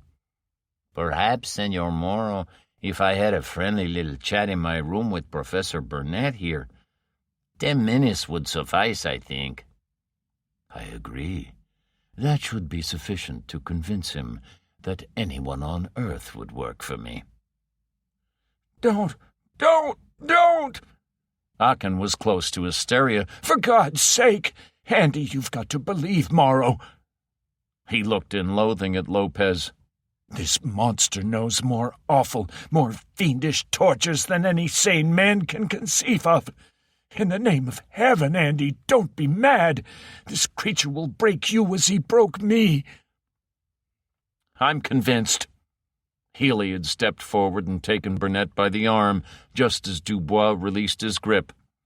He looked at Schmidt and Bramwell, then turned back to Burnett. The three of us are convinced. Absolutely. What's the point of being broken on the modern equivalent of the rack if it's going to prove nothing? We have the proof. God's sake, you couldn't recognize an old friend you last saw 10 weeks ago. Isn't that proof? And those 6 zombie technicians? Isn't that proof? He looked at Morrow. There could, of course, be a final proof. If those Aunt Sallies are for real, you must have some way of triggering them off. And the only ways can be either by a time device or radio. It wouldn't be the former, because then you would have committed yourself to an irrevocable decision. And I can't see a man like you committing yourself to the irrevocable. So I assume you have elected for a controllable radio impulse? Well, Morrow smiled. This time you have not been just superficially obtuse. You are correct, of course. Follow me, gentlemen. He led the way to the small booth from which he had telephoned. Its inner wall held yet another steel door. There was no press button to open this. Instead, alongside the door was a small brass panel, highly polished, measuring about 10 inches by 6. Morrow placed his flat palm and fingers against it. The door slid smoothly open. Inside was a tiny room, not more than 6 feet by 6. On the wall opposite the door was a metal table which supported a simple radio transmitter, smaller than an attaché case, with calibrated dials and tuning knobs. On top of the case was a perspex-covered red button. Clamped to one side of the table was an 8-inch cylinder with a diameter about half that. At one end of the cylinder was a cranking handle. At the other end, an insulated lead to a socket in one side of the transmitter. There were 2 other sockets close by that one. From one, a lead reached down to a lead-acid battery on the floor. The third socket was connected to a wall socket. An almost childishly simple device, gentlemen, Morrow said. A perfectly ordinary radio transmitter, but one serving a most extraordinary purpose. It is programmed with a specific code on a preset wavelength. The chances of anyone duplicating both the wavelength and the code are so astronomically remote that they can be said to be non-existent. We have, as you see, guarded against any chance of a power failure. We have mains, battery, and the hand-crank generator. He touched the perspex-covered red button on top. To operate, one simply unscrews the plastic dome, turns the button through 90 degrees, and presses. He ushered them out, laid his hand against the brass panel, and watched the door slide close. One cannot very well have buttons for this purpose. Some careless person might accidentally lean against them. Healy said, Only your handprint can open that door? You didn't imagine that plate was simply an elaborate press button. Well, gentlemen, the recording.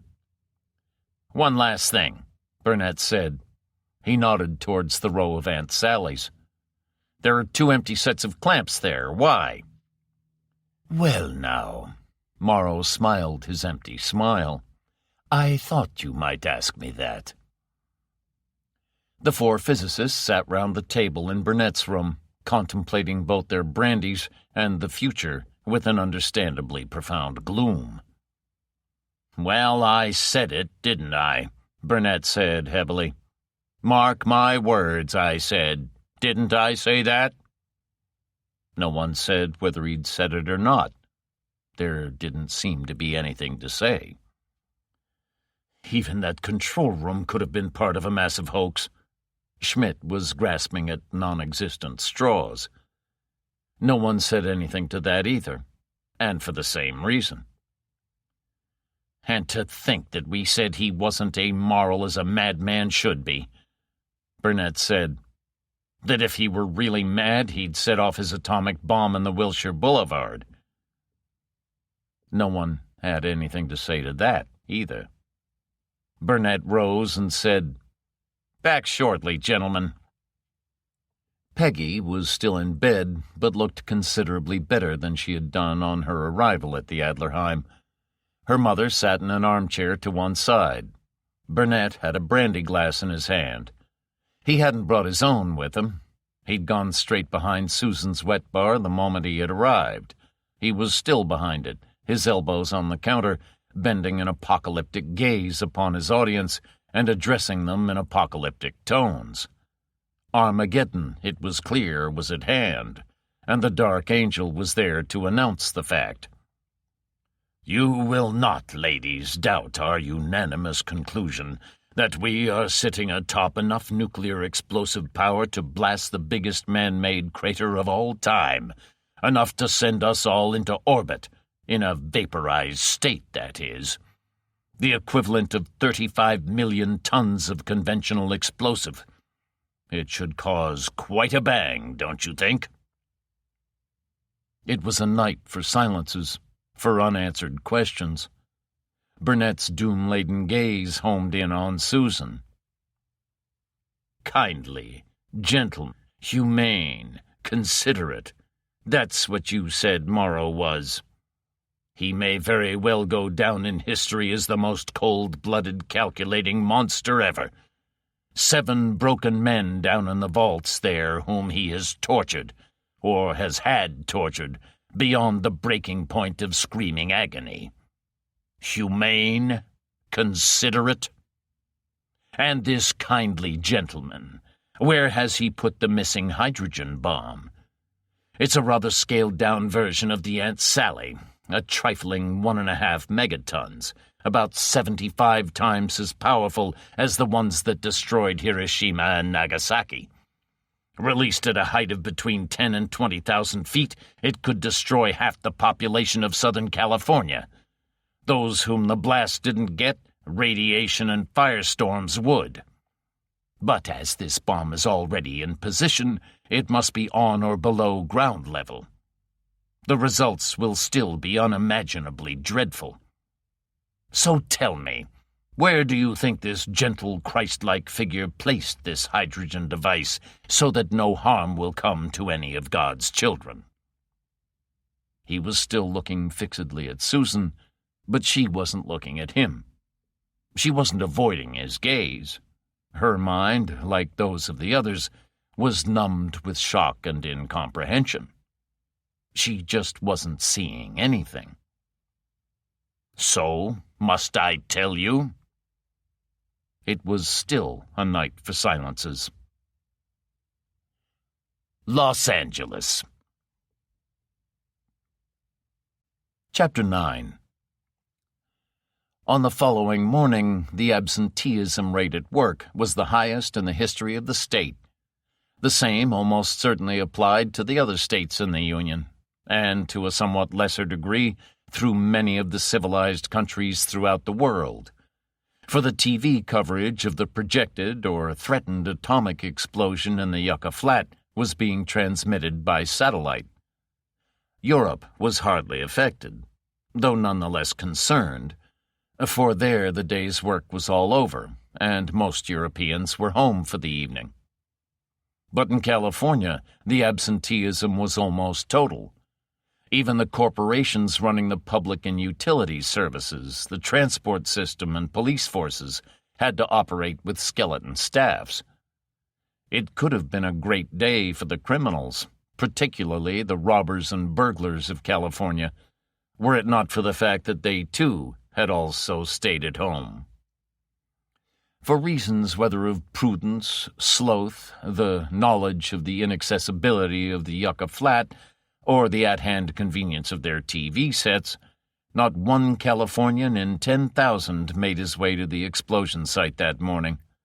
Those who did make their way there, and there couldn't have been over 2,000 of them, were outnumbered by members of the military, the National Guard, and police, who found their task of keeping civilians at the mandatory 5 miles distance almost ridiculously easy. Among the spectators present were most of the ranking scientists in the state, especially and understandably those who specialized in the nuclear and earthquake fields. Why precisely they were there was difficult to see, for the blast, shock, and radiation effects of an 18-kiloton atomic device had been known with sufficient precision for over 30 years. Most of them, admittedly, had never seen an atomic explosion before, but the reason lay elsewhere. Blessed or cursed by that insatiable curiosity that had been the driving force or bane of scientists since recorded history, they just wanted to see where the bomb would go off. They, too, could of course have stayed at home, but your true scientist is in the field, or he is nothing. Among those who stayed at home were Major Dunn in his office and Sergeant Ryder at his house. Even by helicopter, the round trip was over 500 miles, and that, for Dunn, represented a waste of valuable investigative time. For Ryder, it represented a waste of thinking time, which he no longer regarded as being necessarily valuable, but was better than not thinking at all. Jeff Ryder had originally wanted to go, but when coldly asked by his father how he hoped to help his family by spending what could be irreplaceable hours rubbernecking, he had readily agreed not to go, especially when Ryder had said that he wanted Jeff to help him. His father, Jeff thought, had a peculiar idea of what helping meant, for as far as he could see, his parent was doing absolutely nothing. Jeff had been asked to type out every detail, however apparently insignificant, of the investigations that had been carried out till then, including, as far as possible, verbatim recollections of all conversations, and to this end he was employing his memory as best he could. From time to time he glanced resentfully at Ryder, who appeared to be doing nothing other than leafing idly through the pile of earthquake literature he'd picked up from Professor Benson. About 10 minutes before 10, Jeff switched on the TV.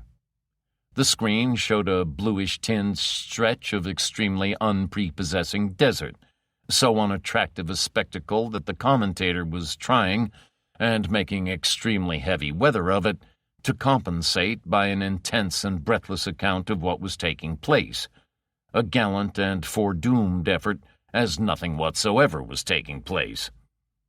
He informed the watchers that the camera was stationed in Frenchman's Flat at a distance of 5 miles southwest from the estimated point of explosion, as if anyone cared from what direction his camera was pointing. He said that as the device was almost certainly buried to a considerable depth, there wasn't expected to be much in the way of a fireball, which everyone had been reminded of for hours past. They were, he said, using a color filter, which everyone who wasn't colorblind could readily see. Finally, he told them that the time was 9 minutes to 10, as if he were the only person in California who owned a watch. He had, of course, to say something, but it was an extremely mundane run-up to something that might prove to be of lunatic significance. Jeff looked at his father in some exasperation. Ryder was certainly not looking and very probably not listening to anything that was going on. He was no longer leafing through the pages, but was gazing, apparently unseeing, at one particular page. He laid down the literature and headed for the telephone. Jeff said, "Dad, do you mind? There's just 30 seconds to go." "Ah." Ryder returned to his seat and gazed placidly at the screen. The commentator was now speaking in that tense, breathless, near-hysterical voice which commonly afflicts racetrack commentators when they endeavor to generate some spurious excitement towards the end of a race. In this particular instance, the tone was quite misplaced. A calm, relaxed voice would have been much more appropriate. The imminent event carried in itself all the excitement that could be generated. The commentator had now started a countdown, starting at 30, the numbers decreasing as the dramatic impact of his voice decreased. The effect was rather spoilt because either his watch was wrong or Morrow's was. The device exploded 14 seconds ahead of time. To a people who had long become accustomed to seeing atomic explosions on the screen, whether at home or in the cinema, to a people who had become blasé about or bored with the spectacle of moon rockets blasting off from Cape Canaveral, the visual effect of this latest demonstration of science's resolute retrograde march was curiously, or perhaps not so curiously, anticlimactic. True, the fireball was considerably greater than predicted. The searing blue-white flash was of an intensity that caused many viewers to wince or even momentarily shut their eyes. But the column of smoke, fire, and desert dust that streaked up into the blue Nevada sky, a blueness dramatically intensified by the camera filters, culminating in the mushrooming of the deadly radioactive cloud, faithfully followed the accustomed scenario. To the inhabitants of the central Amazon basin, such a titanic convulsion would presumably have heralded the end of the world. To the more sophisticated peoples of the world, it was passé, old hat, and had it occurred on some remote Pacific atoll, the great majority of people wouldn't even have bothered to watch it. But it hadn't happened on any remote Pacific atoll, nor had it been Morrow's purpose to provide the Californians with a diversionary spectacle to relieve the ennui of their daily lives. It had been intended instead to provide them with a chilling warning, an ominous threat, all the more frightening because unspecified, of impending evil, of some unimagined disaster that would strike at the whim of whoever had planted and triggered the atomic device. On a more mundane level, it was intended to show that here was a man who meant what he said, who was not just there to play around, and who had both the desire and ability to carry out whatever he had threatened. Had that been Morrow's intention, and there obviously had been none other, then he had succeeded to a degree which perhaps even he had not realized was possible. He had struck fear into the heart of the great majority of rational Californians, and from that time on there was practically only one topic of conversation in the state: when and where this unpredictable madman would strike again, and what in the name of all that was holy — it wasn't expressed in quite that way — were his motivations. This topic, to be precise, was to last for only 90 minutes. Then they were to be given something definite and concrete about which to worry, or, more accurately, to reduce that part of California most directly concerned to a state of not unreasoning terror that was swiftly to shade off into panic. Ryder rose. "Well, we never doubted that he was a man of his word. Aren't you glad you didn't waste your time going up to see that sideshow? For that's all it was. Oh, well, it should at least keep people's minds off taxes and the latest shenanigans in Washington for a little." Jeff didn't answer. It was doubtful if he'd even heard. He was still looking at the ever-expanding mushroom over the Nevada desert, still listening to the suitably awe-stricken voice of the commentator describing in great and wholly unnecessary detail what anyone with half an eye could see perfectly well for himself. Ryder shook his head and picked up the telephone. Dunn answered. Ryder said, "Anything? You know this line is bugged." "Something's coming in." "Interpol?" "Something's coming in." "How long?" "Half an hour." He hung up, called Parker, arranged to have them meet in Dunn's office in half an hour. Hung up, sat, briefly ruminated on the fact that both Dunn and Parker had taken the reality of Morrow's threat so much for granted that neither of them had thought fit to comment on it, then resumed his reading. Fully 5 minutes passed before Jeff switched off the TV, glanced with some irritation at his father, sat down at his table, typed a few words, and said acidly, "I hope I'm not disturbing you." "Not at all. How many pages have you got down?" 6. Ryder stretched out his hand and took them. "We're leaving in 15 minutes to see Dunn. Something's come up, or is coming up." "What?" "You've forgotten, perhaps, that one of Morrow's henchmen is wearing a headset tied into our phone?" A chagrined Jeff resumed his typing, while Ryder began a placid reading of Jeff's notes. A much-refreshed Dunn, who had obviously a good night's rest behind him, was waiting with Delage and Leroy when Ryder, Jeff, and Parker arrived. Delage and Leroy were looking a good deal less rested. The assumption was that they did not have a good night's rest behind them. Dunn confirmed this, nodding at Delage and Leroy. "A couple of devoted agents who think their boss is past it. Quite right, too." He tapped a sheaf of papers in front of him. "Up all night. The devoted agents, I mean, collecting snippets of this and that. Some possibly useful information, some dead ends. What did you think of friend Morrow's demonstration?" "Impressive. What do you have?" Dunn sighed. "The niceties of salon conversation, Sergeant Ryder, are not for all. Report from Daimler. Remember him? Security chief in the AEC reactor plant in Illinois. Yes. Nothing wrong with your memory. Even less with Jeff's. I've just been reading some notes he typed out. Well, he says that Carlton did associate with some far-out group. As I said, we preferred to have one of our boys do the direct legwork. Interviewed Carlton's landlady's son. He wasn't very forthcoming. He'd only attended 2 or 3 meetings, then gave it up. Couldn't stand the mumbo-jumbo, he said." "What were they called?" "The Damascene Disciples. Nothing known of them. Never registered as a church or religious organization. Disbanded after 6 months." "They had a religion? I mean, they preached, they had a message." "They didn't preach. They had a message, all right. They advocated the eternal damnation of all Christians, Jews, Buddhists, Shintoists. In fact, as far as I can make out, everybody who wasn't a Damascene. Nothing original about that. Were the Muslims on their list, do you know?" Dunn looked at the list. "Oddly enough, no. Why?" "Curiosity. Could this landlady's son recognize any of them?" "That would have been difficult. The Damascenes wore cloaks, masks, and those pixie witches' hats affected by the Ku Klux Klan. Only this lot were dressed in black."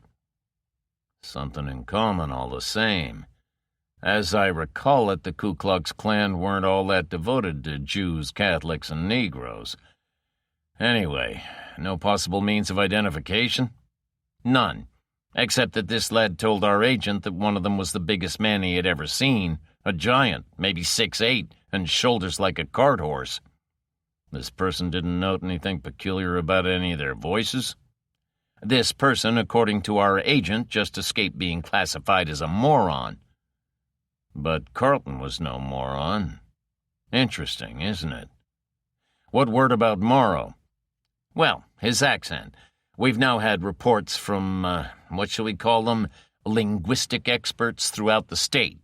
38 so far, and more coming in every minute. All of them willing to stake their reputations, etc., etc. Point is, no less than 28 plump for a Southeast Asian origin." "Do they indeed? Any attempt to pinpoint the exact source?" "That's as far as they will go." "Again, still interesting. Interpol?" "Nothing." "Do you have a list of all the places they've contacted?" Dunn looked at Leroy, who nodded. "The Philippines, for instance?" Leroy consulted a list. "No." "Try Manila. Ask them to try around the Cotabato area in Mindanao." "The what in what?" "Mindanao is the large southern island in the Philippines. Cotabato is a seaside town. Manila may not be too interested in what goes on in Cotabato. It's at least 550 miles away as the crow flies, maybe 1,000 by road and ferry. try anyway." "I see." Dunn paused. "You know something that we don't know?"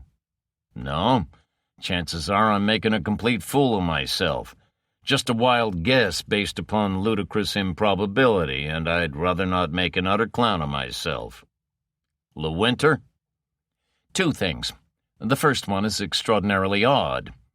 You will recall that in his telephone notebook he'd listed the numbers of all kinds of people with whom, outside his court cases, of course, LeWinter would not be expected to be on either social or professional terms. Engineers, drillers, oil rig men. There were 44 of those in all. Barrow, for reasons best known to himself, he's almost as close-mouthed as you, assigned a federal agent to interview each and every one of them." 44? That's a lot of FBI agents." Dunn was patient.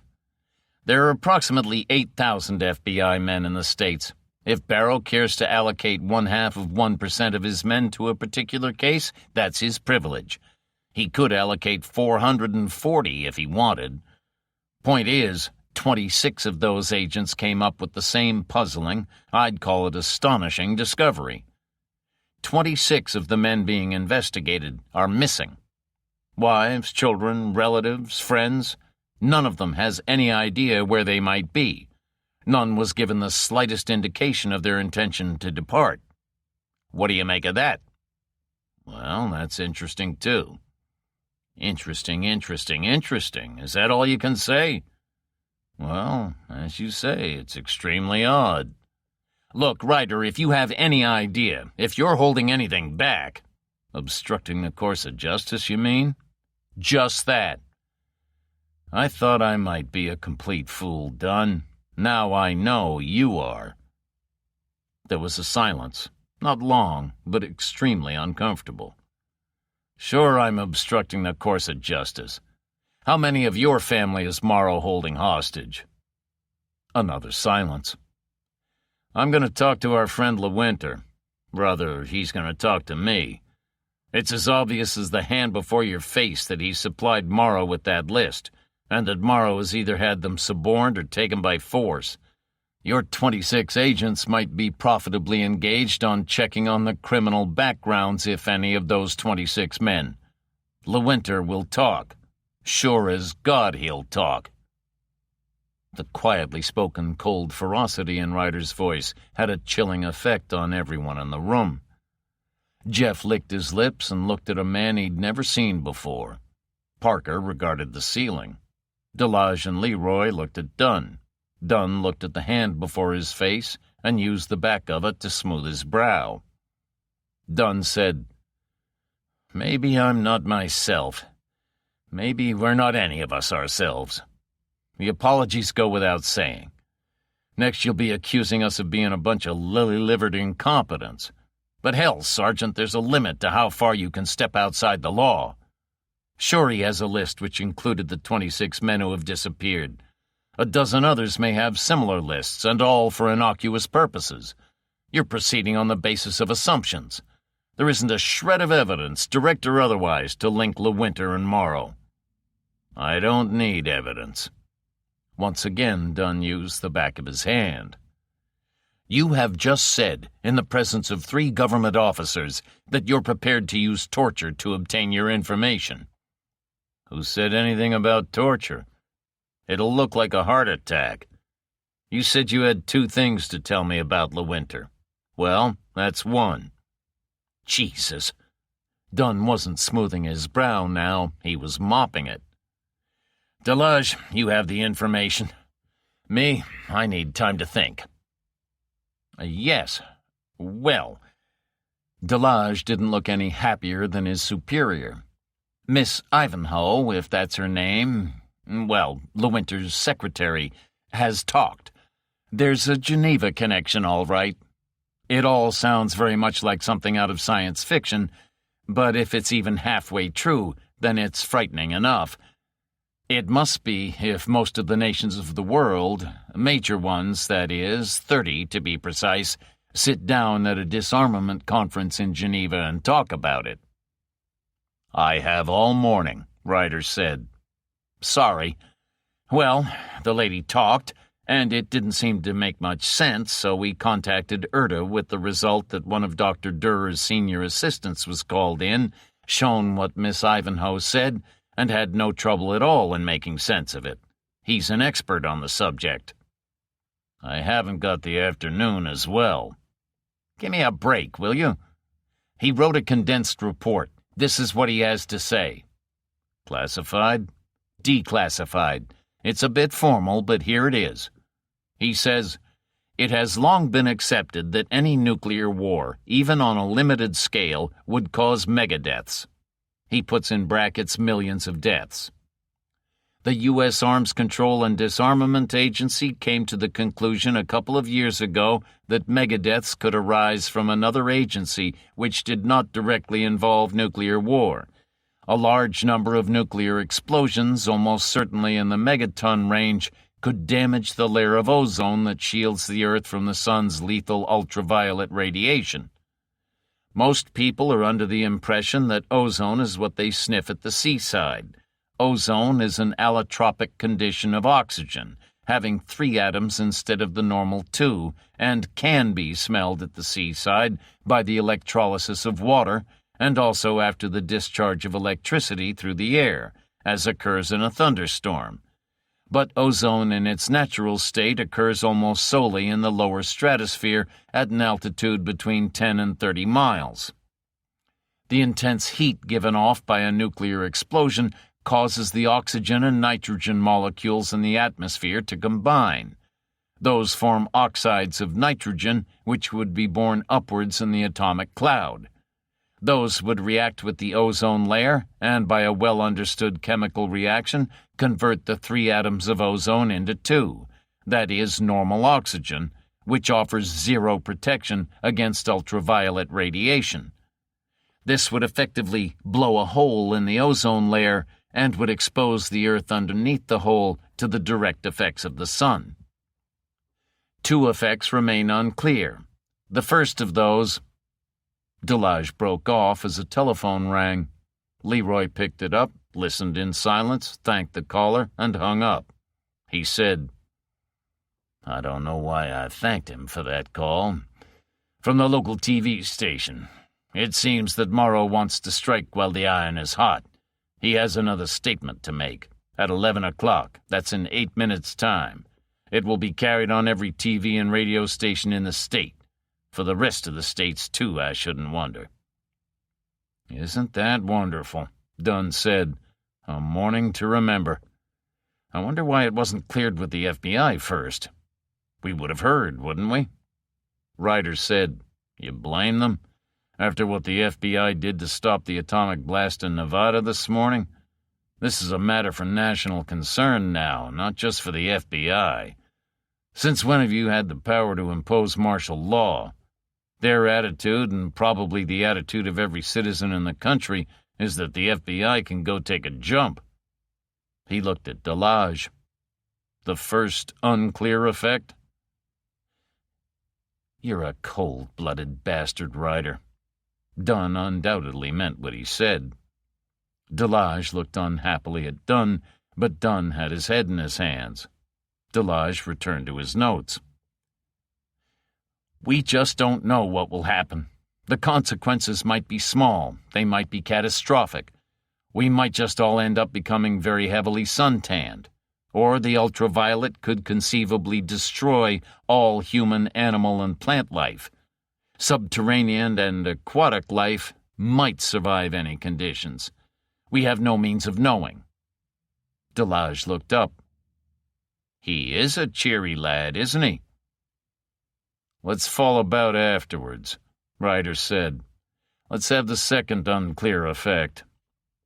"Well," he says, "it is not known whether this hole in the stratosphere would remain localized and keep pace with the rotation of the Earth.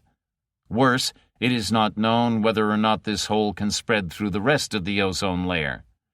Chemical reactions at that level in the stratosphere are unknown and wholly unpredictable. There might well exist a form of breeder reaction, in which case large areas of the Earth could be devastated. The possibility must be taken into account that some nation may already have experimented in some remote and uninhabited region. Parker said, Siberia?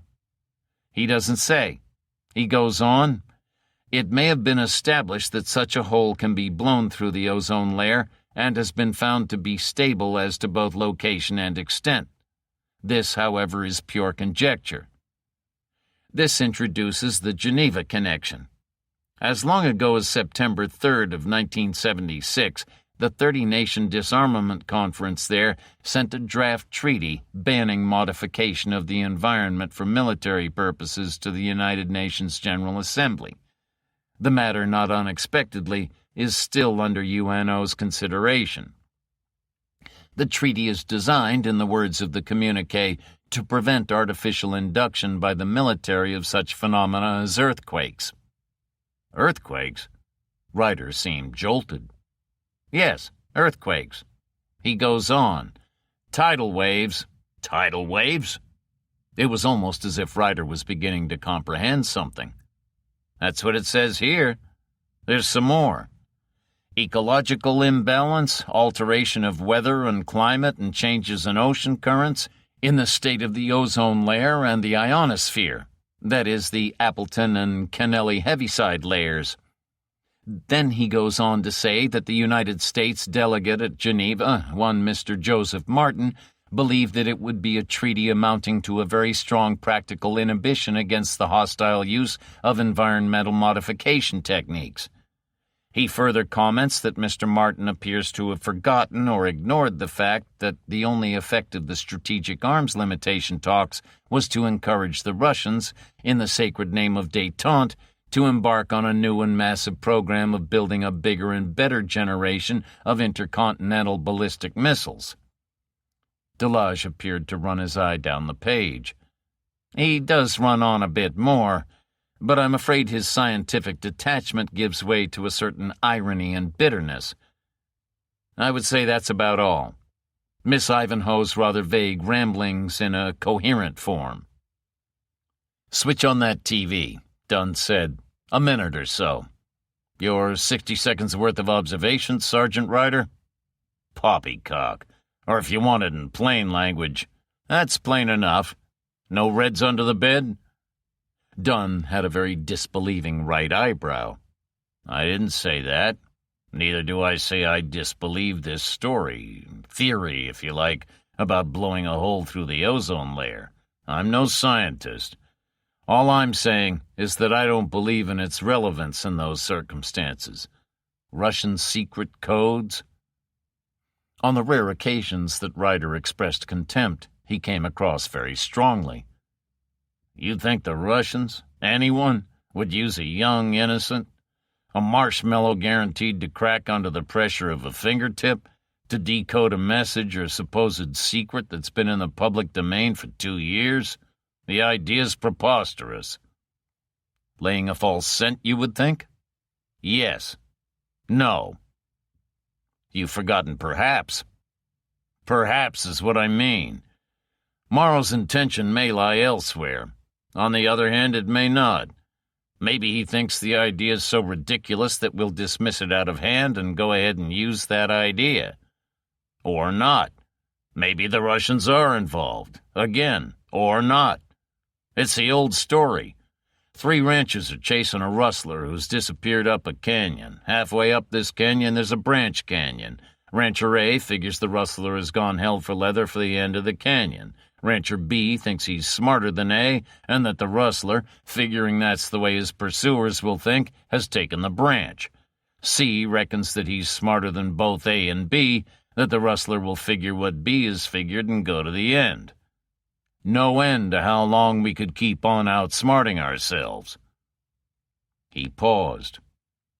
There could, of course, be a second branch canyon that we know nothing about, just as we know nothing about the first. It's a rare privilege, Dunn said, to see a detective's mind at work. Ryder might not have heard him. Another interesting thing. This expert from Erda, a nuclear physicist, I assume, about blasting a hole through the ozone layer.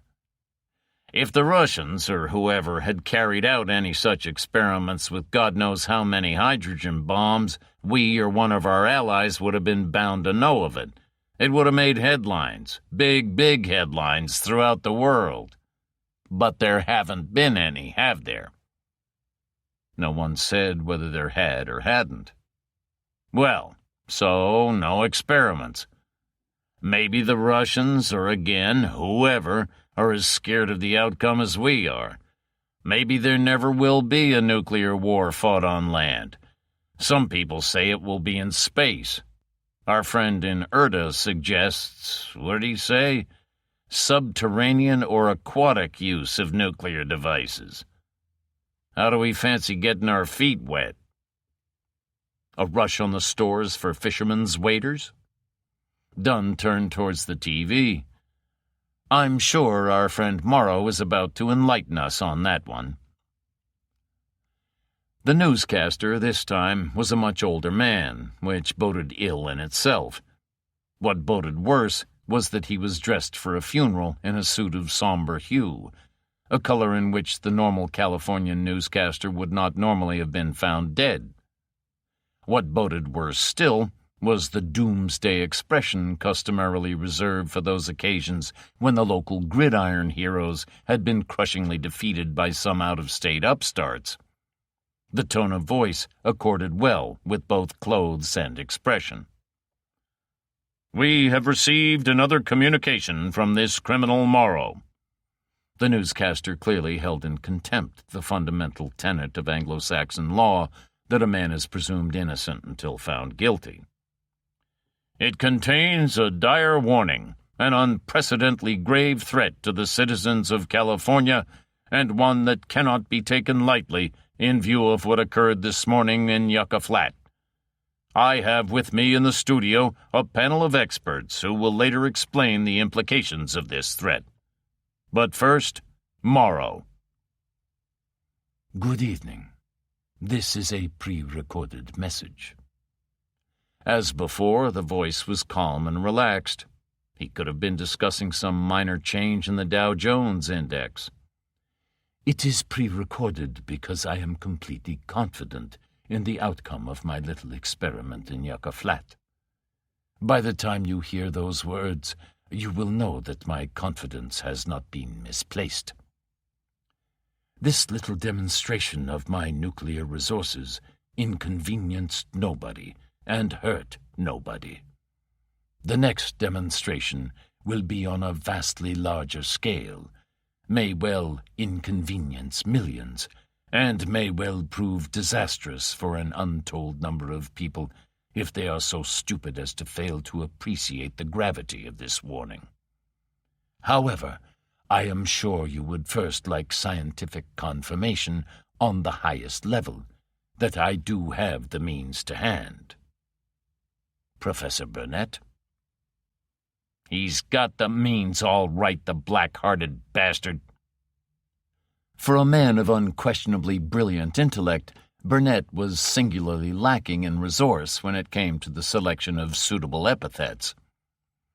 I hate to use the word beg in the presence of a monstrous lunatic, but I do beg you to believe me that he has the resources he claims.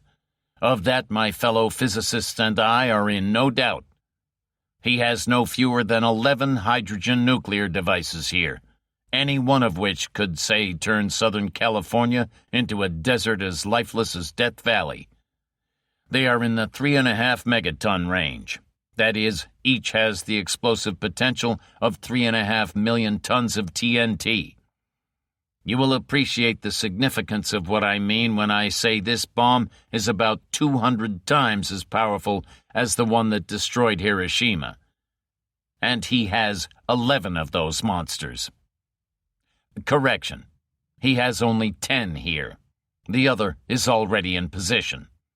Where this crazy bastard intends to put it... Morrow interrupted. Revealing the location of the weapon is a privilege I reserve for myself.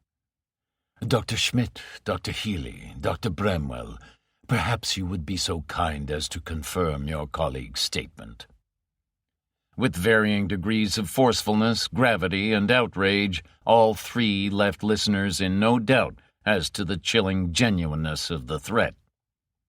When Bramwell had finished, Morrow said, "And now the most telling confirmation of all, that of Professor Aachen, probably the country's leading nuclear weaponry physicist, who personally supervised every step in the building of the bombs. Professor Aachen, you may recall, vanished some 7 weeks ago.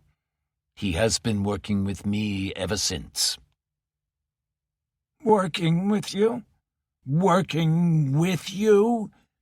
Aachen's voice held the high, quavering note of senility. "You monster! You! I would never work with you!" He broke into a weak sobbing, and there was a brief silence. "He's been tortured!" Burnett's voice was a shout. "Tortured, I tell you! He and 6 kidnapped technicians have been subjected to the most unspeakable—" His voice broke off in a peculiar gasp which sounded as if he was being strangled. Which he probably was.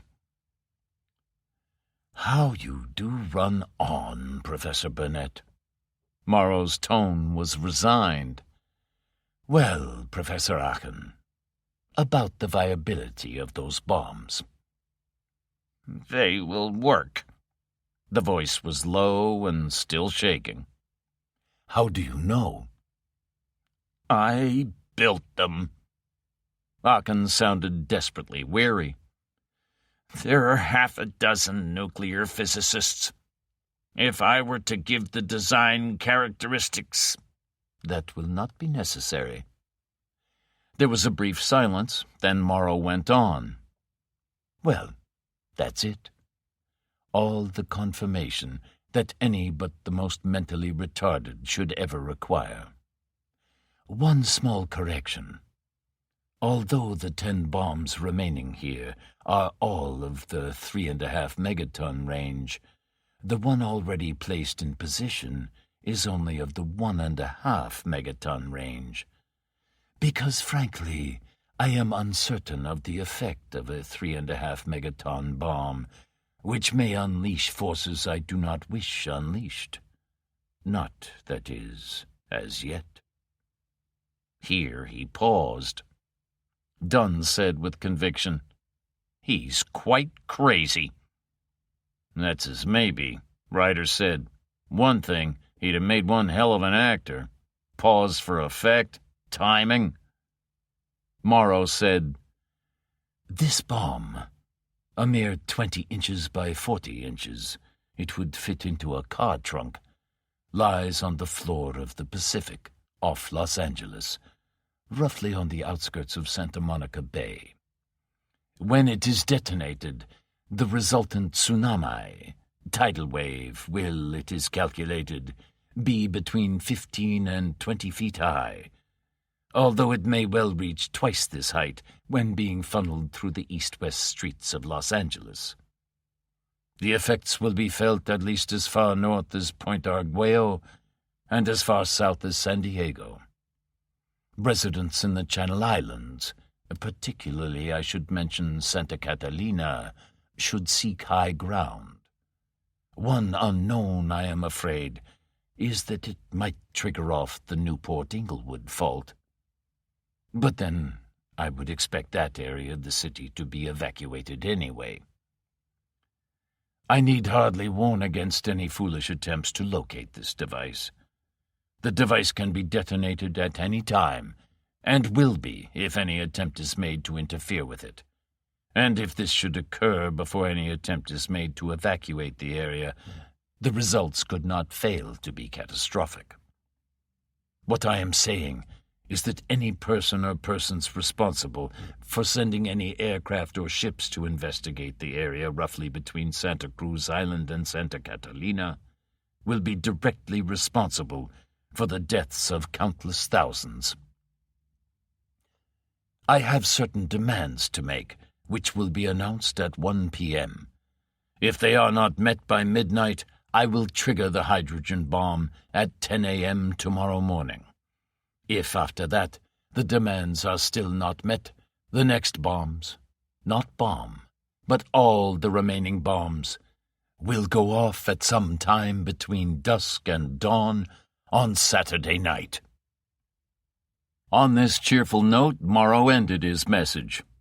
The newscaster made to introduce his panel of experts, but Dunn switched off the set with the observation that if Morrow was uncertain as to the effects of the explosion, then it was unlikely that the so-called experts had a clue. "Well, Ryder, consider yourself a prophet with honor. Inspired. We get our feet wet. Believe him?" "Sure, don't you?" "Yes. What to do?" "That's a matter for the authorities, whoever they might be. Me, I'd take to the hills." Delage said, "I simply don't believe it." "Bully for you," Dunn said. "The spirit that won the West. Tell you what, leave me the details of your next of kin and stroll along the seafront at Long Beach tomorrow. Better still, take a deck chair on the Santa Catalina ferry." He bent a cold glance on the unfortunate Delage, then turned to Ryder.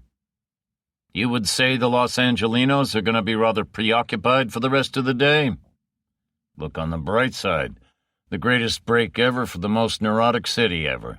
The perfect excuse for giving full and public rein to all those hidden phobias and neuroses. The pharmaceutical shop should be doing a roaring trade for the rest of the day." Parker said, "He clearly doesn't expect this second warning to be sufficient, or he wouldn't have all those backup bombs. Jesus, his demands must be sky high." "And we don't know what those demands are yet." Dunn sighed. 2 hours yet. Evil bastard. He certainly knows how to turn down the screw on psychological tension. He thought briefly. I wonder why he doesn't erase those references to torture. Rather spoils his image, no? "Did you believe it?" Ryder said. Dunn nodded. "That's it, then. That was no act. That was for real. Conviction, authenticity. What interests me more is that Morrow may be growing careless, or that he may be so sure of himself that he's talking too much. Why did he forbid Aachen to give any specifications about the bombs and then gratuitously inform us that it was about 20 by 40 inches or something of the kind? It was not in character. He's an economical speaker, and that was unnecessary. If Aachen had given us details, they would have been accurate. Granted, Morrow didn't give us any specifications, but I have a faint suspicion that the measurements given were inaccurate. If they were, why should he want to mislead us?" "I don't follow," Dunn said. "What are you getting at?"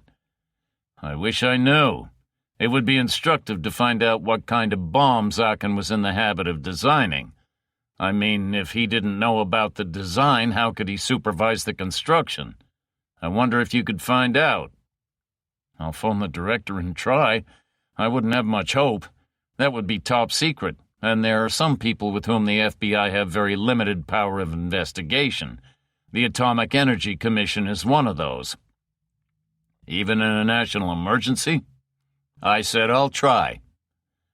"And can you find out anything about Sheriff Hartman's background? Not police records. We can be sure that either Lewinter or Donahue or both had a hand in his installation, in which case his records are bound to be faked.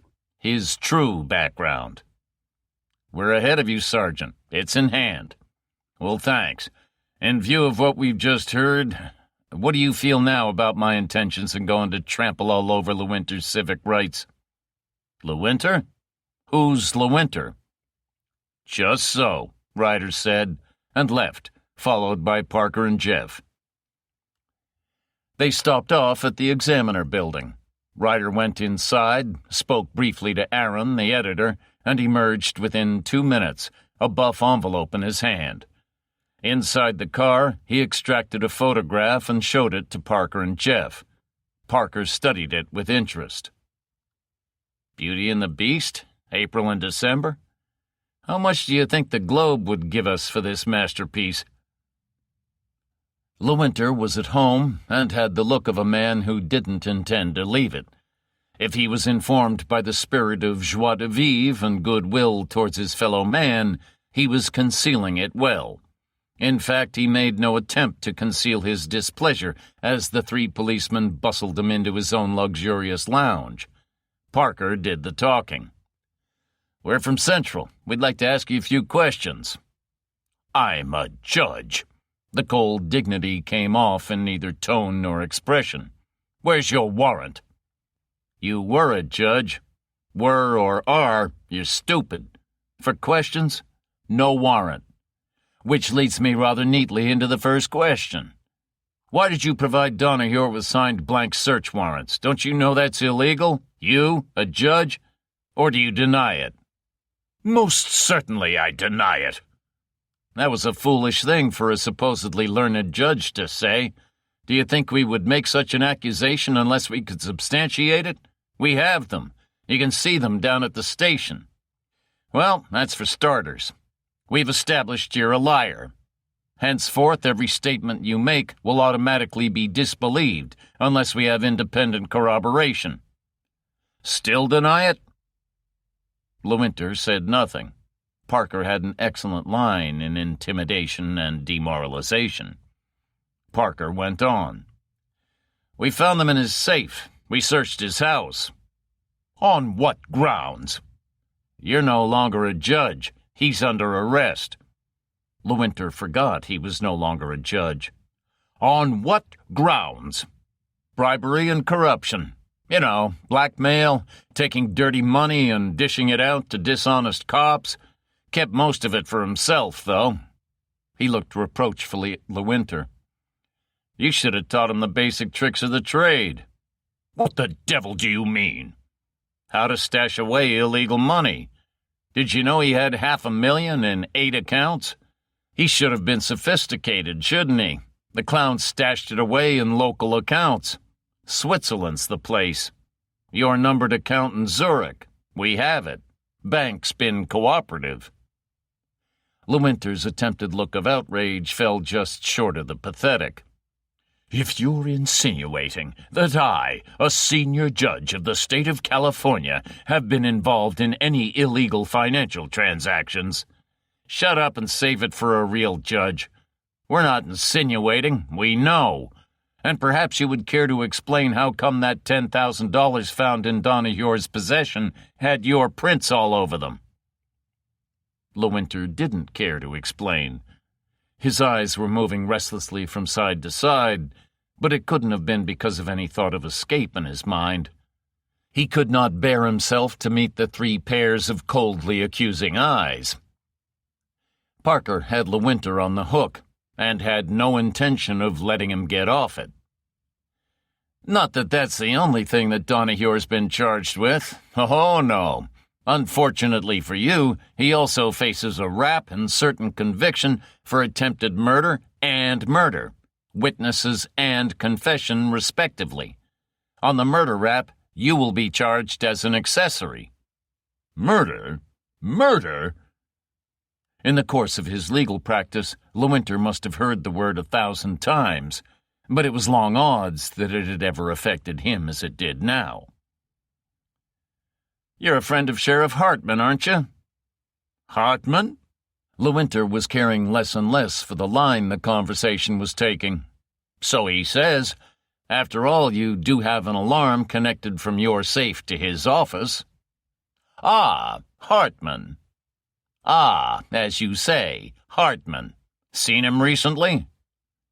Lewinter had actually started wetting his lips, that indication of corrosive anxiety to which he had succeeded in reducing hundreds of suspects over the years.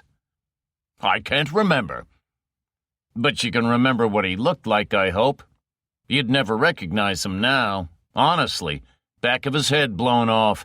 Downright uncivil of you to have your friend's head blown off." "You're mad. You're crazy." Even the most newly qualified intern would have disapproved of Lewinter's peculiar complexion, which had acquired all the healthy vitality of a corpse. "You've no proof." "Don't be so original. No proof. That's what they all say when they're guilty. Where's your secretary?" "What secretary?" The latest switch in attack seemed to have a momentarily paralyzing effect on his thought processes. God help us." Parker lifted his eyes upwards in temporary supplication. "Rather God help you. Bettina Ivanhoe, where is she?" "Excuse me." LeWinter went to a cupboard, poured himself some bourbon, and drank it in one gulp. It didn't seem to do him any good. Parker said, "You may have needed that, but that wasn't why you took it. Time to think, isn't that it? Where is she?" "Gave her the day off." Whiskey didn't help. Wrong answer. "When did you speak to her?" "This morning." Another lie. She's been in custody since last night, assisting police with their inquiries. So you didn't give her a day off. Parker was quite without pity. "But it seems you gave yourself a day off.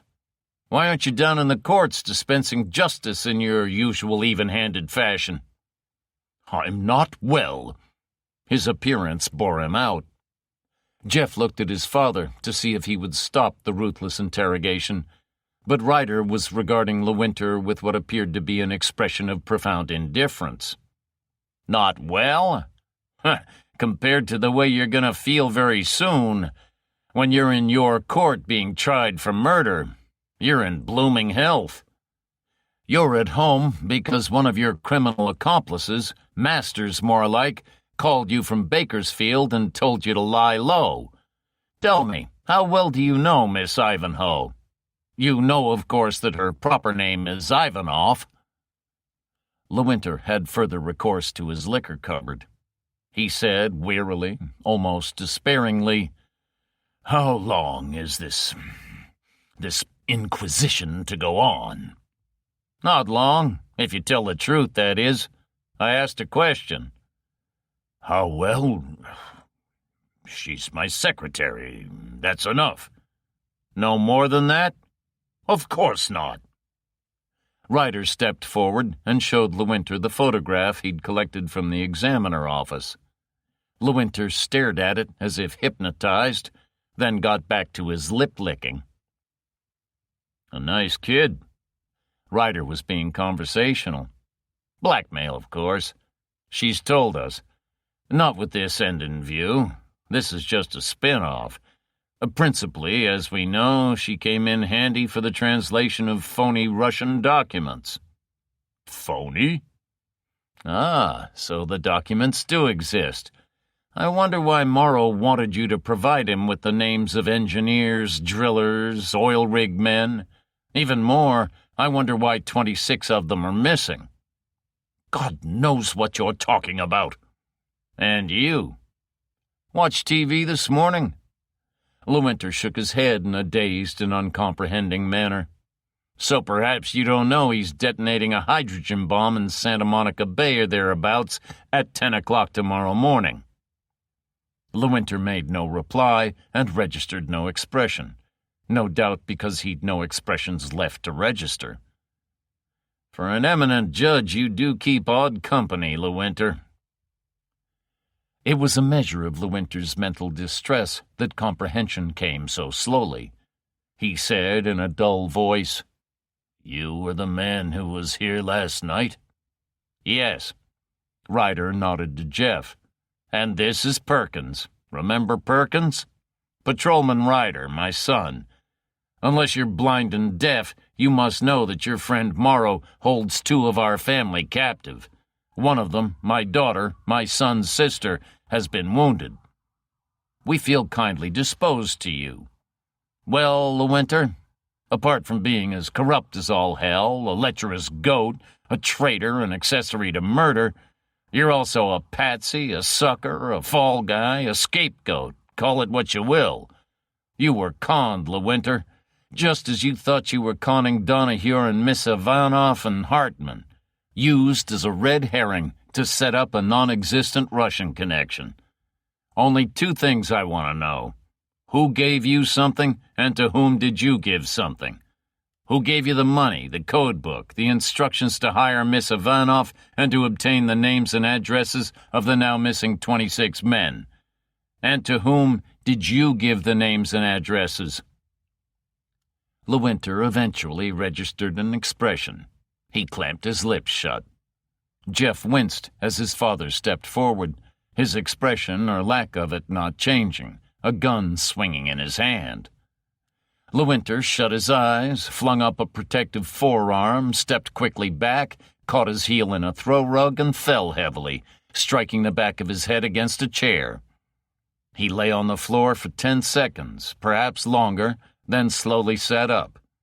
He looked dazed, as if having difficulty in relating himself to the circumstances in which he found himself. And he was clearly not acting. He said in a croaking voice, "I've got a bad heart." Looking at and listening to him, it was impossible to doubt it. "I'll cry tomorrow. Meantime, you think your heart will last out long enough to let you get to your feet?" Slowly, shaking, using both a chair and a table, LeWinter got to his unsteady feet. He still had to hang on to the table for support. Ryder remained unmoved. He said, "The man who gave you all those things, the man whom you gave the names, was it the same man?"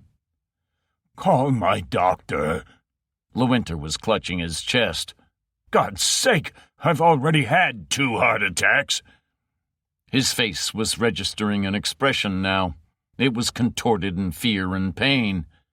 He clearly felt, and was probably right, that his life was in mortal danger, and was begging to have it saved. Ryder regarded him with the dispassionate eye of a medieval headsman. "I'm glad to hear it." Jeff looked at him in something close to horror, but Ryder had eyes only for LeWinter. "Then I'll have nothing on my conscience if you die, and there won't be a mark on you when the mortuary wagon comes to collect you. Was it the same man?" "Yes." A barely audible whisper. "The same man is called from Bakersfield?" "Yes."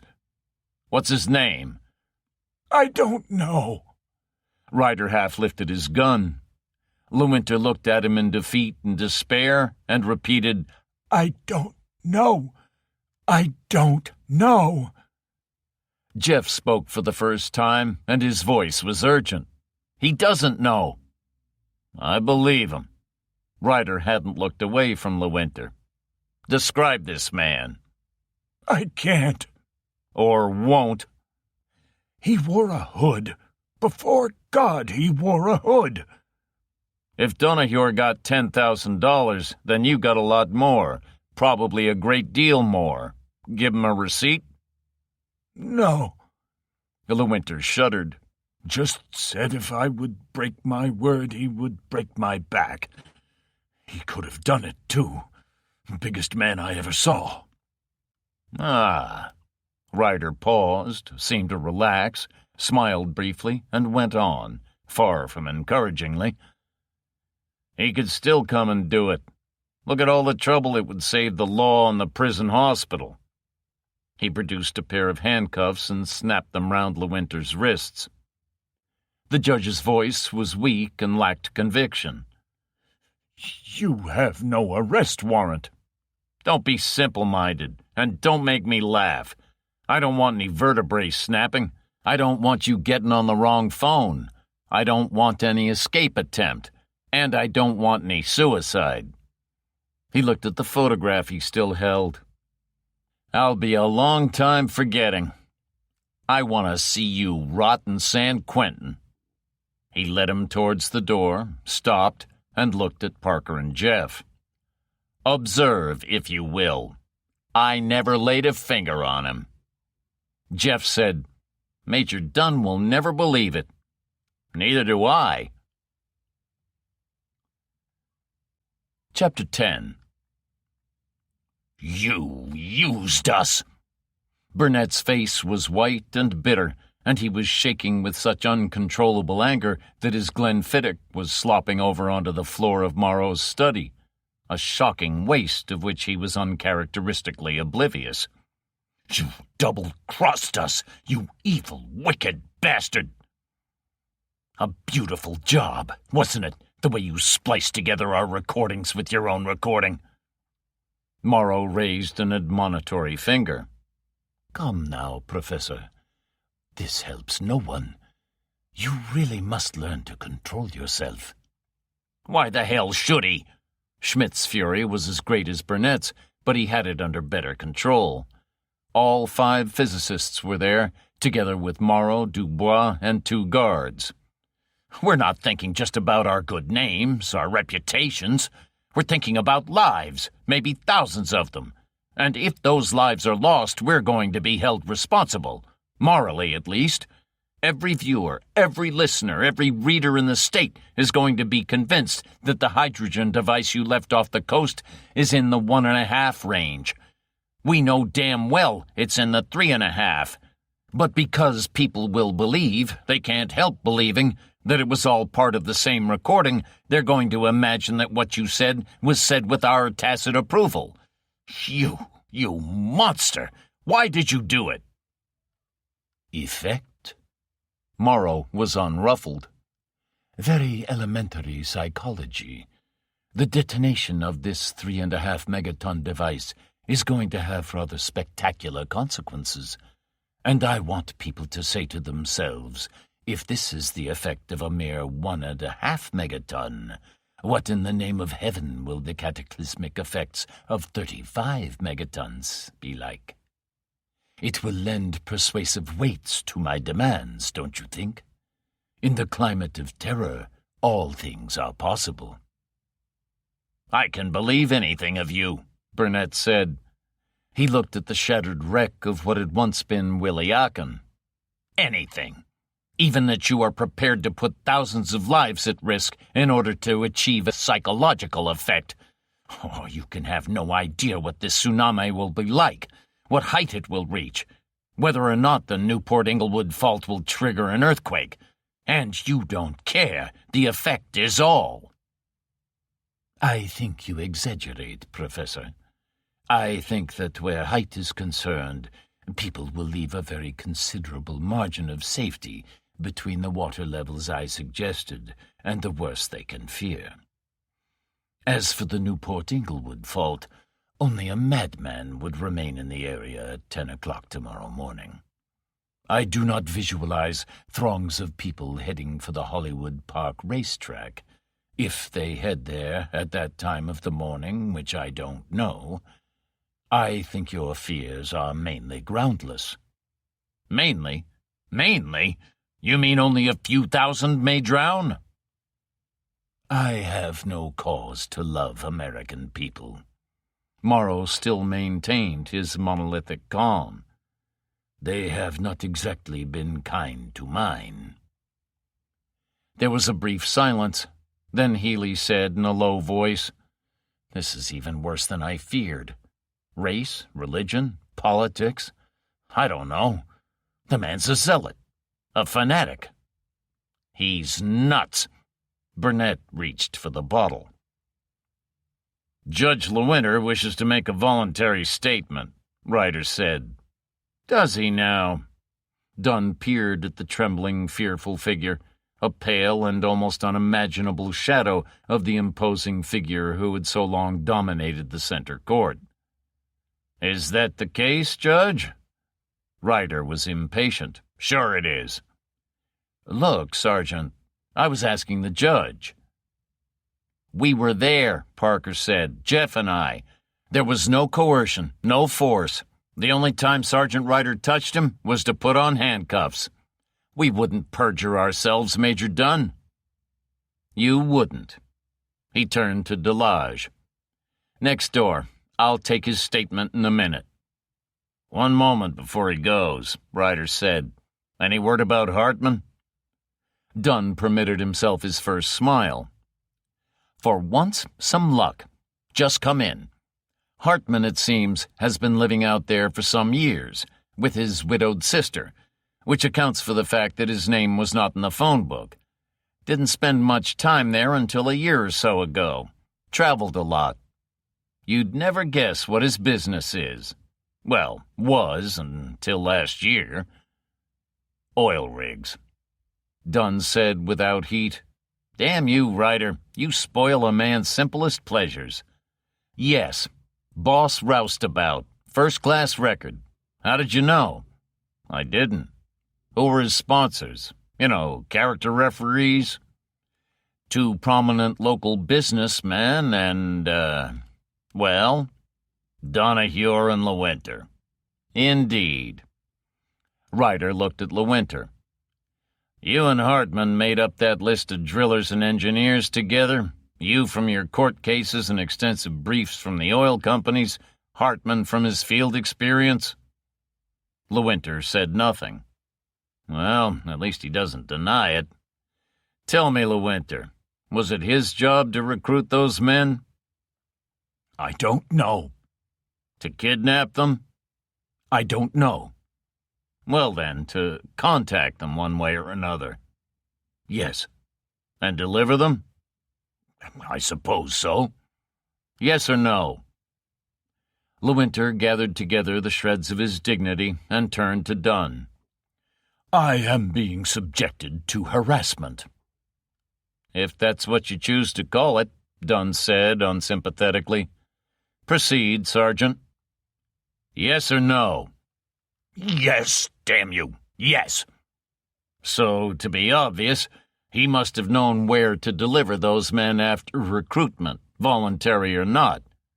So, assuming it was Morrow who was responsible for their disappearance, Hartman had a direct line to Morrow or knew how to contact him. You must agree with that. Lewinter sat down in a chair. He looked more like a cadaver than ever. If you say so. And, of course, you and Donahue had the same line. No. The denial was immediate and almost vehement. Well, Ryder was approving. That's more like it.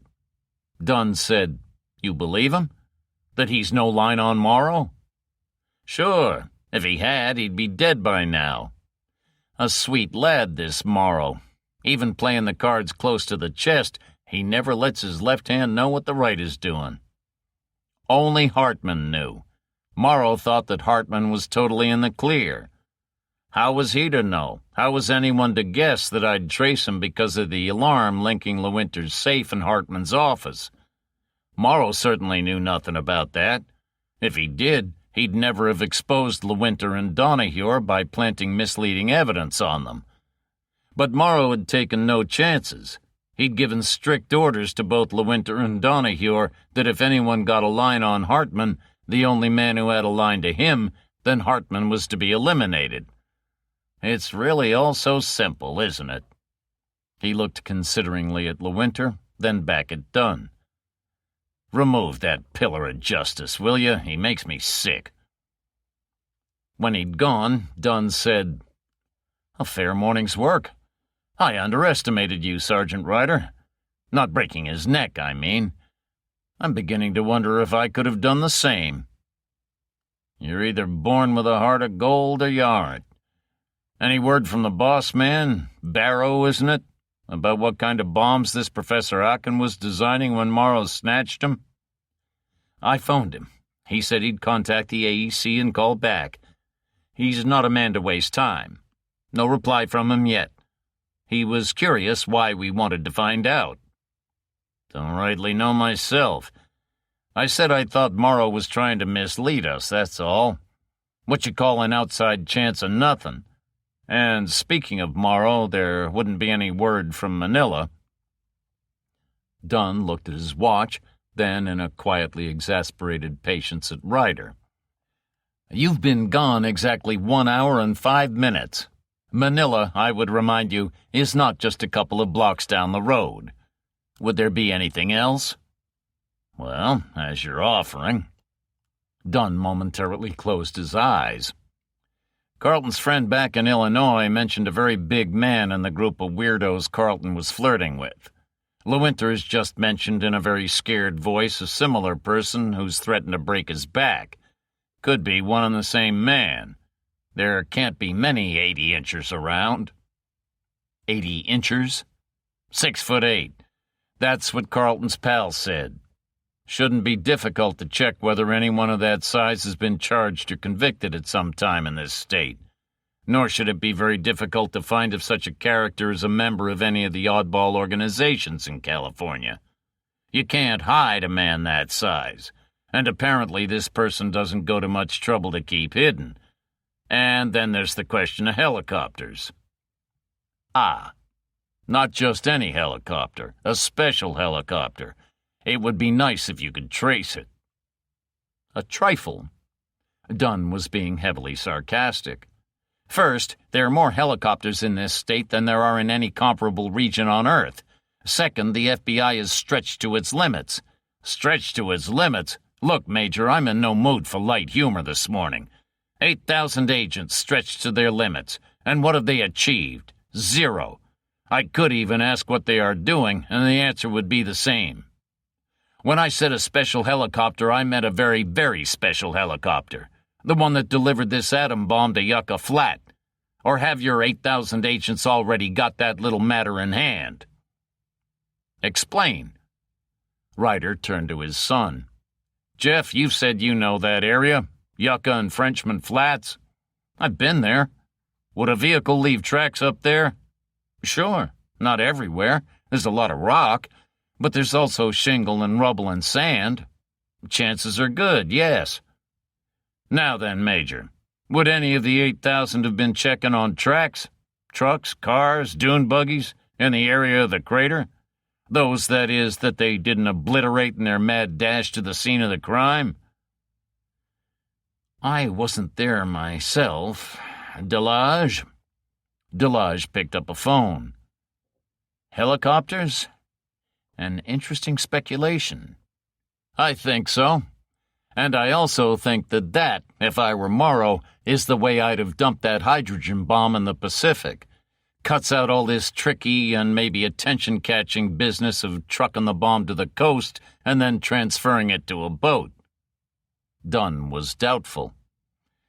There's still an awful lot of helicopters in the state.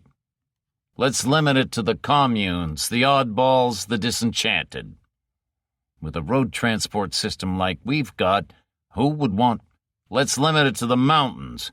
Remember, we'd more or less decided that Morrow and his friends have sought out high ground. Well, the more extreme the group, the higher they tend to go. I suppose some would require a chopper to get any place. But helicopters come expensive. They'd be hired on an hourly basis, and you could hardly persuade a hired pilot to carry a hydrogen bomb. Maybe the pilot isn't hired, nor the helicopter. Then there's the matter of a truck. Trucks. For the transport of weapons-grade material, the stuff taken from San Rufino. Dunn said, You have that, Leroy? Leroy nodded, and, like Delage, reached for a telephone. Thanks. Ryder pondered briefly. That's all. See you around, sometime this afternoon. Jeff looked at his watch. Don't forget, 45 minutes. Morrow will be on the air with his terms or demands or blackmail or whatever. Probably not worth listening to. Anyway, you can tell me all about it. Where are you going? Public library. The study of contemporary history. I've fallen way behind in my reading. I see. Jeff watched the door swing to behind Ryder, then looked at Dunn. I don't see. He's all right? Dunn was thoughtful. If he isn't, what do you make of us? Ryder arrived home some 90 minutes later to find Jeff and Parker drinking beer in front of the television. Ryder seemed in remarkably good spirits. He wasn't smiling broadly, far less laughing, nor was he cracking any jokes, for that was not his way. But for a man with two of his family held hostage and the threat of being drowned and vaporized far from being an impossibility, he was composed and relaxed. He looked at the TV screen, where literally hundreds of small craft, some with sails raised, were milling about in hopeless confusion, apparently traveling at random and ramming each other with a frequency that was matched only by a blind determination. It was an enclosed harbor with half a dozen quays thrusting out towards a central channel. The room to maneuver was minimal, the chaos absolute. My word, Ryder said, this is something. Just, I imagine, like Trafalgar or Jutland. Those were very confused sea battles, too. Dad, Jeff was heroically patient. "That's Marina Del Rey in Los Angeles. The yachtsmen are trying to leave." "I know the place. The lads of the California Yacht Club and the Del Rey Yacht Club, displaying their usual nautical composure, not to say stoicism. At this rate, they'll take a week to sort themselves out. What's the great rush? Incidentally, this will pose a problem for Morrow. This must be happening at every harbor in Los Angeles. He said any vessel moving into the area between Santa Cruz Island and Santa Catalina would result in the detonation of the bomb. A couple of hours, and there will be a couple of thousand craft in those waters. Careless of Morrow. Anybody could have foreseen this." Parker said, "According to the announcer, nobody intends to go anywhere near there. They're going to use the Santa Barbara and San Pedro channels and go as far north and south up the coast as possible." "Lemmings. Even a small boat can ride out a tidal wave at sea. Not much more than a fast-traveling ripple, really. It's only when it reaches shallow water or estuaries that it starts to pile up into what people regard as a tidal wave. Why all this confusion anyway?" "Panic," Parker said. "The owners of smaller craft are trying to lift them out of the water and trail them away, but there are facilities available for only a few percent at a time, and those are so overloaded that they keep breaking down.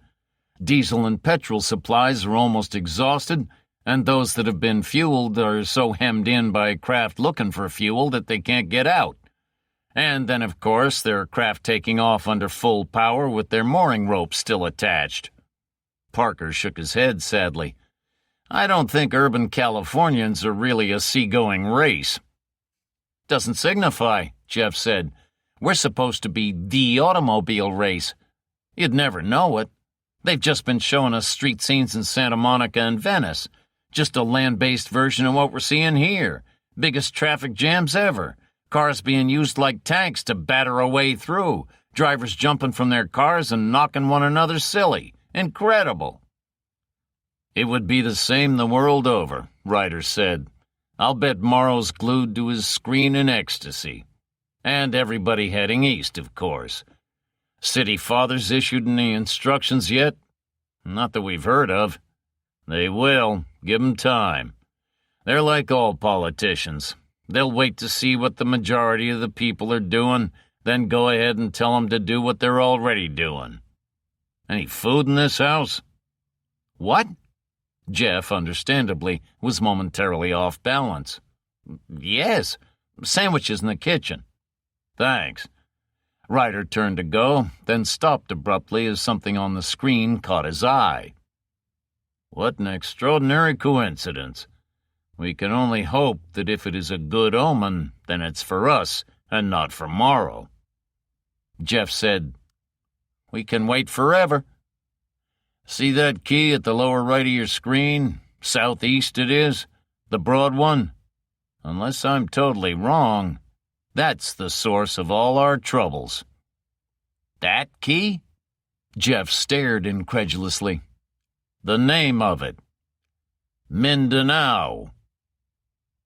A minute later, Ryder was taking his ease in an armchair, sandwich in one hand, beer in the other, half an eye on the screen. He focused both eyes and said, "That's interesting." The picture was not without its interest.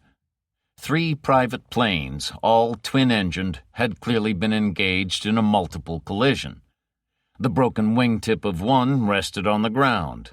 The undercarriage of a second had crumpled, while a lazy plume of smoke arose from the third. "Land, sea, and air." Ryder shook his head. "Know that place. Clover Field in Santa Monica. One can only assume the air traffic controller has hightailed it for the Sierras." "Honest to God, Dad!" Jeff was trying to contain himself. "You're the most infuriating, exasperating character that's ever walked. Have you got nothing to say about Morrow's ultimatum?" "Well, no." "Jesus!" "Be reasonable. I've seen, heard, and read nothing about it." "Jesus!" Jeff repeated and fell into silence. Ryder looked inquiringly at Parker, who clearly steeled himself for the task. Morrow was on time, as always. This time he really was economical with his words. I'll make it even more economical.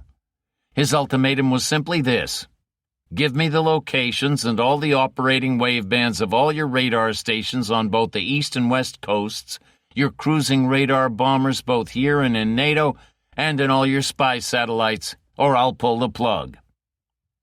He said that, did he? Well, quite a bit more, but that was the gist of it. Rubbish. I told you he wouldn't be worth listening to. I'd thought better of Morrow than that. Babies along the Potomac and the Pentagon spinning around like a high-speed centrifuge. You don't believe it? If that's what you gather from my reactions, you're right. But look, Dad. Look, nothing. Balderdash. Maybe I'd better revise that snap judgment on Morrow. Maybe he was well aware that he was making an impossible demand. Maybe he was well aware that it wouldn't be met. Maybe he didn't want it to be met. But just try convincing the American public, especially that section of it represented by this state, of that. It will take a long, long time, and a long, long time is the one thing we don't have. Impossible demand? Jeff said carefully. Let me think. Ryder chewed some more and drank some more while he thought. 3 things occur, and none of them make sense and wouldn't to the Pentagon, who can't possibly be as retarded as the New York and Washington columnists say they are. First off, what's to prevent the Pentagon feeding him a long and highly convincing rigmarole of completely misleading information? What would lead him to suspect that it was misleading? And even if he did, how on earth could he possibly set about checking on the accuracy of the information? It's impossible.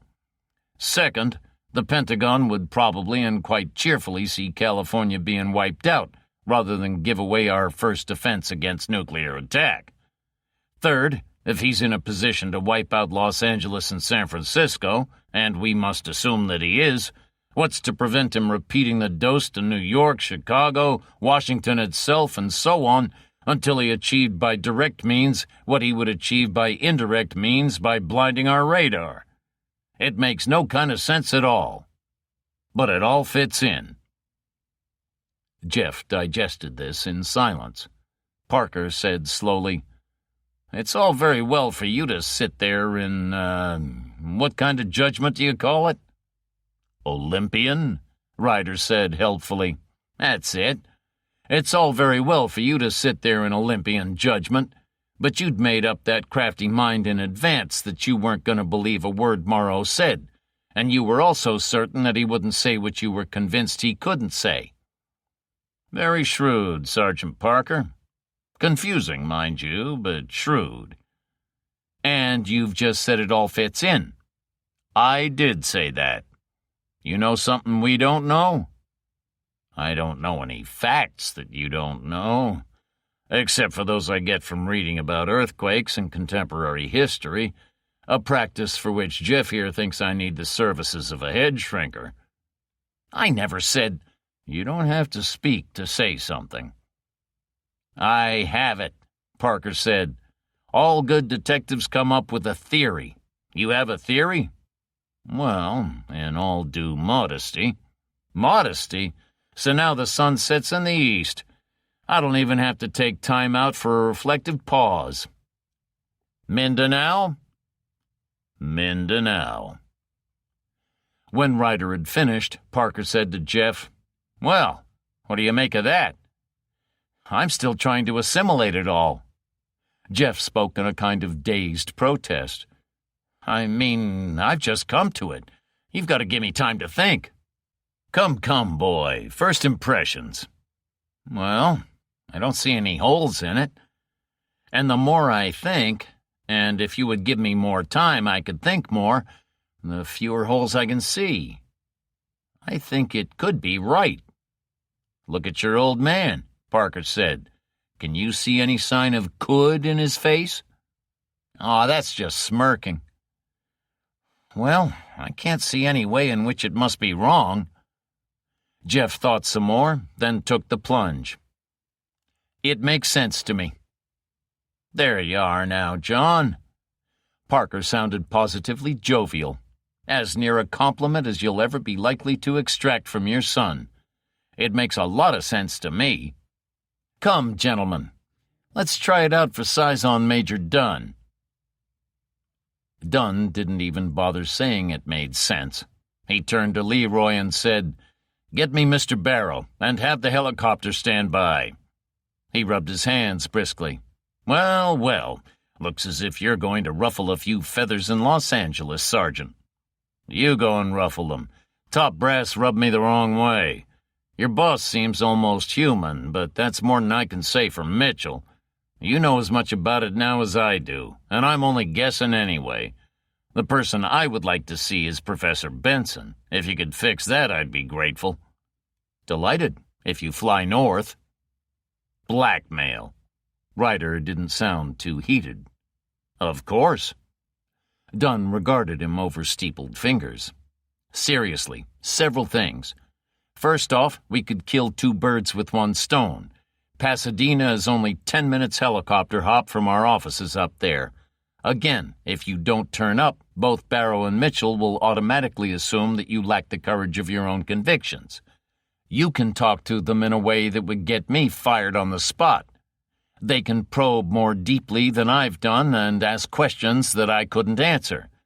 I know you've told me all what you regard as the essentials, but there must be details that you consider irrelevant at the moment. What's the point in staying here?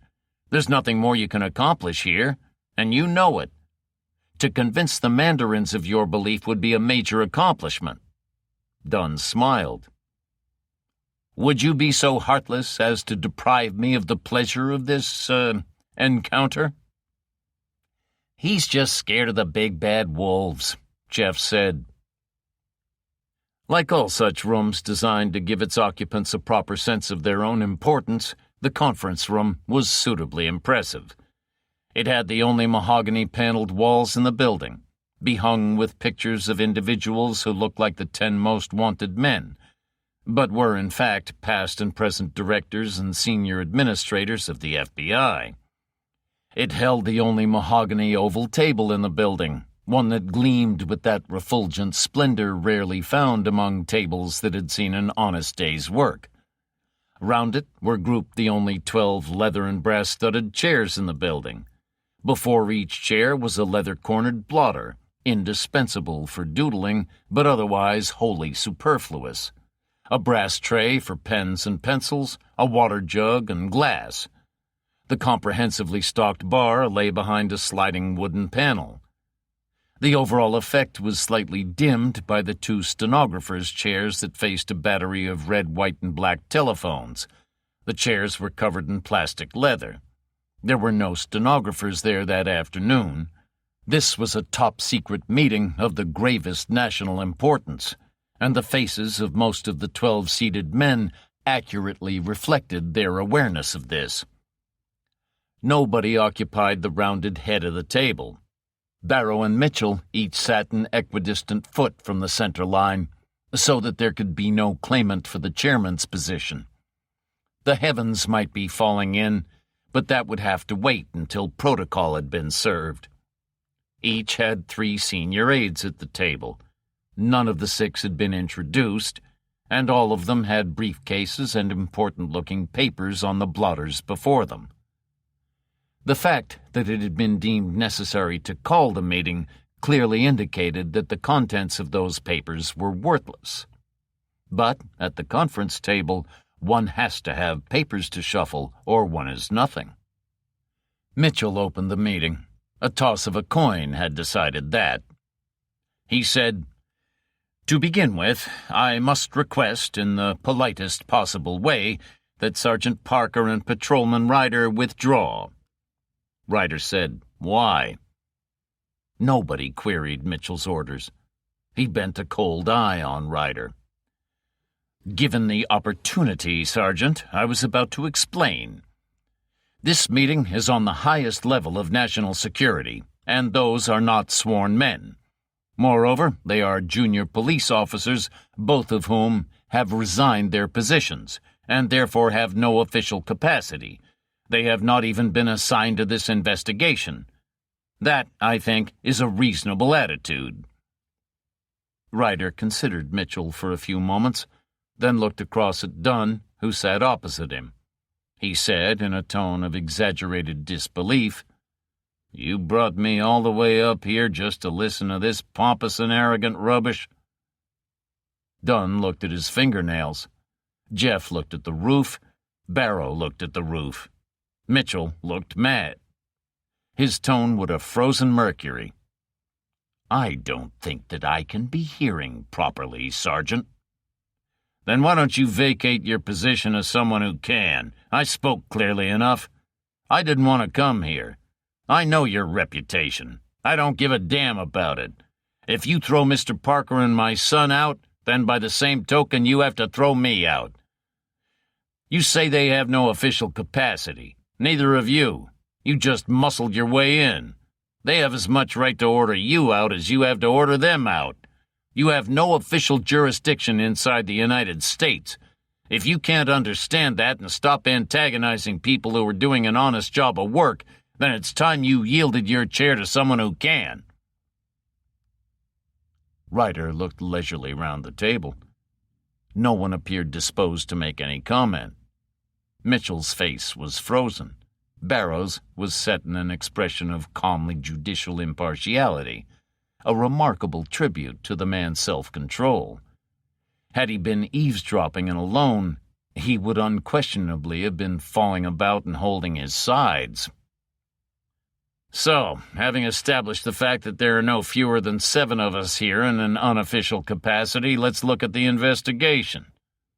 Mr. Parker and my son have already achieved a very considerable amount, as Major Dunn will confirm. They have helped solve the murder of a county sheriff, put a corrupt police chief behind bars on a charge of murder, and also put behind bars on a charge of accessory to murder a judge widely regarded as chairman-elect of the state Supreme Court.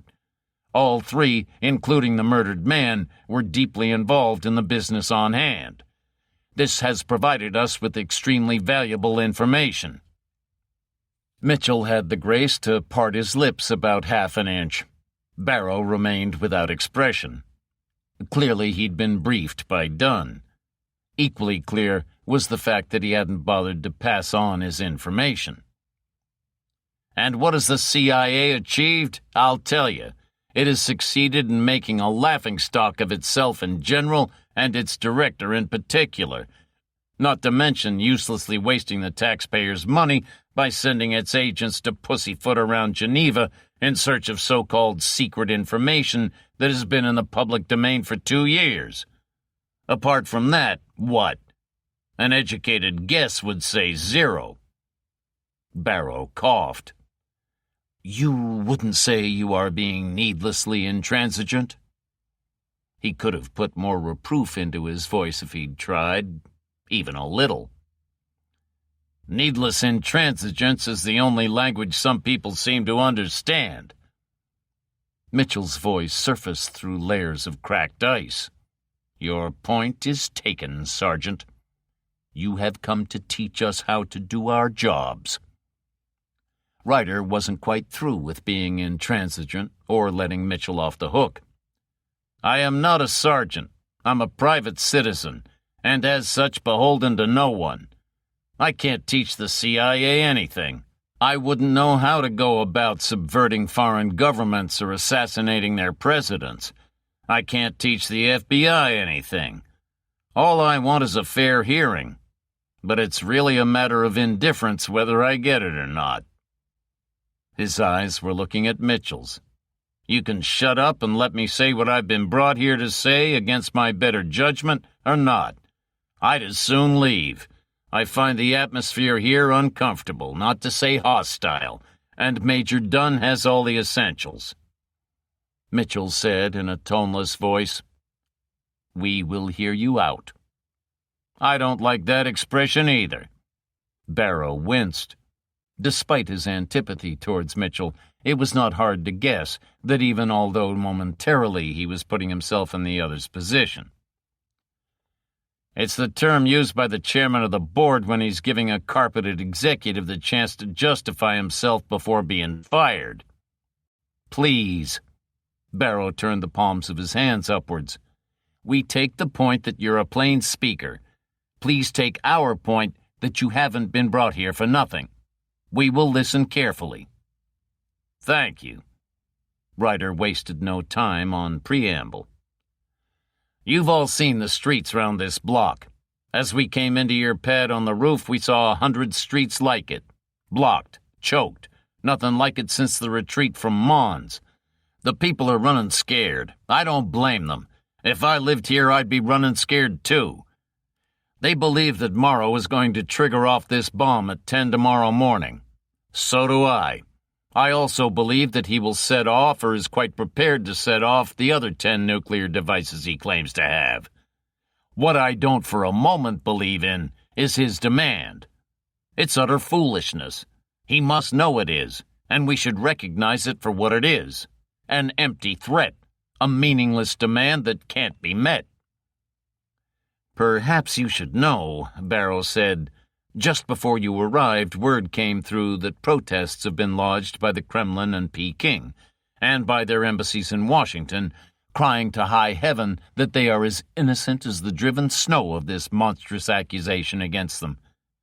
No one has accused them of anything, but one takes their point, and that it's all part of a warmongering capitalist plot. First time in living memory that they've totally agreed with each other on anything. Not just the usual standard denial? No, they're hopping mad. Don't blame them. The suggestion is ludicrous.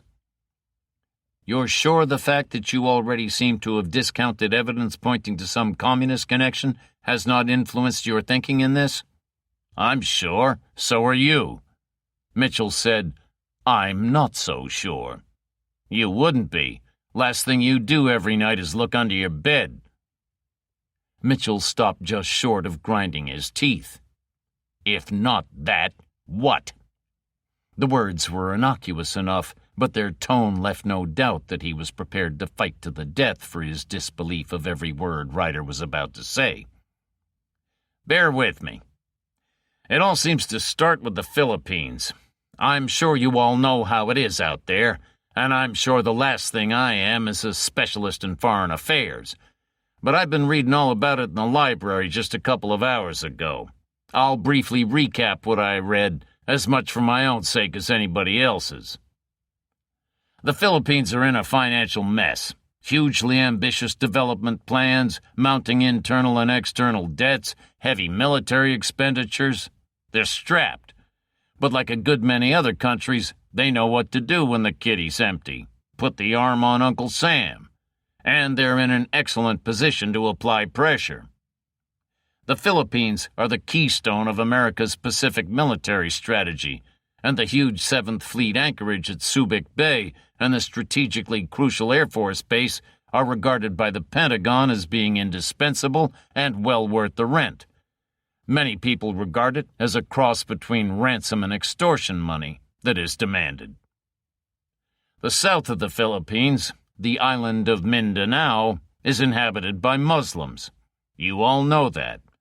Unlike Christianity, the Muslim religion has no moral laws against the killing of mankind in general, just against the killing of Muslims, period. The concept of a holy war is an integral part of their lives, and this is what they're doing right now, carrying out a holy crusade against President Marcos and his predominantly Catholic government. They regard it as a religious war being waged by an oppressed people. Whether it's a justifiable war or not is, well, it's none of my business. In any event, it is an intensely bitter war. I think all this is well known. What is perhaps not quite so well known is that they feel almost equally bitter towards the United States. It's not hard to understand. Although Congress raises its hand in holier-than-thou horror at Marcos's long-term track record on civil liberties, they still cheerfully, as I said, ante up the rent for our bases to the tune of several $100 million a year in military aid. no small amount of which is put to what the Philippine government regards as being perfectly good use in crushing the Muslims. Even less known is the fact that the Muslims aren't all that much fonder of Russia, China, and Vietnam. Not, as far as is known, that those countries have caused them any harm. It's just that the Philippine government has established cordial and diplomatic relations with those three countries, and countries that reciprocate the Philippine government's overtures are automatically classified by the Mindanaoan Muslims as belonging to the enemy camp. What the Muslims desperately lack is arms. Provided that they were armed to the same standards as the government's well-equipped 80 field battalions, well-equipped mainly by the courtesy of Uncle Sam, they could give a good account of themselves. Until last year, what little supplies they received came from Libya. Until Imelda Marcos went there and sweet-talked Colonel Gaddafi and his foreign minister Ali Tureki into cutting off the Mindanaoan Muslims' last lifeline. So what were they to do? They couldn't obtain or manufacture their own arms in the Philippines. Even if they didn't hate America, there was no way the Americans would supply arms to insurgents against the Philippine government. They weren't even speaking to the communists, and their own fellow Muslims had turned against them. So the Muslim rebels came up with the only answer. Any big armament firm in the world will supply arms to anyone if the money is right and on the barrelhead, irrespective of race, creed, and politics. Why shouldn't they? Governments do it all the time. America, Britain, and France are the worst offenders. So, all they had to do was find the cash to put on the barrelhead. The solution was simple. Let the enemy provide. In this case, the unfortunate provider was to be Uncle Sam. All the better if you can wound him in the process. Rob him blind, hurt him, and, to kill two birds with one stone, discredit the USSR and China by using them as a smokescreen. That's what I believe is happening in California here and now. And the frightening thing about it is that we have to remember that the Quran gives a Muslim a conscience-free hand to knock off anyone who isn't a Muslim. And if your conscience is free, what's the difference between 1 and 1 million? If all's free in love and war, what's it like in a holy war? It's an interesting hypothesis, Mitchell said. His tone implied that he was a courteous man, tolerantly listening to another theorizing about how the moon is made of green cheese. You have evidence to back this up, of course. Nothing that you would regard as positive evidence. Elimination, circumstantial evidence, all perhaps better than nothing. In the first place, it's the only theory that explains the situation in which we find ourselves now. But you said they're after cash.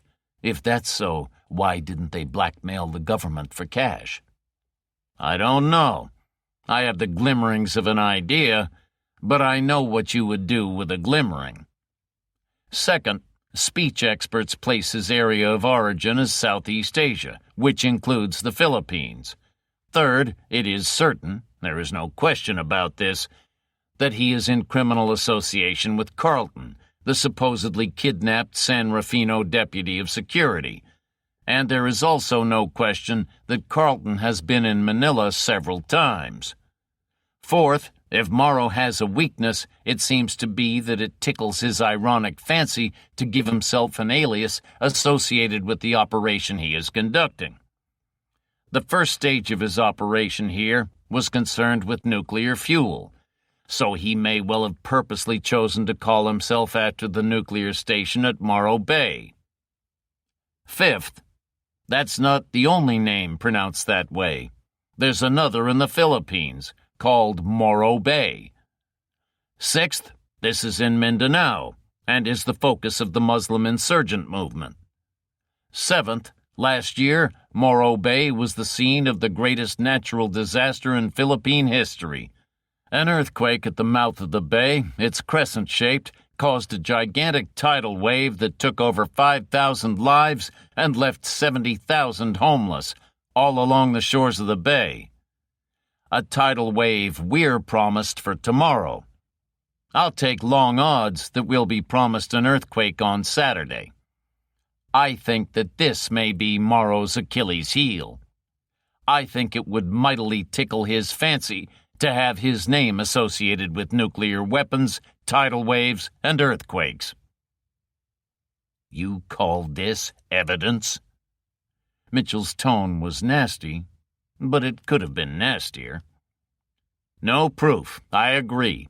Indicators, that's all. But they're all important. In police work, you can't look anywhere until you have some indication of where to look. You start hunting where the hound dog points. Put it another way. I'm looking for a lodestone, and I set down a compass. The needle swings and steadies. That might indicate the direction of the lodestone.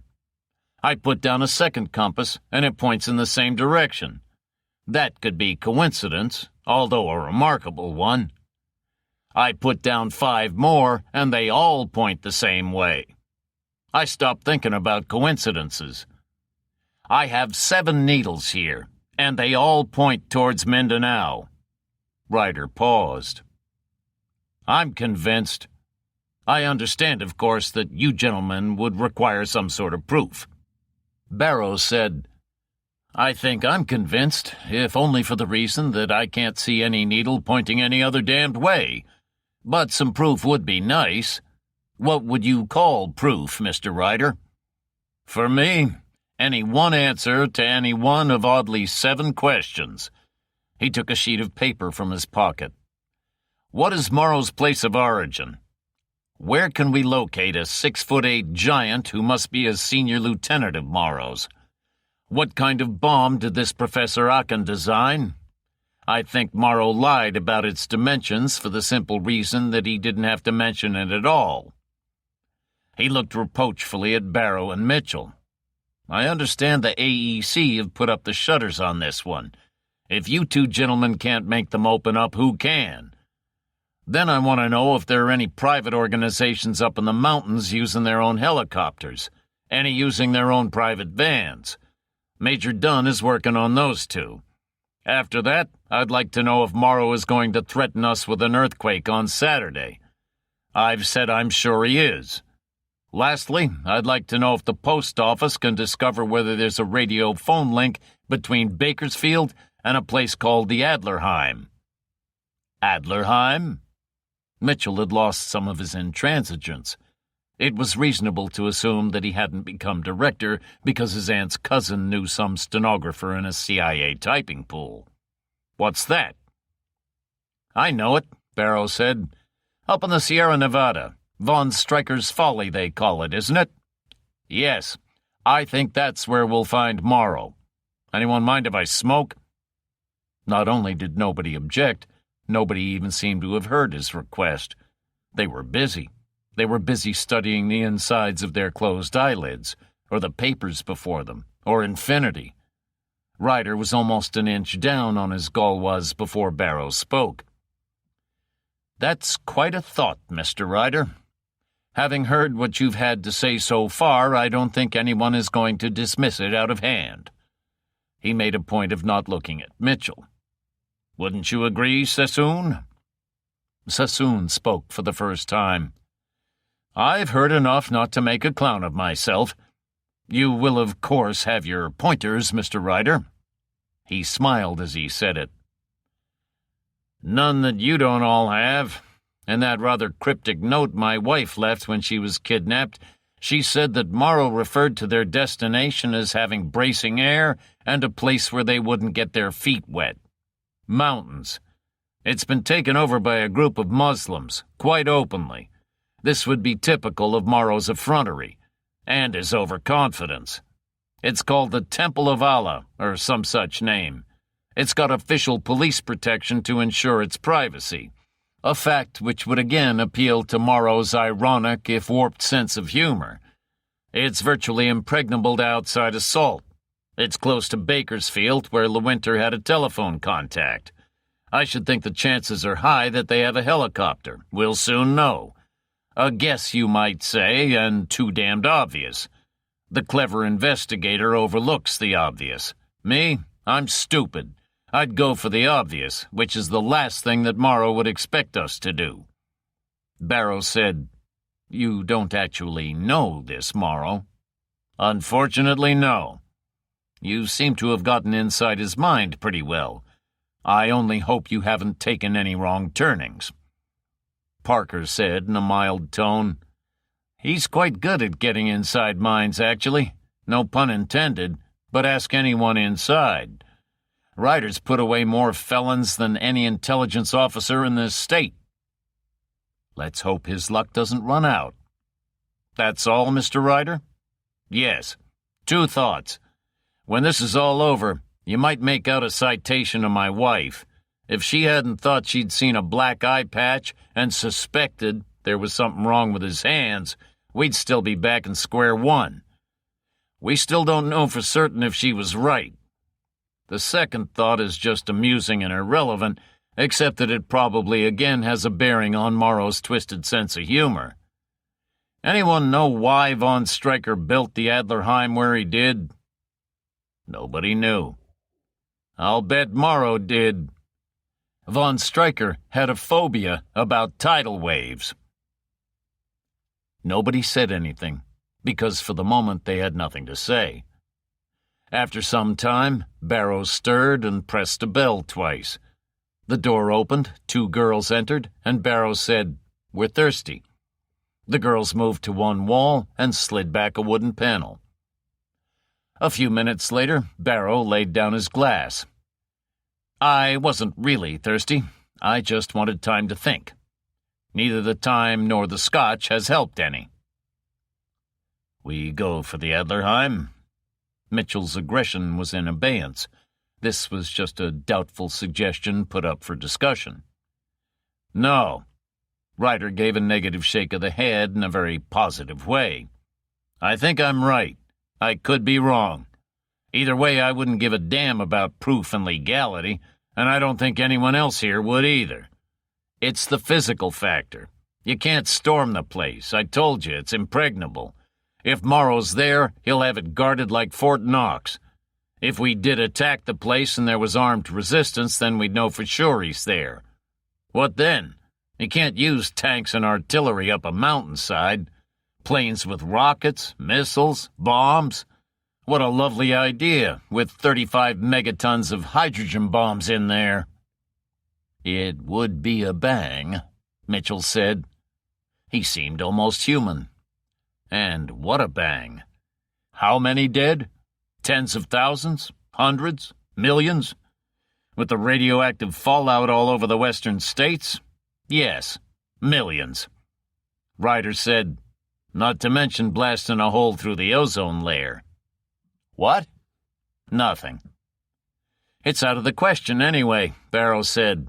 "Only the commander-in-chief could authorize such an attack, and whether he's motivated by political cynicism or humanity, no president is going to let himself go down in history as the man directly responsible for the deaths of millions of his fellow citizens."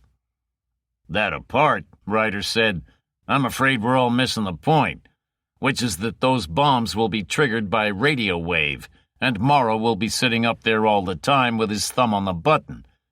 If he had the bombs sighted, which he could well have by now, he has only to press that button. They could be in transit, and he still has only to press that button. Even if he's sitting on top of the damn things, he'd still do the same. It would be a splendid way to pay the Americans back for the $1 billion or more in military aid they've given Marcos's government to use to crush the Muslims. American lives are nothing to them, and in a holy war, neither are theirs. They can't lose. The gates of paradise are standing wide." There was a long pause, then Sassoon said, "It's a bit chilly in here. Anyone join me in a scotch or bourbon or something?" Everyone, it seemed, was conscious of a drop in the temperature. There was another and equally long pause. Then Mitchell said, almost plaintively, "How do we get at those damned bombs?" "You can't," Ryder said. "I've had more time than you to think this out. Those bombs will be under constant surveillance all the time. Go anywhere near any of them, and it'll blow up in your face. I wouldn't fancy having a 3.5 megaton bomb blow up in my face." He lit another cigarette. "Well, I don't know. No worry, really. In my vaporized state, I wouldn't be likely to know much about it. Forget the bombs. We want to get to that button before Morrow presses it." Barrow said, "Infiltration? How else?" "How?" "Using his overconfidence and colossal arrogance against him." "How?" "How?" Ryder showed his first irritation. "You forget that I'm just an unofficial interferer. As far as I'm concerned, and in those United States of ours I'm the only one who is concerned, you're now a fully accredited, paid-up, and charter member of the FBI." "Well, thanks very much." "How?" "I wish to God I knew." The silence was profound. By and by, Barrow turned to Mitchell. "Well, what are we going to do?" "That's the FBI all over." Mitchell was scowling heavily, but not at anyone in particular. "Always trying to beat us to it. I was about to ask you the same question." "I know what I'm going to do." Ryder pushed back his chair. "Major Dunn, you will recall that you promised me a lift out to Pasadena?" A knock came at the door, and a girl entered, an envelope in her hand. She said, "Major Dunn?" Dunn stretched out an arm, took the envelope, withdrew a sheet of paper, and read it. He looked across at Ryder. "Cotabato," he said. Ryder pulled his chair back in. Dunn rose, walked to the head of the table, and handed the letter to Barrow, who read it, handed it across to Mitchell, waited until he had finished, took it back, and began to read aloud. "Manila, Chief of Police, also countersigned by a General Huelva, whom I know. It says, 'Description referring to person called Morrow tallies exactly with that of a wanted criminal well known to us. Confirm he has 2 badly damaged hands and the sight of only one eye.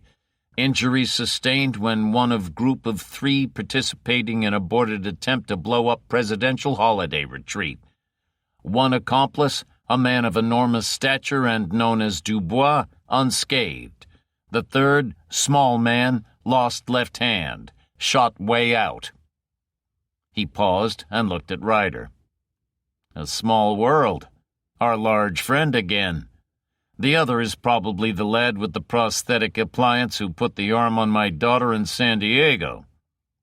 "Very likely. Morrow's real name is Amarak. Enquiry confirms our belief that he is in your country, enforced exile. There is $1 million on his head. Native of Cotabato, focal point for Muslim insurgents in Mindanao. Amarak is the head of the MNLF, Moro National Liberation Front." Chapter 11.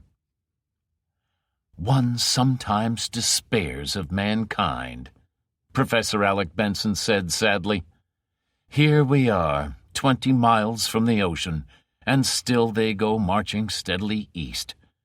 If cars moving at an average of a mile per hour can be said to be marching, they're as safe from a tidal wave here as they would be if they lived in Colorado. But I don't suppose any of them intend stopping until they pitch camp atop the San Gabriel Mountains." He turned away from the window, picked up a cane, and pressed a switch to illuminate a 9x8 wall chart of the state of California. "Well, gentlemen, to our earthquake slip prevention program, here on ESPP, where we have selected certain locations for drilling and why. The where and the why are really one and the same. As I explained last time, the theory, in essence, is that by injecting lubricating fluid along certain fault lines, we will ease the frictional resistance between the tectonic plates and so, hopefully, caused them to slide past each other with a minimum of fuss and bother. A series of tiny earthquakes at frequent intervals, instead of major earthquakes at long intervals. If the frictional coefficient is allowed to build up until the lateral stress becomes intolerable, then something has to go and one plate jerks forward, perhaps anything up to 20 feet in relation to the other. That's when we have the big one. Our sole purpose, perhaps I should say our hope, is to release this frictional coefficient gradually. He tapped the chart with the cane. I'll start from the bottom, the south. This is actually the first borehole we started digging, the first of what we call our trigger spots. It's in the Imperial Valley, between Imperial and El Centro. We had an earthquake here in 1915, 6.3 on the Richter scale, another in 1940, a fairly big one of 7.6, and a small one in 1966. This is the only known section of the San Andreas Fault near the U.S.-Mexican border. He moved his cane. We've drilled this one here near Hemet. There was a heavy earthquake here in 1899. No seismological recordings of it. In the area of the Cajon Pass, another of 6.8 in 1918 in the same fracture area. This is the San Jacinto Fault. This third drill hole is the nearest to where we are now, in the San Bernardino area. Latest earthquake there was 70 years ago, and that was only 6 on the scale. We have a strong feeling here that this may be a sleeper with a slip overdue, but that may be because we are living so close to the damn thing. Barrow said, "What effects would such earthquakes have if they did occur? Big ones, I mean." Any one of the three would certainly make the citizens of San Diego unhappy, and the second and third would offer a direct threat to Los Angeles. He moved the pointer again. The next borehole lies in a fault which was a sleeper until 1971, 6.6 in the San Fernando Valley. We hope that easing the pressure here might take some of the strain of the Newport-Inglewood Fault, which, as you know, lies directly under the city of Los Angeles and had its own earthquake of 6.3 in 1933. I say hope. We don't know. We don't know how the two faults are connected. We don't even know if they're connected. There's an awful lot we don't know. And it's guesswork, hopefully inspired, probably not. But it's no guess that a big one there could hurt Los Angeles badly. After all, the community of Sylmar, the worst-hit area in the shock, actually lies inside the Los Angeles city boundaries. The point of the cane moved again. Tejon Pass. This one has us worried. Long overdue activity here, and the last one, 120 years ago, was a beauty. The strongest in Southern Californian history. Well, it wasn't as great as the massive earthquake that hit Owens Valley in 1873. That was the biggest in recorded Californian history. But we're a parochial lot hereabouts and don't regard Owens Valley as being in Southern California. A big slip here would very definitely give the Los Angelinos something to think about. If I knew about it in advance, I personally would get out of town. Tejon Pass is on the San Andreas Fault, and it's close by here at Fraser Park by Fort Tejon that the San Andreas and Garlock Faults intersect. There's been no major earthquake in the Garlock that is known of. Whether that recent small shake was caused by our friend Morrow or not, we have no means of telling, and none is expected. But then no one expected the 1971 business in San Fernando. The cane moved on. Here we have our, sixth drilling hole. It's on the White Wolf Fault. It was the scene... He broke off as the phone rang. One of his assistants answered, looked round the seated men. Which one of you is Major Dunn, please?" Dunn took the phone, listened briefly, thanked the caller, and hung up. He said, "The Adlerheim has quite a transport fleet. Not one but 2 helicopters, 2 unmarked plain vans, and a jeep." He smiled at Ryder. "2 more pointers you can tick off, Sergeant." Ryder nodded. If he experienced any satisfaction, he didn't show it. More probably, he had been so convinced in advance of what Dunn had just said that the confirmation hardly called for comment. Benson said, "What's all this about pointers?" "Routine investigative checks, Professor." Well, I suppose it's none of my business. I was saying, yes, the White Wolf. 7.7, 1952, the biggest in Southern California since 1857. The epicenter was somewhere between Arvin and Tehachapi, here. He paused and looked at Ryder. "You frown, Sergeant? Quite heavily, if I may say so." "Nothing really, Professor. Passing thoughts. Please carry on." "Well, this is a very tricky area. It's all conjecture, really. Anything happening in the White Wolf could affect both the Garlock Fault and the San Andreas at Tejon. We don't know. There could be a link with the Santa Ynez, Mesa, and Channel Islands faults. A very attractive earthquake area. Reports going back to the beginning of the 19th century. Last big one at Lompoc in 1927. It's all so uncertain. Any major disturbance in the Santa Ynez area would certainly cause a major disturbance in Los Angeles." He shook his head. "Poor old Los Angeles." Benson wasn't smiling. "It's ringed by earthquake centers, apart from having its own private and personal one at Long Beach. Last time I saw you, I talked about the monster earthquake.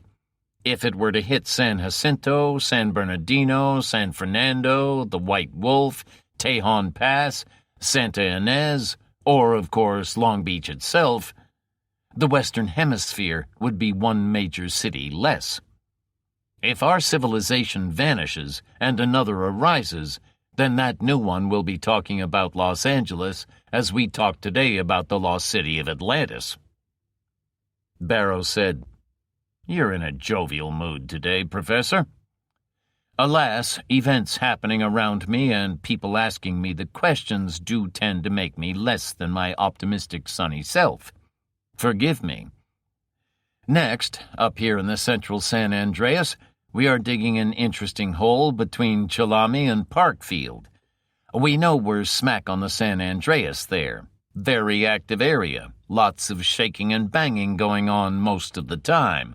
But again, ominously, no great earthquake has ever been recorded in this area.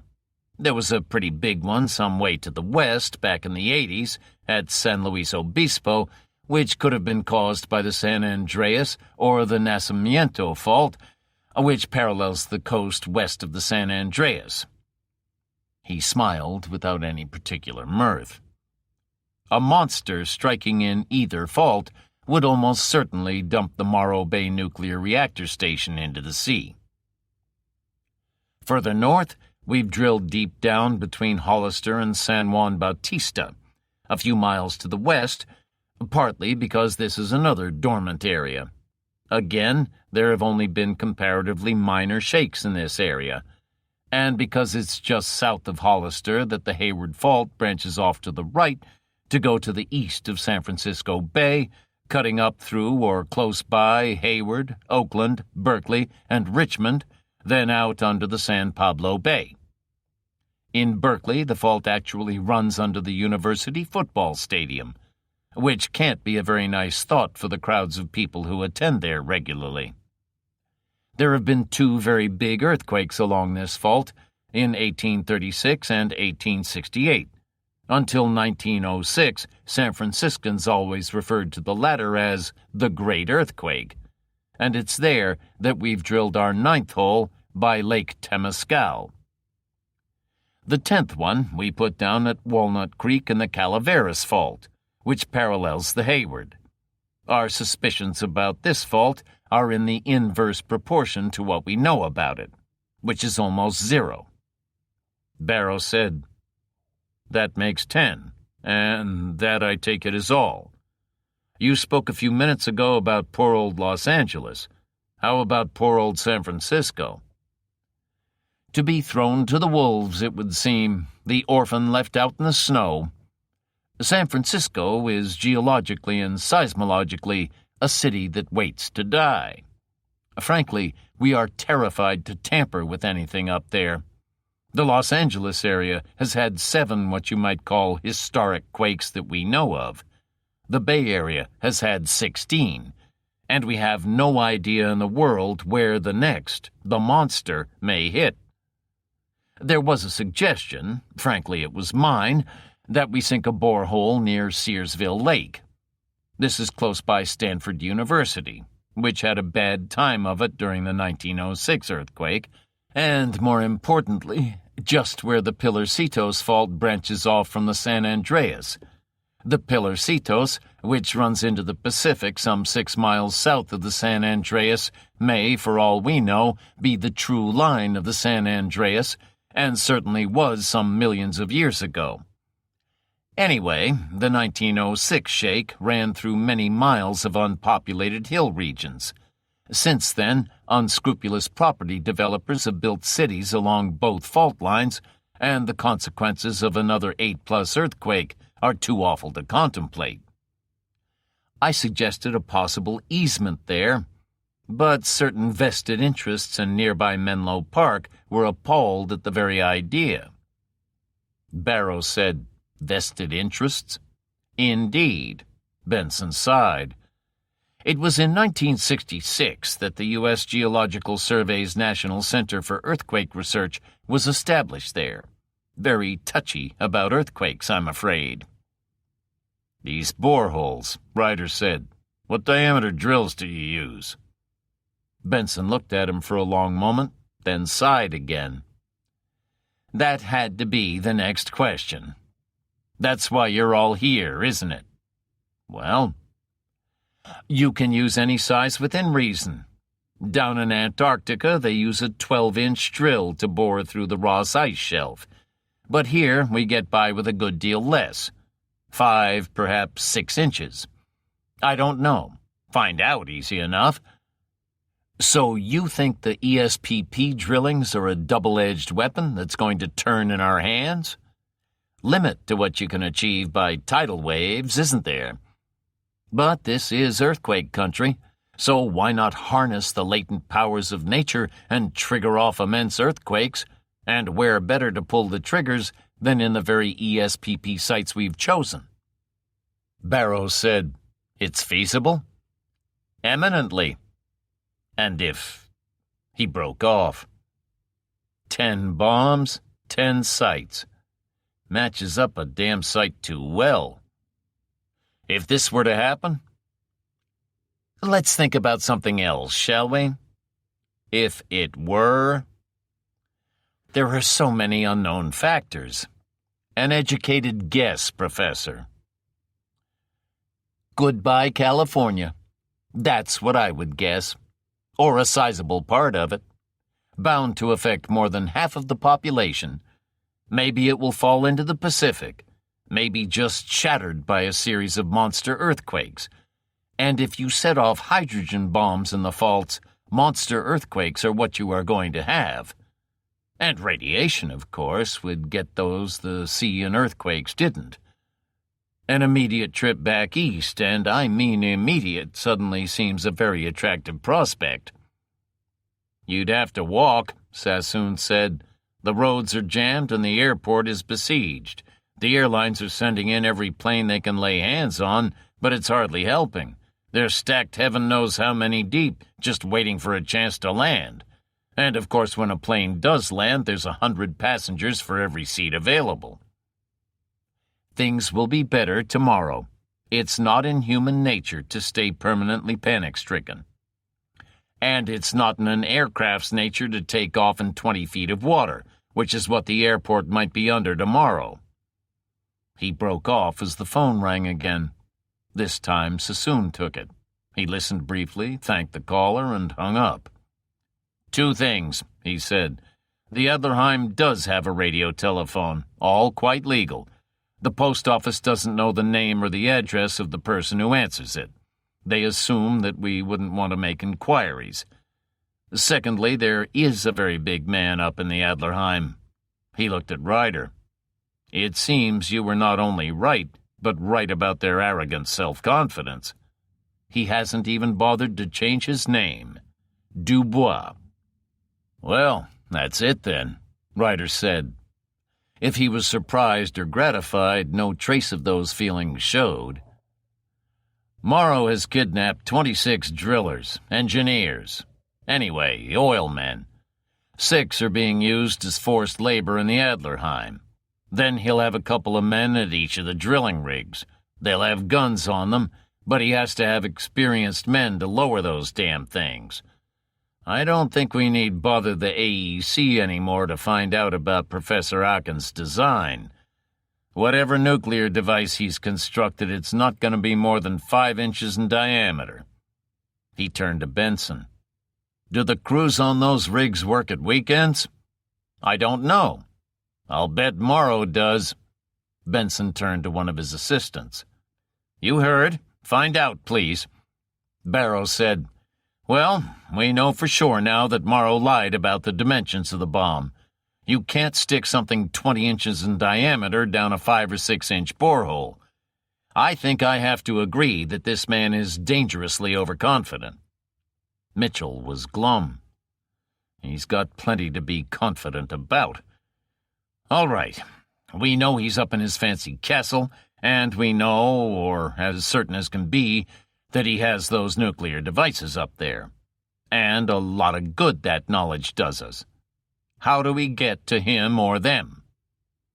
An assistant spoke to Benson. "The drilling crews, sir? They don't work weekends. A guard at nights, just one. Gentleman says no one's likely to wheel away a derrick on a wheelbarrow." The profound silence that followed was sufficient comment. Mitchell, whose splendid self-confidence had vanished off the bottom of the chart, said in a plaintive voice, "Well, what in hell are we going to do?" Barrow broke the next silence. "I don't think that there's anything else that we can do. By that, I mean the people in this room. Apart from the fact that our function is primarily investigative, we don't have the authority to make any decisions on a national level." "International, you mean," Mitchell said. "If they can do it to us, they can also do it to London or Paris or Rome." He almost brightened. "They might even do it to Moscow. But I agree. It's a matter for the White House, Congress, the Pentagon. Personally, I prefer the Pentagon. I'm convinced that the threat of force, and if this isn't a threat of force I've never known of one, can be met only by force. I'm further convinced that we should choose the lesser of two evils, that we should consider the greatest good of the greatest number. I think an attack should be launched on the Adlerheim.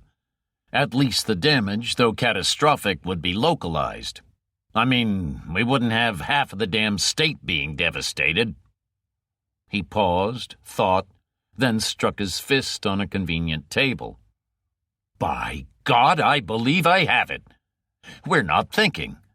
What we require is a nuclear physicist here, an expert on hydrogen bombs and missiles. We're laymen. What do we know about the triggering mechanisms of those devices? For all we know, they may be immune to, sympathetic detonation. If that were the case, a fighter bomber or two with tactical nuclear missiles and poof, all life would be immediately extinct.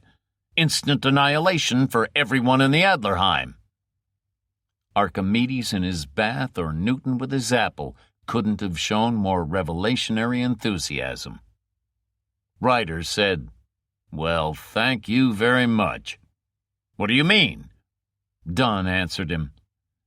"Mr. Ryder's lack of enthusiasm is understandable, sir. Or have you forgotten that his wife and daughter are being held hostage there, not to mention 8 others, including 5 of the country's outstanding nuclear physicists?" "Ah, Oh. Much of the missionary's zeal vanished. I'm sorry. No, I'm afraid I'd forgotten that. Nevertheless, you were going to say the greatest good of the greatest number.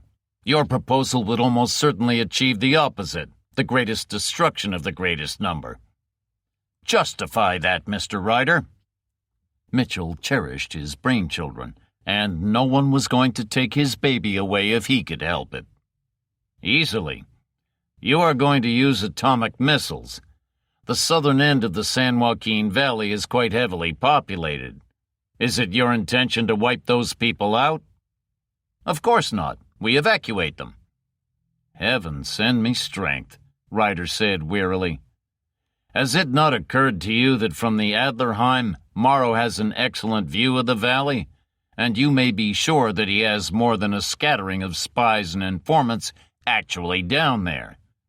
What do you think he is going to think when he sees the citizens of the plain disappearing en masse over the northern and southern horizons?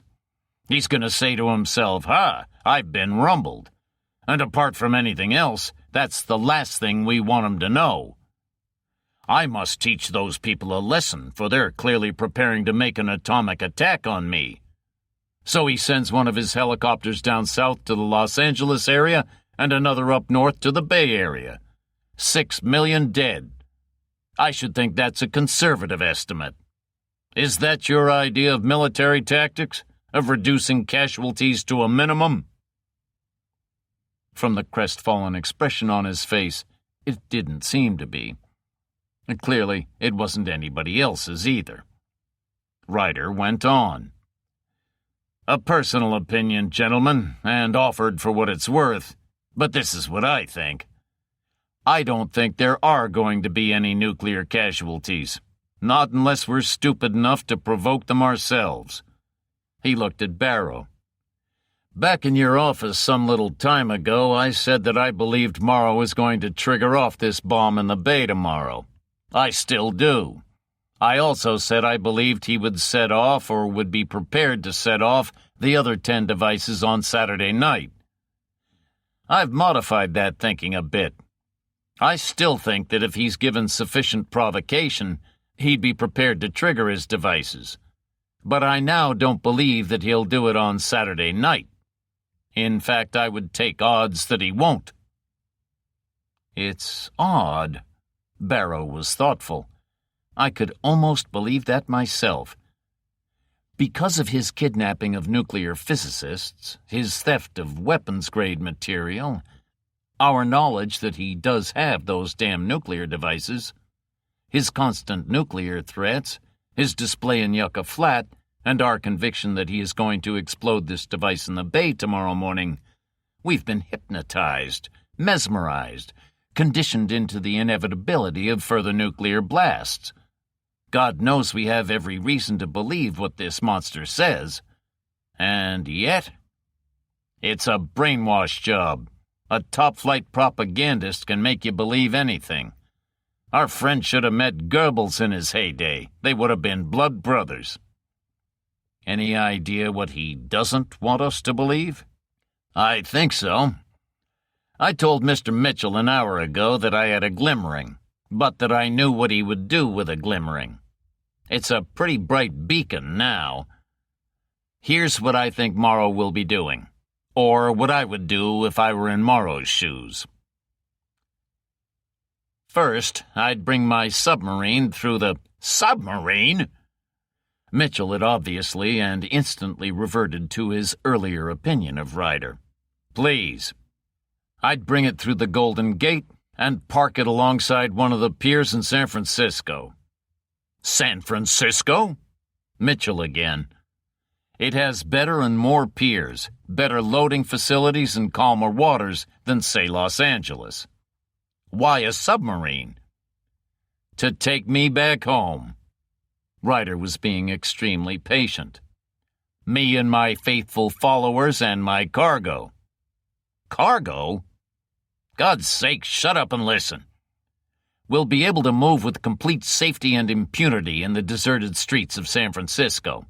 No single soul will be there because no hour was specified as to when the hydrogen bombs will be detonated during the night, and there'll be nobody within 50 miles. A gallant pilot 6 miles up will be able to see nothing because it's night, and even if it's a completely suicidal low-flying pilot, he'll still be able to see nothing because we know where every breaker for every transformer and power station in the city is. Then our Pantechnicons will roll. I shall have 3 and shall lead them down California Street and stop outside the Bank of America, which, as you know, is the largest single bank in the world, containing loot as great as that of the federal vaults. Other Pantechnicons will go to the Transamerica Pyramid, Wells Fargo, and Federal Reserve Bank, Crocker's, and other interesting places. There will be 10 hours of darkness that night. We estimate we will require 6 at the outset. Some big robberies, such as the famous break-in to a Nice bank a year or 2 ago, took a whole leisurely weekend. But gangs like those are severely handicapped because they have to operate in silence. We shall use as much high explosive as need be, and for difficult cases, we'll use a self-propelled 120mm tank guns firing armor-piercing shells. We may even blow some buildings up. But this won't worry us. We can make all the noise in the world and not care. There'll be nobody there to hear us. Then we load up the Pantechnicons, drive down to the piers, load the submarine, and take off. Ryder paused. As I said earlier, they've come for cash to buy their arms, and there's more cash lying in the vaults of San Francisco than all the kings of Saudi Arabia and Maharajas of India have ever seen. As I said before, it takes a simple and unimaginative mind to see the obvious, and in this case, for me at least, it's so obvious that I can't see any flaws in it. What do you think of my scenario? I think it's bloody awful, Barrow said. That's to say it's awful because it's so inevitable. That has to be it. First, because it's so right, and second, because it just can't be anything else. He looked around at the company. You agree? Everyone, with one exception, nodded. The exception, inevitably, was Mitchell. And what if you're wrong? Must you be so damnably pig-headed and cantankerous? Barrow was irritated to the point of exasperation. Ryder didn't react, just lifted his shoulders and said, So I'm wrong. You must be mad. You would take the burden of the deaths of countless fellow Californians on your hands? You're beginning to bore me, Mitchell. In fact, not to put it too politely, you do bore me, and have done so for some time. I do think you should call your own sanity in question. Do you think I would breathe a word of our conclusions, with you being accepted from our conclusions, outside this room? Do you think I would try to persuade anybody to remain in their homes on Saturday night? When Morrow knew that people had ignored the threat and had heard, as he inevitably would, the reason why, namely that his scheme was known, the chances are very high that in his rage and frustration he'd just go ahead and press the button anyway. The singularly ill-named Café Cleopatra was a watering hole of unmatched dinginess, but on that hectic, frenetic, and stifling evening it possessed the singular charm of being the only such establishment open in the blocks around Sassoon's office. There were dozens of others, but their doors were rigorously barred by proprietors who, when the opportunity was open to them, were lugging their dearest possessions to higher levels, or who, when such opportunity was denied them, had already joined the panic-stricken rush to the hills. Fear was abroad that evening, but the rush was purely in the mind and heart. It was not physical, for the cars and people who jammed the street were almost entirely static. It was an evening for selfishness, ill temper, envy, argument, and antisocial behavior ranging from the curmudgeonly to the downright bellicose. Phlegmatic, the citizens of the Queen of the Coast were not. It was an evening for those who range the nether scale from the ill-intentioned to the criminally inclined, as they displayed in various measure that sweet concern, Christian charity, and brotherly love for their fellow man in the hour of crisis, by indulging in red-faced altercation, splendidly uninhibited swearing, bouts of fisticuffs, purse-snatching, wallet removal, mugging, and kicking in the plate-glass windows of the more prosperous-looking emporiums. They were free to indulge their peccadilloes unhindered. The police were powerless, as they too were immobilized. It was a night for pyromaniacs, as many small fires had broken out throughout the city, although in fairness many of those were caused by unseemly speed of the departure of householders who left on cookers, ovens, and heating appliances. Again, the fire brigades were powerless, their only consolation being the faint hope that significant numbers of the smaller conflagrations would be abruptly extinguished at 10 o'clock the following morning. It was not a night for the sick and the infirm. Elderly ladies, widows, and orphans were crushed against walls, or, more commonly, deposited in unbecoming positions in the gutter, as their fitter brethren pressed on eagerly for the high land. Unfortunates in wheelchairs knew what it was to share the emotions of the charioteer, who observes his inner wheel coming adrift as he rounds the first bend of the Circus Maximus. Especially distressing was the case of thoughtless pedestrians knocked down by cars, driven by owners concerned only by the welfare of their family, and which mounted the pavement in order to overtake the less enterprising who elected to remain on the highway. Where they fell, there they remained, for doctors and ambulances were as helpless as any. It was hardly an edifying spectacle. Ryder surveyed the scene with a jaundiced and justifiably misanthropic eye, although in truth he had been in a particularly ill humor even before arriving to sample the sybaritic pleasures of the Café Cleopatra. In the group's return from Caltech, he had listened to, without participating in, the endless wrangling as to how best they should counter and hopefully terminate the evil machinations of Morrow and his Muslims.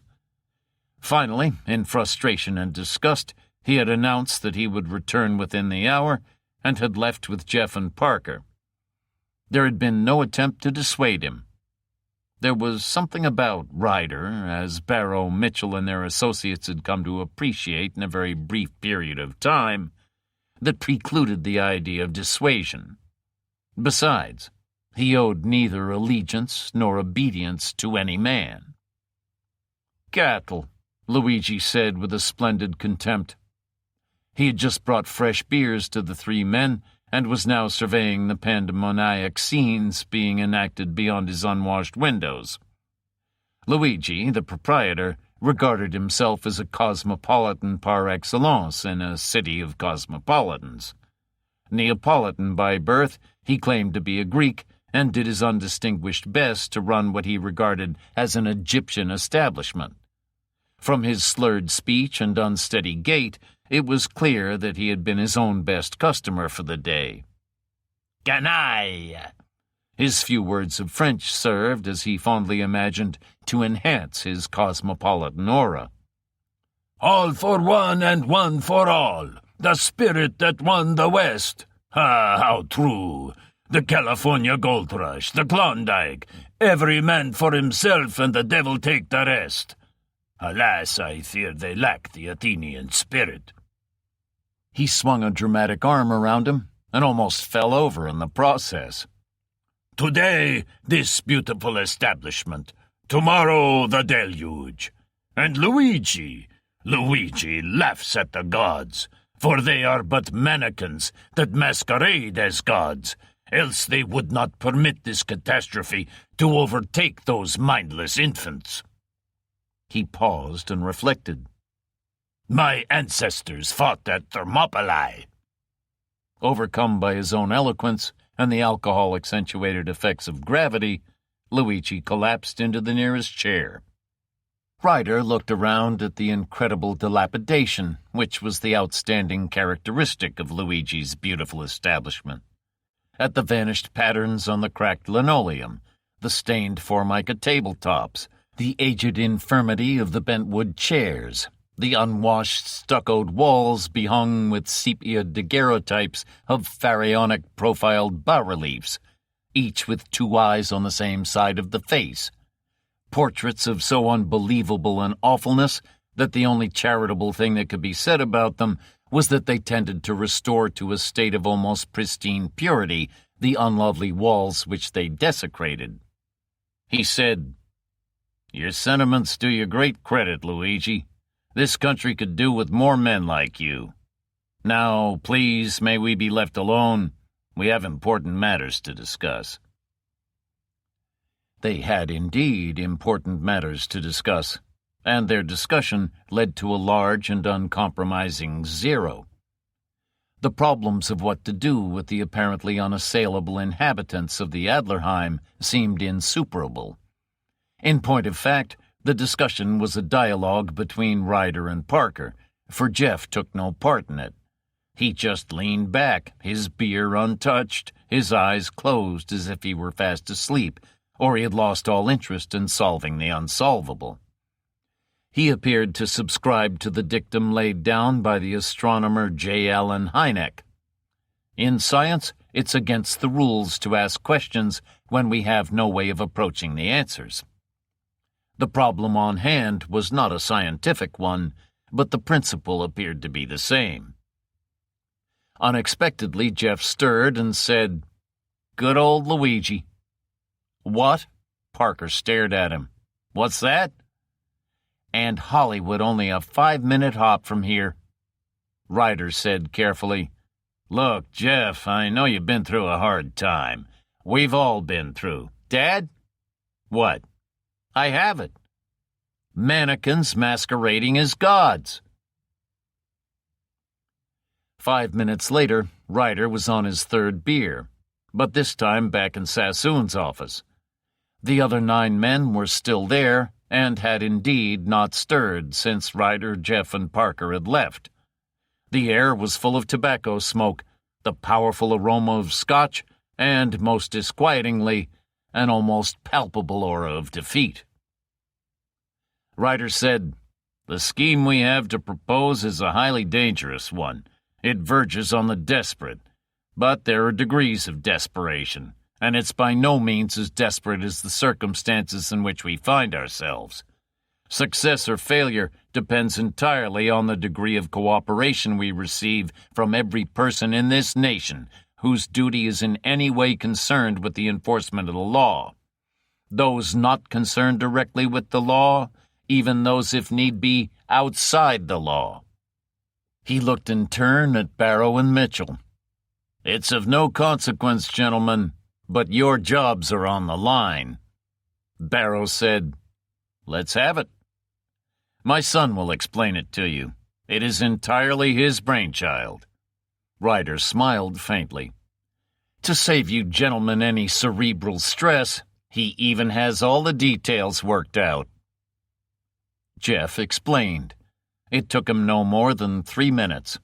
When he had finished, the expressions round the table ranged from the stunned through incredulity, then intense consideration, and finally, in Barrow's case, the tentative dawning of hope, where all hope had been abandoned. Barrow whispered, "My God, I believe it could be done." "It has to be done," Ryder said. "It means the instant and total cooperation of every police officer, every FBI officer, every CIA officer in the country. It means the scouring of every prison in the country, and even if the man we require is a multiple murderer awaiting execution in death row, he gets a free pardon. How long would it take?" Barrow looked at Mitchell. "The hell with the hatchets. Bury them. Agreed?" There was a fierce urgency in his voice. Mitchell didn't answer, but he did nod. Barrow went on. "Organization is the name of the game. This is what we were born for." "How long?" Ryder repeated. "A day?" 6 hours. Meantime, we can get the preliminaries underway." 6 hours? Barrow smiled faintly. It used to be the wartime motto of the Seabees that the impossible takes a little longer. Here it would appear it has to take a little shorter. You know, of course, that Muldoon has just had his 3rd heart attack and is in Bethesda Hospital. I don't care if you have to raise him from the dead. Without Muldoon, we are nothing. At 8 o'clock that evening, it was announced over every TV and radio station in the country that at 10 o'clock Western Standard Time, the times for the other zones were given, the President would be addressing the nation on a matter of the utmost national gravity, which concerned an emergency unprecedented in the history of the Republic. As instructed, the announcement gave no further details. The brief and cryptic message was guaranteed to ensure the obsessive interest and compulsory viewing of every citizen in the Republic who was neither blind nor deaf nor both. In the Adlerheim, Morrow and Dubois looked at each other and smiled. Morrow reached out a hand for his bottle of Glenlivet. In Los Angeles, Ryder showed no reaction whatsoever, which was hardly surprising in view of the fact that he had helped draft the message himself. He asked Major Dunn for permission to borrow his helicopter and dispatched Jeff to pick up some specified articles from his, Ryder's, home. Then he gave Sassoon a short list of other specified articles he required. Sassoon looked at him and said nothing. He just lifted a phone.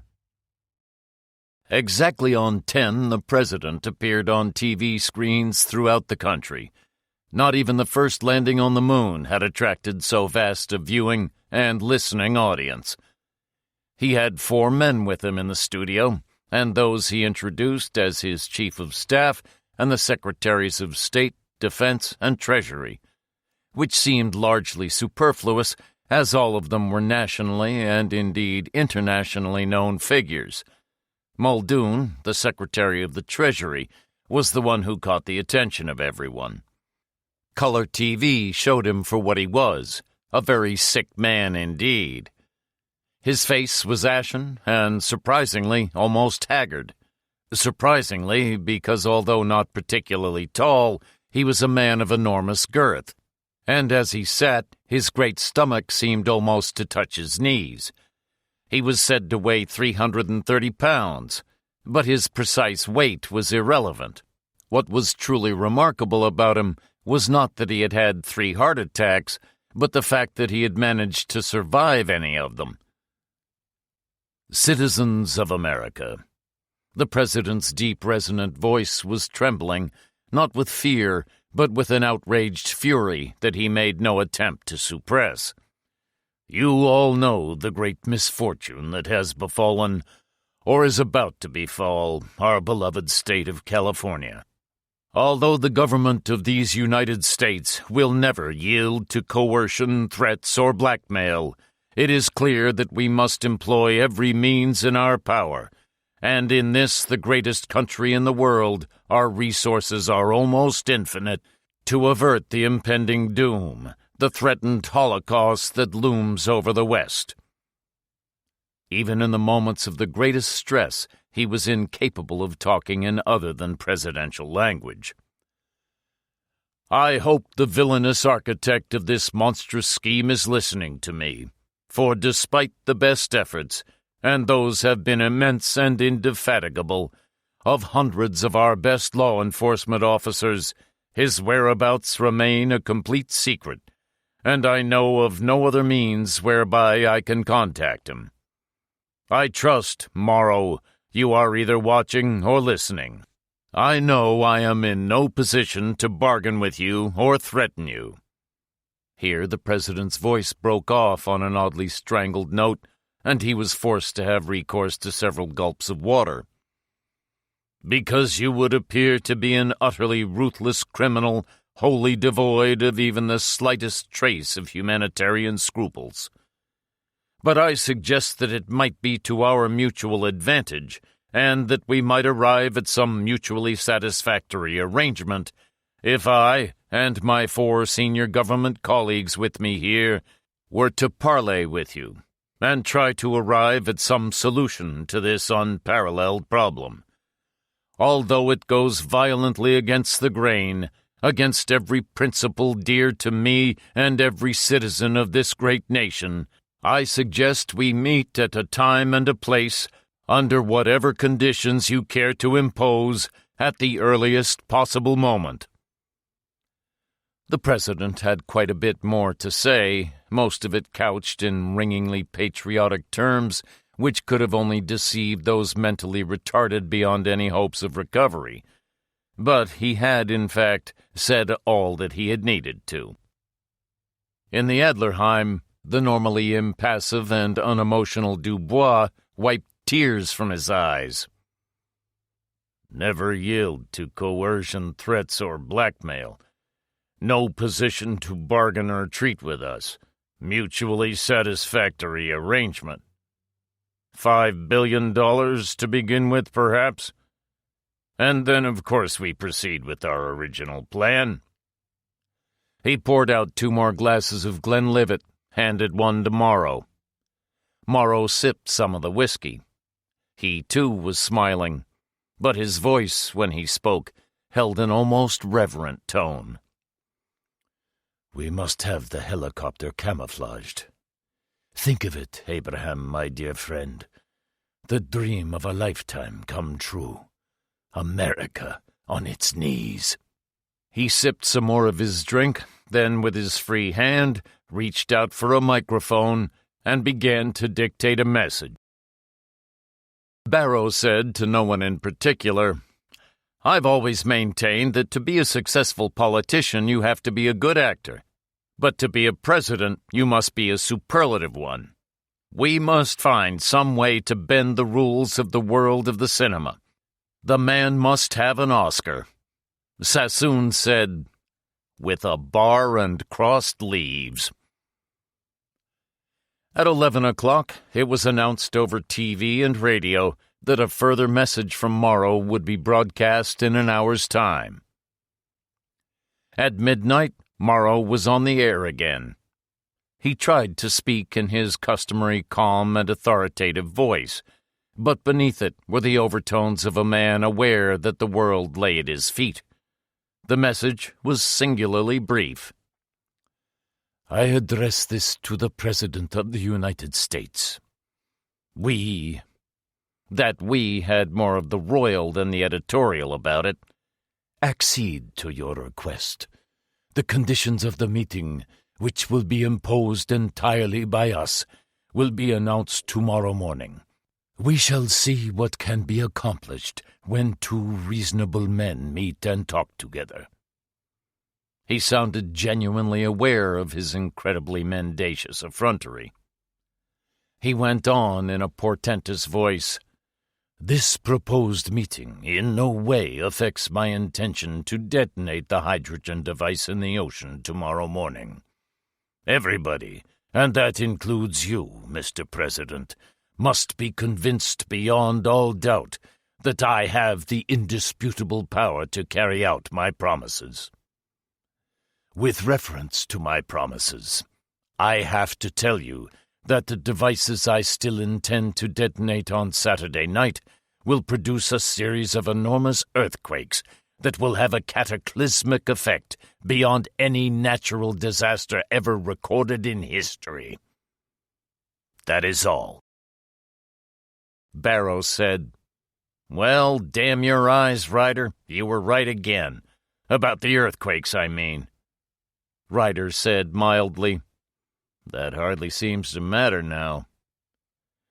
At 12:15 a.m., word came through from the AEC that the hydrogen bomb, codenamed Aunt Sally, designed by Professors Burnett and Aachen, had a diameter of 4.73 inches. That didn't seem to matter at all. Chapter 12. At 8 o'clock the next morning, Morrow made his next contact with the anxious, and such is mankind's morbidly avid love of vicarious doom and disaster, vastly intrigued world. His message he delivered with his now accustomed terseness. He said, "My meeting with the President and his senior advisers will take place at 11 o'clock tonight. However, I insist that the presidential party arrives in Los Angeles if the airport is functioning, if not San Francisco, by 6 o'clock this evening. The meeting place I cannot and will not specify. The travel arrangements will be announced late this afternoon. I trust the low-lying regions of Los Angeles, the coastal regions north to Point Arguello and south to the Mexican border, in addition to the Channel Islands, have been evacuated. If not, I will accept no responsibility.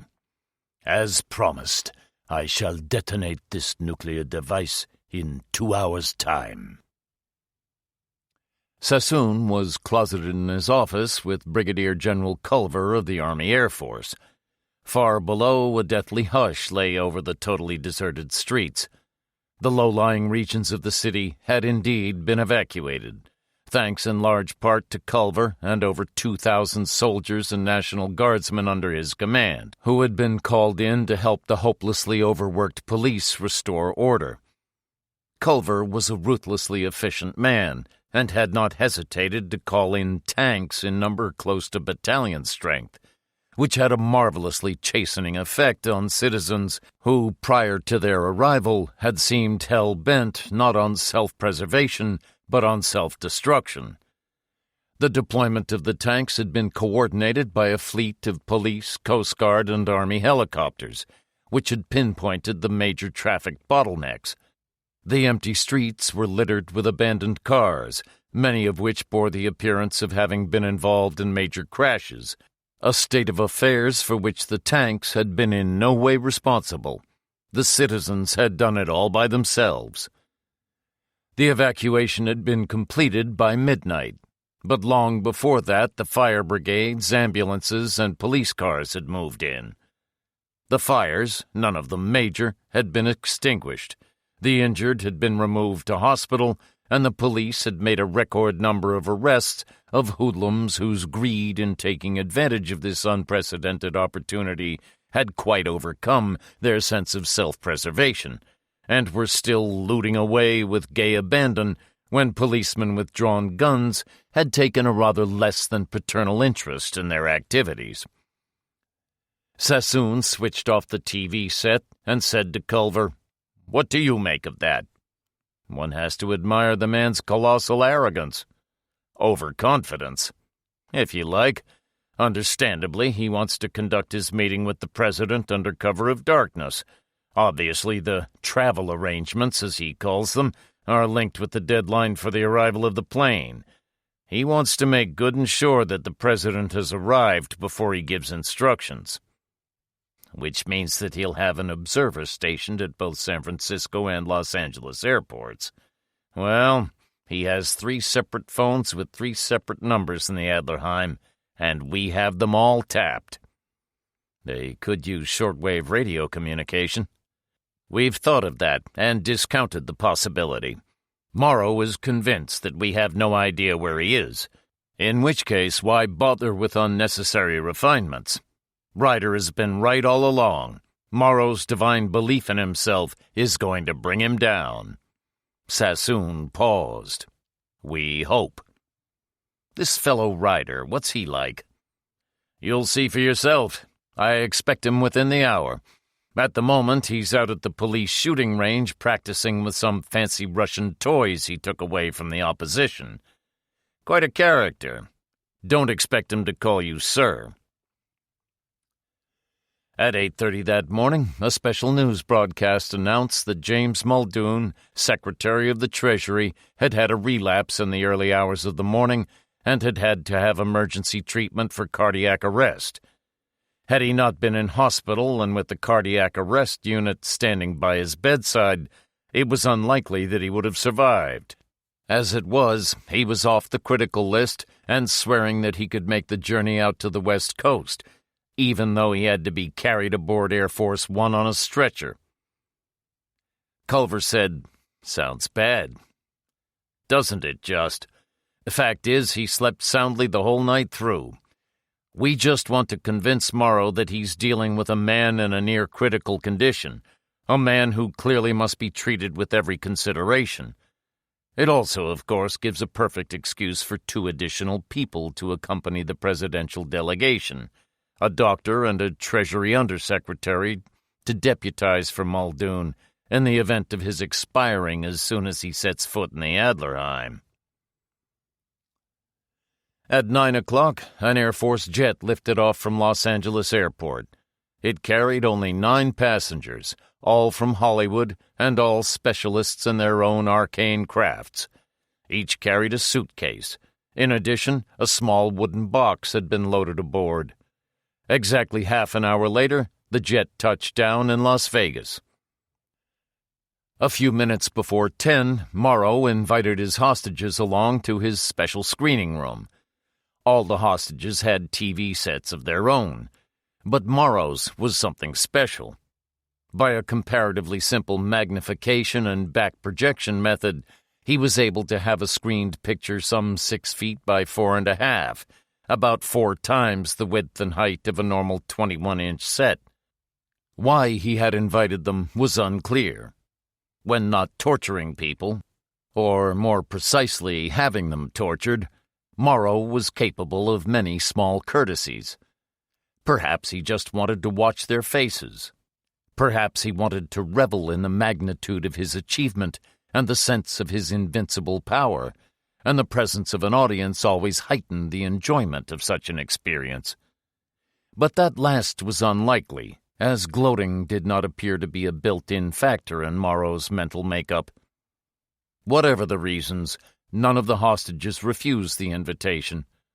In the presence of catastrophe, even although such catastrophe be at second hand, company makes for comfort.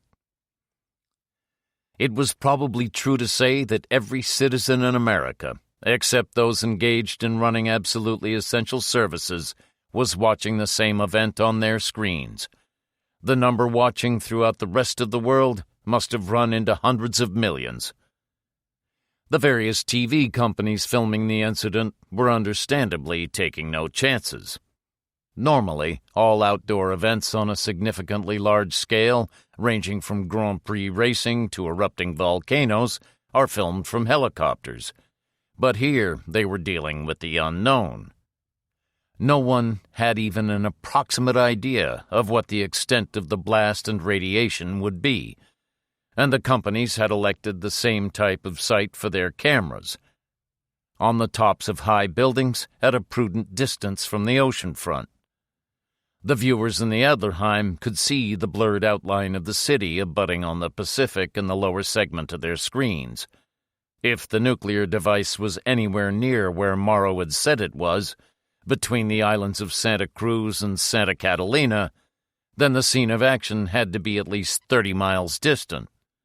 But the telescopic zoom lenses of the cameras would take care of that with ease. And at that moment, the zoom lenses were fully extended, which accounted for the out-of-focus blurring of the city front. The day was fine and bright and clear, with cloudless skies, which, in the circumstances, formed an impossibly macabre setting for the convulsion the watchers were about to witness, a circumstance that must have pleased Morrow greatly, for it could not but increase the emotional impact of the spectacle. A storm-racked sky, lowering clouds, driving rain, fog, any face of nature that showed itself in a somber and minor key would have been far more in keeping with the occasion, and would have lessened the impact of the spectacle of the explosion. There was only one favorable aspect about the weather. Normally at that time of the day, and at that time of year, the wind would have been westerly and onshore. Today, because of a heavy front pressing down from the northwest, the wind was slightly west of southerly, and in that direction the nearest landmass of any size lay as far distant as the Antarctic. "Pay attention to the sweep second hand on the wall clock," Morrow said. "It is perfectly synchronized with the detonating mechanism. There are, as you can see, 20 seconds to go. A pure measure of time is only relative.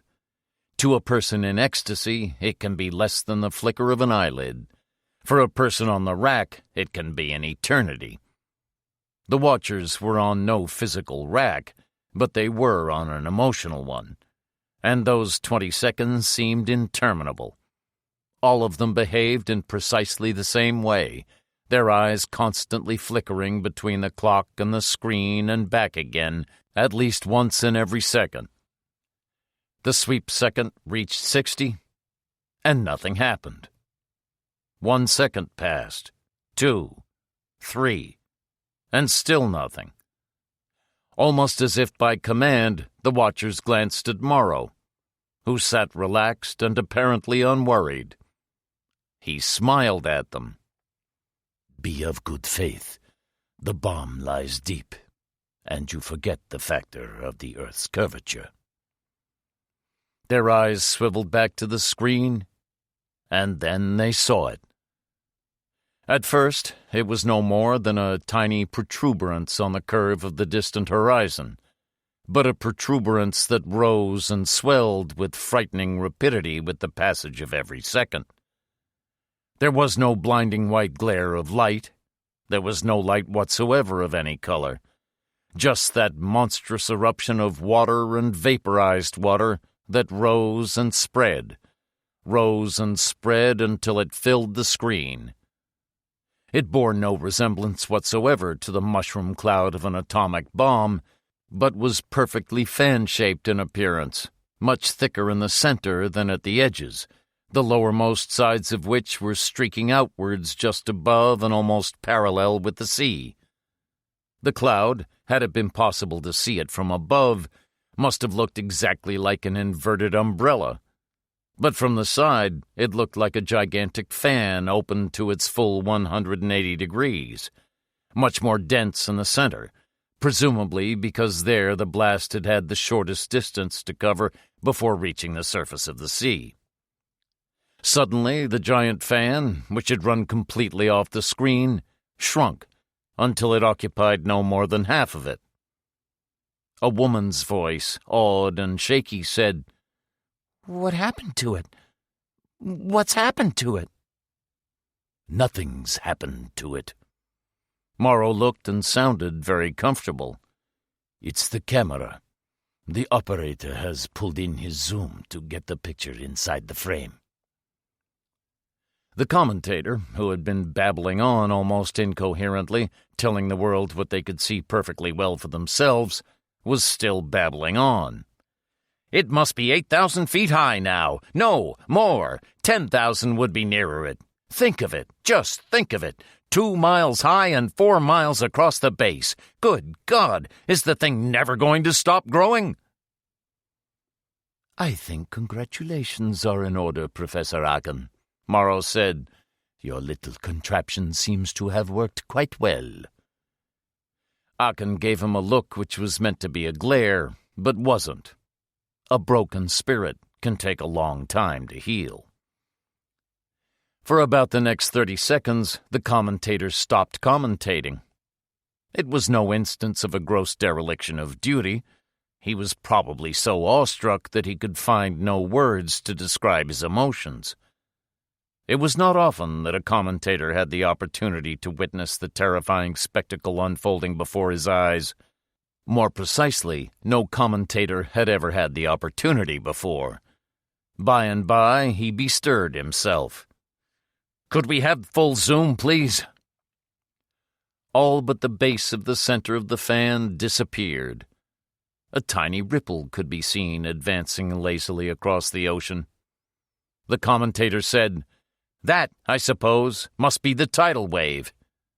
He sounded disappointed. Clearly, he regarded it as an altogether insignificant product of the Titanic explosion he'd just seen. "Doesn't look much like a tidal wave to me." "Ignorant youth," Morrow said sadly. "That wave is probably traveling something about 400 miles an hour at the moment. It will slow down very quickly as it reaches shallower water, but its height will increase in inverse proportion to its deceleration. I think the poor boy is in for a shock." About 2.5 minutes after the detonation, a thunderous roar, which seemed as if it might shake the TV to pieces, filled the room. It lasted about 2 seconds before it was suddenly reduced to a tolerable level. A new voice cut in. "Sorry about that, folks. We couldn't reach the volume control in time. Phew! We never expected a deafening racket like that. In fact, to be quite honest with you, we didn't expect any sound at all from an explosion so deep underwater." Fool. Liberal as ever, Morrow had supplied refreshment for the entertainment, and he now took a delicate sip of his Glenfiddich. Burnett took a large gulp of his. "My word, that was a bang!" The original commentator was back on the air. He was silent for some time while the camera, still on full zoom, remained fixed on the incoming tidal wave. "I don't think I like this too much. That wave might not be so big, but I've never seen anything moving so fast. I wonder—" The viewers were not to find out what he was wondering about. He gave an articulate cry, there was an accompanying crashing sound, and suddenly the tidal wave on the screen was replaced by an empty expanse of blue sky. "He's been hit by the blast shock wave. I should have warned them about that, I suppose." If Morrow was covered with remorse, he was hiding it well. "Couldn't have been all that bad, or the camera wouldn't still be functioning." As usual, Morrow was right. Within seconds, the commentator was on the air again, but was clearly so dazed that he had forgotten the fact.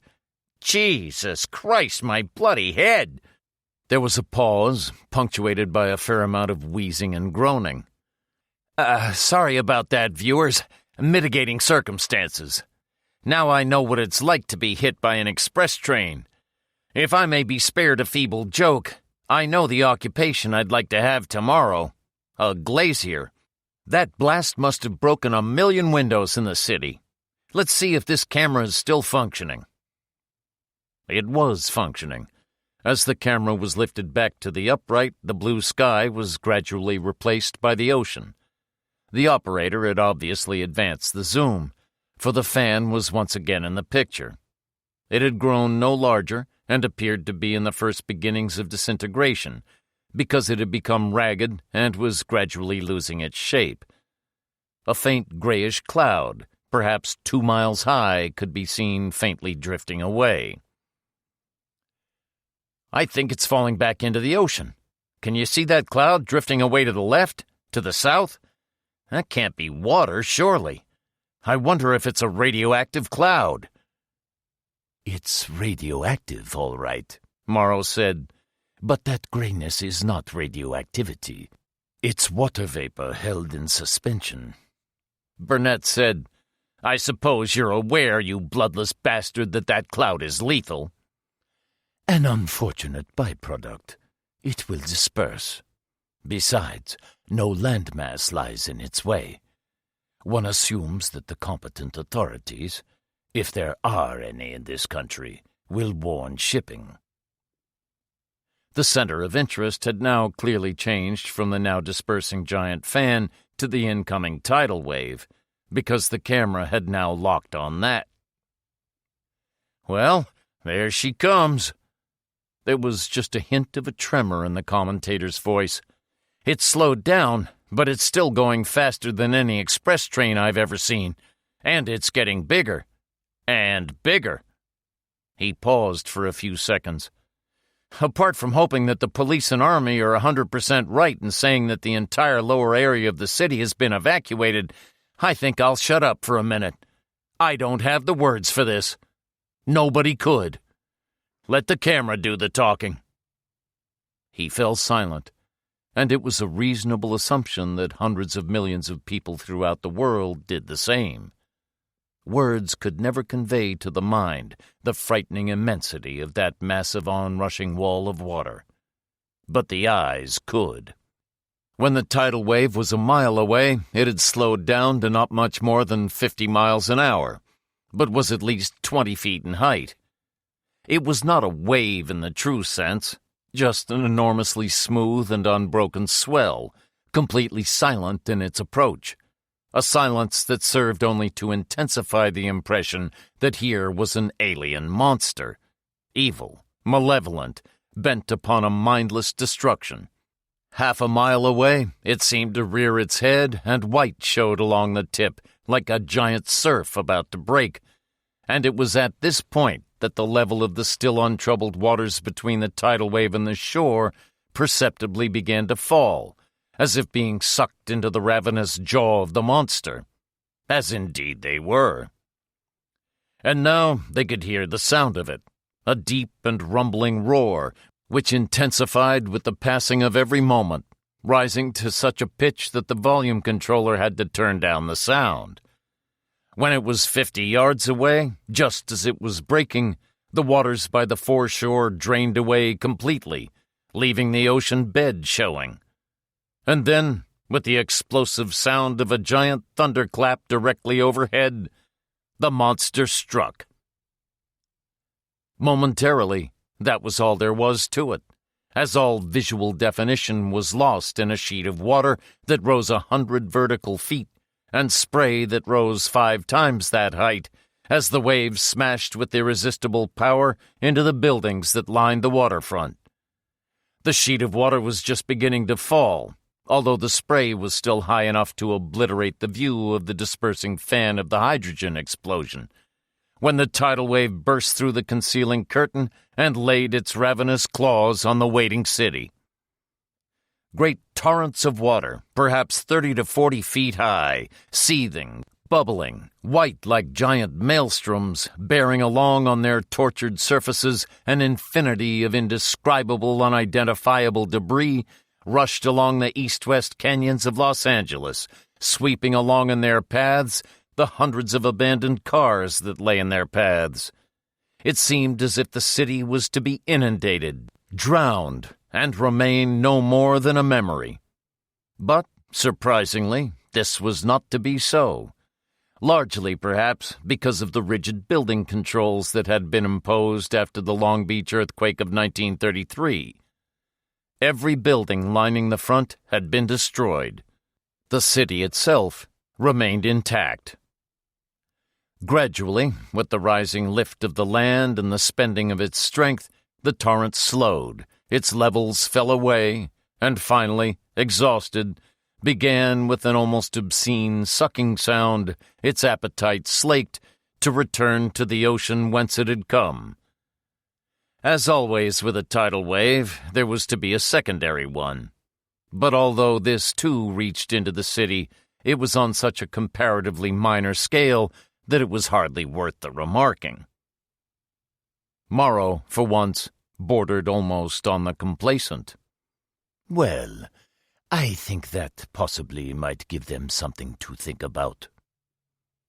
Burnett began to swear, with a fervor and singular lack of repetition that showed clearly that a considerable part of his education must have been spent in fields other than the purely academic, remembered belatedly that he was in the presence of ladies, reached for the Glenfiddich, and fell silent.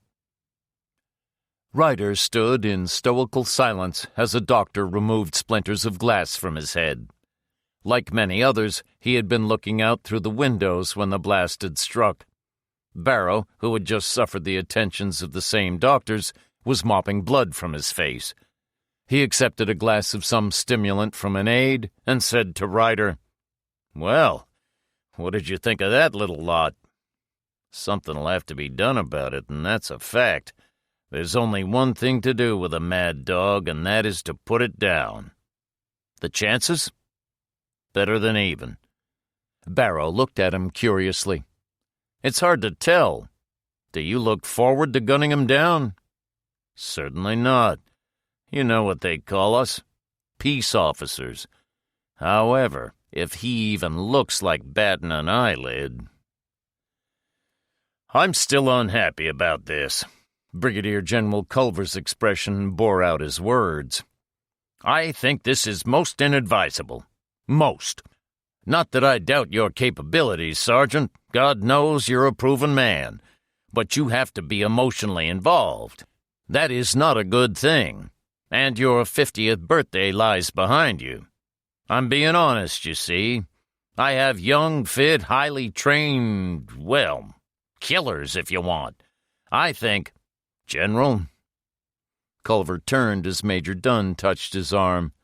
Dunn said gently, I'll give you my personal affidavit that Sergeant Ryder is probably the most emotionally stable character in the state of California. As for those super-fit young assassins in your employ, why don't you bring one of them in here and watch Ryder take 'em apart? Well, no. I still... General, it was Ryder, and still showing no emotion. Speaking with my accustomed modesty, I tracked Morrow down. Jeff here devised the plan for tonight. My wife is up there, as is my daughter. Jeff and I have the motivation. None of your boys has. But much more importantly, we have the right. Would you deny a man his rights? Culver looked at him for a long moment, then smiled and nodded acceptance. It is perhaps a pity. I think that you're about a quarter-century beyond the age for enlistment. As they were leaving the viewing room, Susan Ryder said to Morrow, I understand that you are having visitors tonight? Morrow smiled. As far as it was possible for him to form an attachment for anyone, he had formed one for Susan. We are being honored. Would it be possible to just see the President? Morrow raised an eyebrow. I would not have thought, Mrs. Ryder. Me? If I were a man instead of the lady I pretend to be, I would tell you what to do with the President. Any president. It's for my daughter. She'll talk about it forever. Sorry, it's out of the question. What harm would it do? None. One does not mix business with pleasure. He looked curiously at her. After you've seen what I've just done, you still talk to me? She said calmly, I don't believe you intend to kill anyone. He looked at her in near astonishment. Then I'm a failure. The rest of the world does. The rest of the world hasn't met you. Anyway, the President might ask to see us. Why should he? He smiled again. I cannot believe that you and the President are in league. I wouldn't like to be either. Remember what he said about you last night? An utterly ruthless criminal, wholly devoid of even the slightest trace of humanitarian scruples? I don't for a moment believe that you intend any harm to any of us. But the President might well ask to view the bodies as a preliminary to negotiations. You are a clever woman, Mrs. Ryder. He touched her once on the shoulder, very gently. We shall see. At 11 a.m., a Learjet touched down at Las Vegas. 2 men emerged and were escorted to one of 5 waiting police cars. Within 15 minutes, 4 other planes arrived, and 8 men were transferred to the 4 other police cars. The police convoy moved off. The route to their destination was sealed off to all traffic. At 4 p.m. in the afternoon, 3 gentlemen arrived at Sassoon's office from Culver City. They were warned upon arrival that they would not be allowed to leave until midnight. They accepted the news with equanimity. At 4:15 p.m., Air Force One, the presidential jet, touched down at Las Vegas. At 5:30 p.m., Culver, Barrow, Mitchell, and Sassoon entered the small anteroom off Sassoon's office. The 3 gentlemen from Culver City were smoking, drinking, and had about them an air of justifiable pride. Culver said, "I've just learned about this. Nobody ever tells me anything." Ryder said, "If my young daughter saw me, do you think there's any power on earth that would stop her from crying out, 'Daddy'?" Ryder now had brown hair, brown mustache, brown eyebrows, and even brown eyelashes. The well-filled cheeks now had pouches in them, and there were slight traces of a long-heeled double scar on the right cheek. His nose was not the one he'd had that morning. Susan Ryder would have brushed by him in the street without a second glance, nor would her son or Parker have merited a second glance either. At 5:50 p.m., Air Force One touched down at Los Angeles International Airport. Even a tidal wave has no effect on the massively reinforced concrete of a runway. At 6 p.m., Morrow and Dubois were seated before a voice box. Morrow said, "There can be no mistake." It was a question, but there was no question in his voice. "Presidential seal, sir. They were met by 2 unmarked police cars and an ambulance. 7 men disembarked. 5 of them were the men we saw on TV last night. My life on that. Mr. Muldoon seems to be in very poor shape. He was helped down the steps by 2 men who took him to the ambulance. One was carrying what I took to be a medicine bag." "Describe them." The observer, obviously highly trained, described them. Down to the last detail, his description tallied exactly with the way both Jeff and Parker looked at that moment. Morrow said, "Thank you. Return." He switched off, smiled, and looked at Dubois. "Mamain is the best in the business." "He has no equal." Morrow picked up a microphone and began to dictate. Sassoon switched off the wall box and looked around the room. He does seem quite gratified at the prompt arrival of his guests, doesn't he? At 7:30 p.m., the next and last message came through from Morrow. He said, "It is to be hoped that there was no loss of life this morning. As I have said, if there were, the fault was not mine. One regrets the considerable physical damage inevitable in the circumstances. I trust that the display was sufficiently impressive to convince everyone that I have in my power the means to implement my promises. It will come as a surprise to no one to know that I am aware that the presidential party landed at 10 minutes to 6 this evening. They will be picked up by helicopter at exactly 9 o'clock. The helicopter will land in the precise center of Los Angeles Airport, which will be fully illuminated by searchlights or whatever means you care to employ. No attempt will be made to trace or follow the helicopter after takeoff. We will have the President of the United States aboard. That is all." At 9 p.m., the presidential party duly boarded the helicopter. Considerable difficulty was experienced in hoisting Muldoon aboard, but it was finally achieved without precipitating another heart seizure. For air hostesses, they had 2 guards, each equipped with an Ingram machine gun. One of them went around and fitted each of the 7 men with a black hood, which was secured at the neck by drawstrings. The president protested furiously and was ignored. The president was Vincent Hillary, widely regarded as the best character actor Hollywood had ever produced. Even without makeup, he had borne a remarkable resemblance to the president. By the time the makeup artist had finished with him in Las Vegas, the president himself would have stood in front of a plate of transparent glass and gone on oath that he was looking into a mirror. He had a remarkable capacity for modulating his voice so as to imitate a remarkably wide range of people. Hillary was expendable and was cheerfully prepared to acknowledge the fact.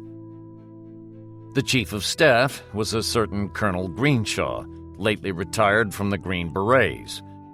Nobody knew the number of deaths that lay at his door, and he had never cared to enumerate. It was widely said that the only thing he really cared about was killing people, and he was unquestionably very good at this. The defense secretary was one Harlanson, a man tipped to be one of the choices to succeed Barrow as head of the FBI. He looked almost more like the defense secretary than the defense secretary did. He was said to be very good at looking after himself. The Secretary of State was, of all things, a remarkably successful attorney at law who had once been an Ivy League professor. Johansson had nothing in particular to recommend him. He wouldn't even have known how to load a gun, except the intense patriotism of a first-generation American and his uncanny resemblance to the real secretary. But his own private makeup men had improved even on that. The Assistant Treasury Secretary, one Myron Vaughn, had also some pretensions towards being a scholar, and uncannily bore out a statement earlier made by Ryder.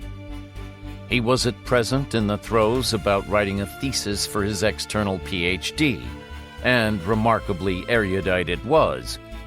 But then the thesis was about prison conditions and the suggested ameliorations thereof, upon which he was an undoubted expert. The thesis was being written in a cell in death row, where he was awaiting execution. He had 3 things going for him. Being a criminal does not necessarily make a man less a patriot.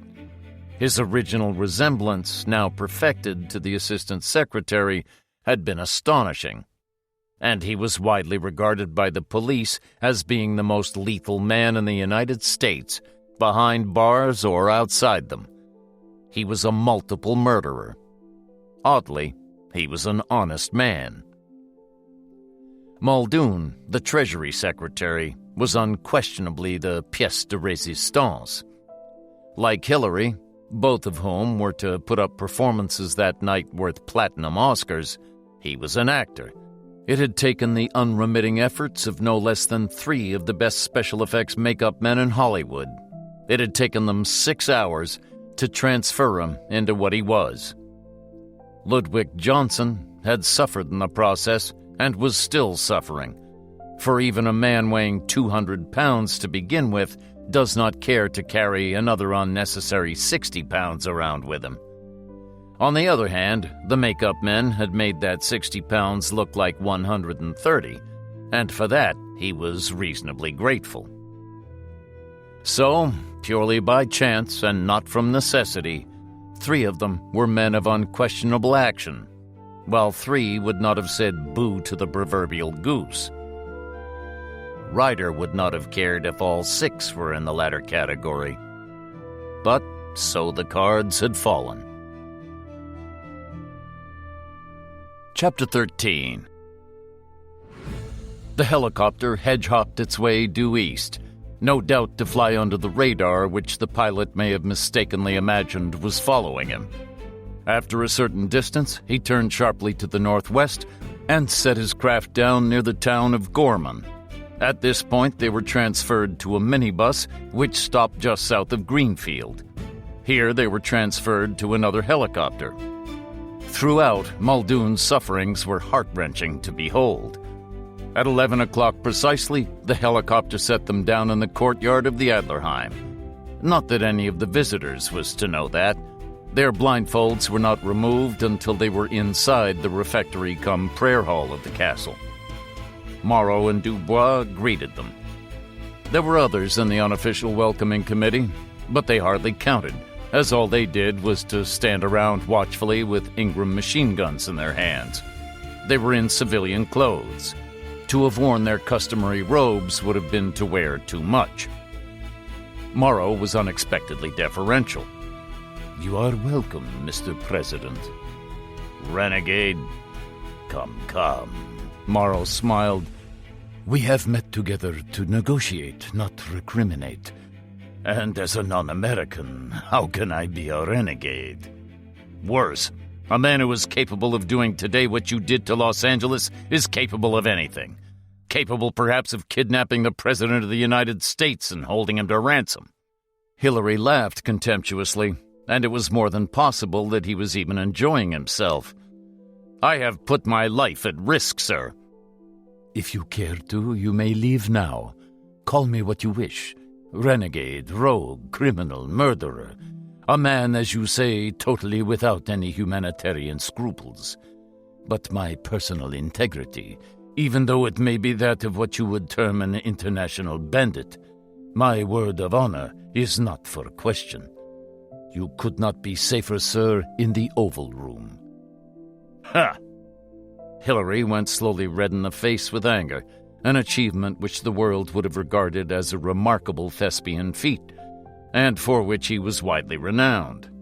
In fact, many people can do just that by holding their breath and expanding the stomach muscles to the maximum extent. Slowly, imperceptibly, Hillary relaxed his muscles and began again unobtrusively to breathe again. His color returned to normal. Damned if I couldn't even begin to believe you. Morrow bowed. It wasn't much of a bow, an inch at the most, but it was nevertheless a token of appreciation. You do me an honor. The photographs, Abraham. Dubois handed across several blown-up pictures of the presidential party. Morrow went from man to man, carefully scrutinizing both man and picture in turn. When he was finished, he returned to Hillary. A word apart, if you please.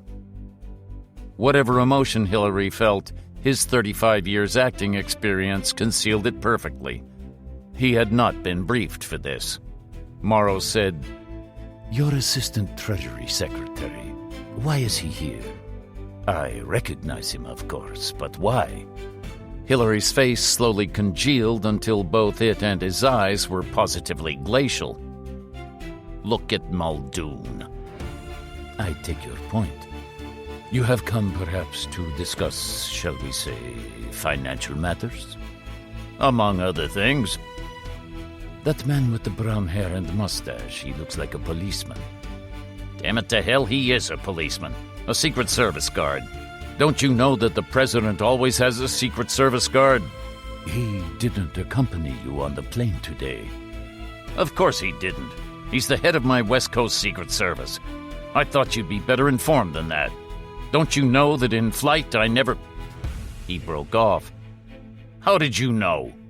Morrow smiled. Perhaps my intelligence is almost as good as yours. Come, let us rejoin the others. They walked back, and Morrow said to one of the guards, Bring the doctor. It was a bad moment. Morrow could have sent for the doctor, Ryder thought, to check on Muldoon. No one had thought of this possibility. Morrow said, I am afraid, gentlemen, that it will be necessary to search you. Search me? Search the president? Hillary did his turkey cock act again, then unbuttoned his overcoat and coat and flung them wide. I have never been subjected to such damnable humiliation in my life. Do it yourself. My apologies. On second thoughts, it will not be necessary.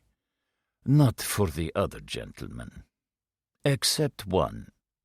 Ah, doctor. Peggy's physician had appeared on the scene. He pointed to Jeff. This young man is alleged to be a physician. Would you examine his case?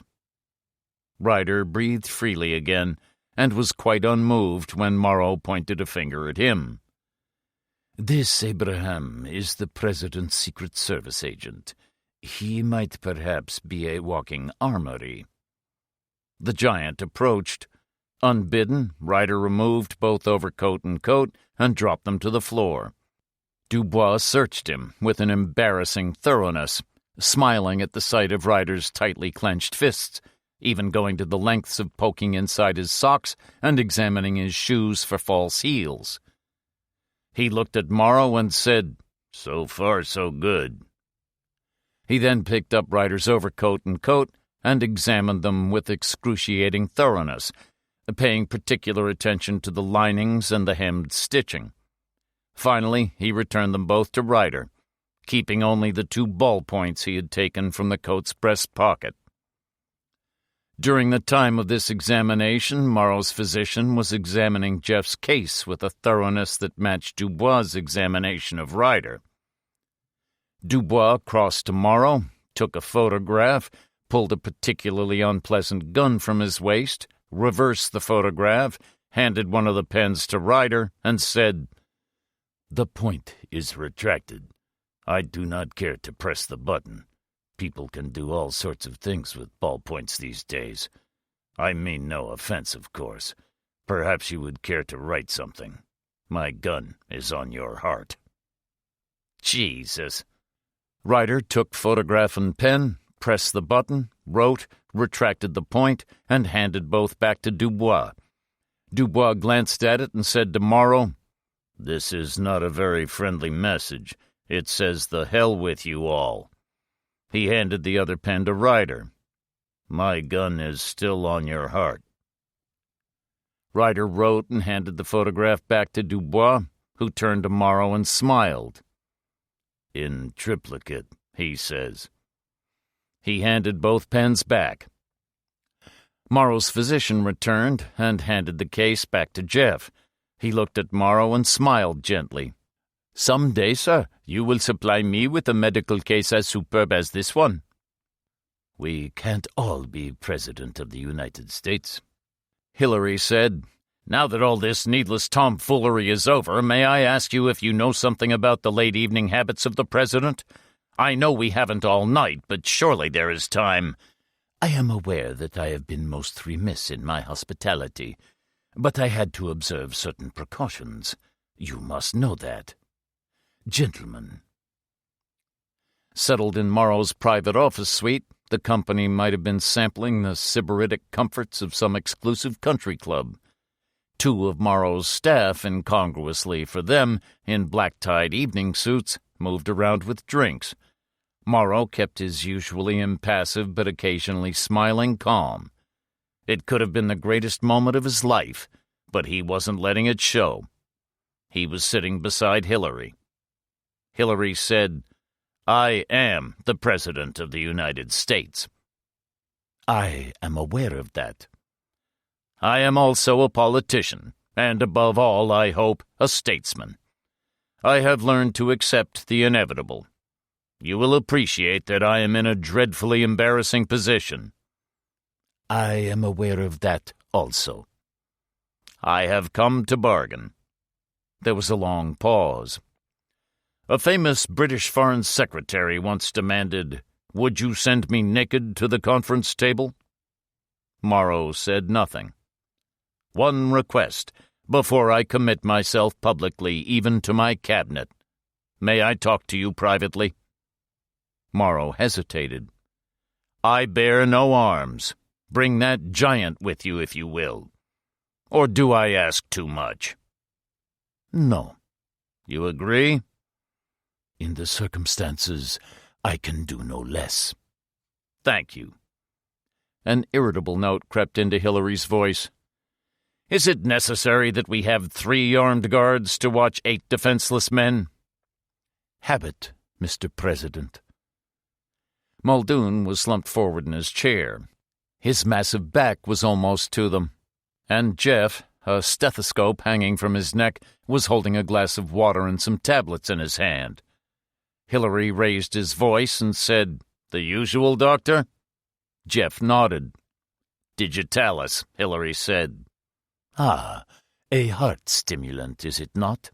"Yes." Hillary sipped his drink, then said abruptly, "You have hostages here, of course?"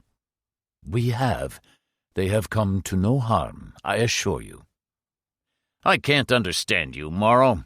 Highly civilized, highly intelligent, reasonable, yet you behave as you do. What drives you?" "There are some matters I prefer not to discuss." "Bring me those hostages." "Why?" "Bring them, or as sure as God's in heaven, I will not deal with you.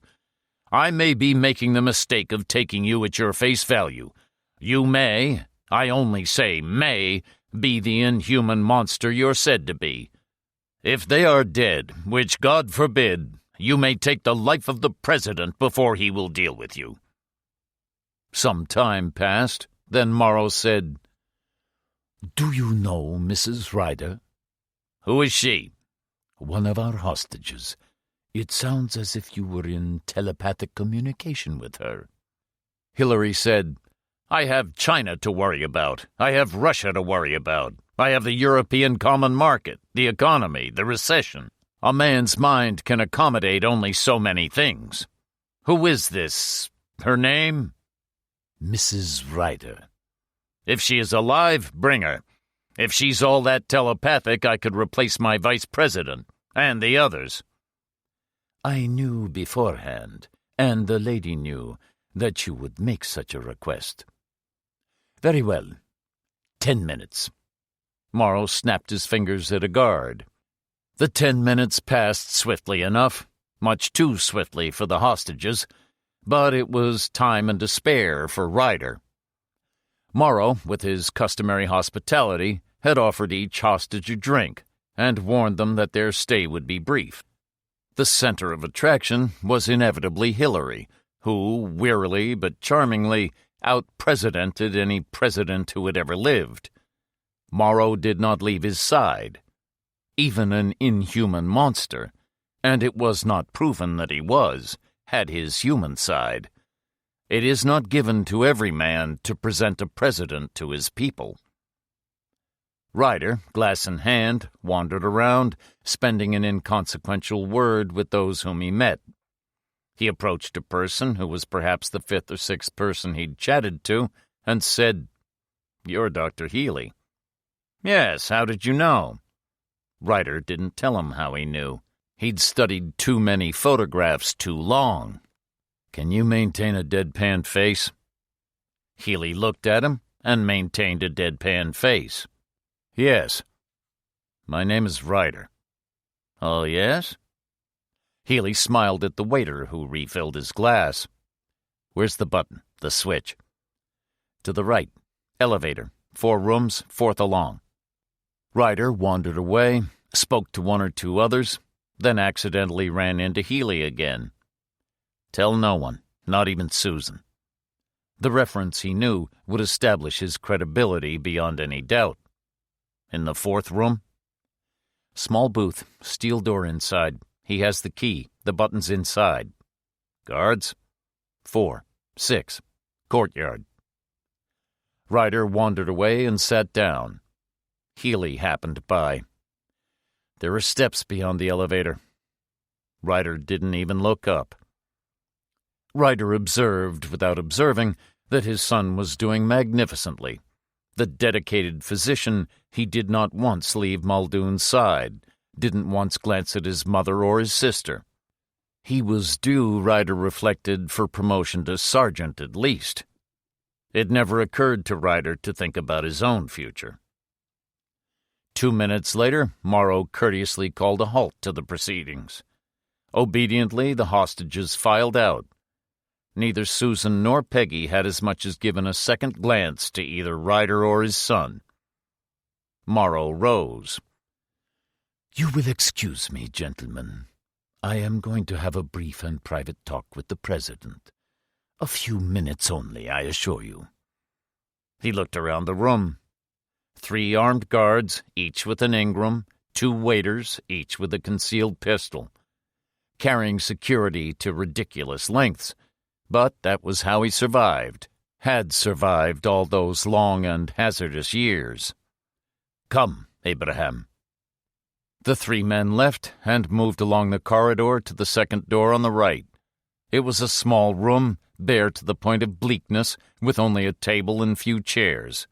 Morrow said, "We have come to discuss high finance, Mr. President." Hillary sighed. "You are refreshingly, if disconcertingly, blunt. Do you mean to tell me you have no more of that splendid Scotch left?" "Heaven send, or I should say Allah send, that we should show any discourtesy to the leader of... Well, never mind. You mentioned the inevitable. It takes a great mind to accept the inevitable." He sat in silence while Dubois brought a glass and a bottle of what appeared to be the inevitable Glenfiddich to the small desk before Morrow. He watched in silence while Dubois poured, then raised his glass. It was not to be in a toast. He said, "The negotiating point?" "You will understand why I wish to talk in private. I, the President of the United States, feel that I am selling out the United States. $10 billion. "We shall drink to that." Ryder, glass in hand, wandered slowly, aimlessly round the room. In his overcoat pocket he had, as instructed, pressed the button of his ballpoint 6 times, and, as promised, the writing tip had fallen off at the 6th time. Harlanson was standing close to one of the waiters. Greenshaw had just ordered another drink. Muldoon, Ludwig Johnson, had his back to the company. He shuddered and made a peculiar moaning noise. Instantly Jeff bent over him, hand on his pulse and stethoscope to his heart. Jeff's face could be seen to tighten. Jeff pulled back his coat, undid the massive waistcoat, and proceeded to do something that none of the guards could see. One of them said, "What is wrong?" "Shut up." Jeff was very curt indeed. "He is extremely ill. Heart massage." He looked at Bond. "Lift his back up." Bond bent to do so, and as he did, there came a faint zipping noise. Ryder cursed inwardly. Plastic zips were meant to be noiseless. The guard who had spoken took a step forward. His face was a blend of suspicion and uncertainty. "What was that?" The nearest guard was only 3 feet from Ryder. Even with a pen, it was impossible to miss at that range. The guard made a weird sighing noise, crumpled, and fell sideways to the floor. The 2 other guards turned and stared in disbelief. They stared for almost 3 seconds, a ludicrously long time for Myron Bond, the legal luminary from Donnemara, to shoot them both through the heart with a silenced Smith & Wesson. At the same instant, Greenshaw chopped the man bending over him, and Harlanson did the same for the other waiter standing in front of him. Johnson had worn a double-thickness zipped bodice under his shirt. Below that, he had worn a cover of sorbo rubber, almost a foot thick, where the lower part of his stomach ought to have been. Next to his skin, he had worn another sheet of sorbo rubber, almost but not quite as thick, which was why it had taken 3 special makeup men 6 man-hours to fit him out to Muldoon's physical specifications. Between the 2 layers of sorbo rubber had lain 3 rubber-wrapped pistols and the disassembled parts of 2 Kalashnikov machine guns. It took Ryder and his son less than a minute to reassemble the Kalashnikovs. Ryder said, "Bond, you're the marksman. Stay outside the door. Anybody comes along the corridor either side, you know what to do." "I get to finish my thesis? A doctorate, no less?" "I'll come to your graduation ceremony. Jeff, Colonel Greenshaw, Mr. Harlanson, there are armed guards out in the courtyard. I don't care how much noise you make. Kill them." "Dad!" Jeff's face was white and shocked and beseeching. "Give that Kalashnikov to Bond. Those people would have killed millions of your fellow Californians." "But God, Dad!" "Your mother." Jeff left. Greenshaw and Harlanson followed. Bond and Ryder moved out after them into the corridor. And it was then that Ryder made his first mistake since his grouchy lieutenant had called him at home to inform him of the San Rufino break-in. It wasn't a mistake, really. He had no idea where Morrow and Dubois had taken Hillary. It was just that he was extremely tired. He normally would have taken into account the possibility that Morrow had gone to a room between where he stood and the elevator to the caverns below. But he was very, very tired. To all the world, he looked like a man of indestructible iron. But no man is indestructible. No man is made of iron.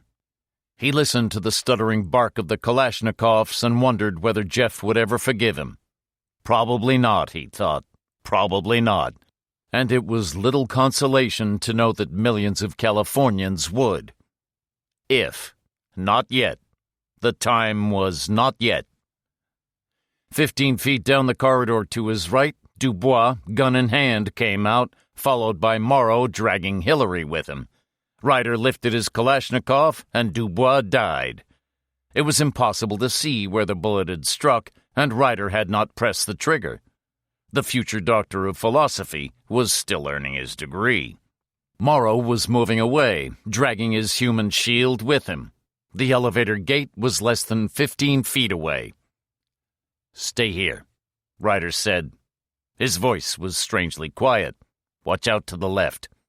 He switched the Kalashnikov to single shot and squeezed the trigger. He didn't want to do it. He hated to do it. Hillary had cheerfully admitted that he was expendable, but he still remained, as he had proved that night, a strangely likable human being. Brave, cheerful, courageous, and human. But so were millions of Californians. The bullet hit Morrow's left shoulder. He didn't shriek or cry. He just grunted and kept on dragging Hillary to the elevator. The gate was open. He thrust Hillary in and was disappearing himself when the second bullet struck him in the thigh, and this time he did cry out. Any ordinary man with a smashed femur either passes into unconsciousness or waits for an ambulance to come. After the initial impact of a serious wound, there is no great pain, just a numbed shock. The pain comes later. But Morrow, as the world now knew, was no ordinary man. The elevator gate closed, and the sound of its whining descent was proof enough that Morrow still had the awareness to find the descent button. Ryder reached the blanked face of the shaft and stopped. For a second, 2, 3, all he could think of was Morrow making his way towards the apocalyptic button. Then he remembered what Healy had said. Stairs. They were only 10 feet away and unlit. There had to be a light, but he did not know where the switch was. He stumbled down the first flight in total darkness and fell heavily as he struck a wall. There were flights of stairs. He turned right, found the next flight, and this time was careful enough to anticipate the end of them. Automatically, as many people do, he had counted the number of steps to a flight. 13. Good old Ryder, he thought savagely. Even a Boy Scout would have thought to bring a flashlight. The third flight he negotiated with all the careful speed at his command. The fourth was easy, for it was awash with light. The lift was there, its door open, a dazed Hillary sitting against one side and massaging the back of his head. He didn't see Ryder, and Ryder didn't see him. Ahead were a series of what appeared to be caverns. The fourth, Healy had said. The fourth. Ryder reached the fourth, and then he saw Morrow inside the little plywood booth, hauling himself to his feet, a key in his hand. He must have been dragging himself along the floor like a wounded animal, for all life in his leg had gone, and the agonizing progress he had made was clearly limned by the track of blood. Morrow fumbled with the key and had the door open.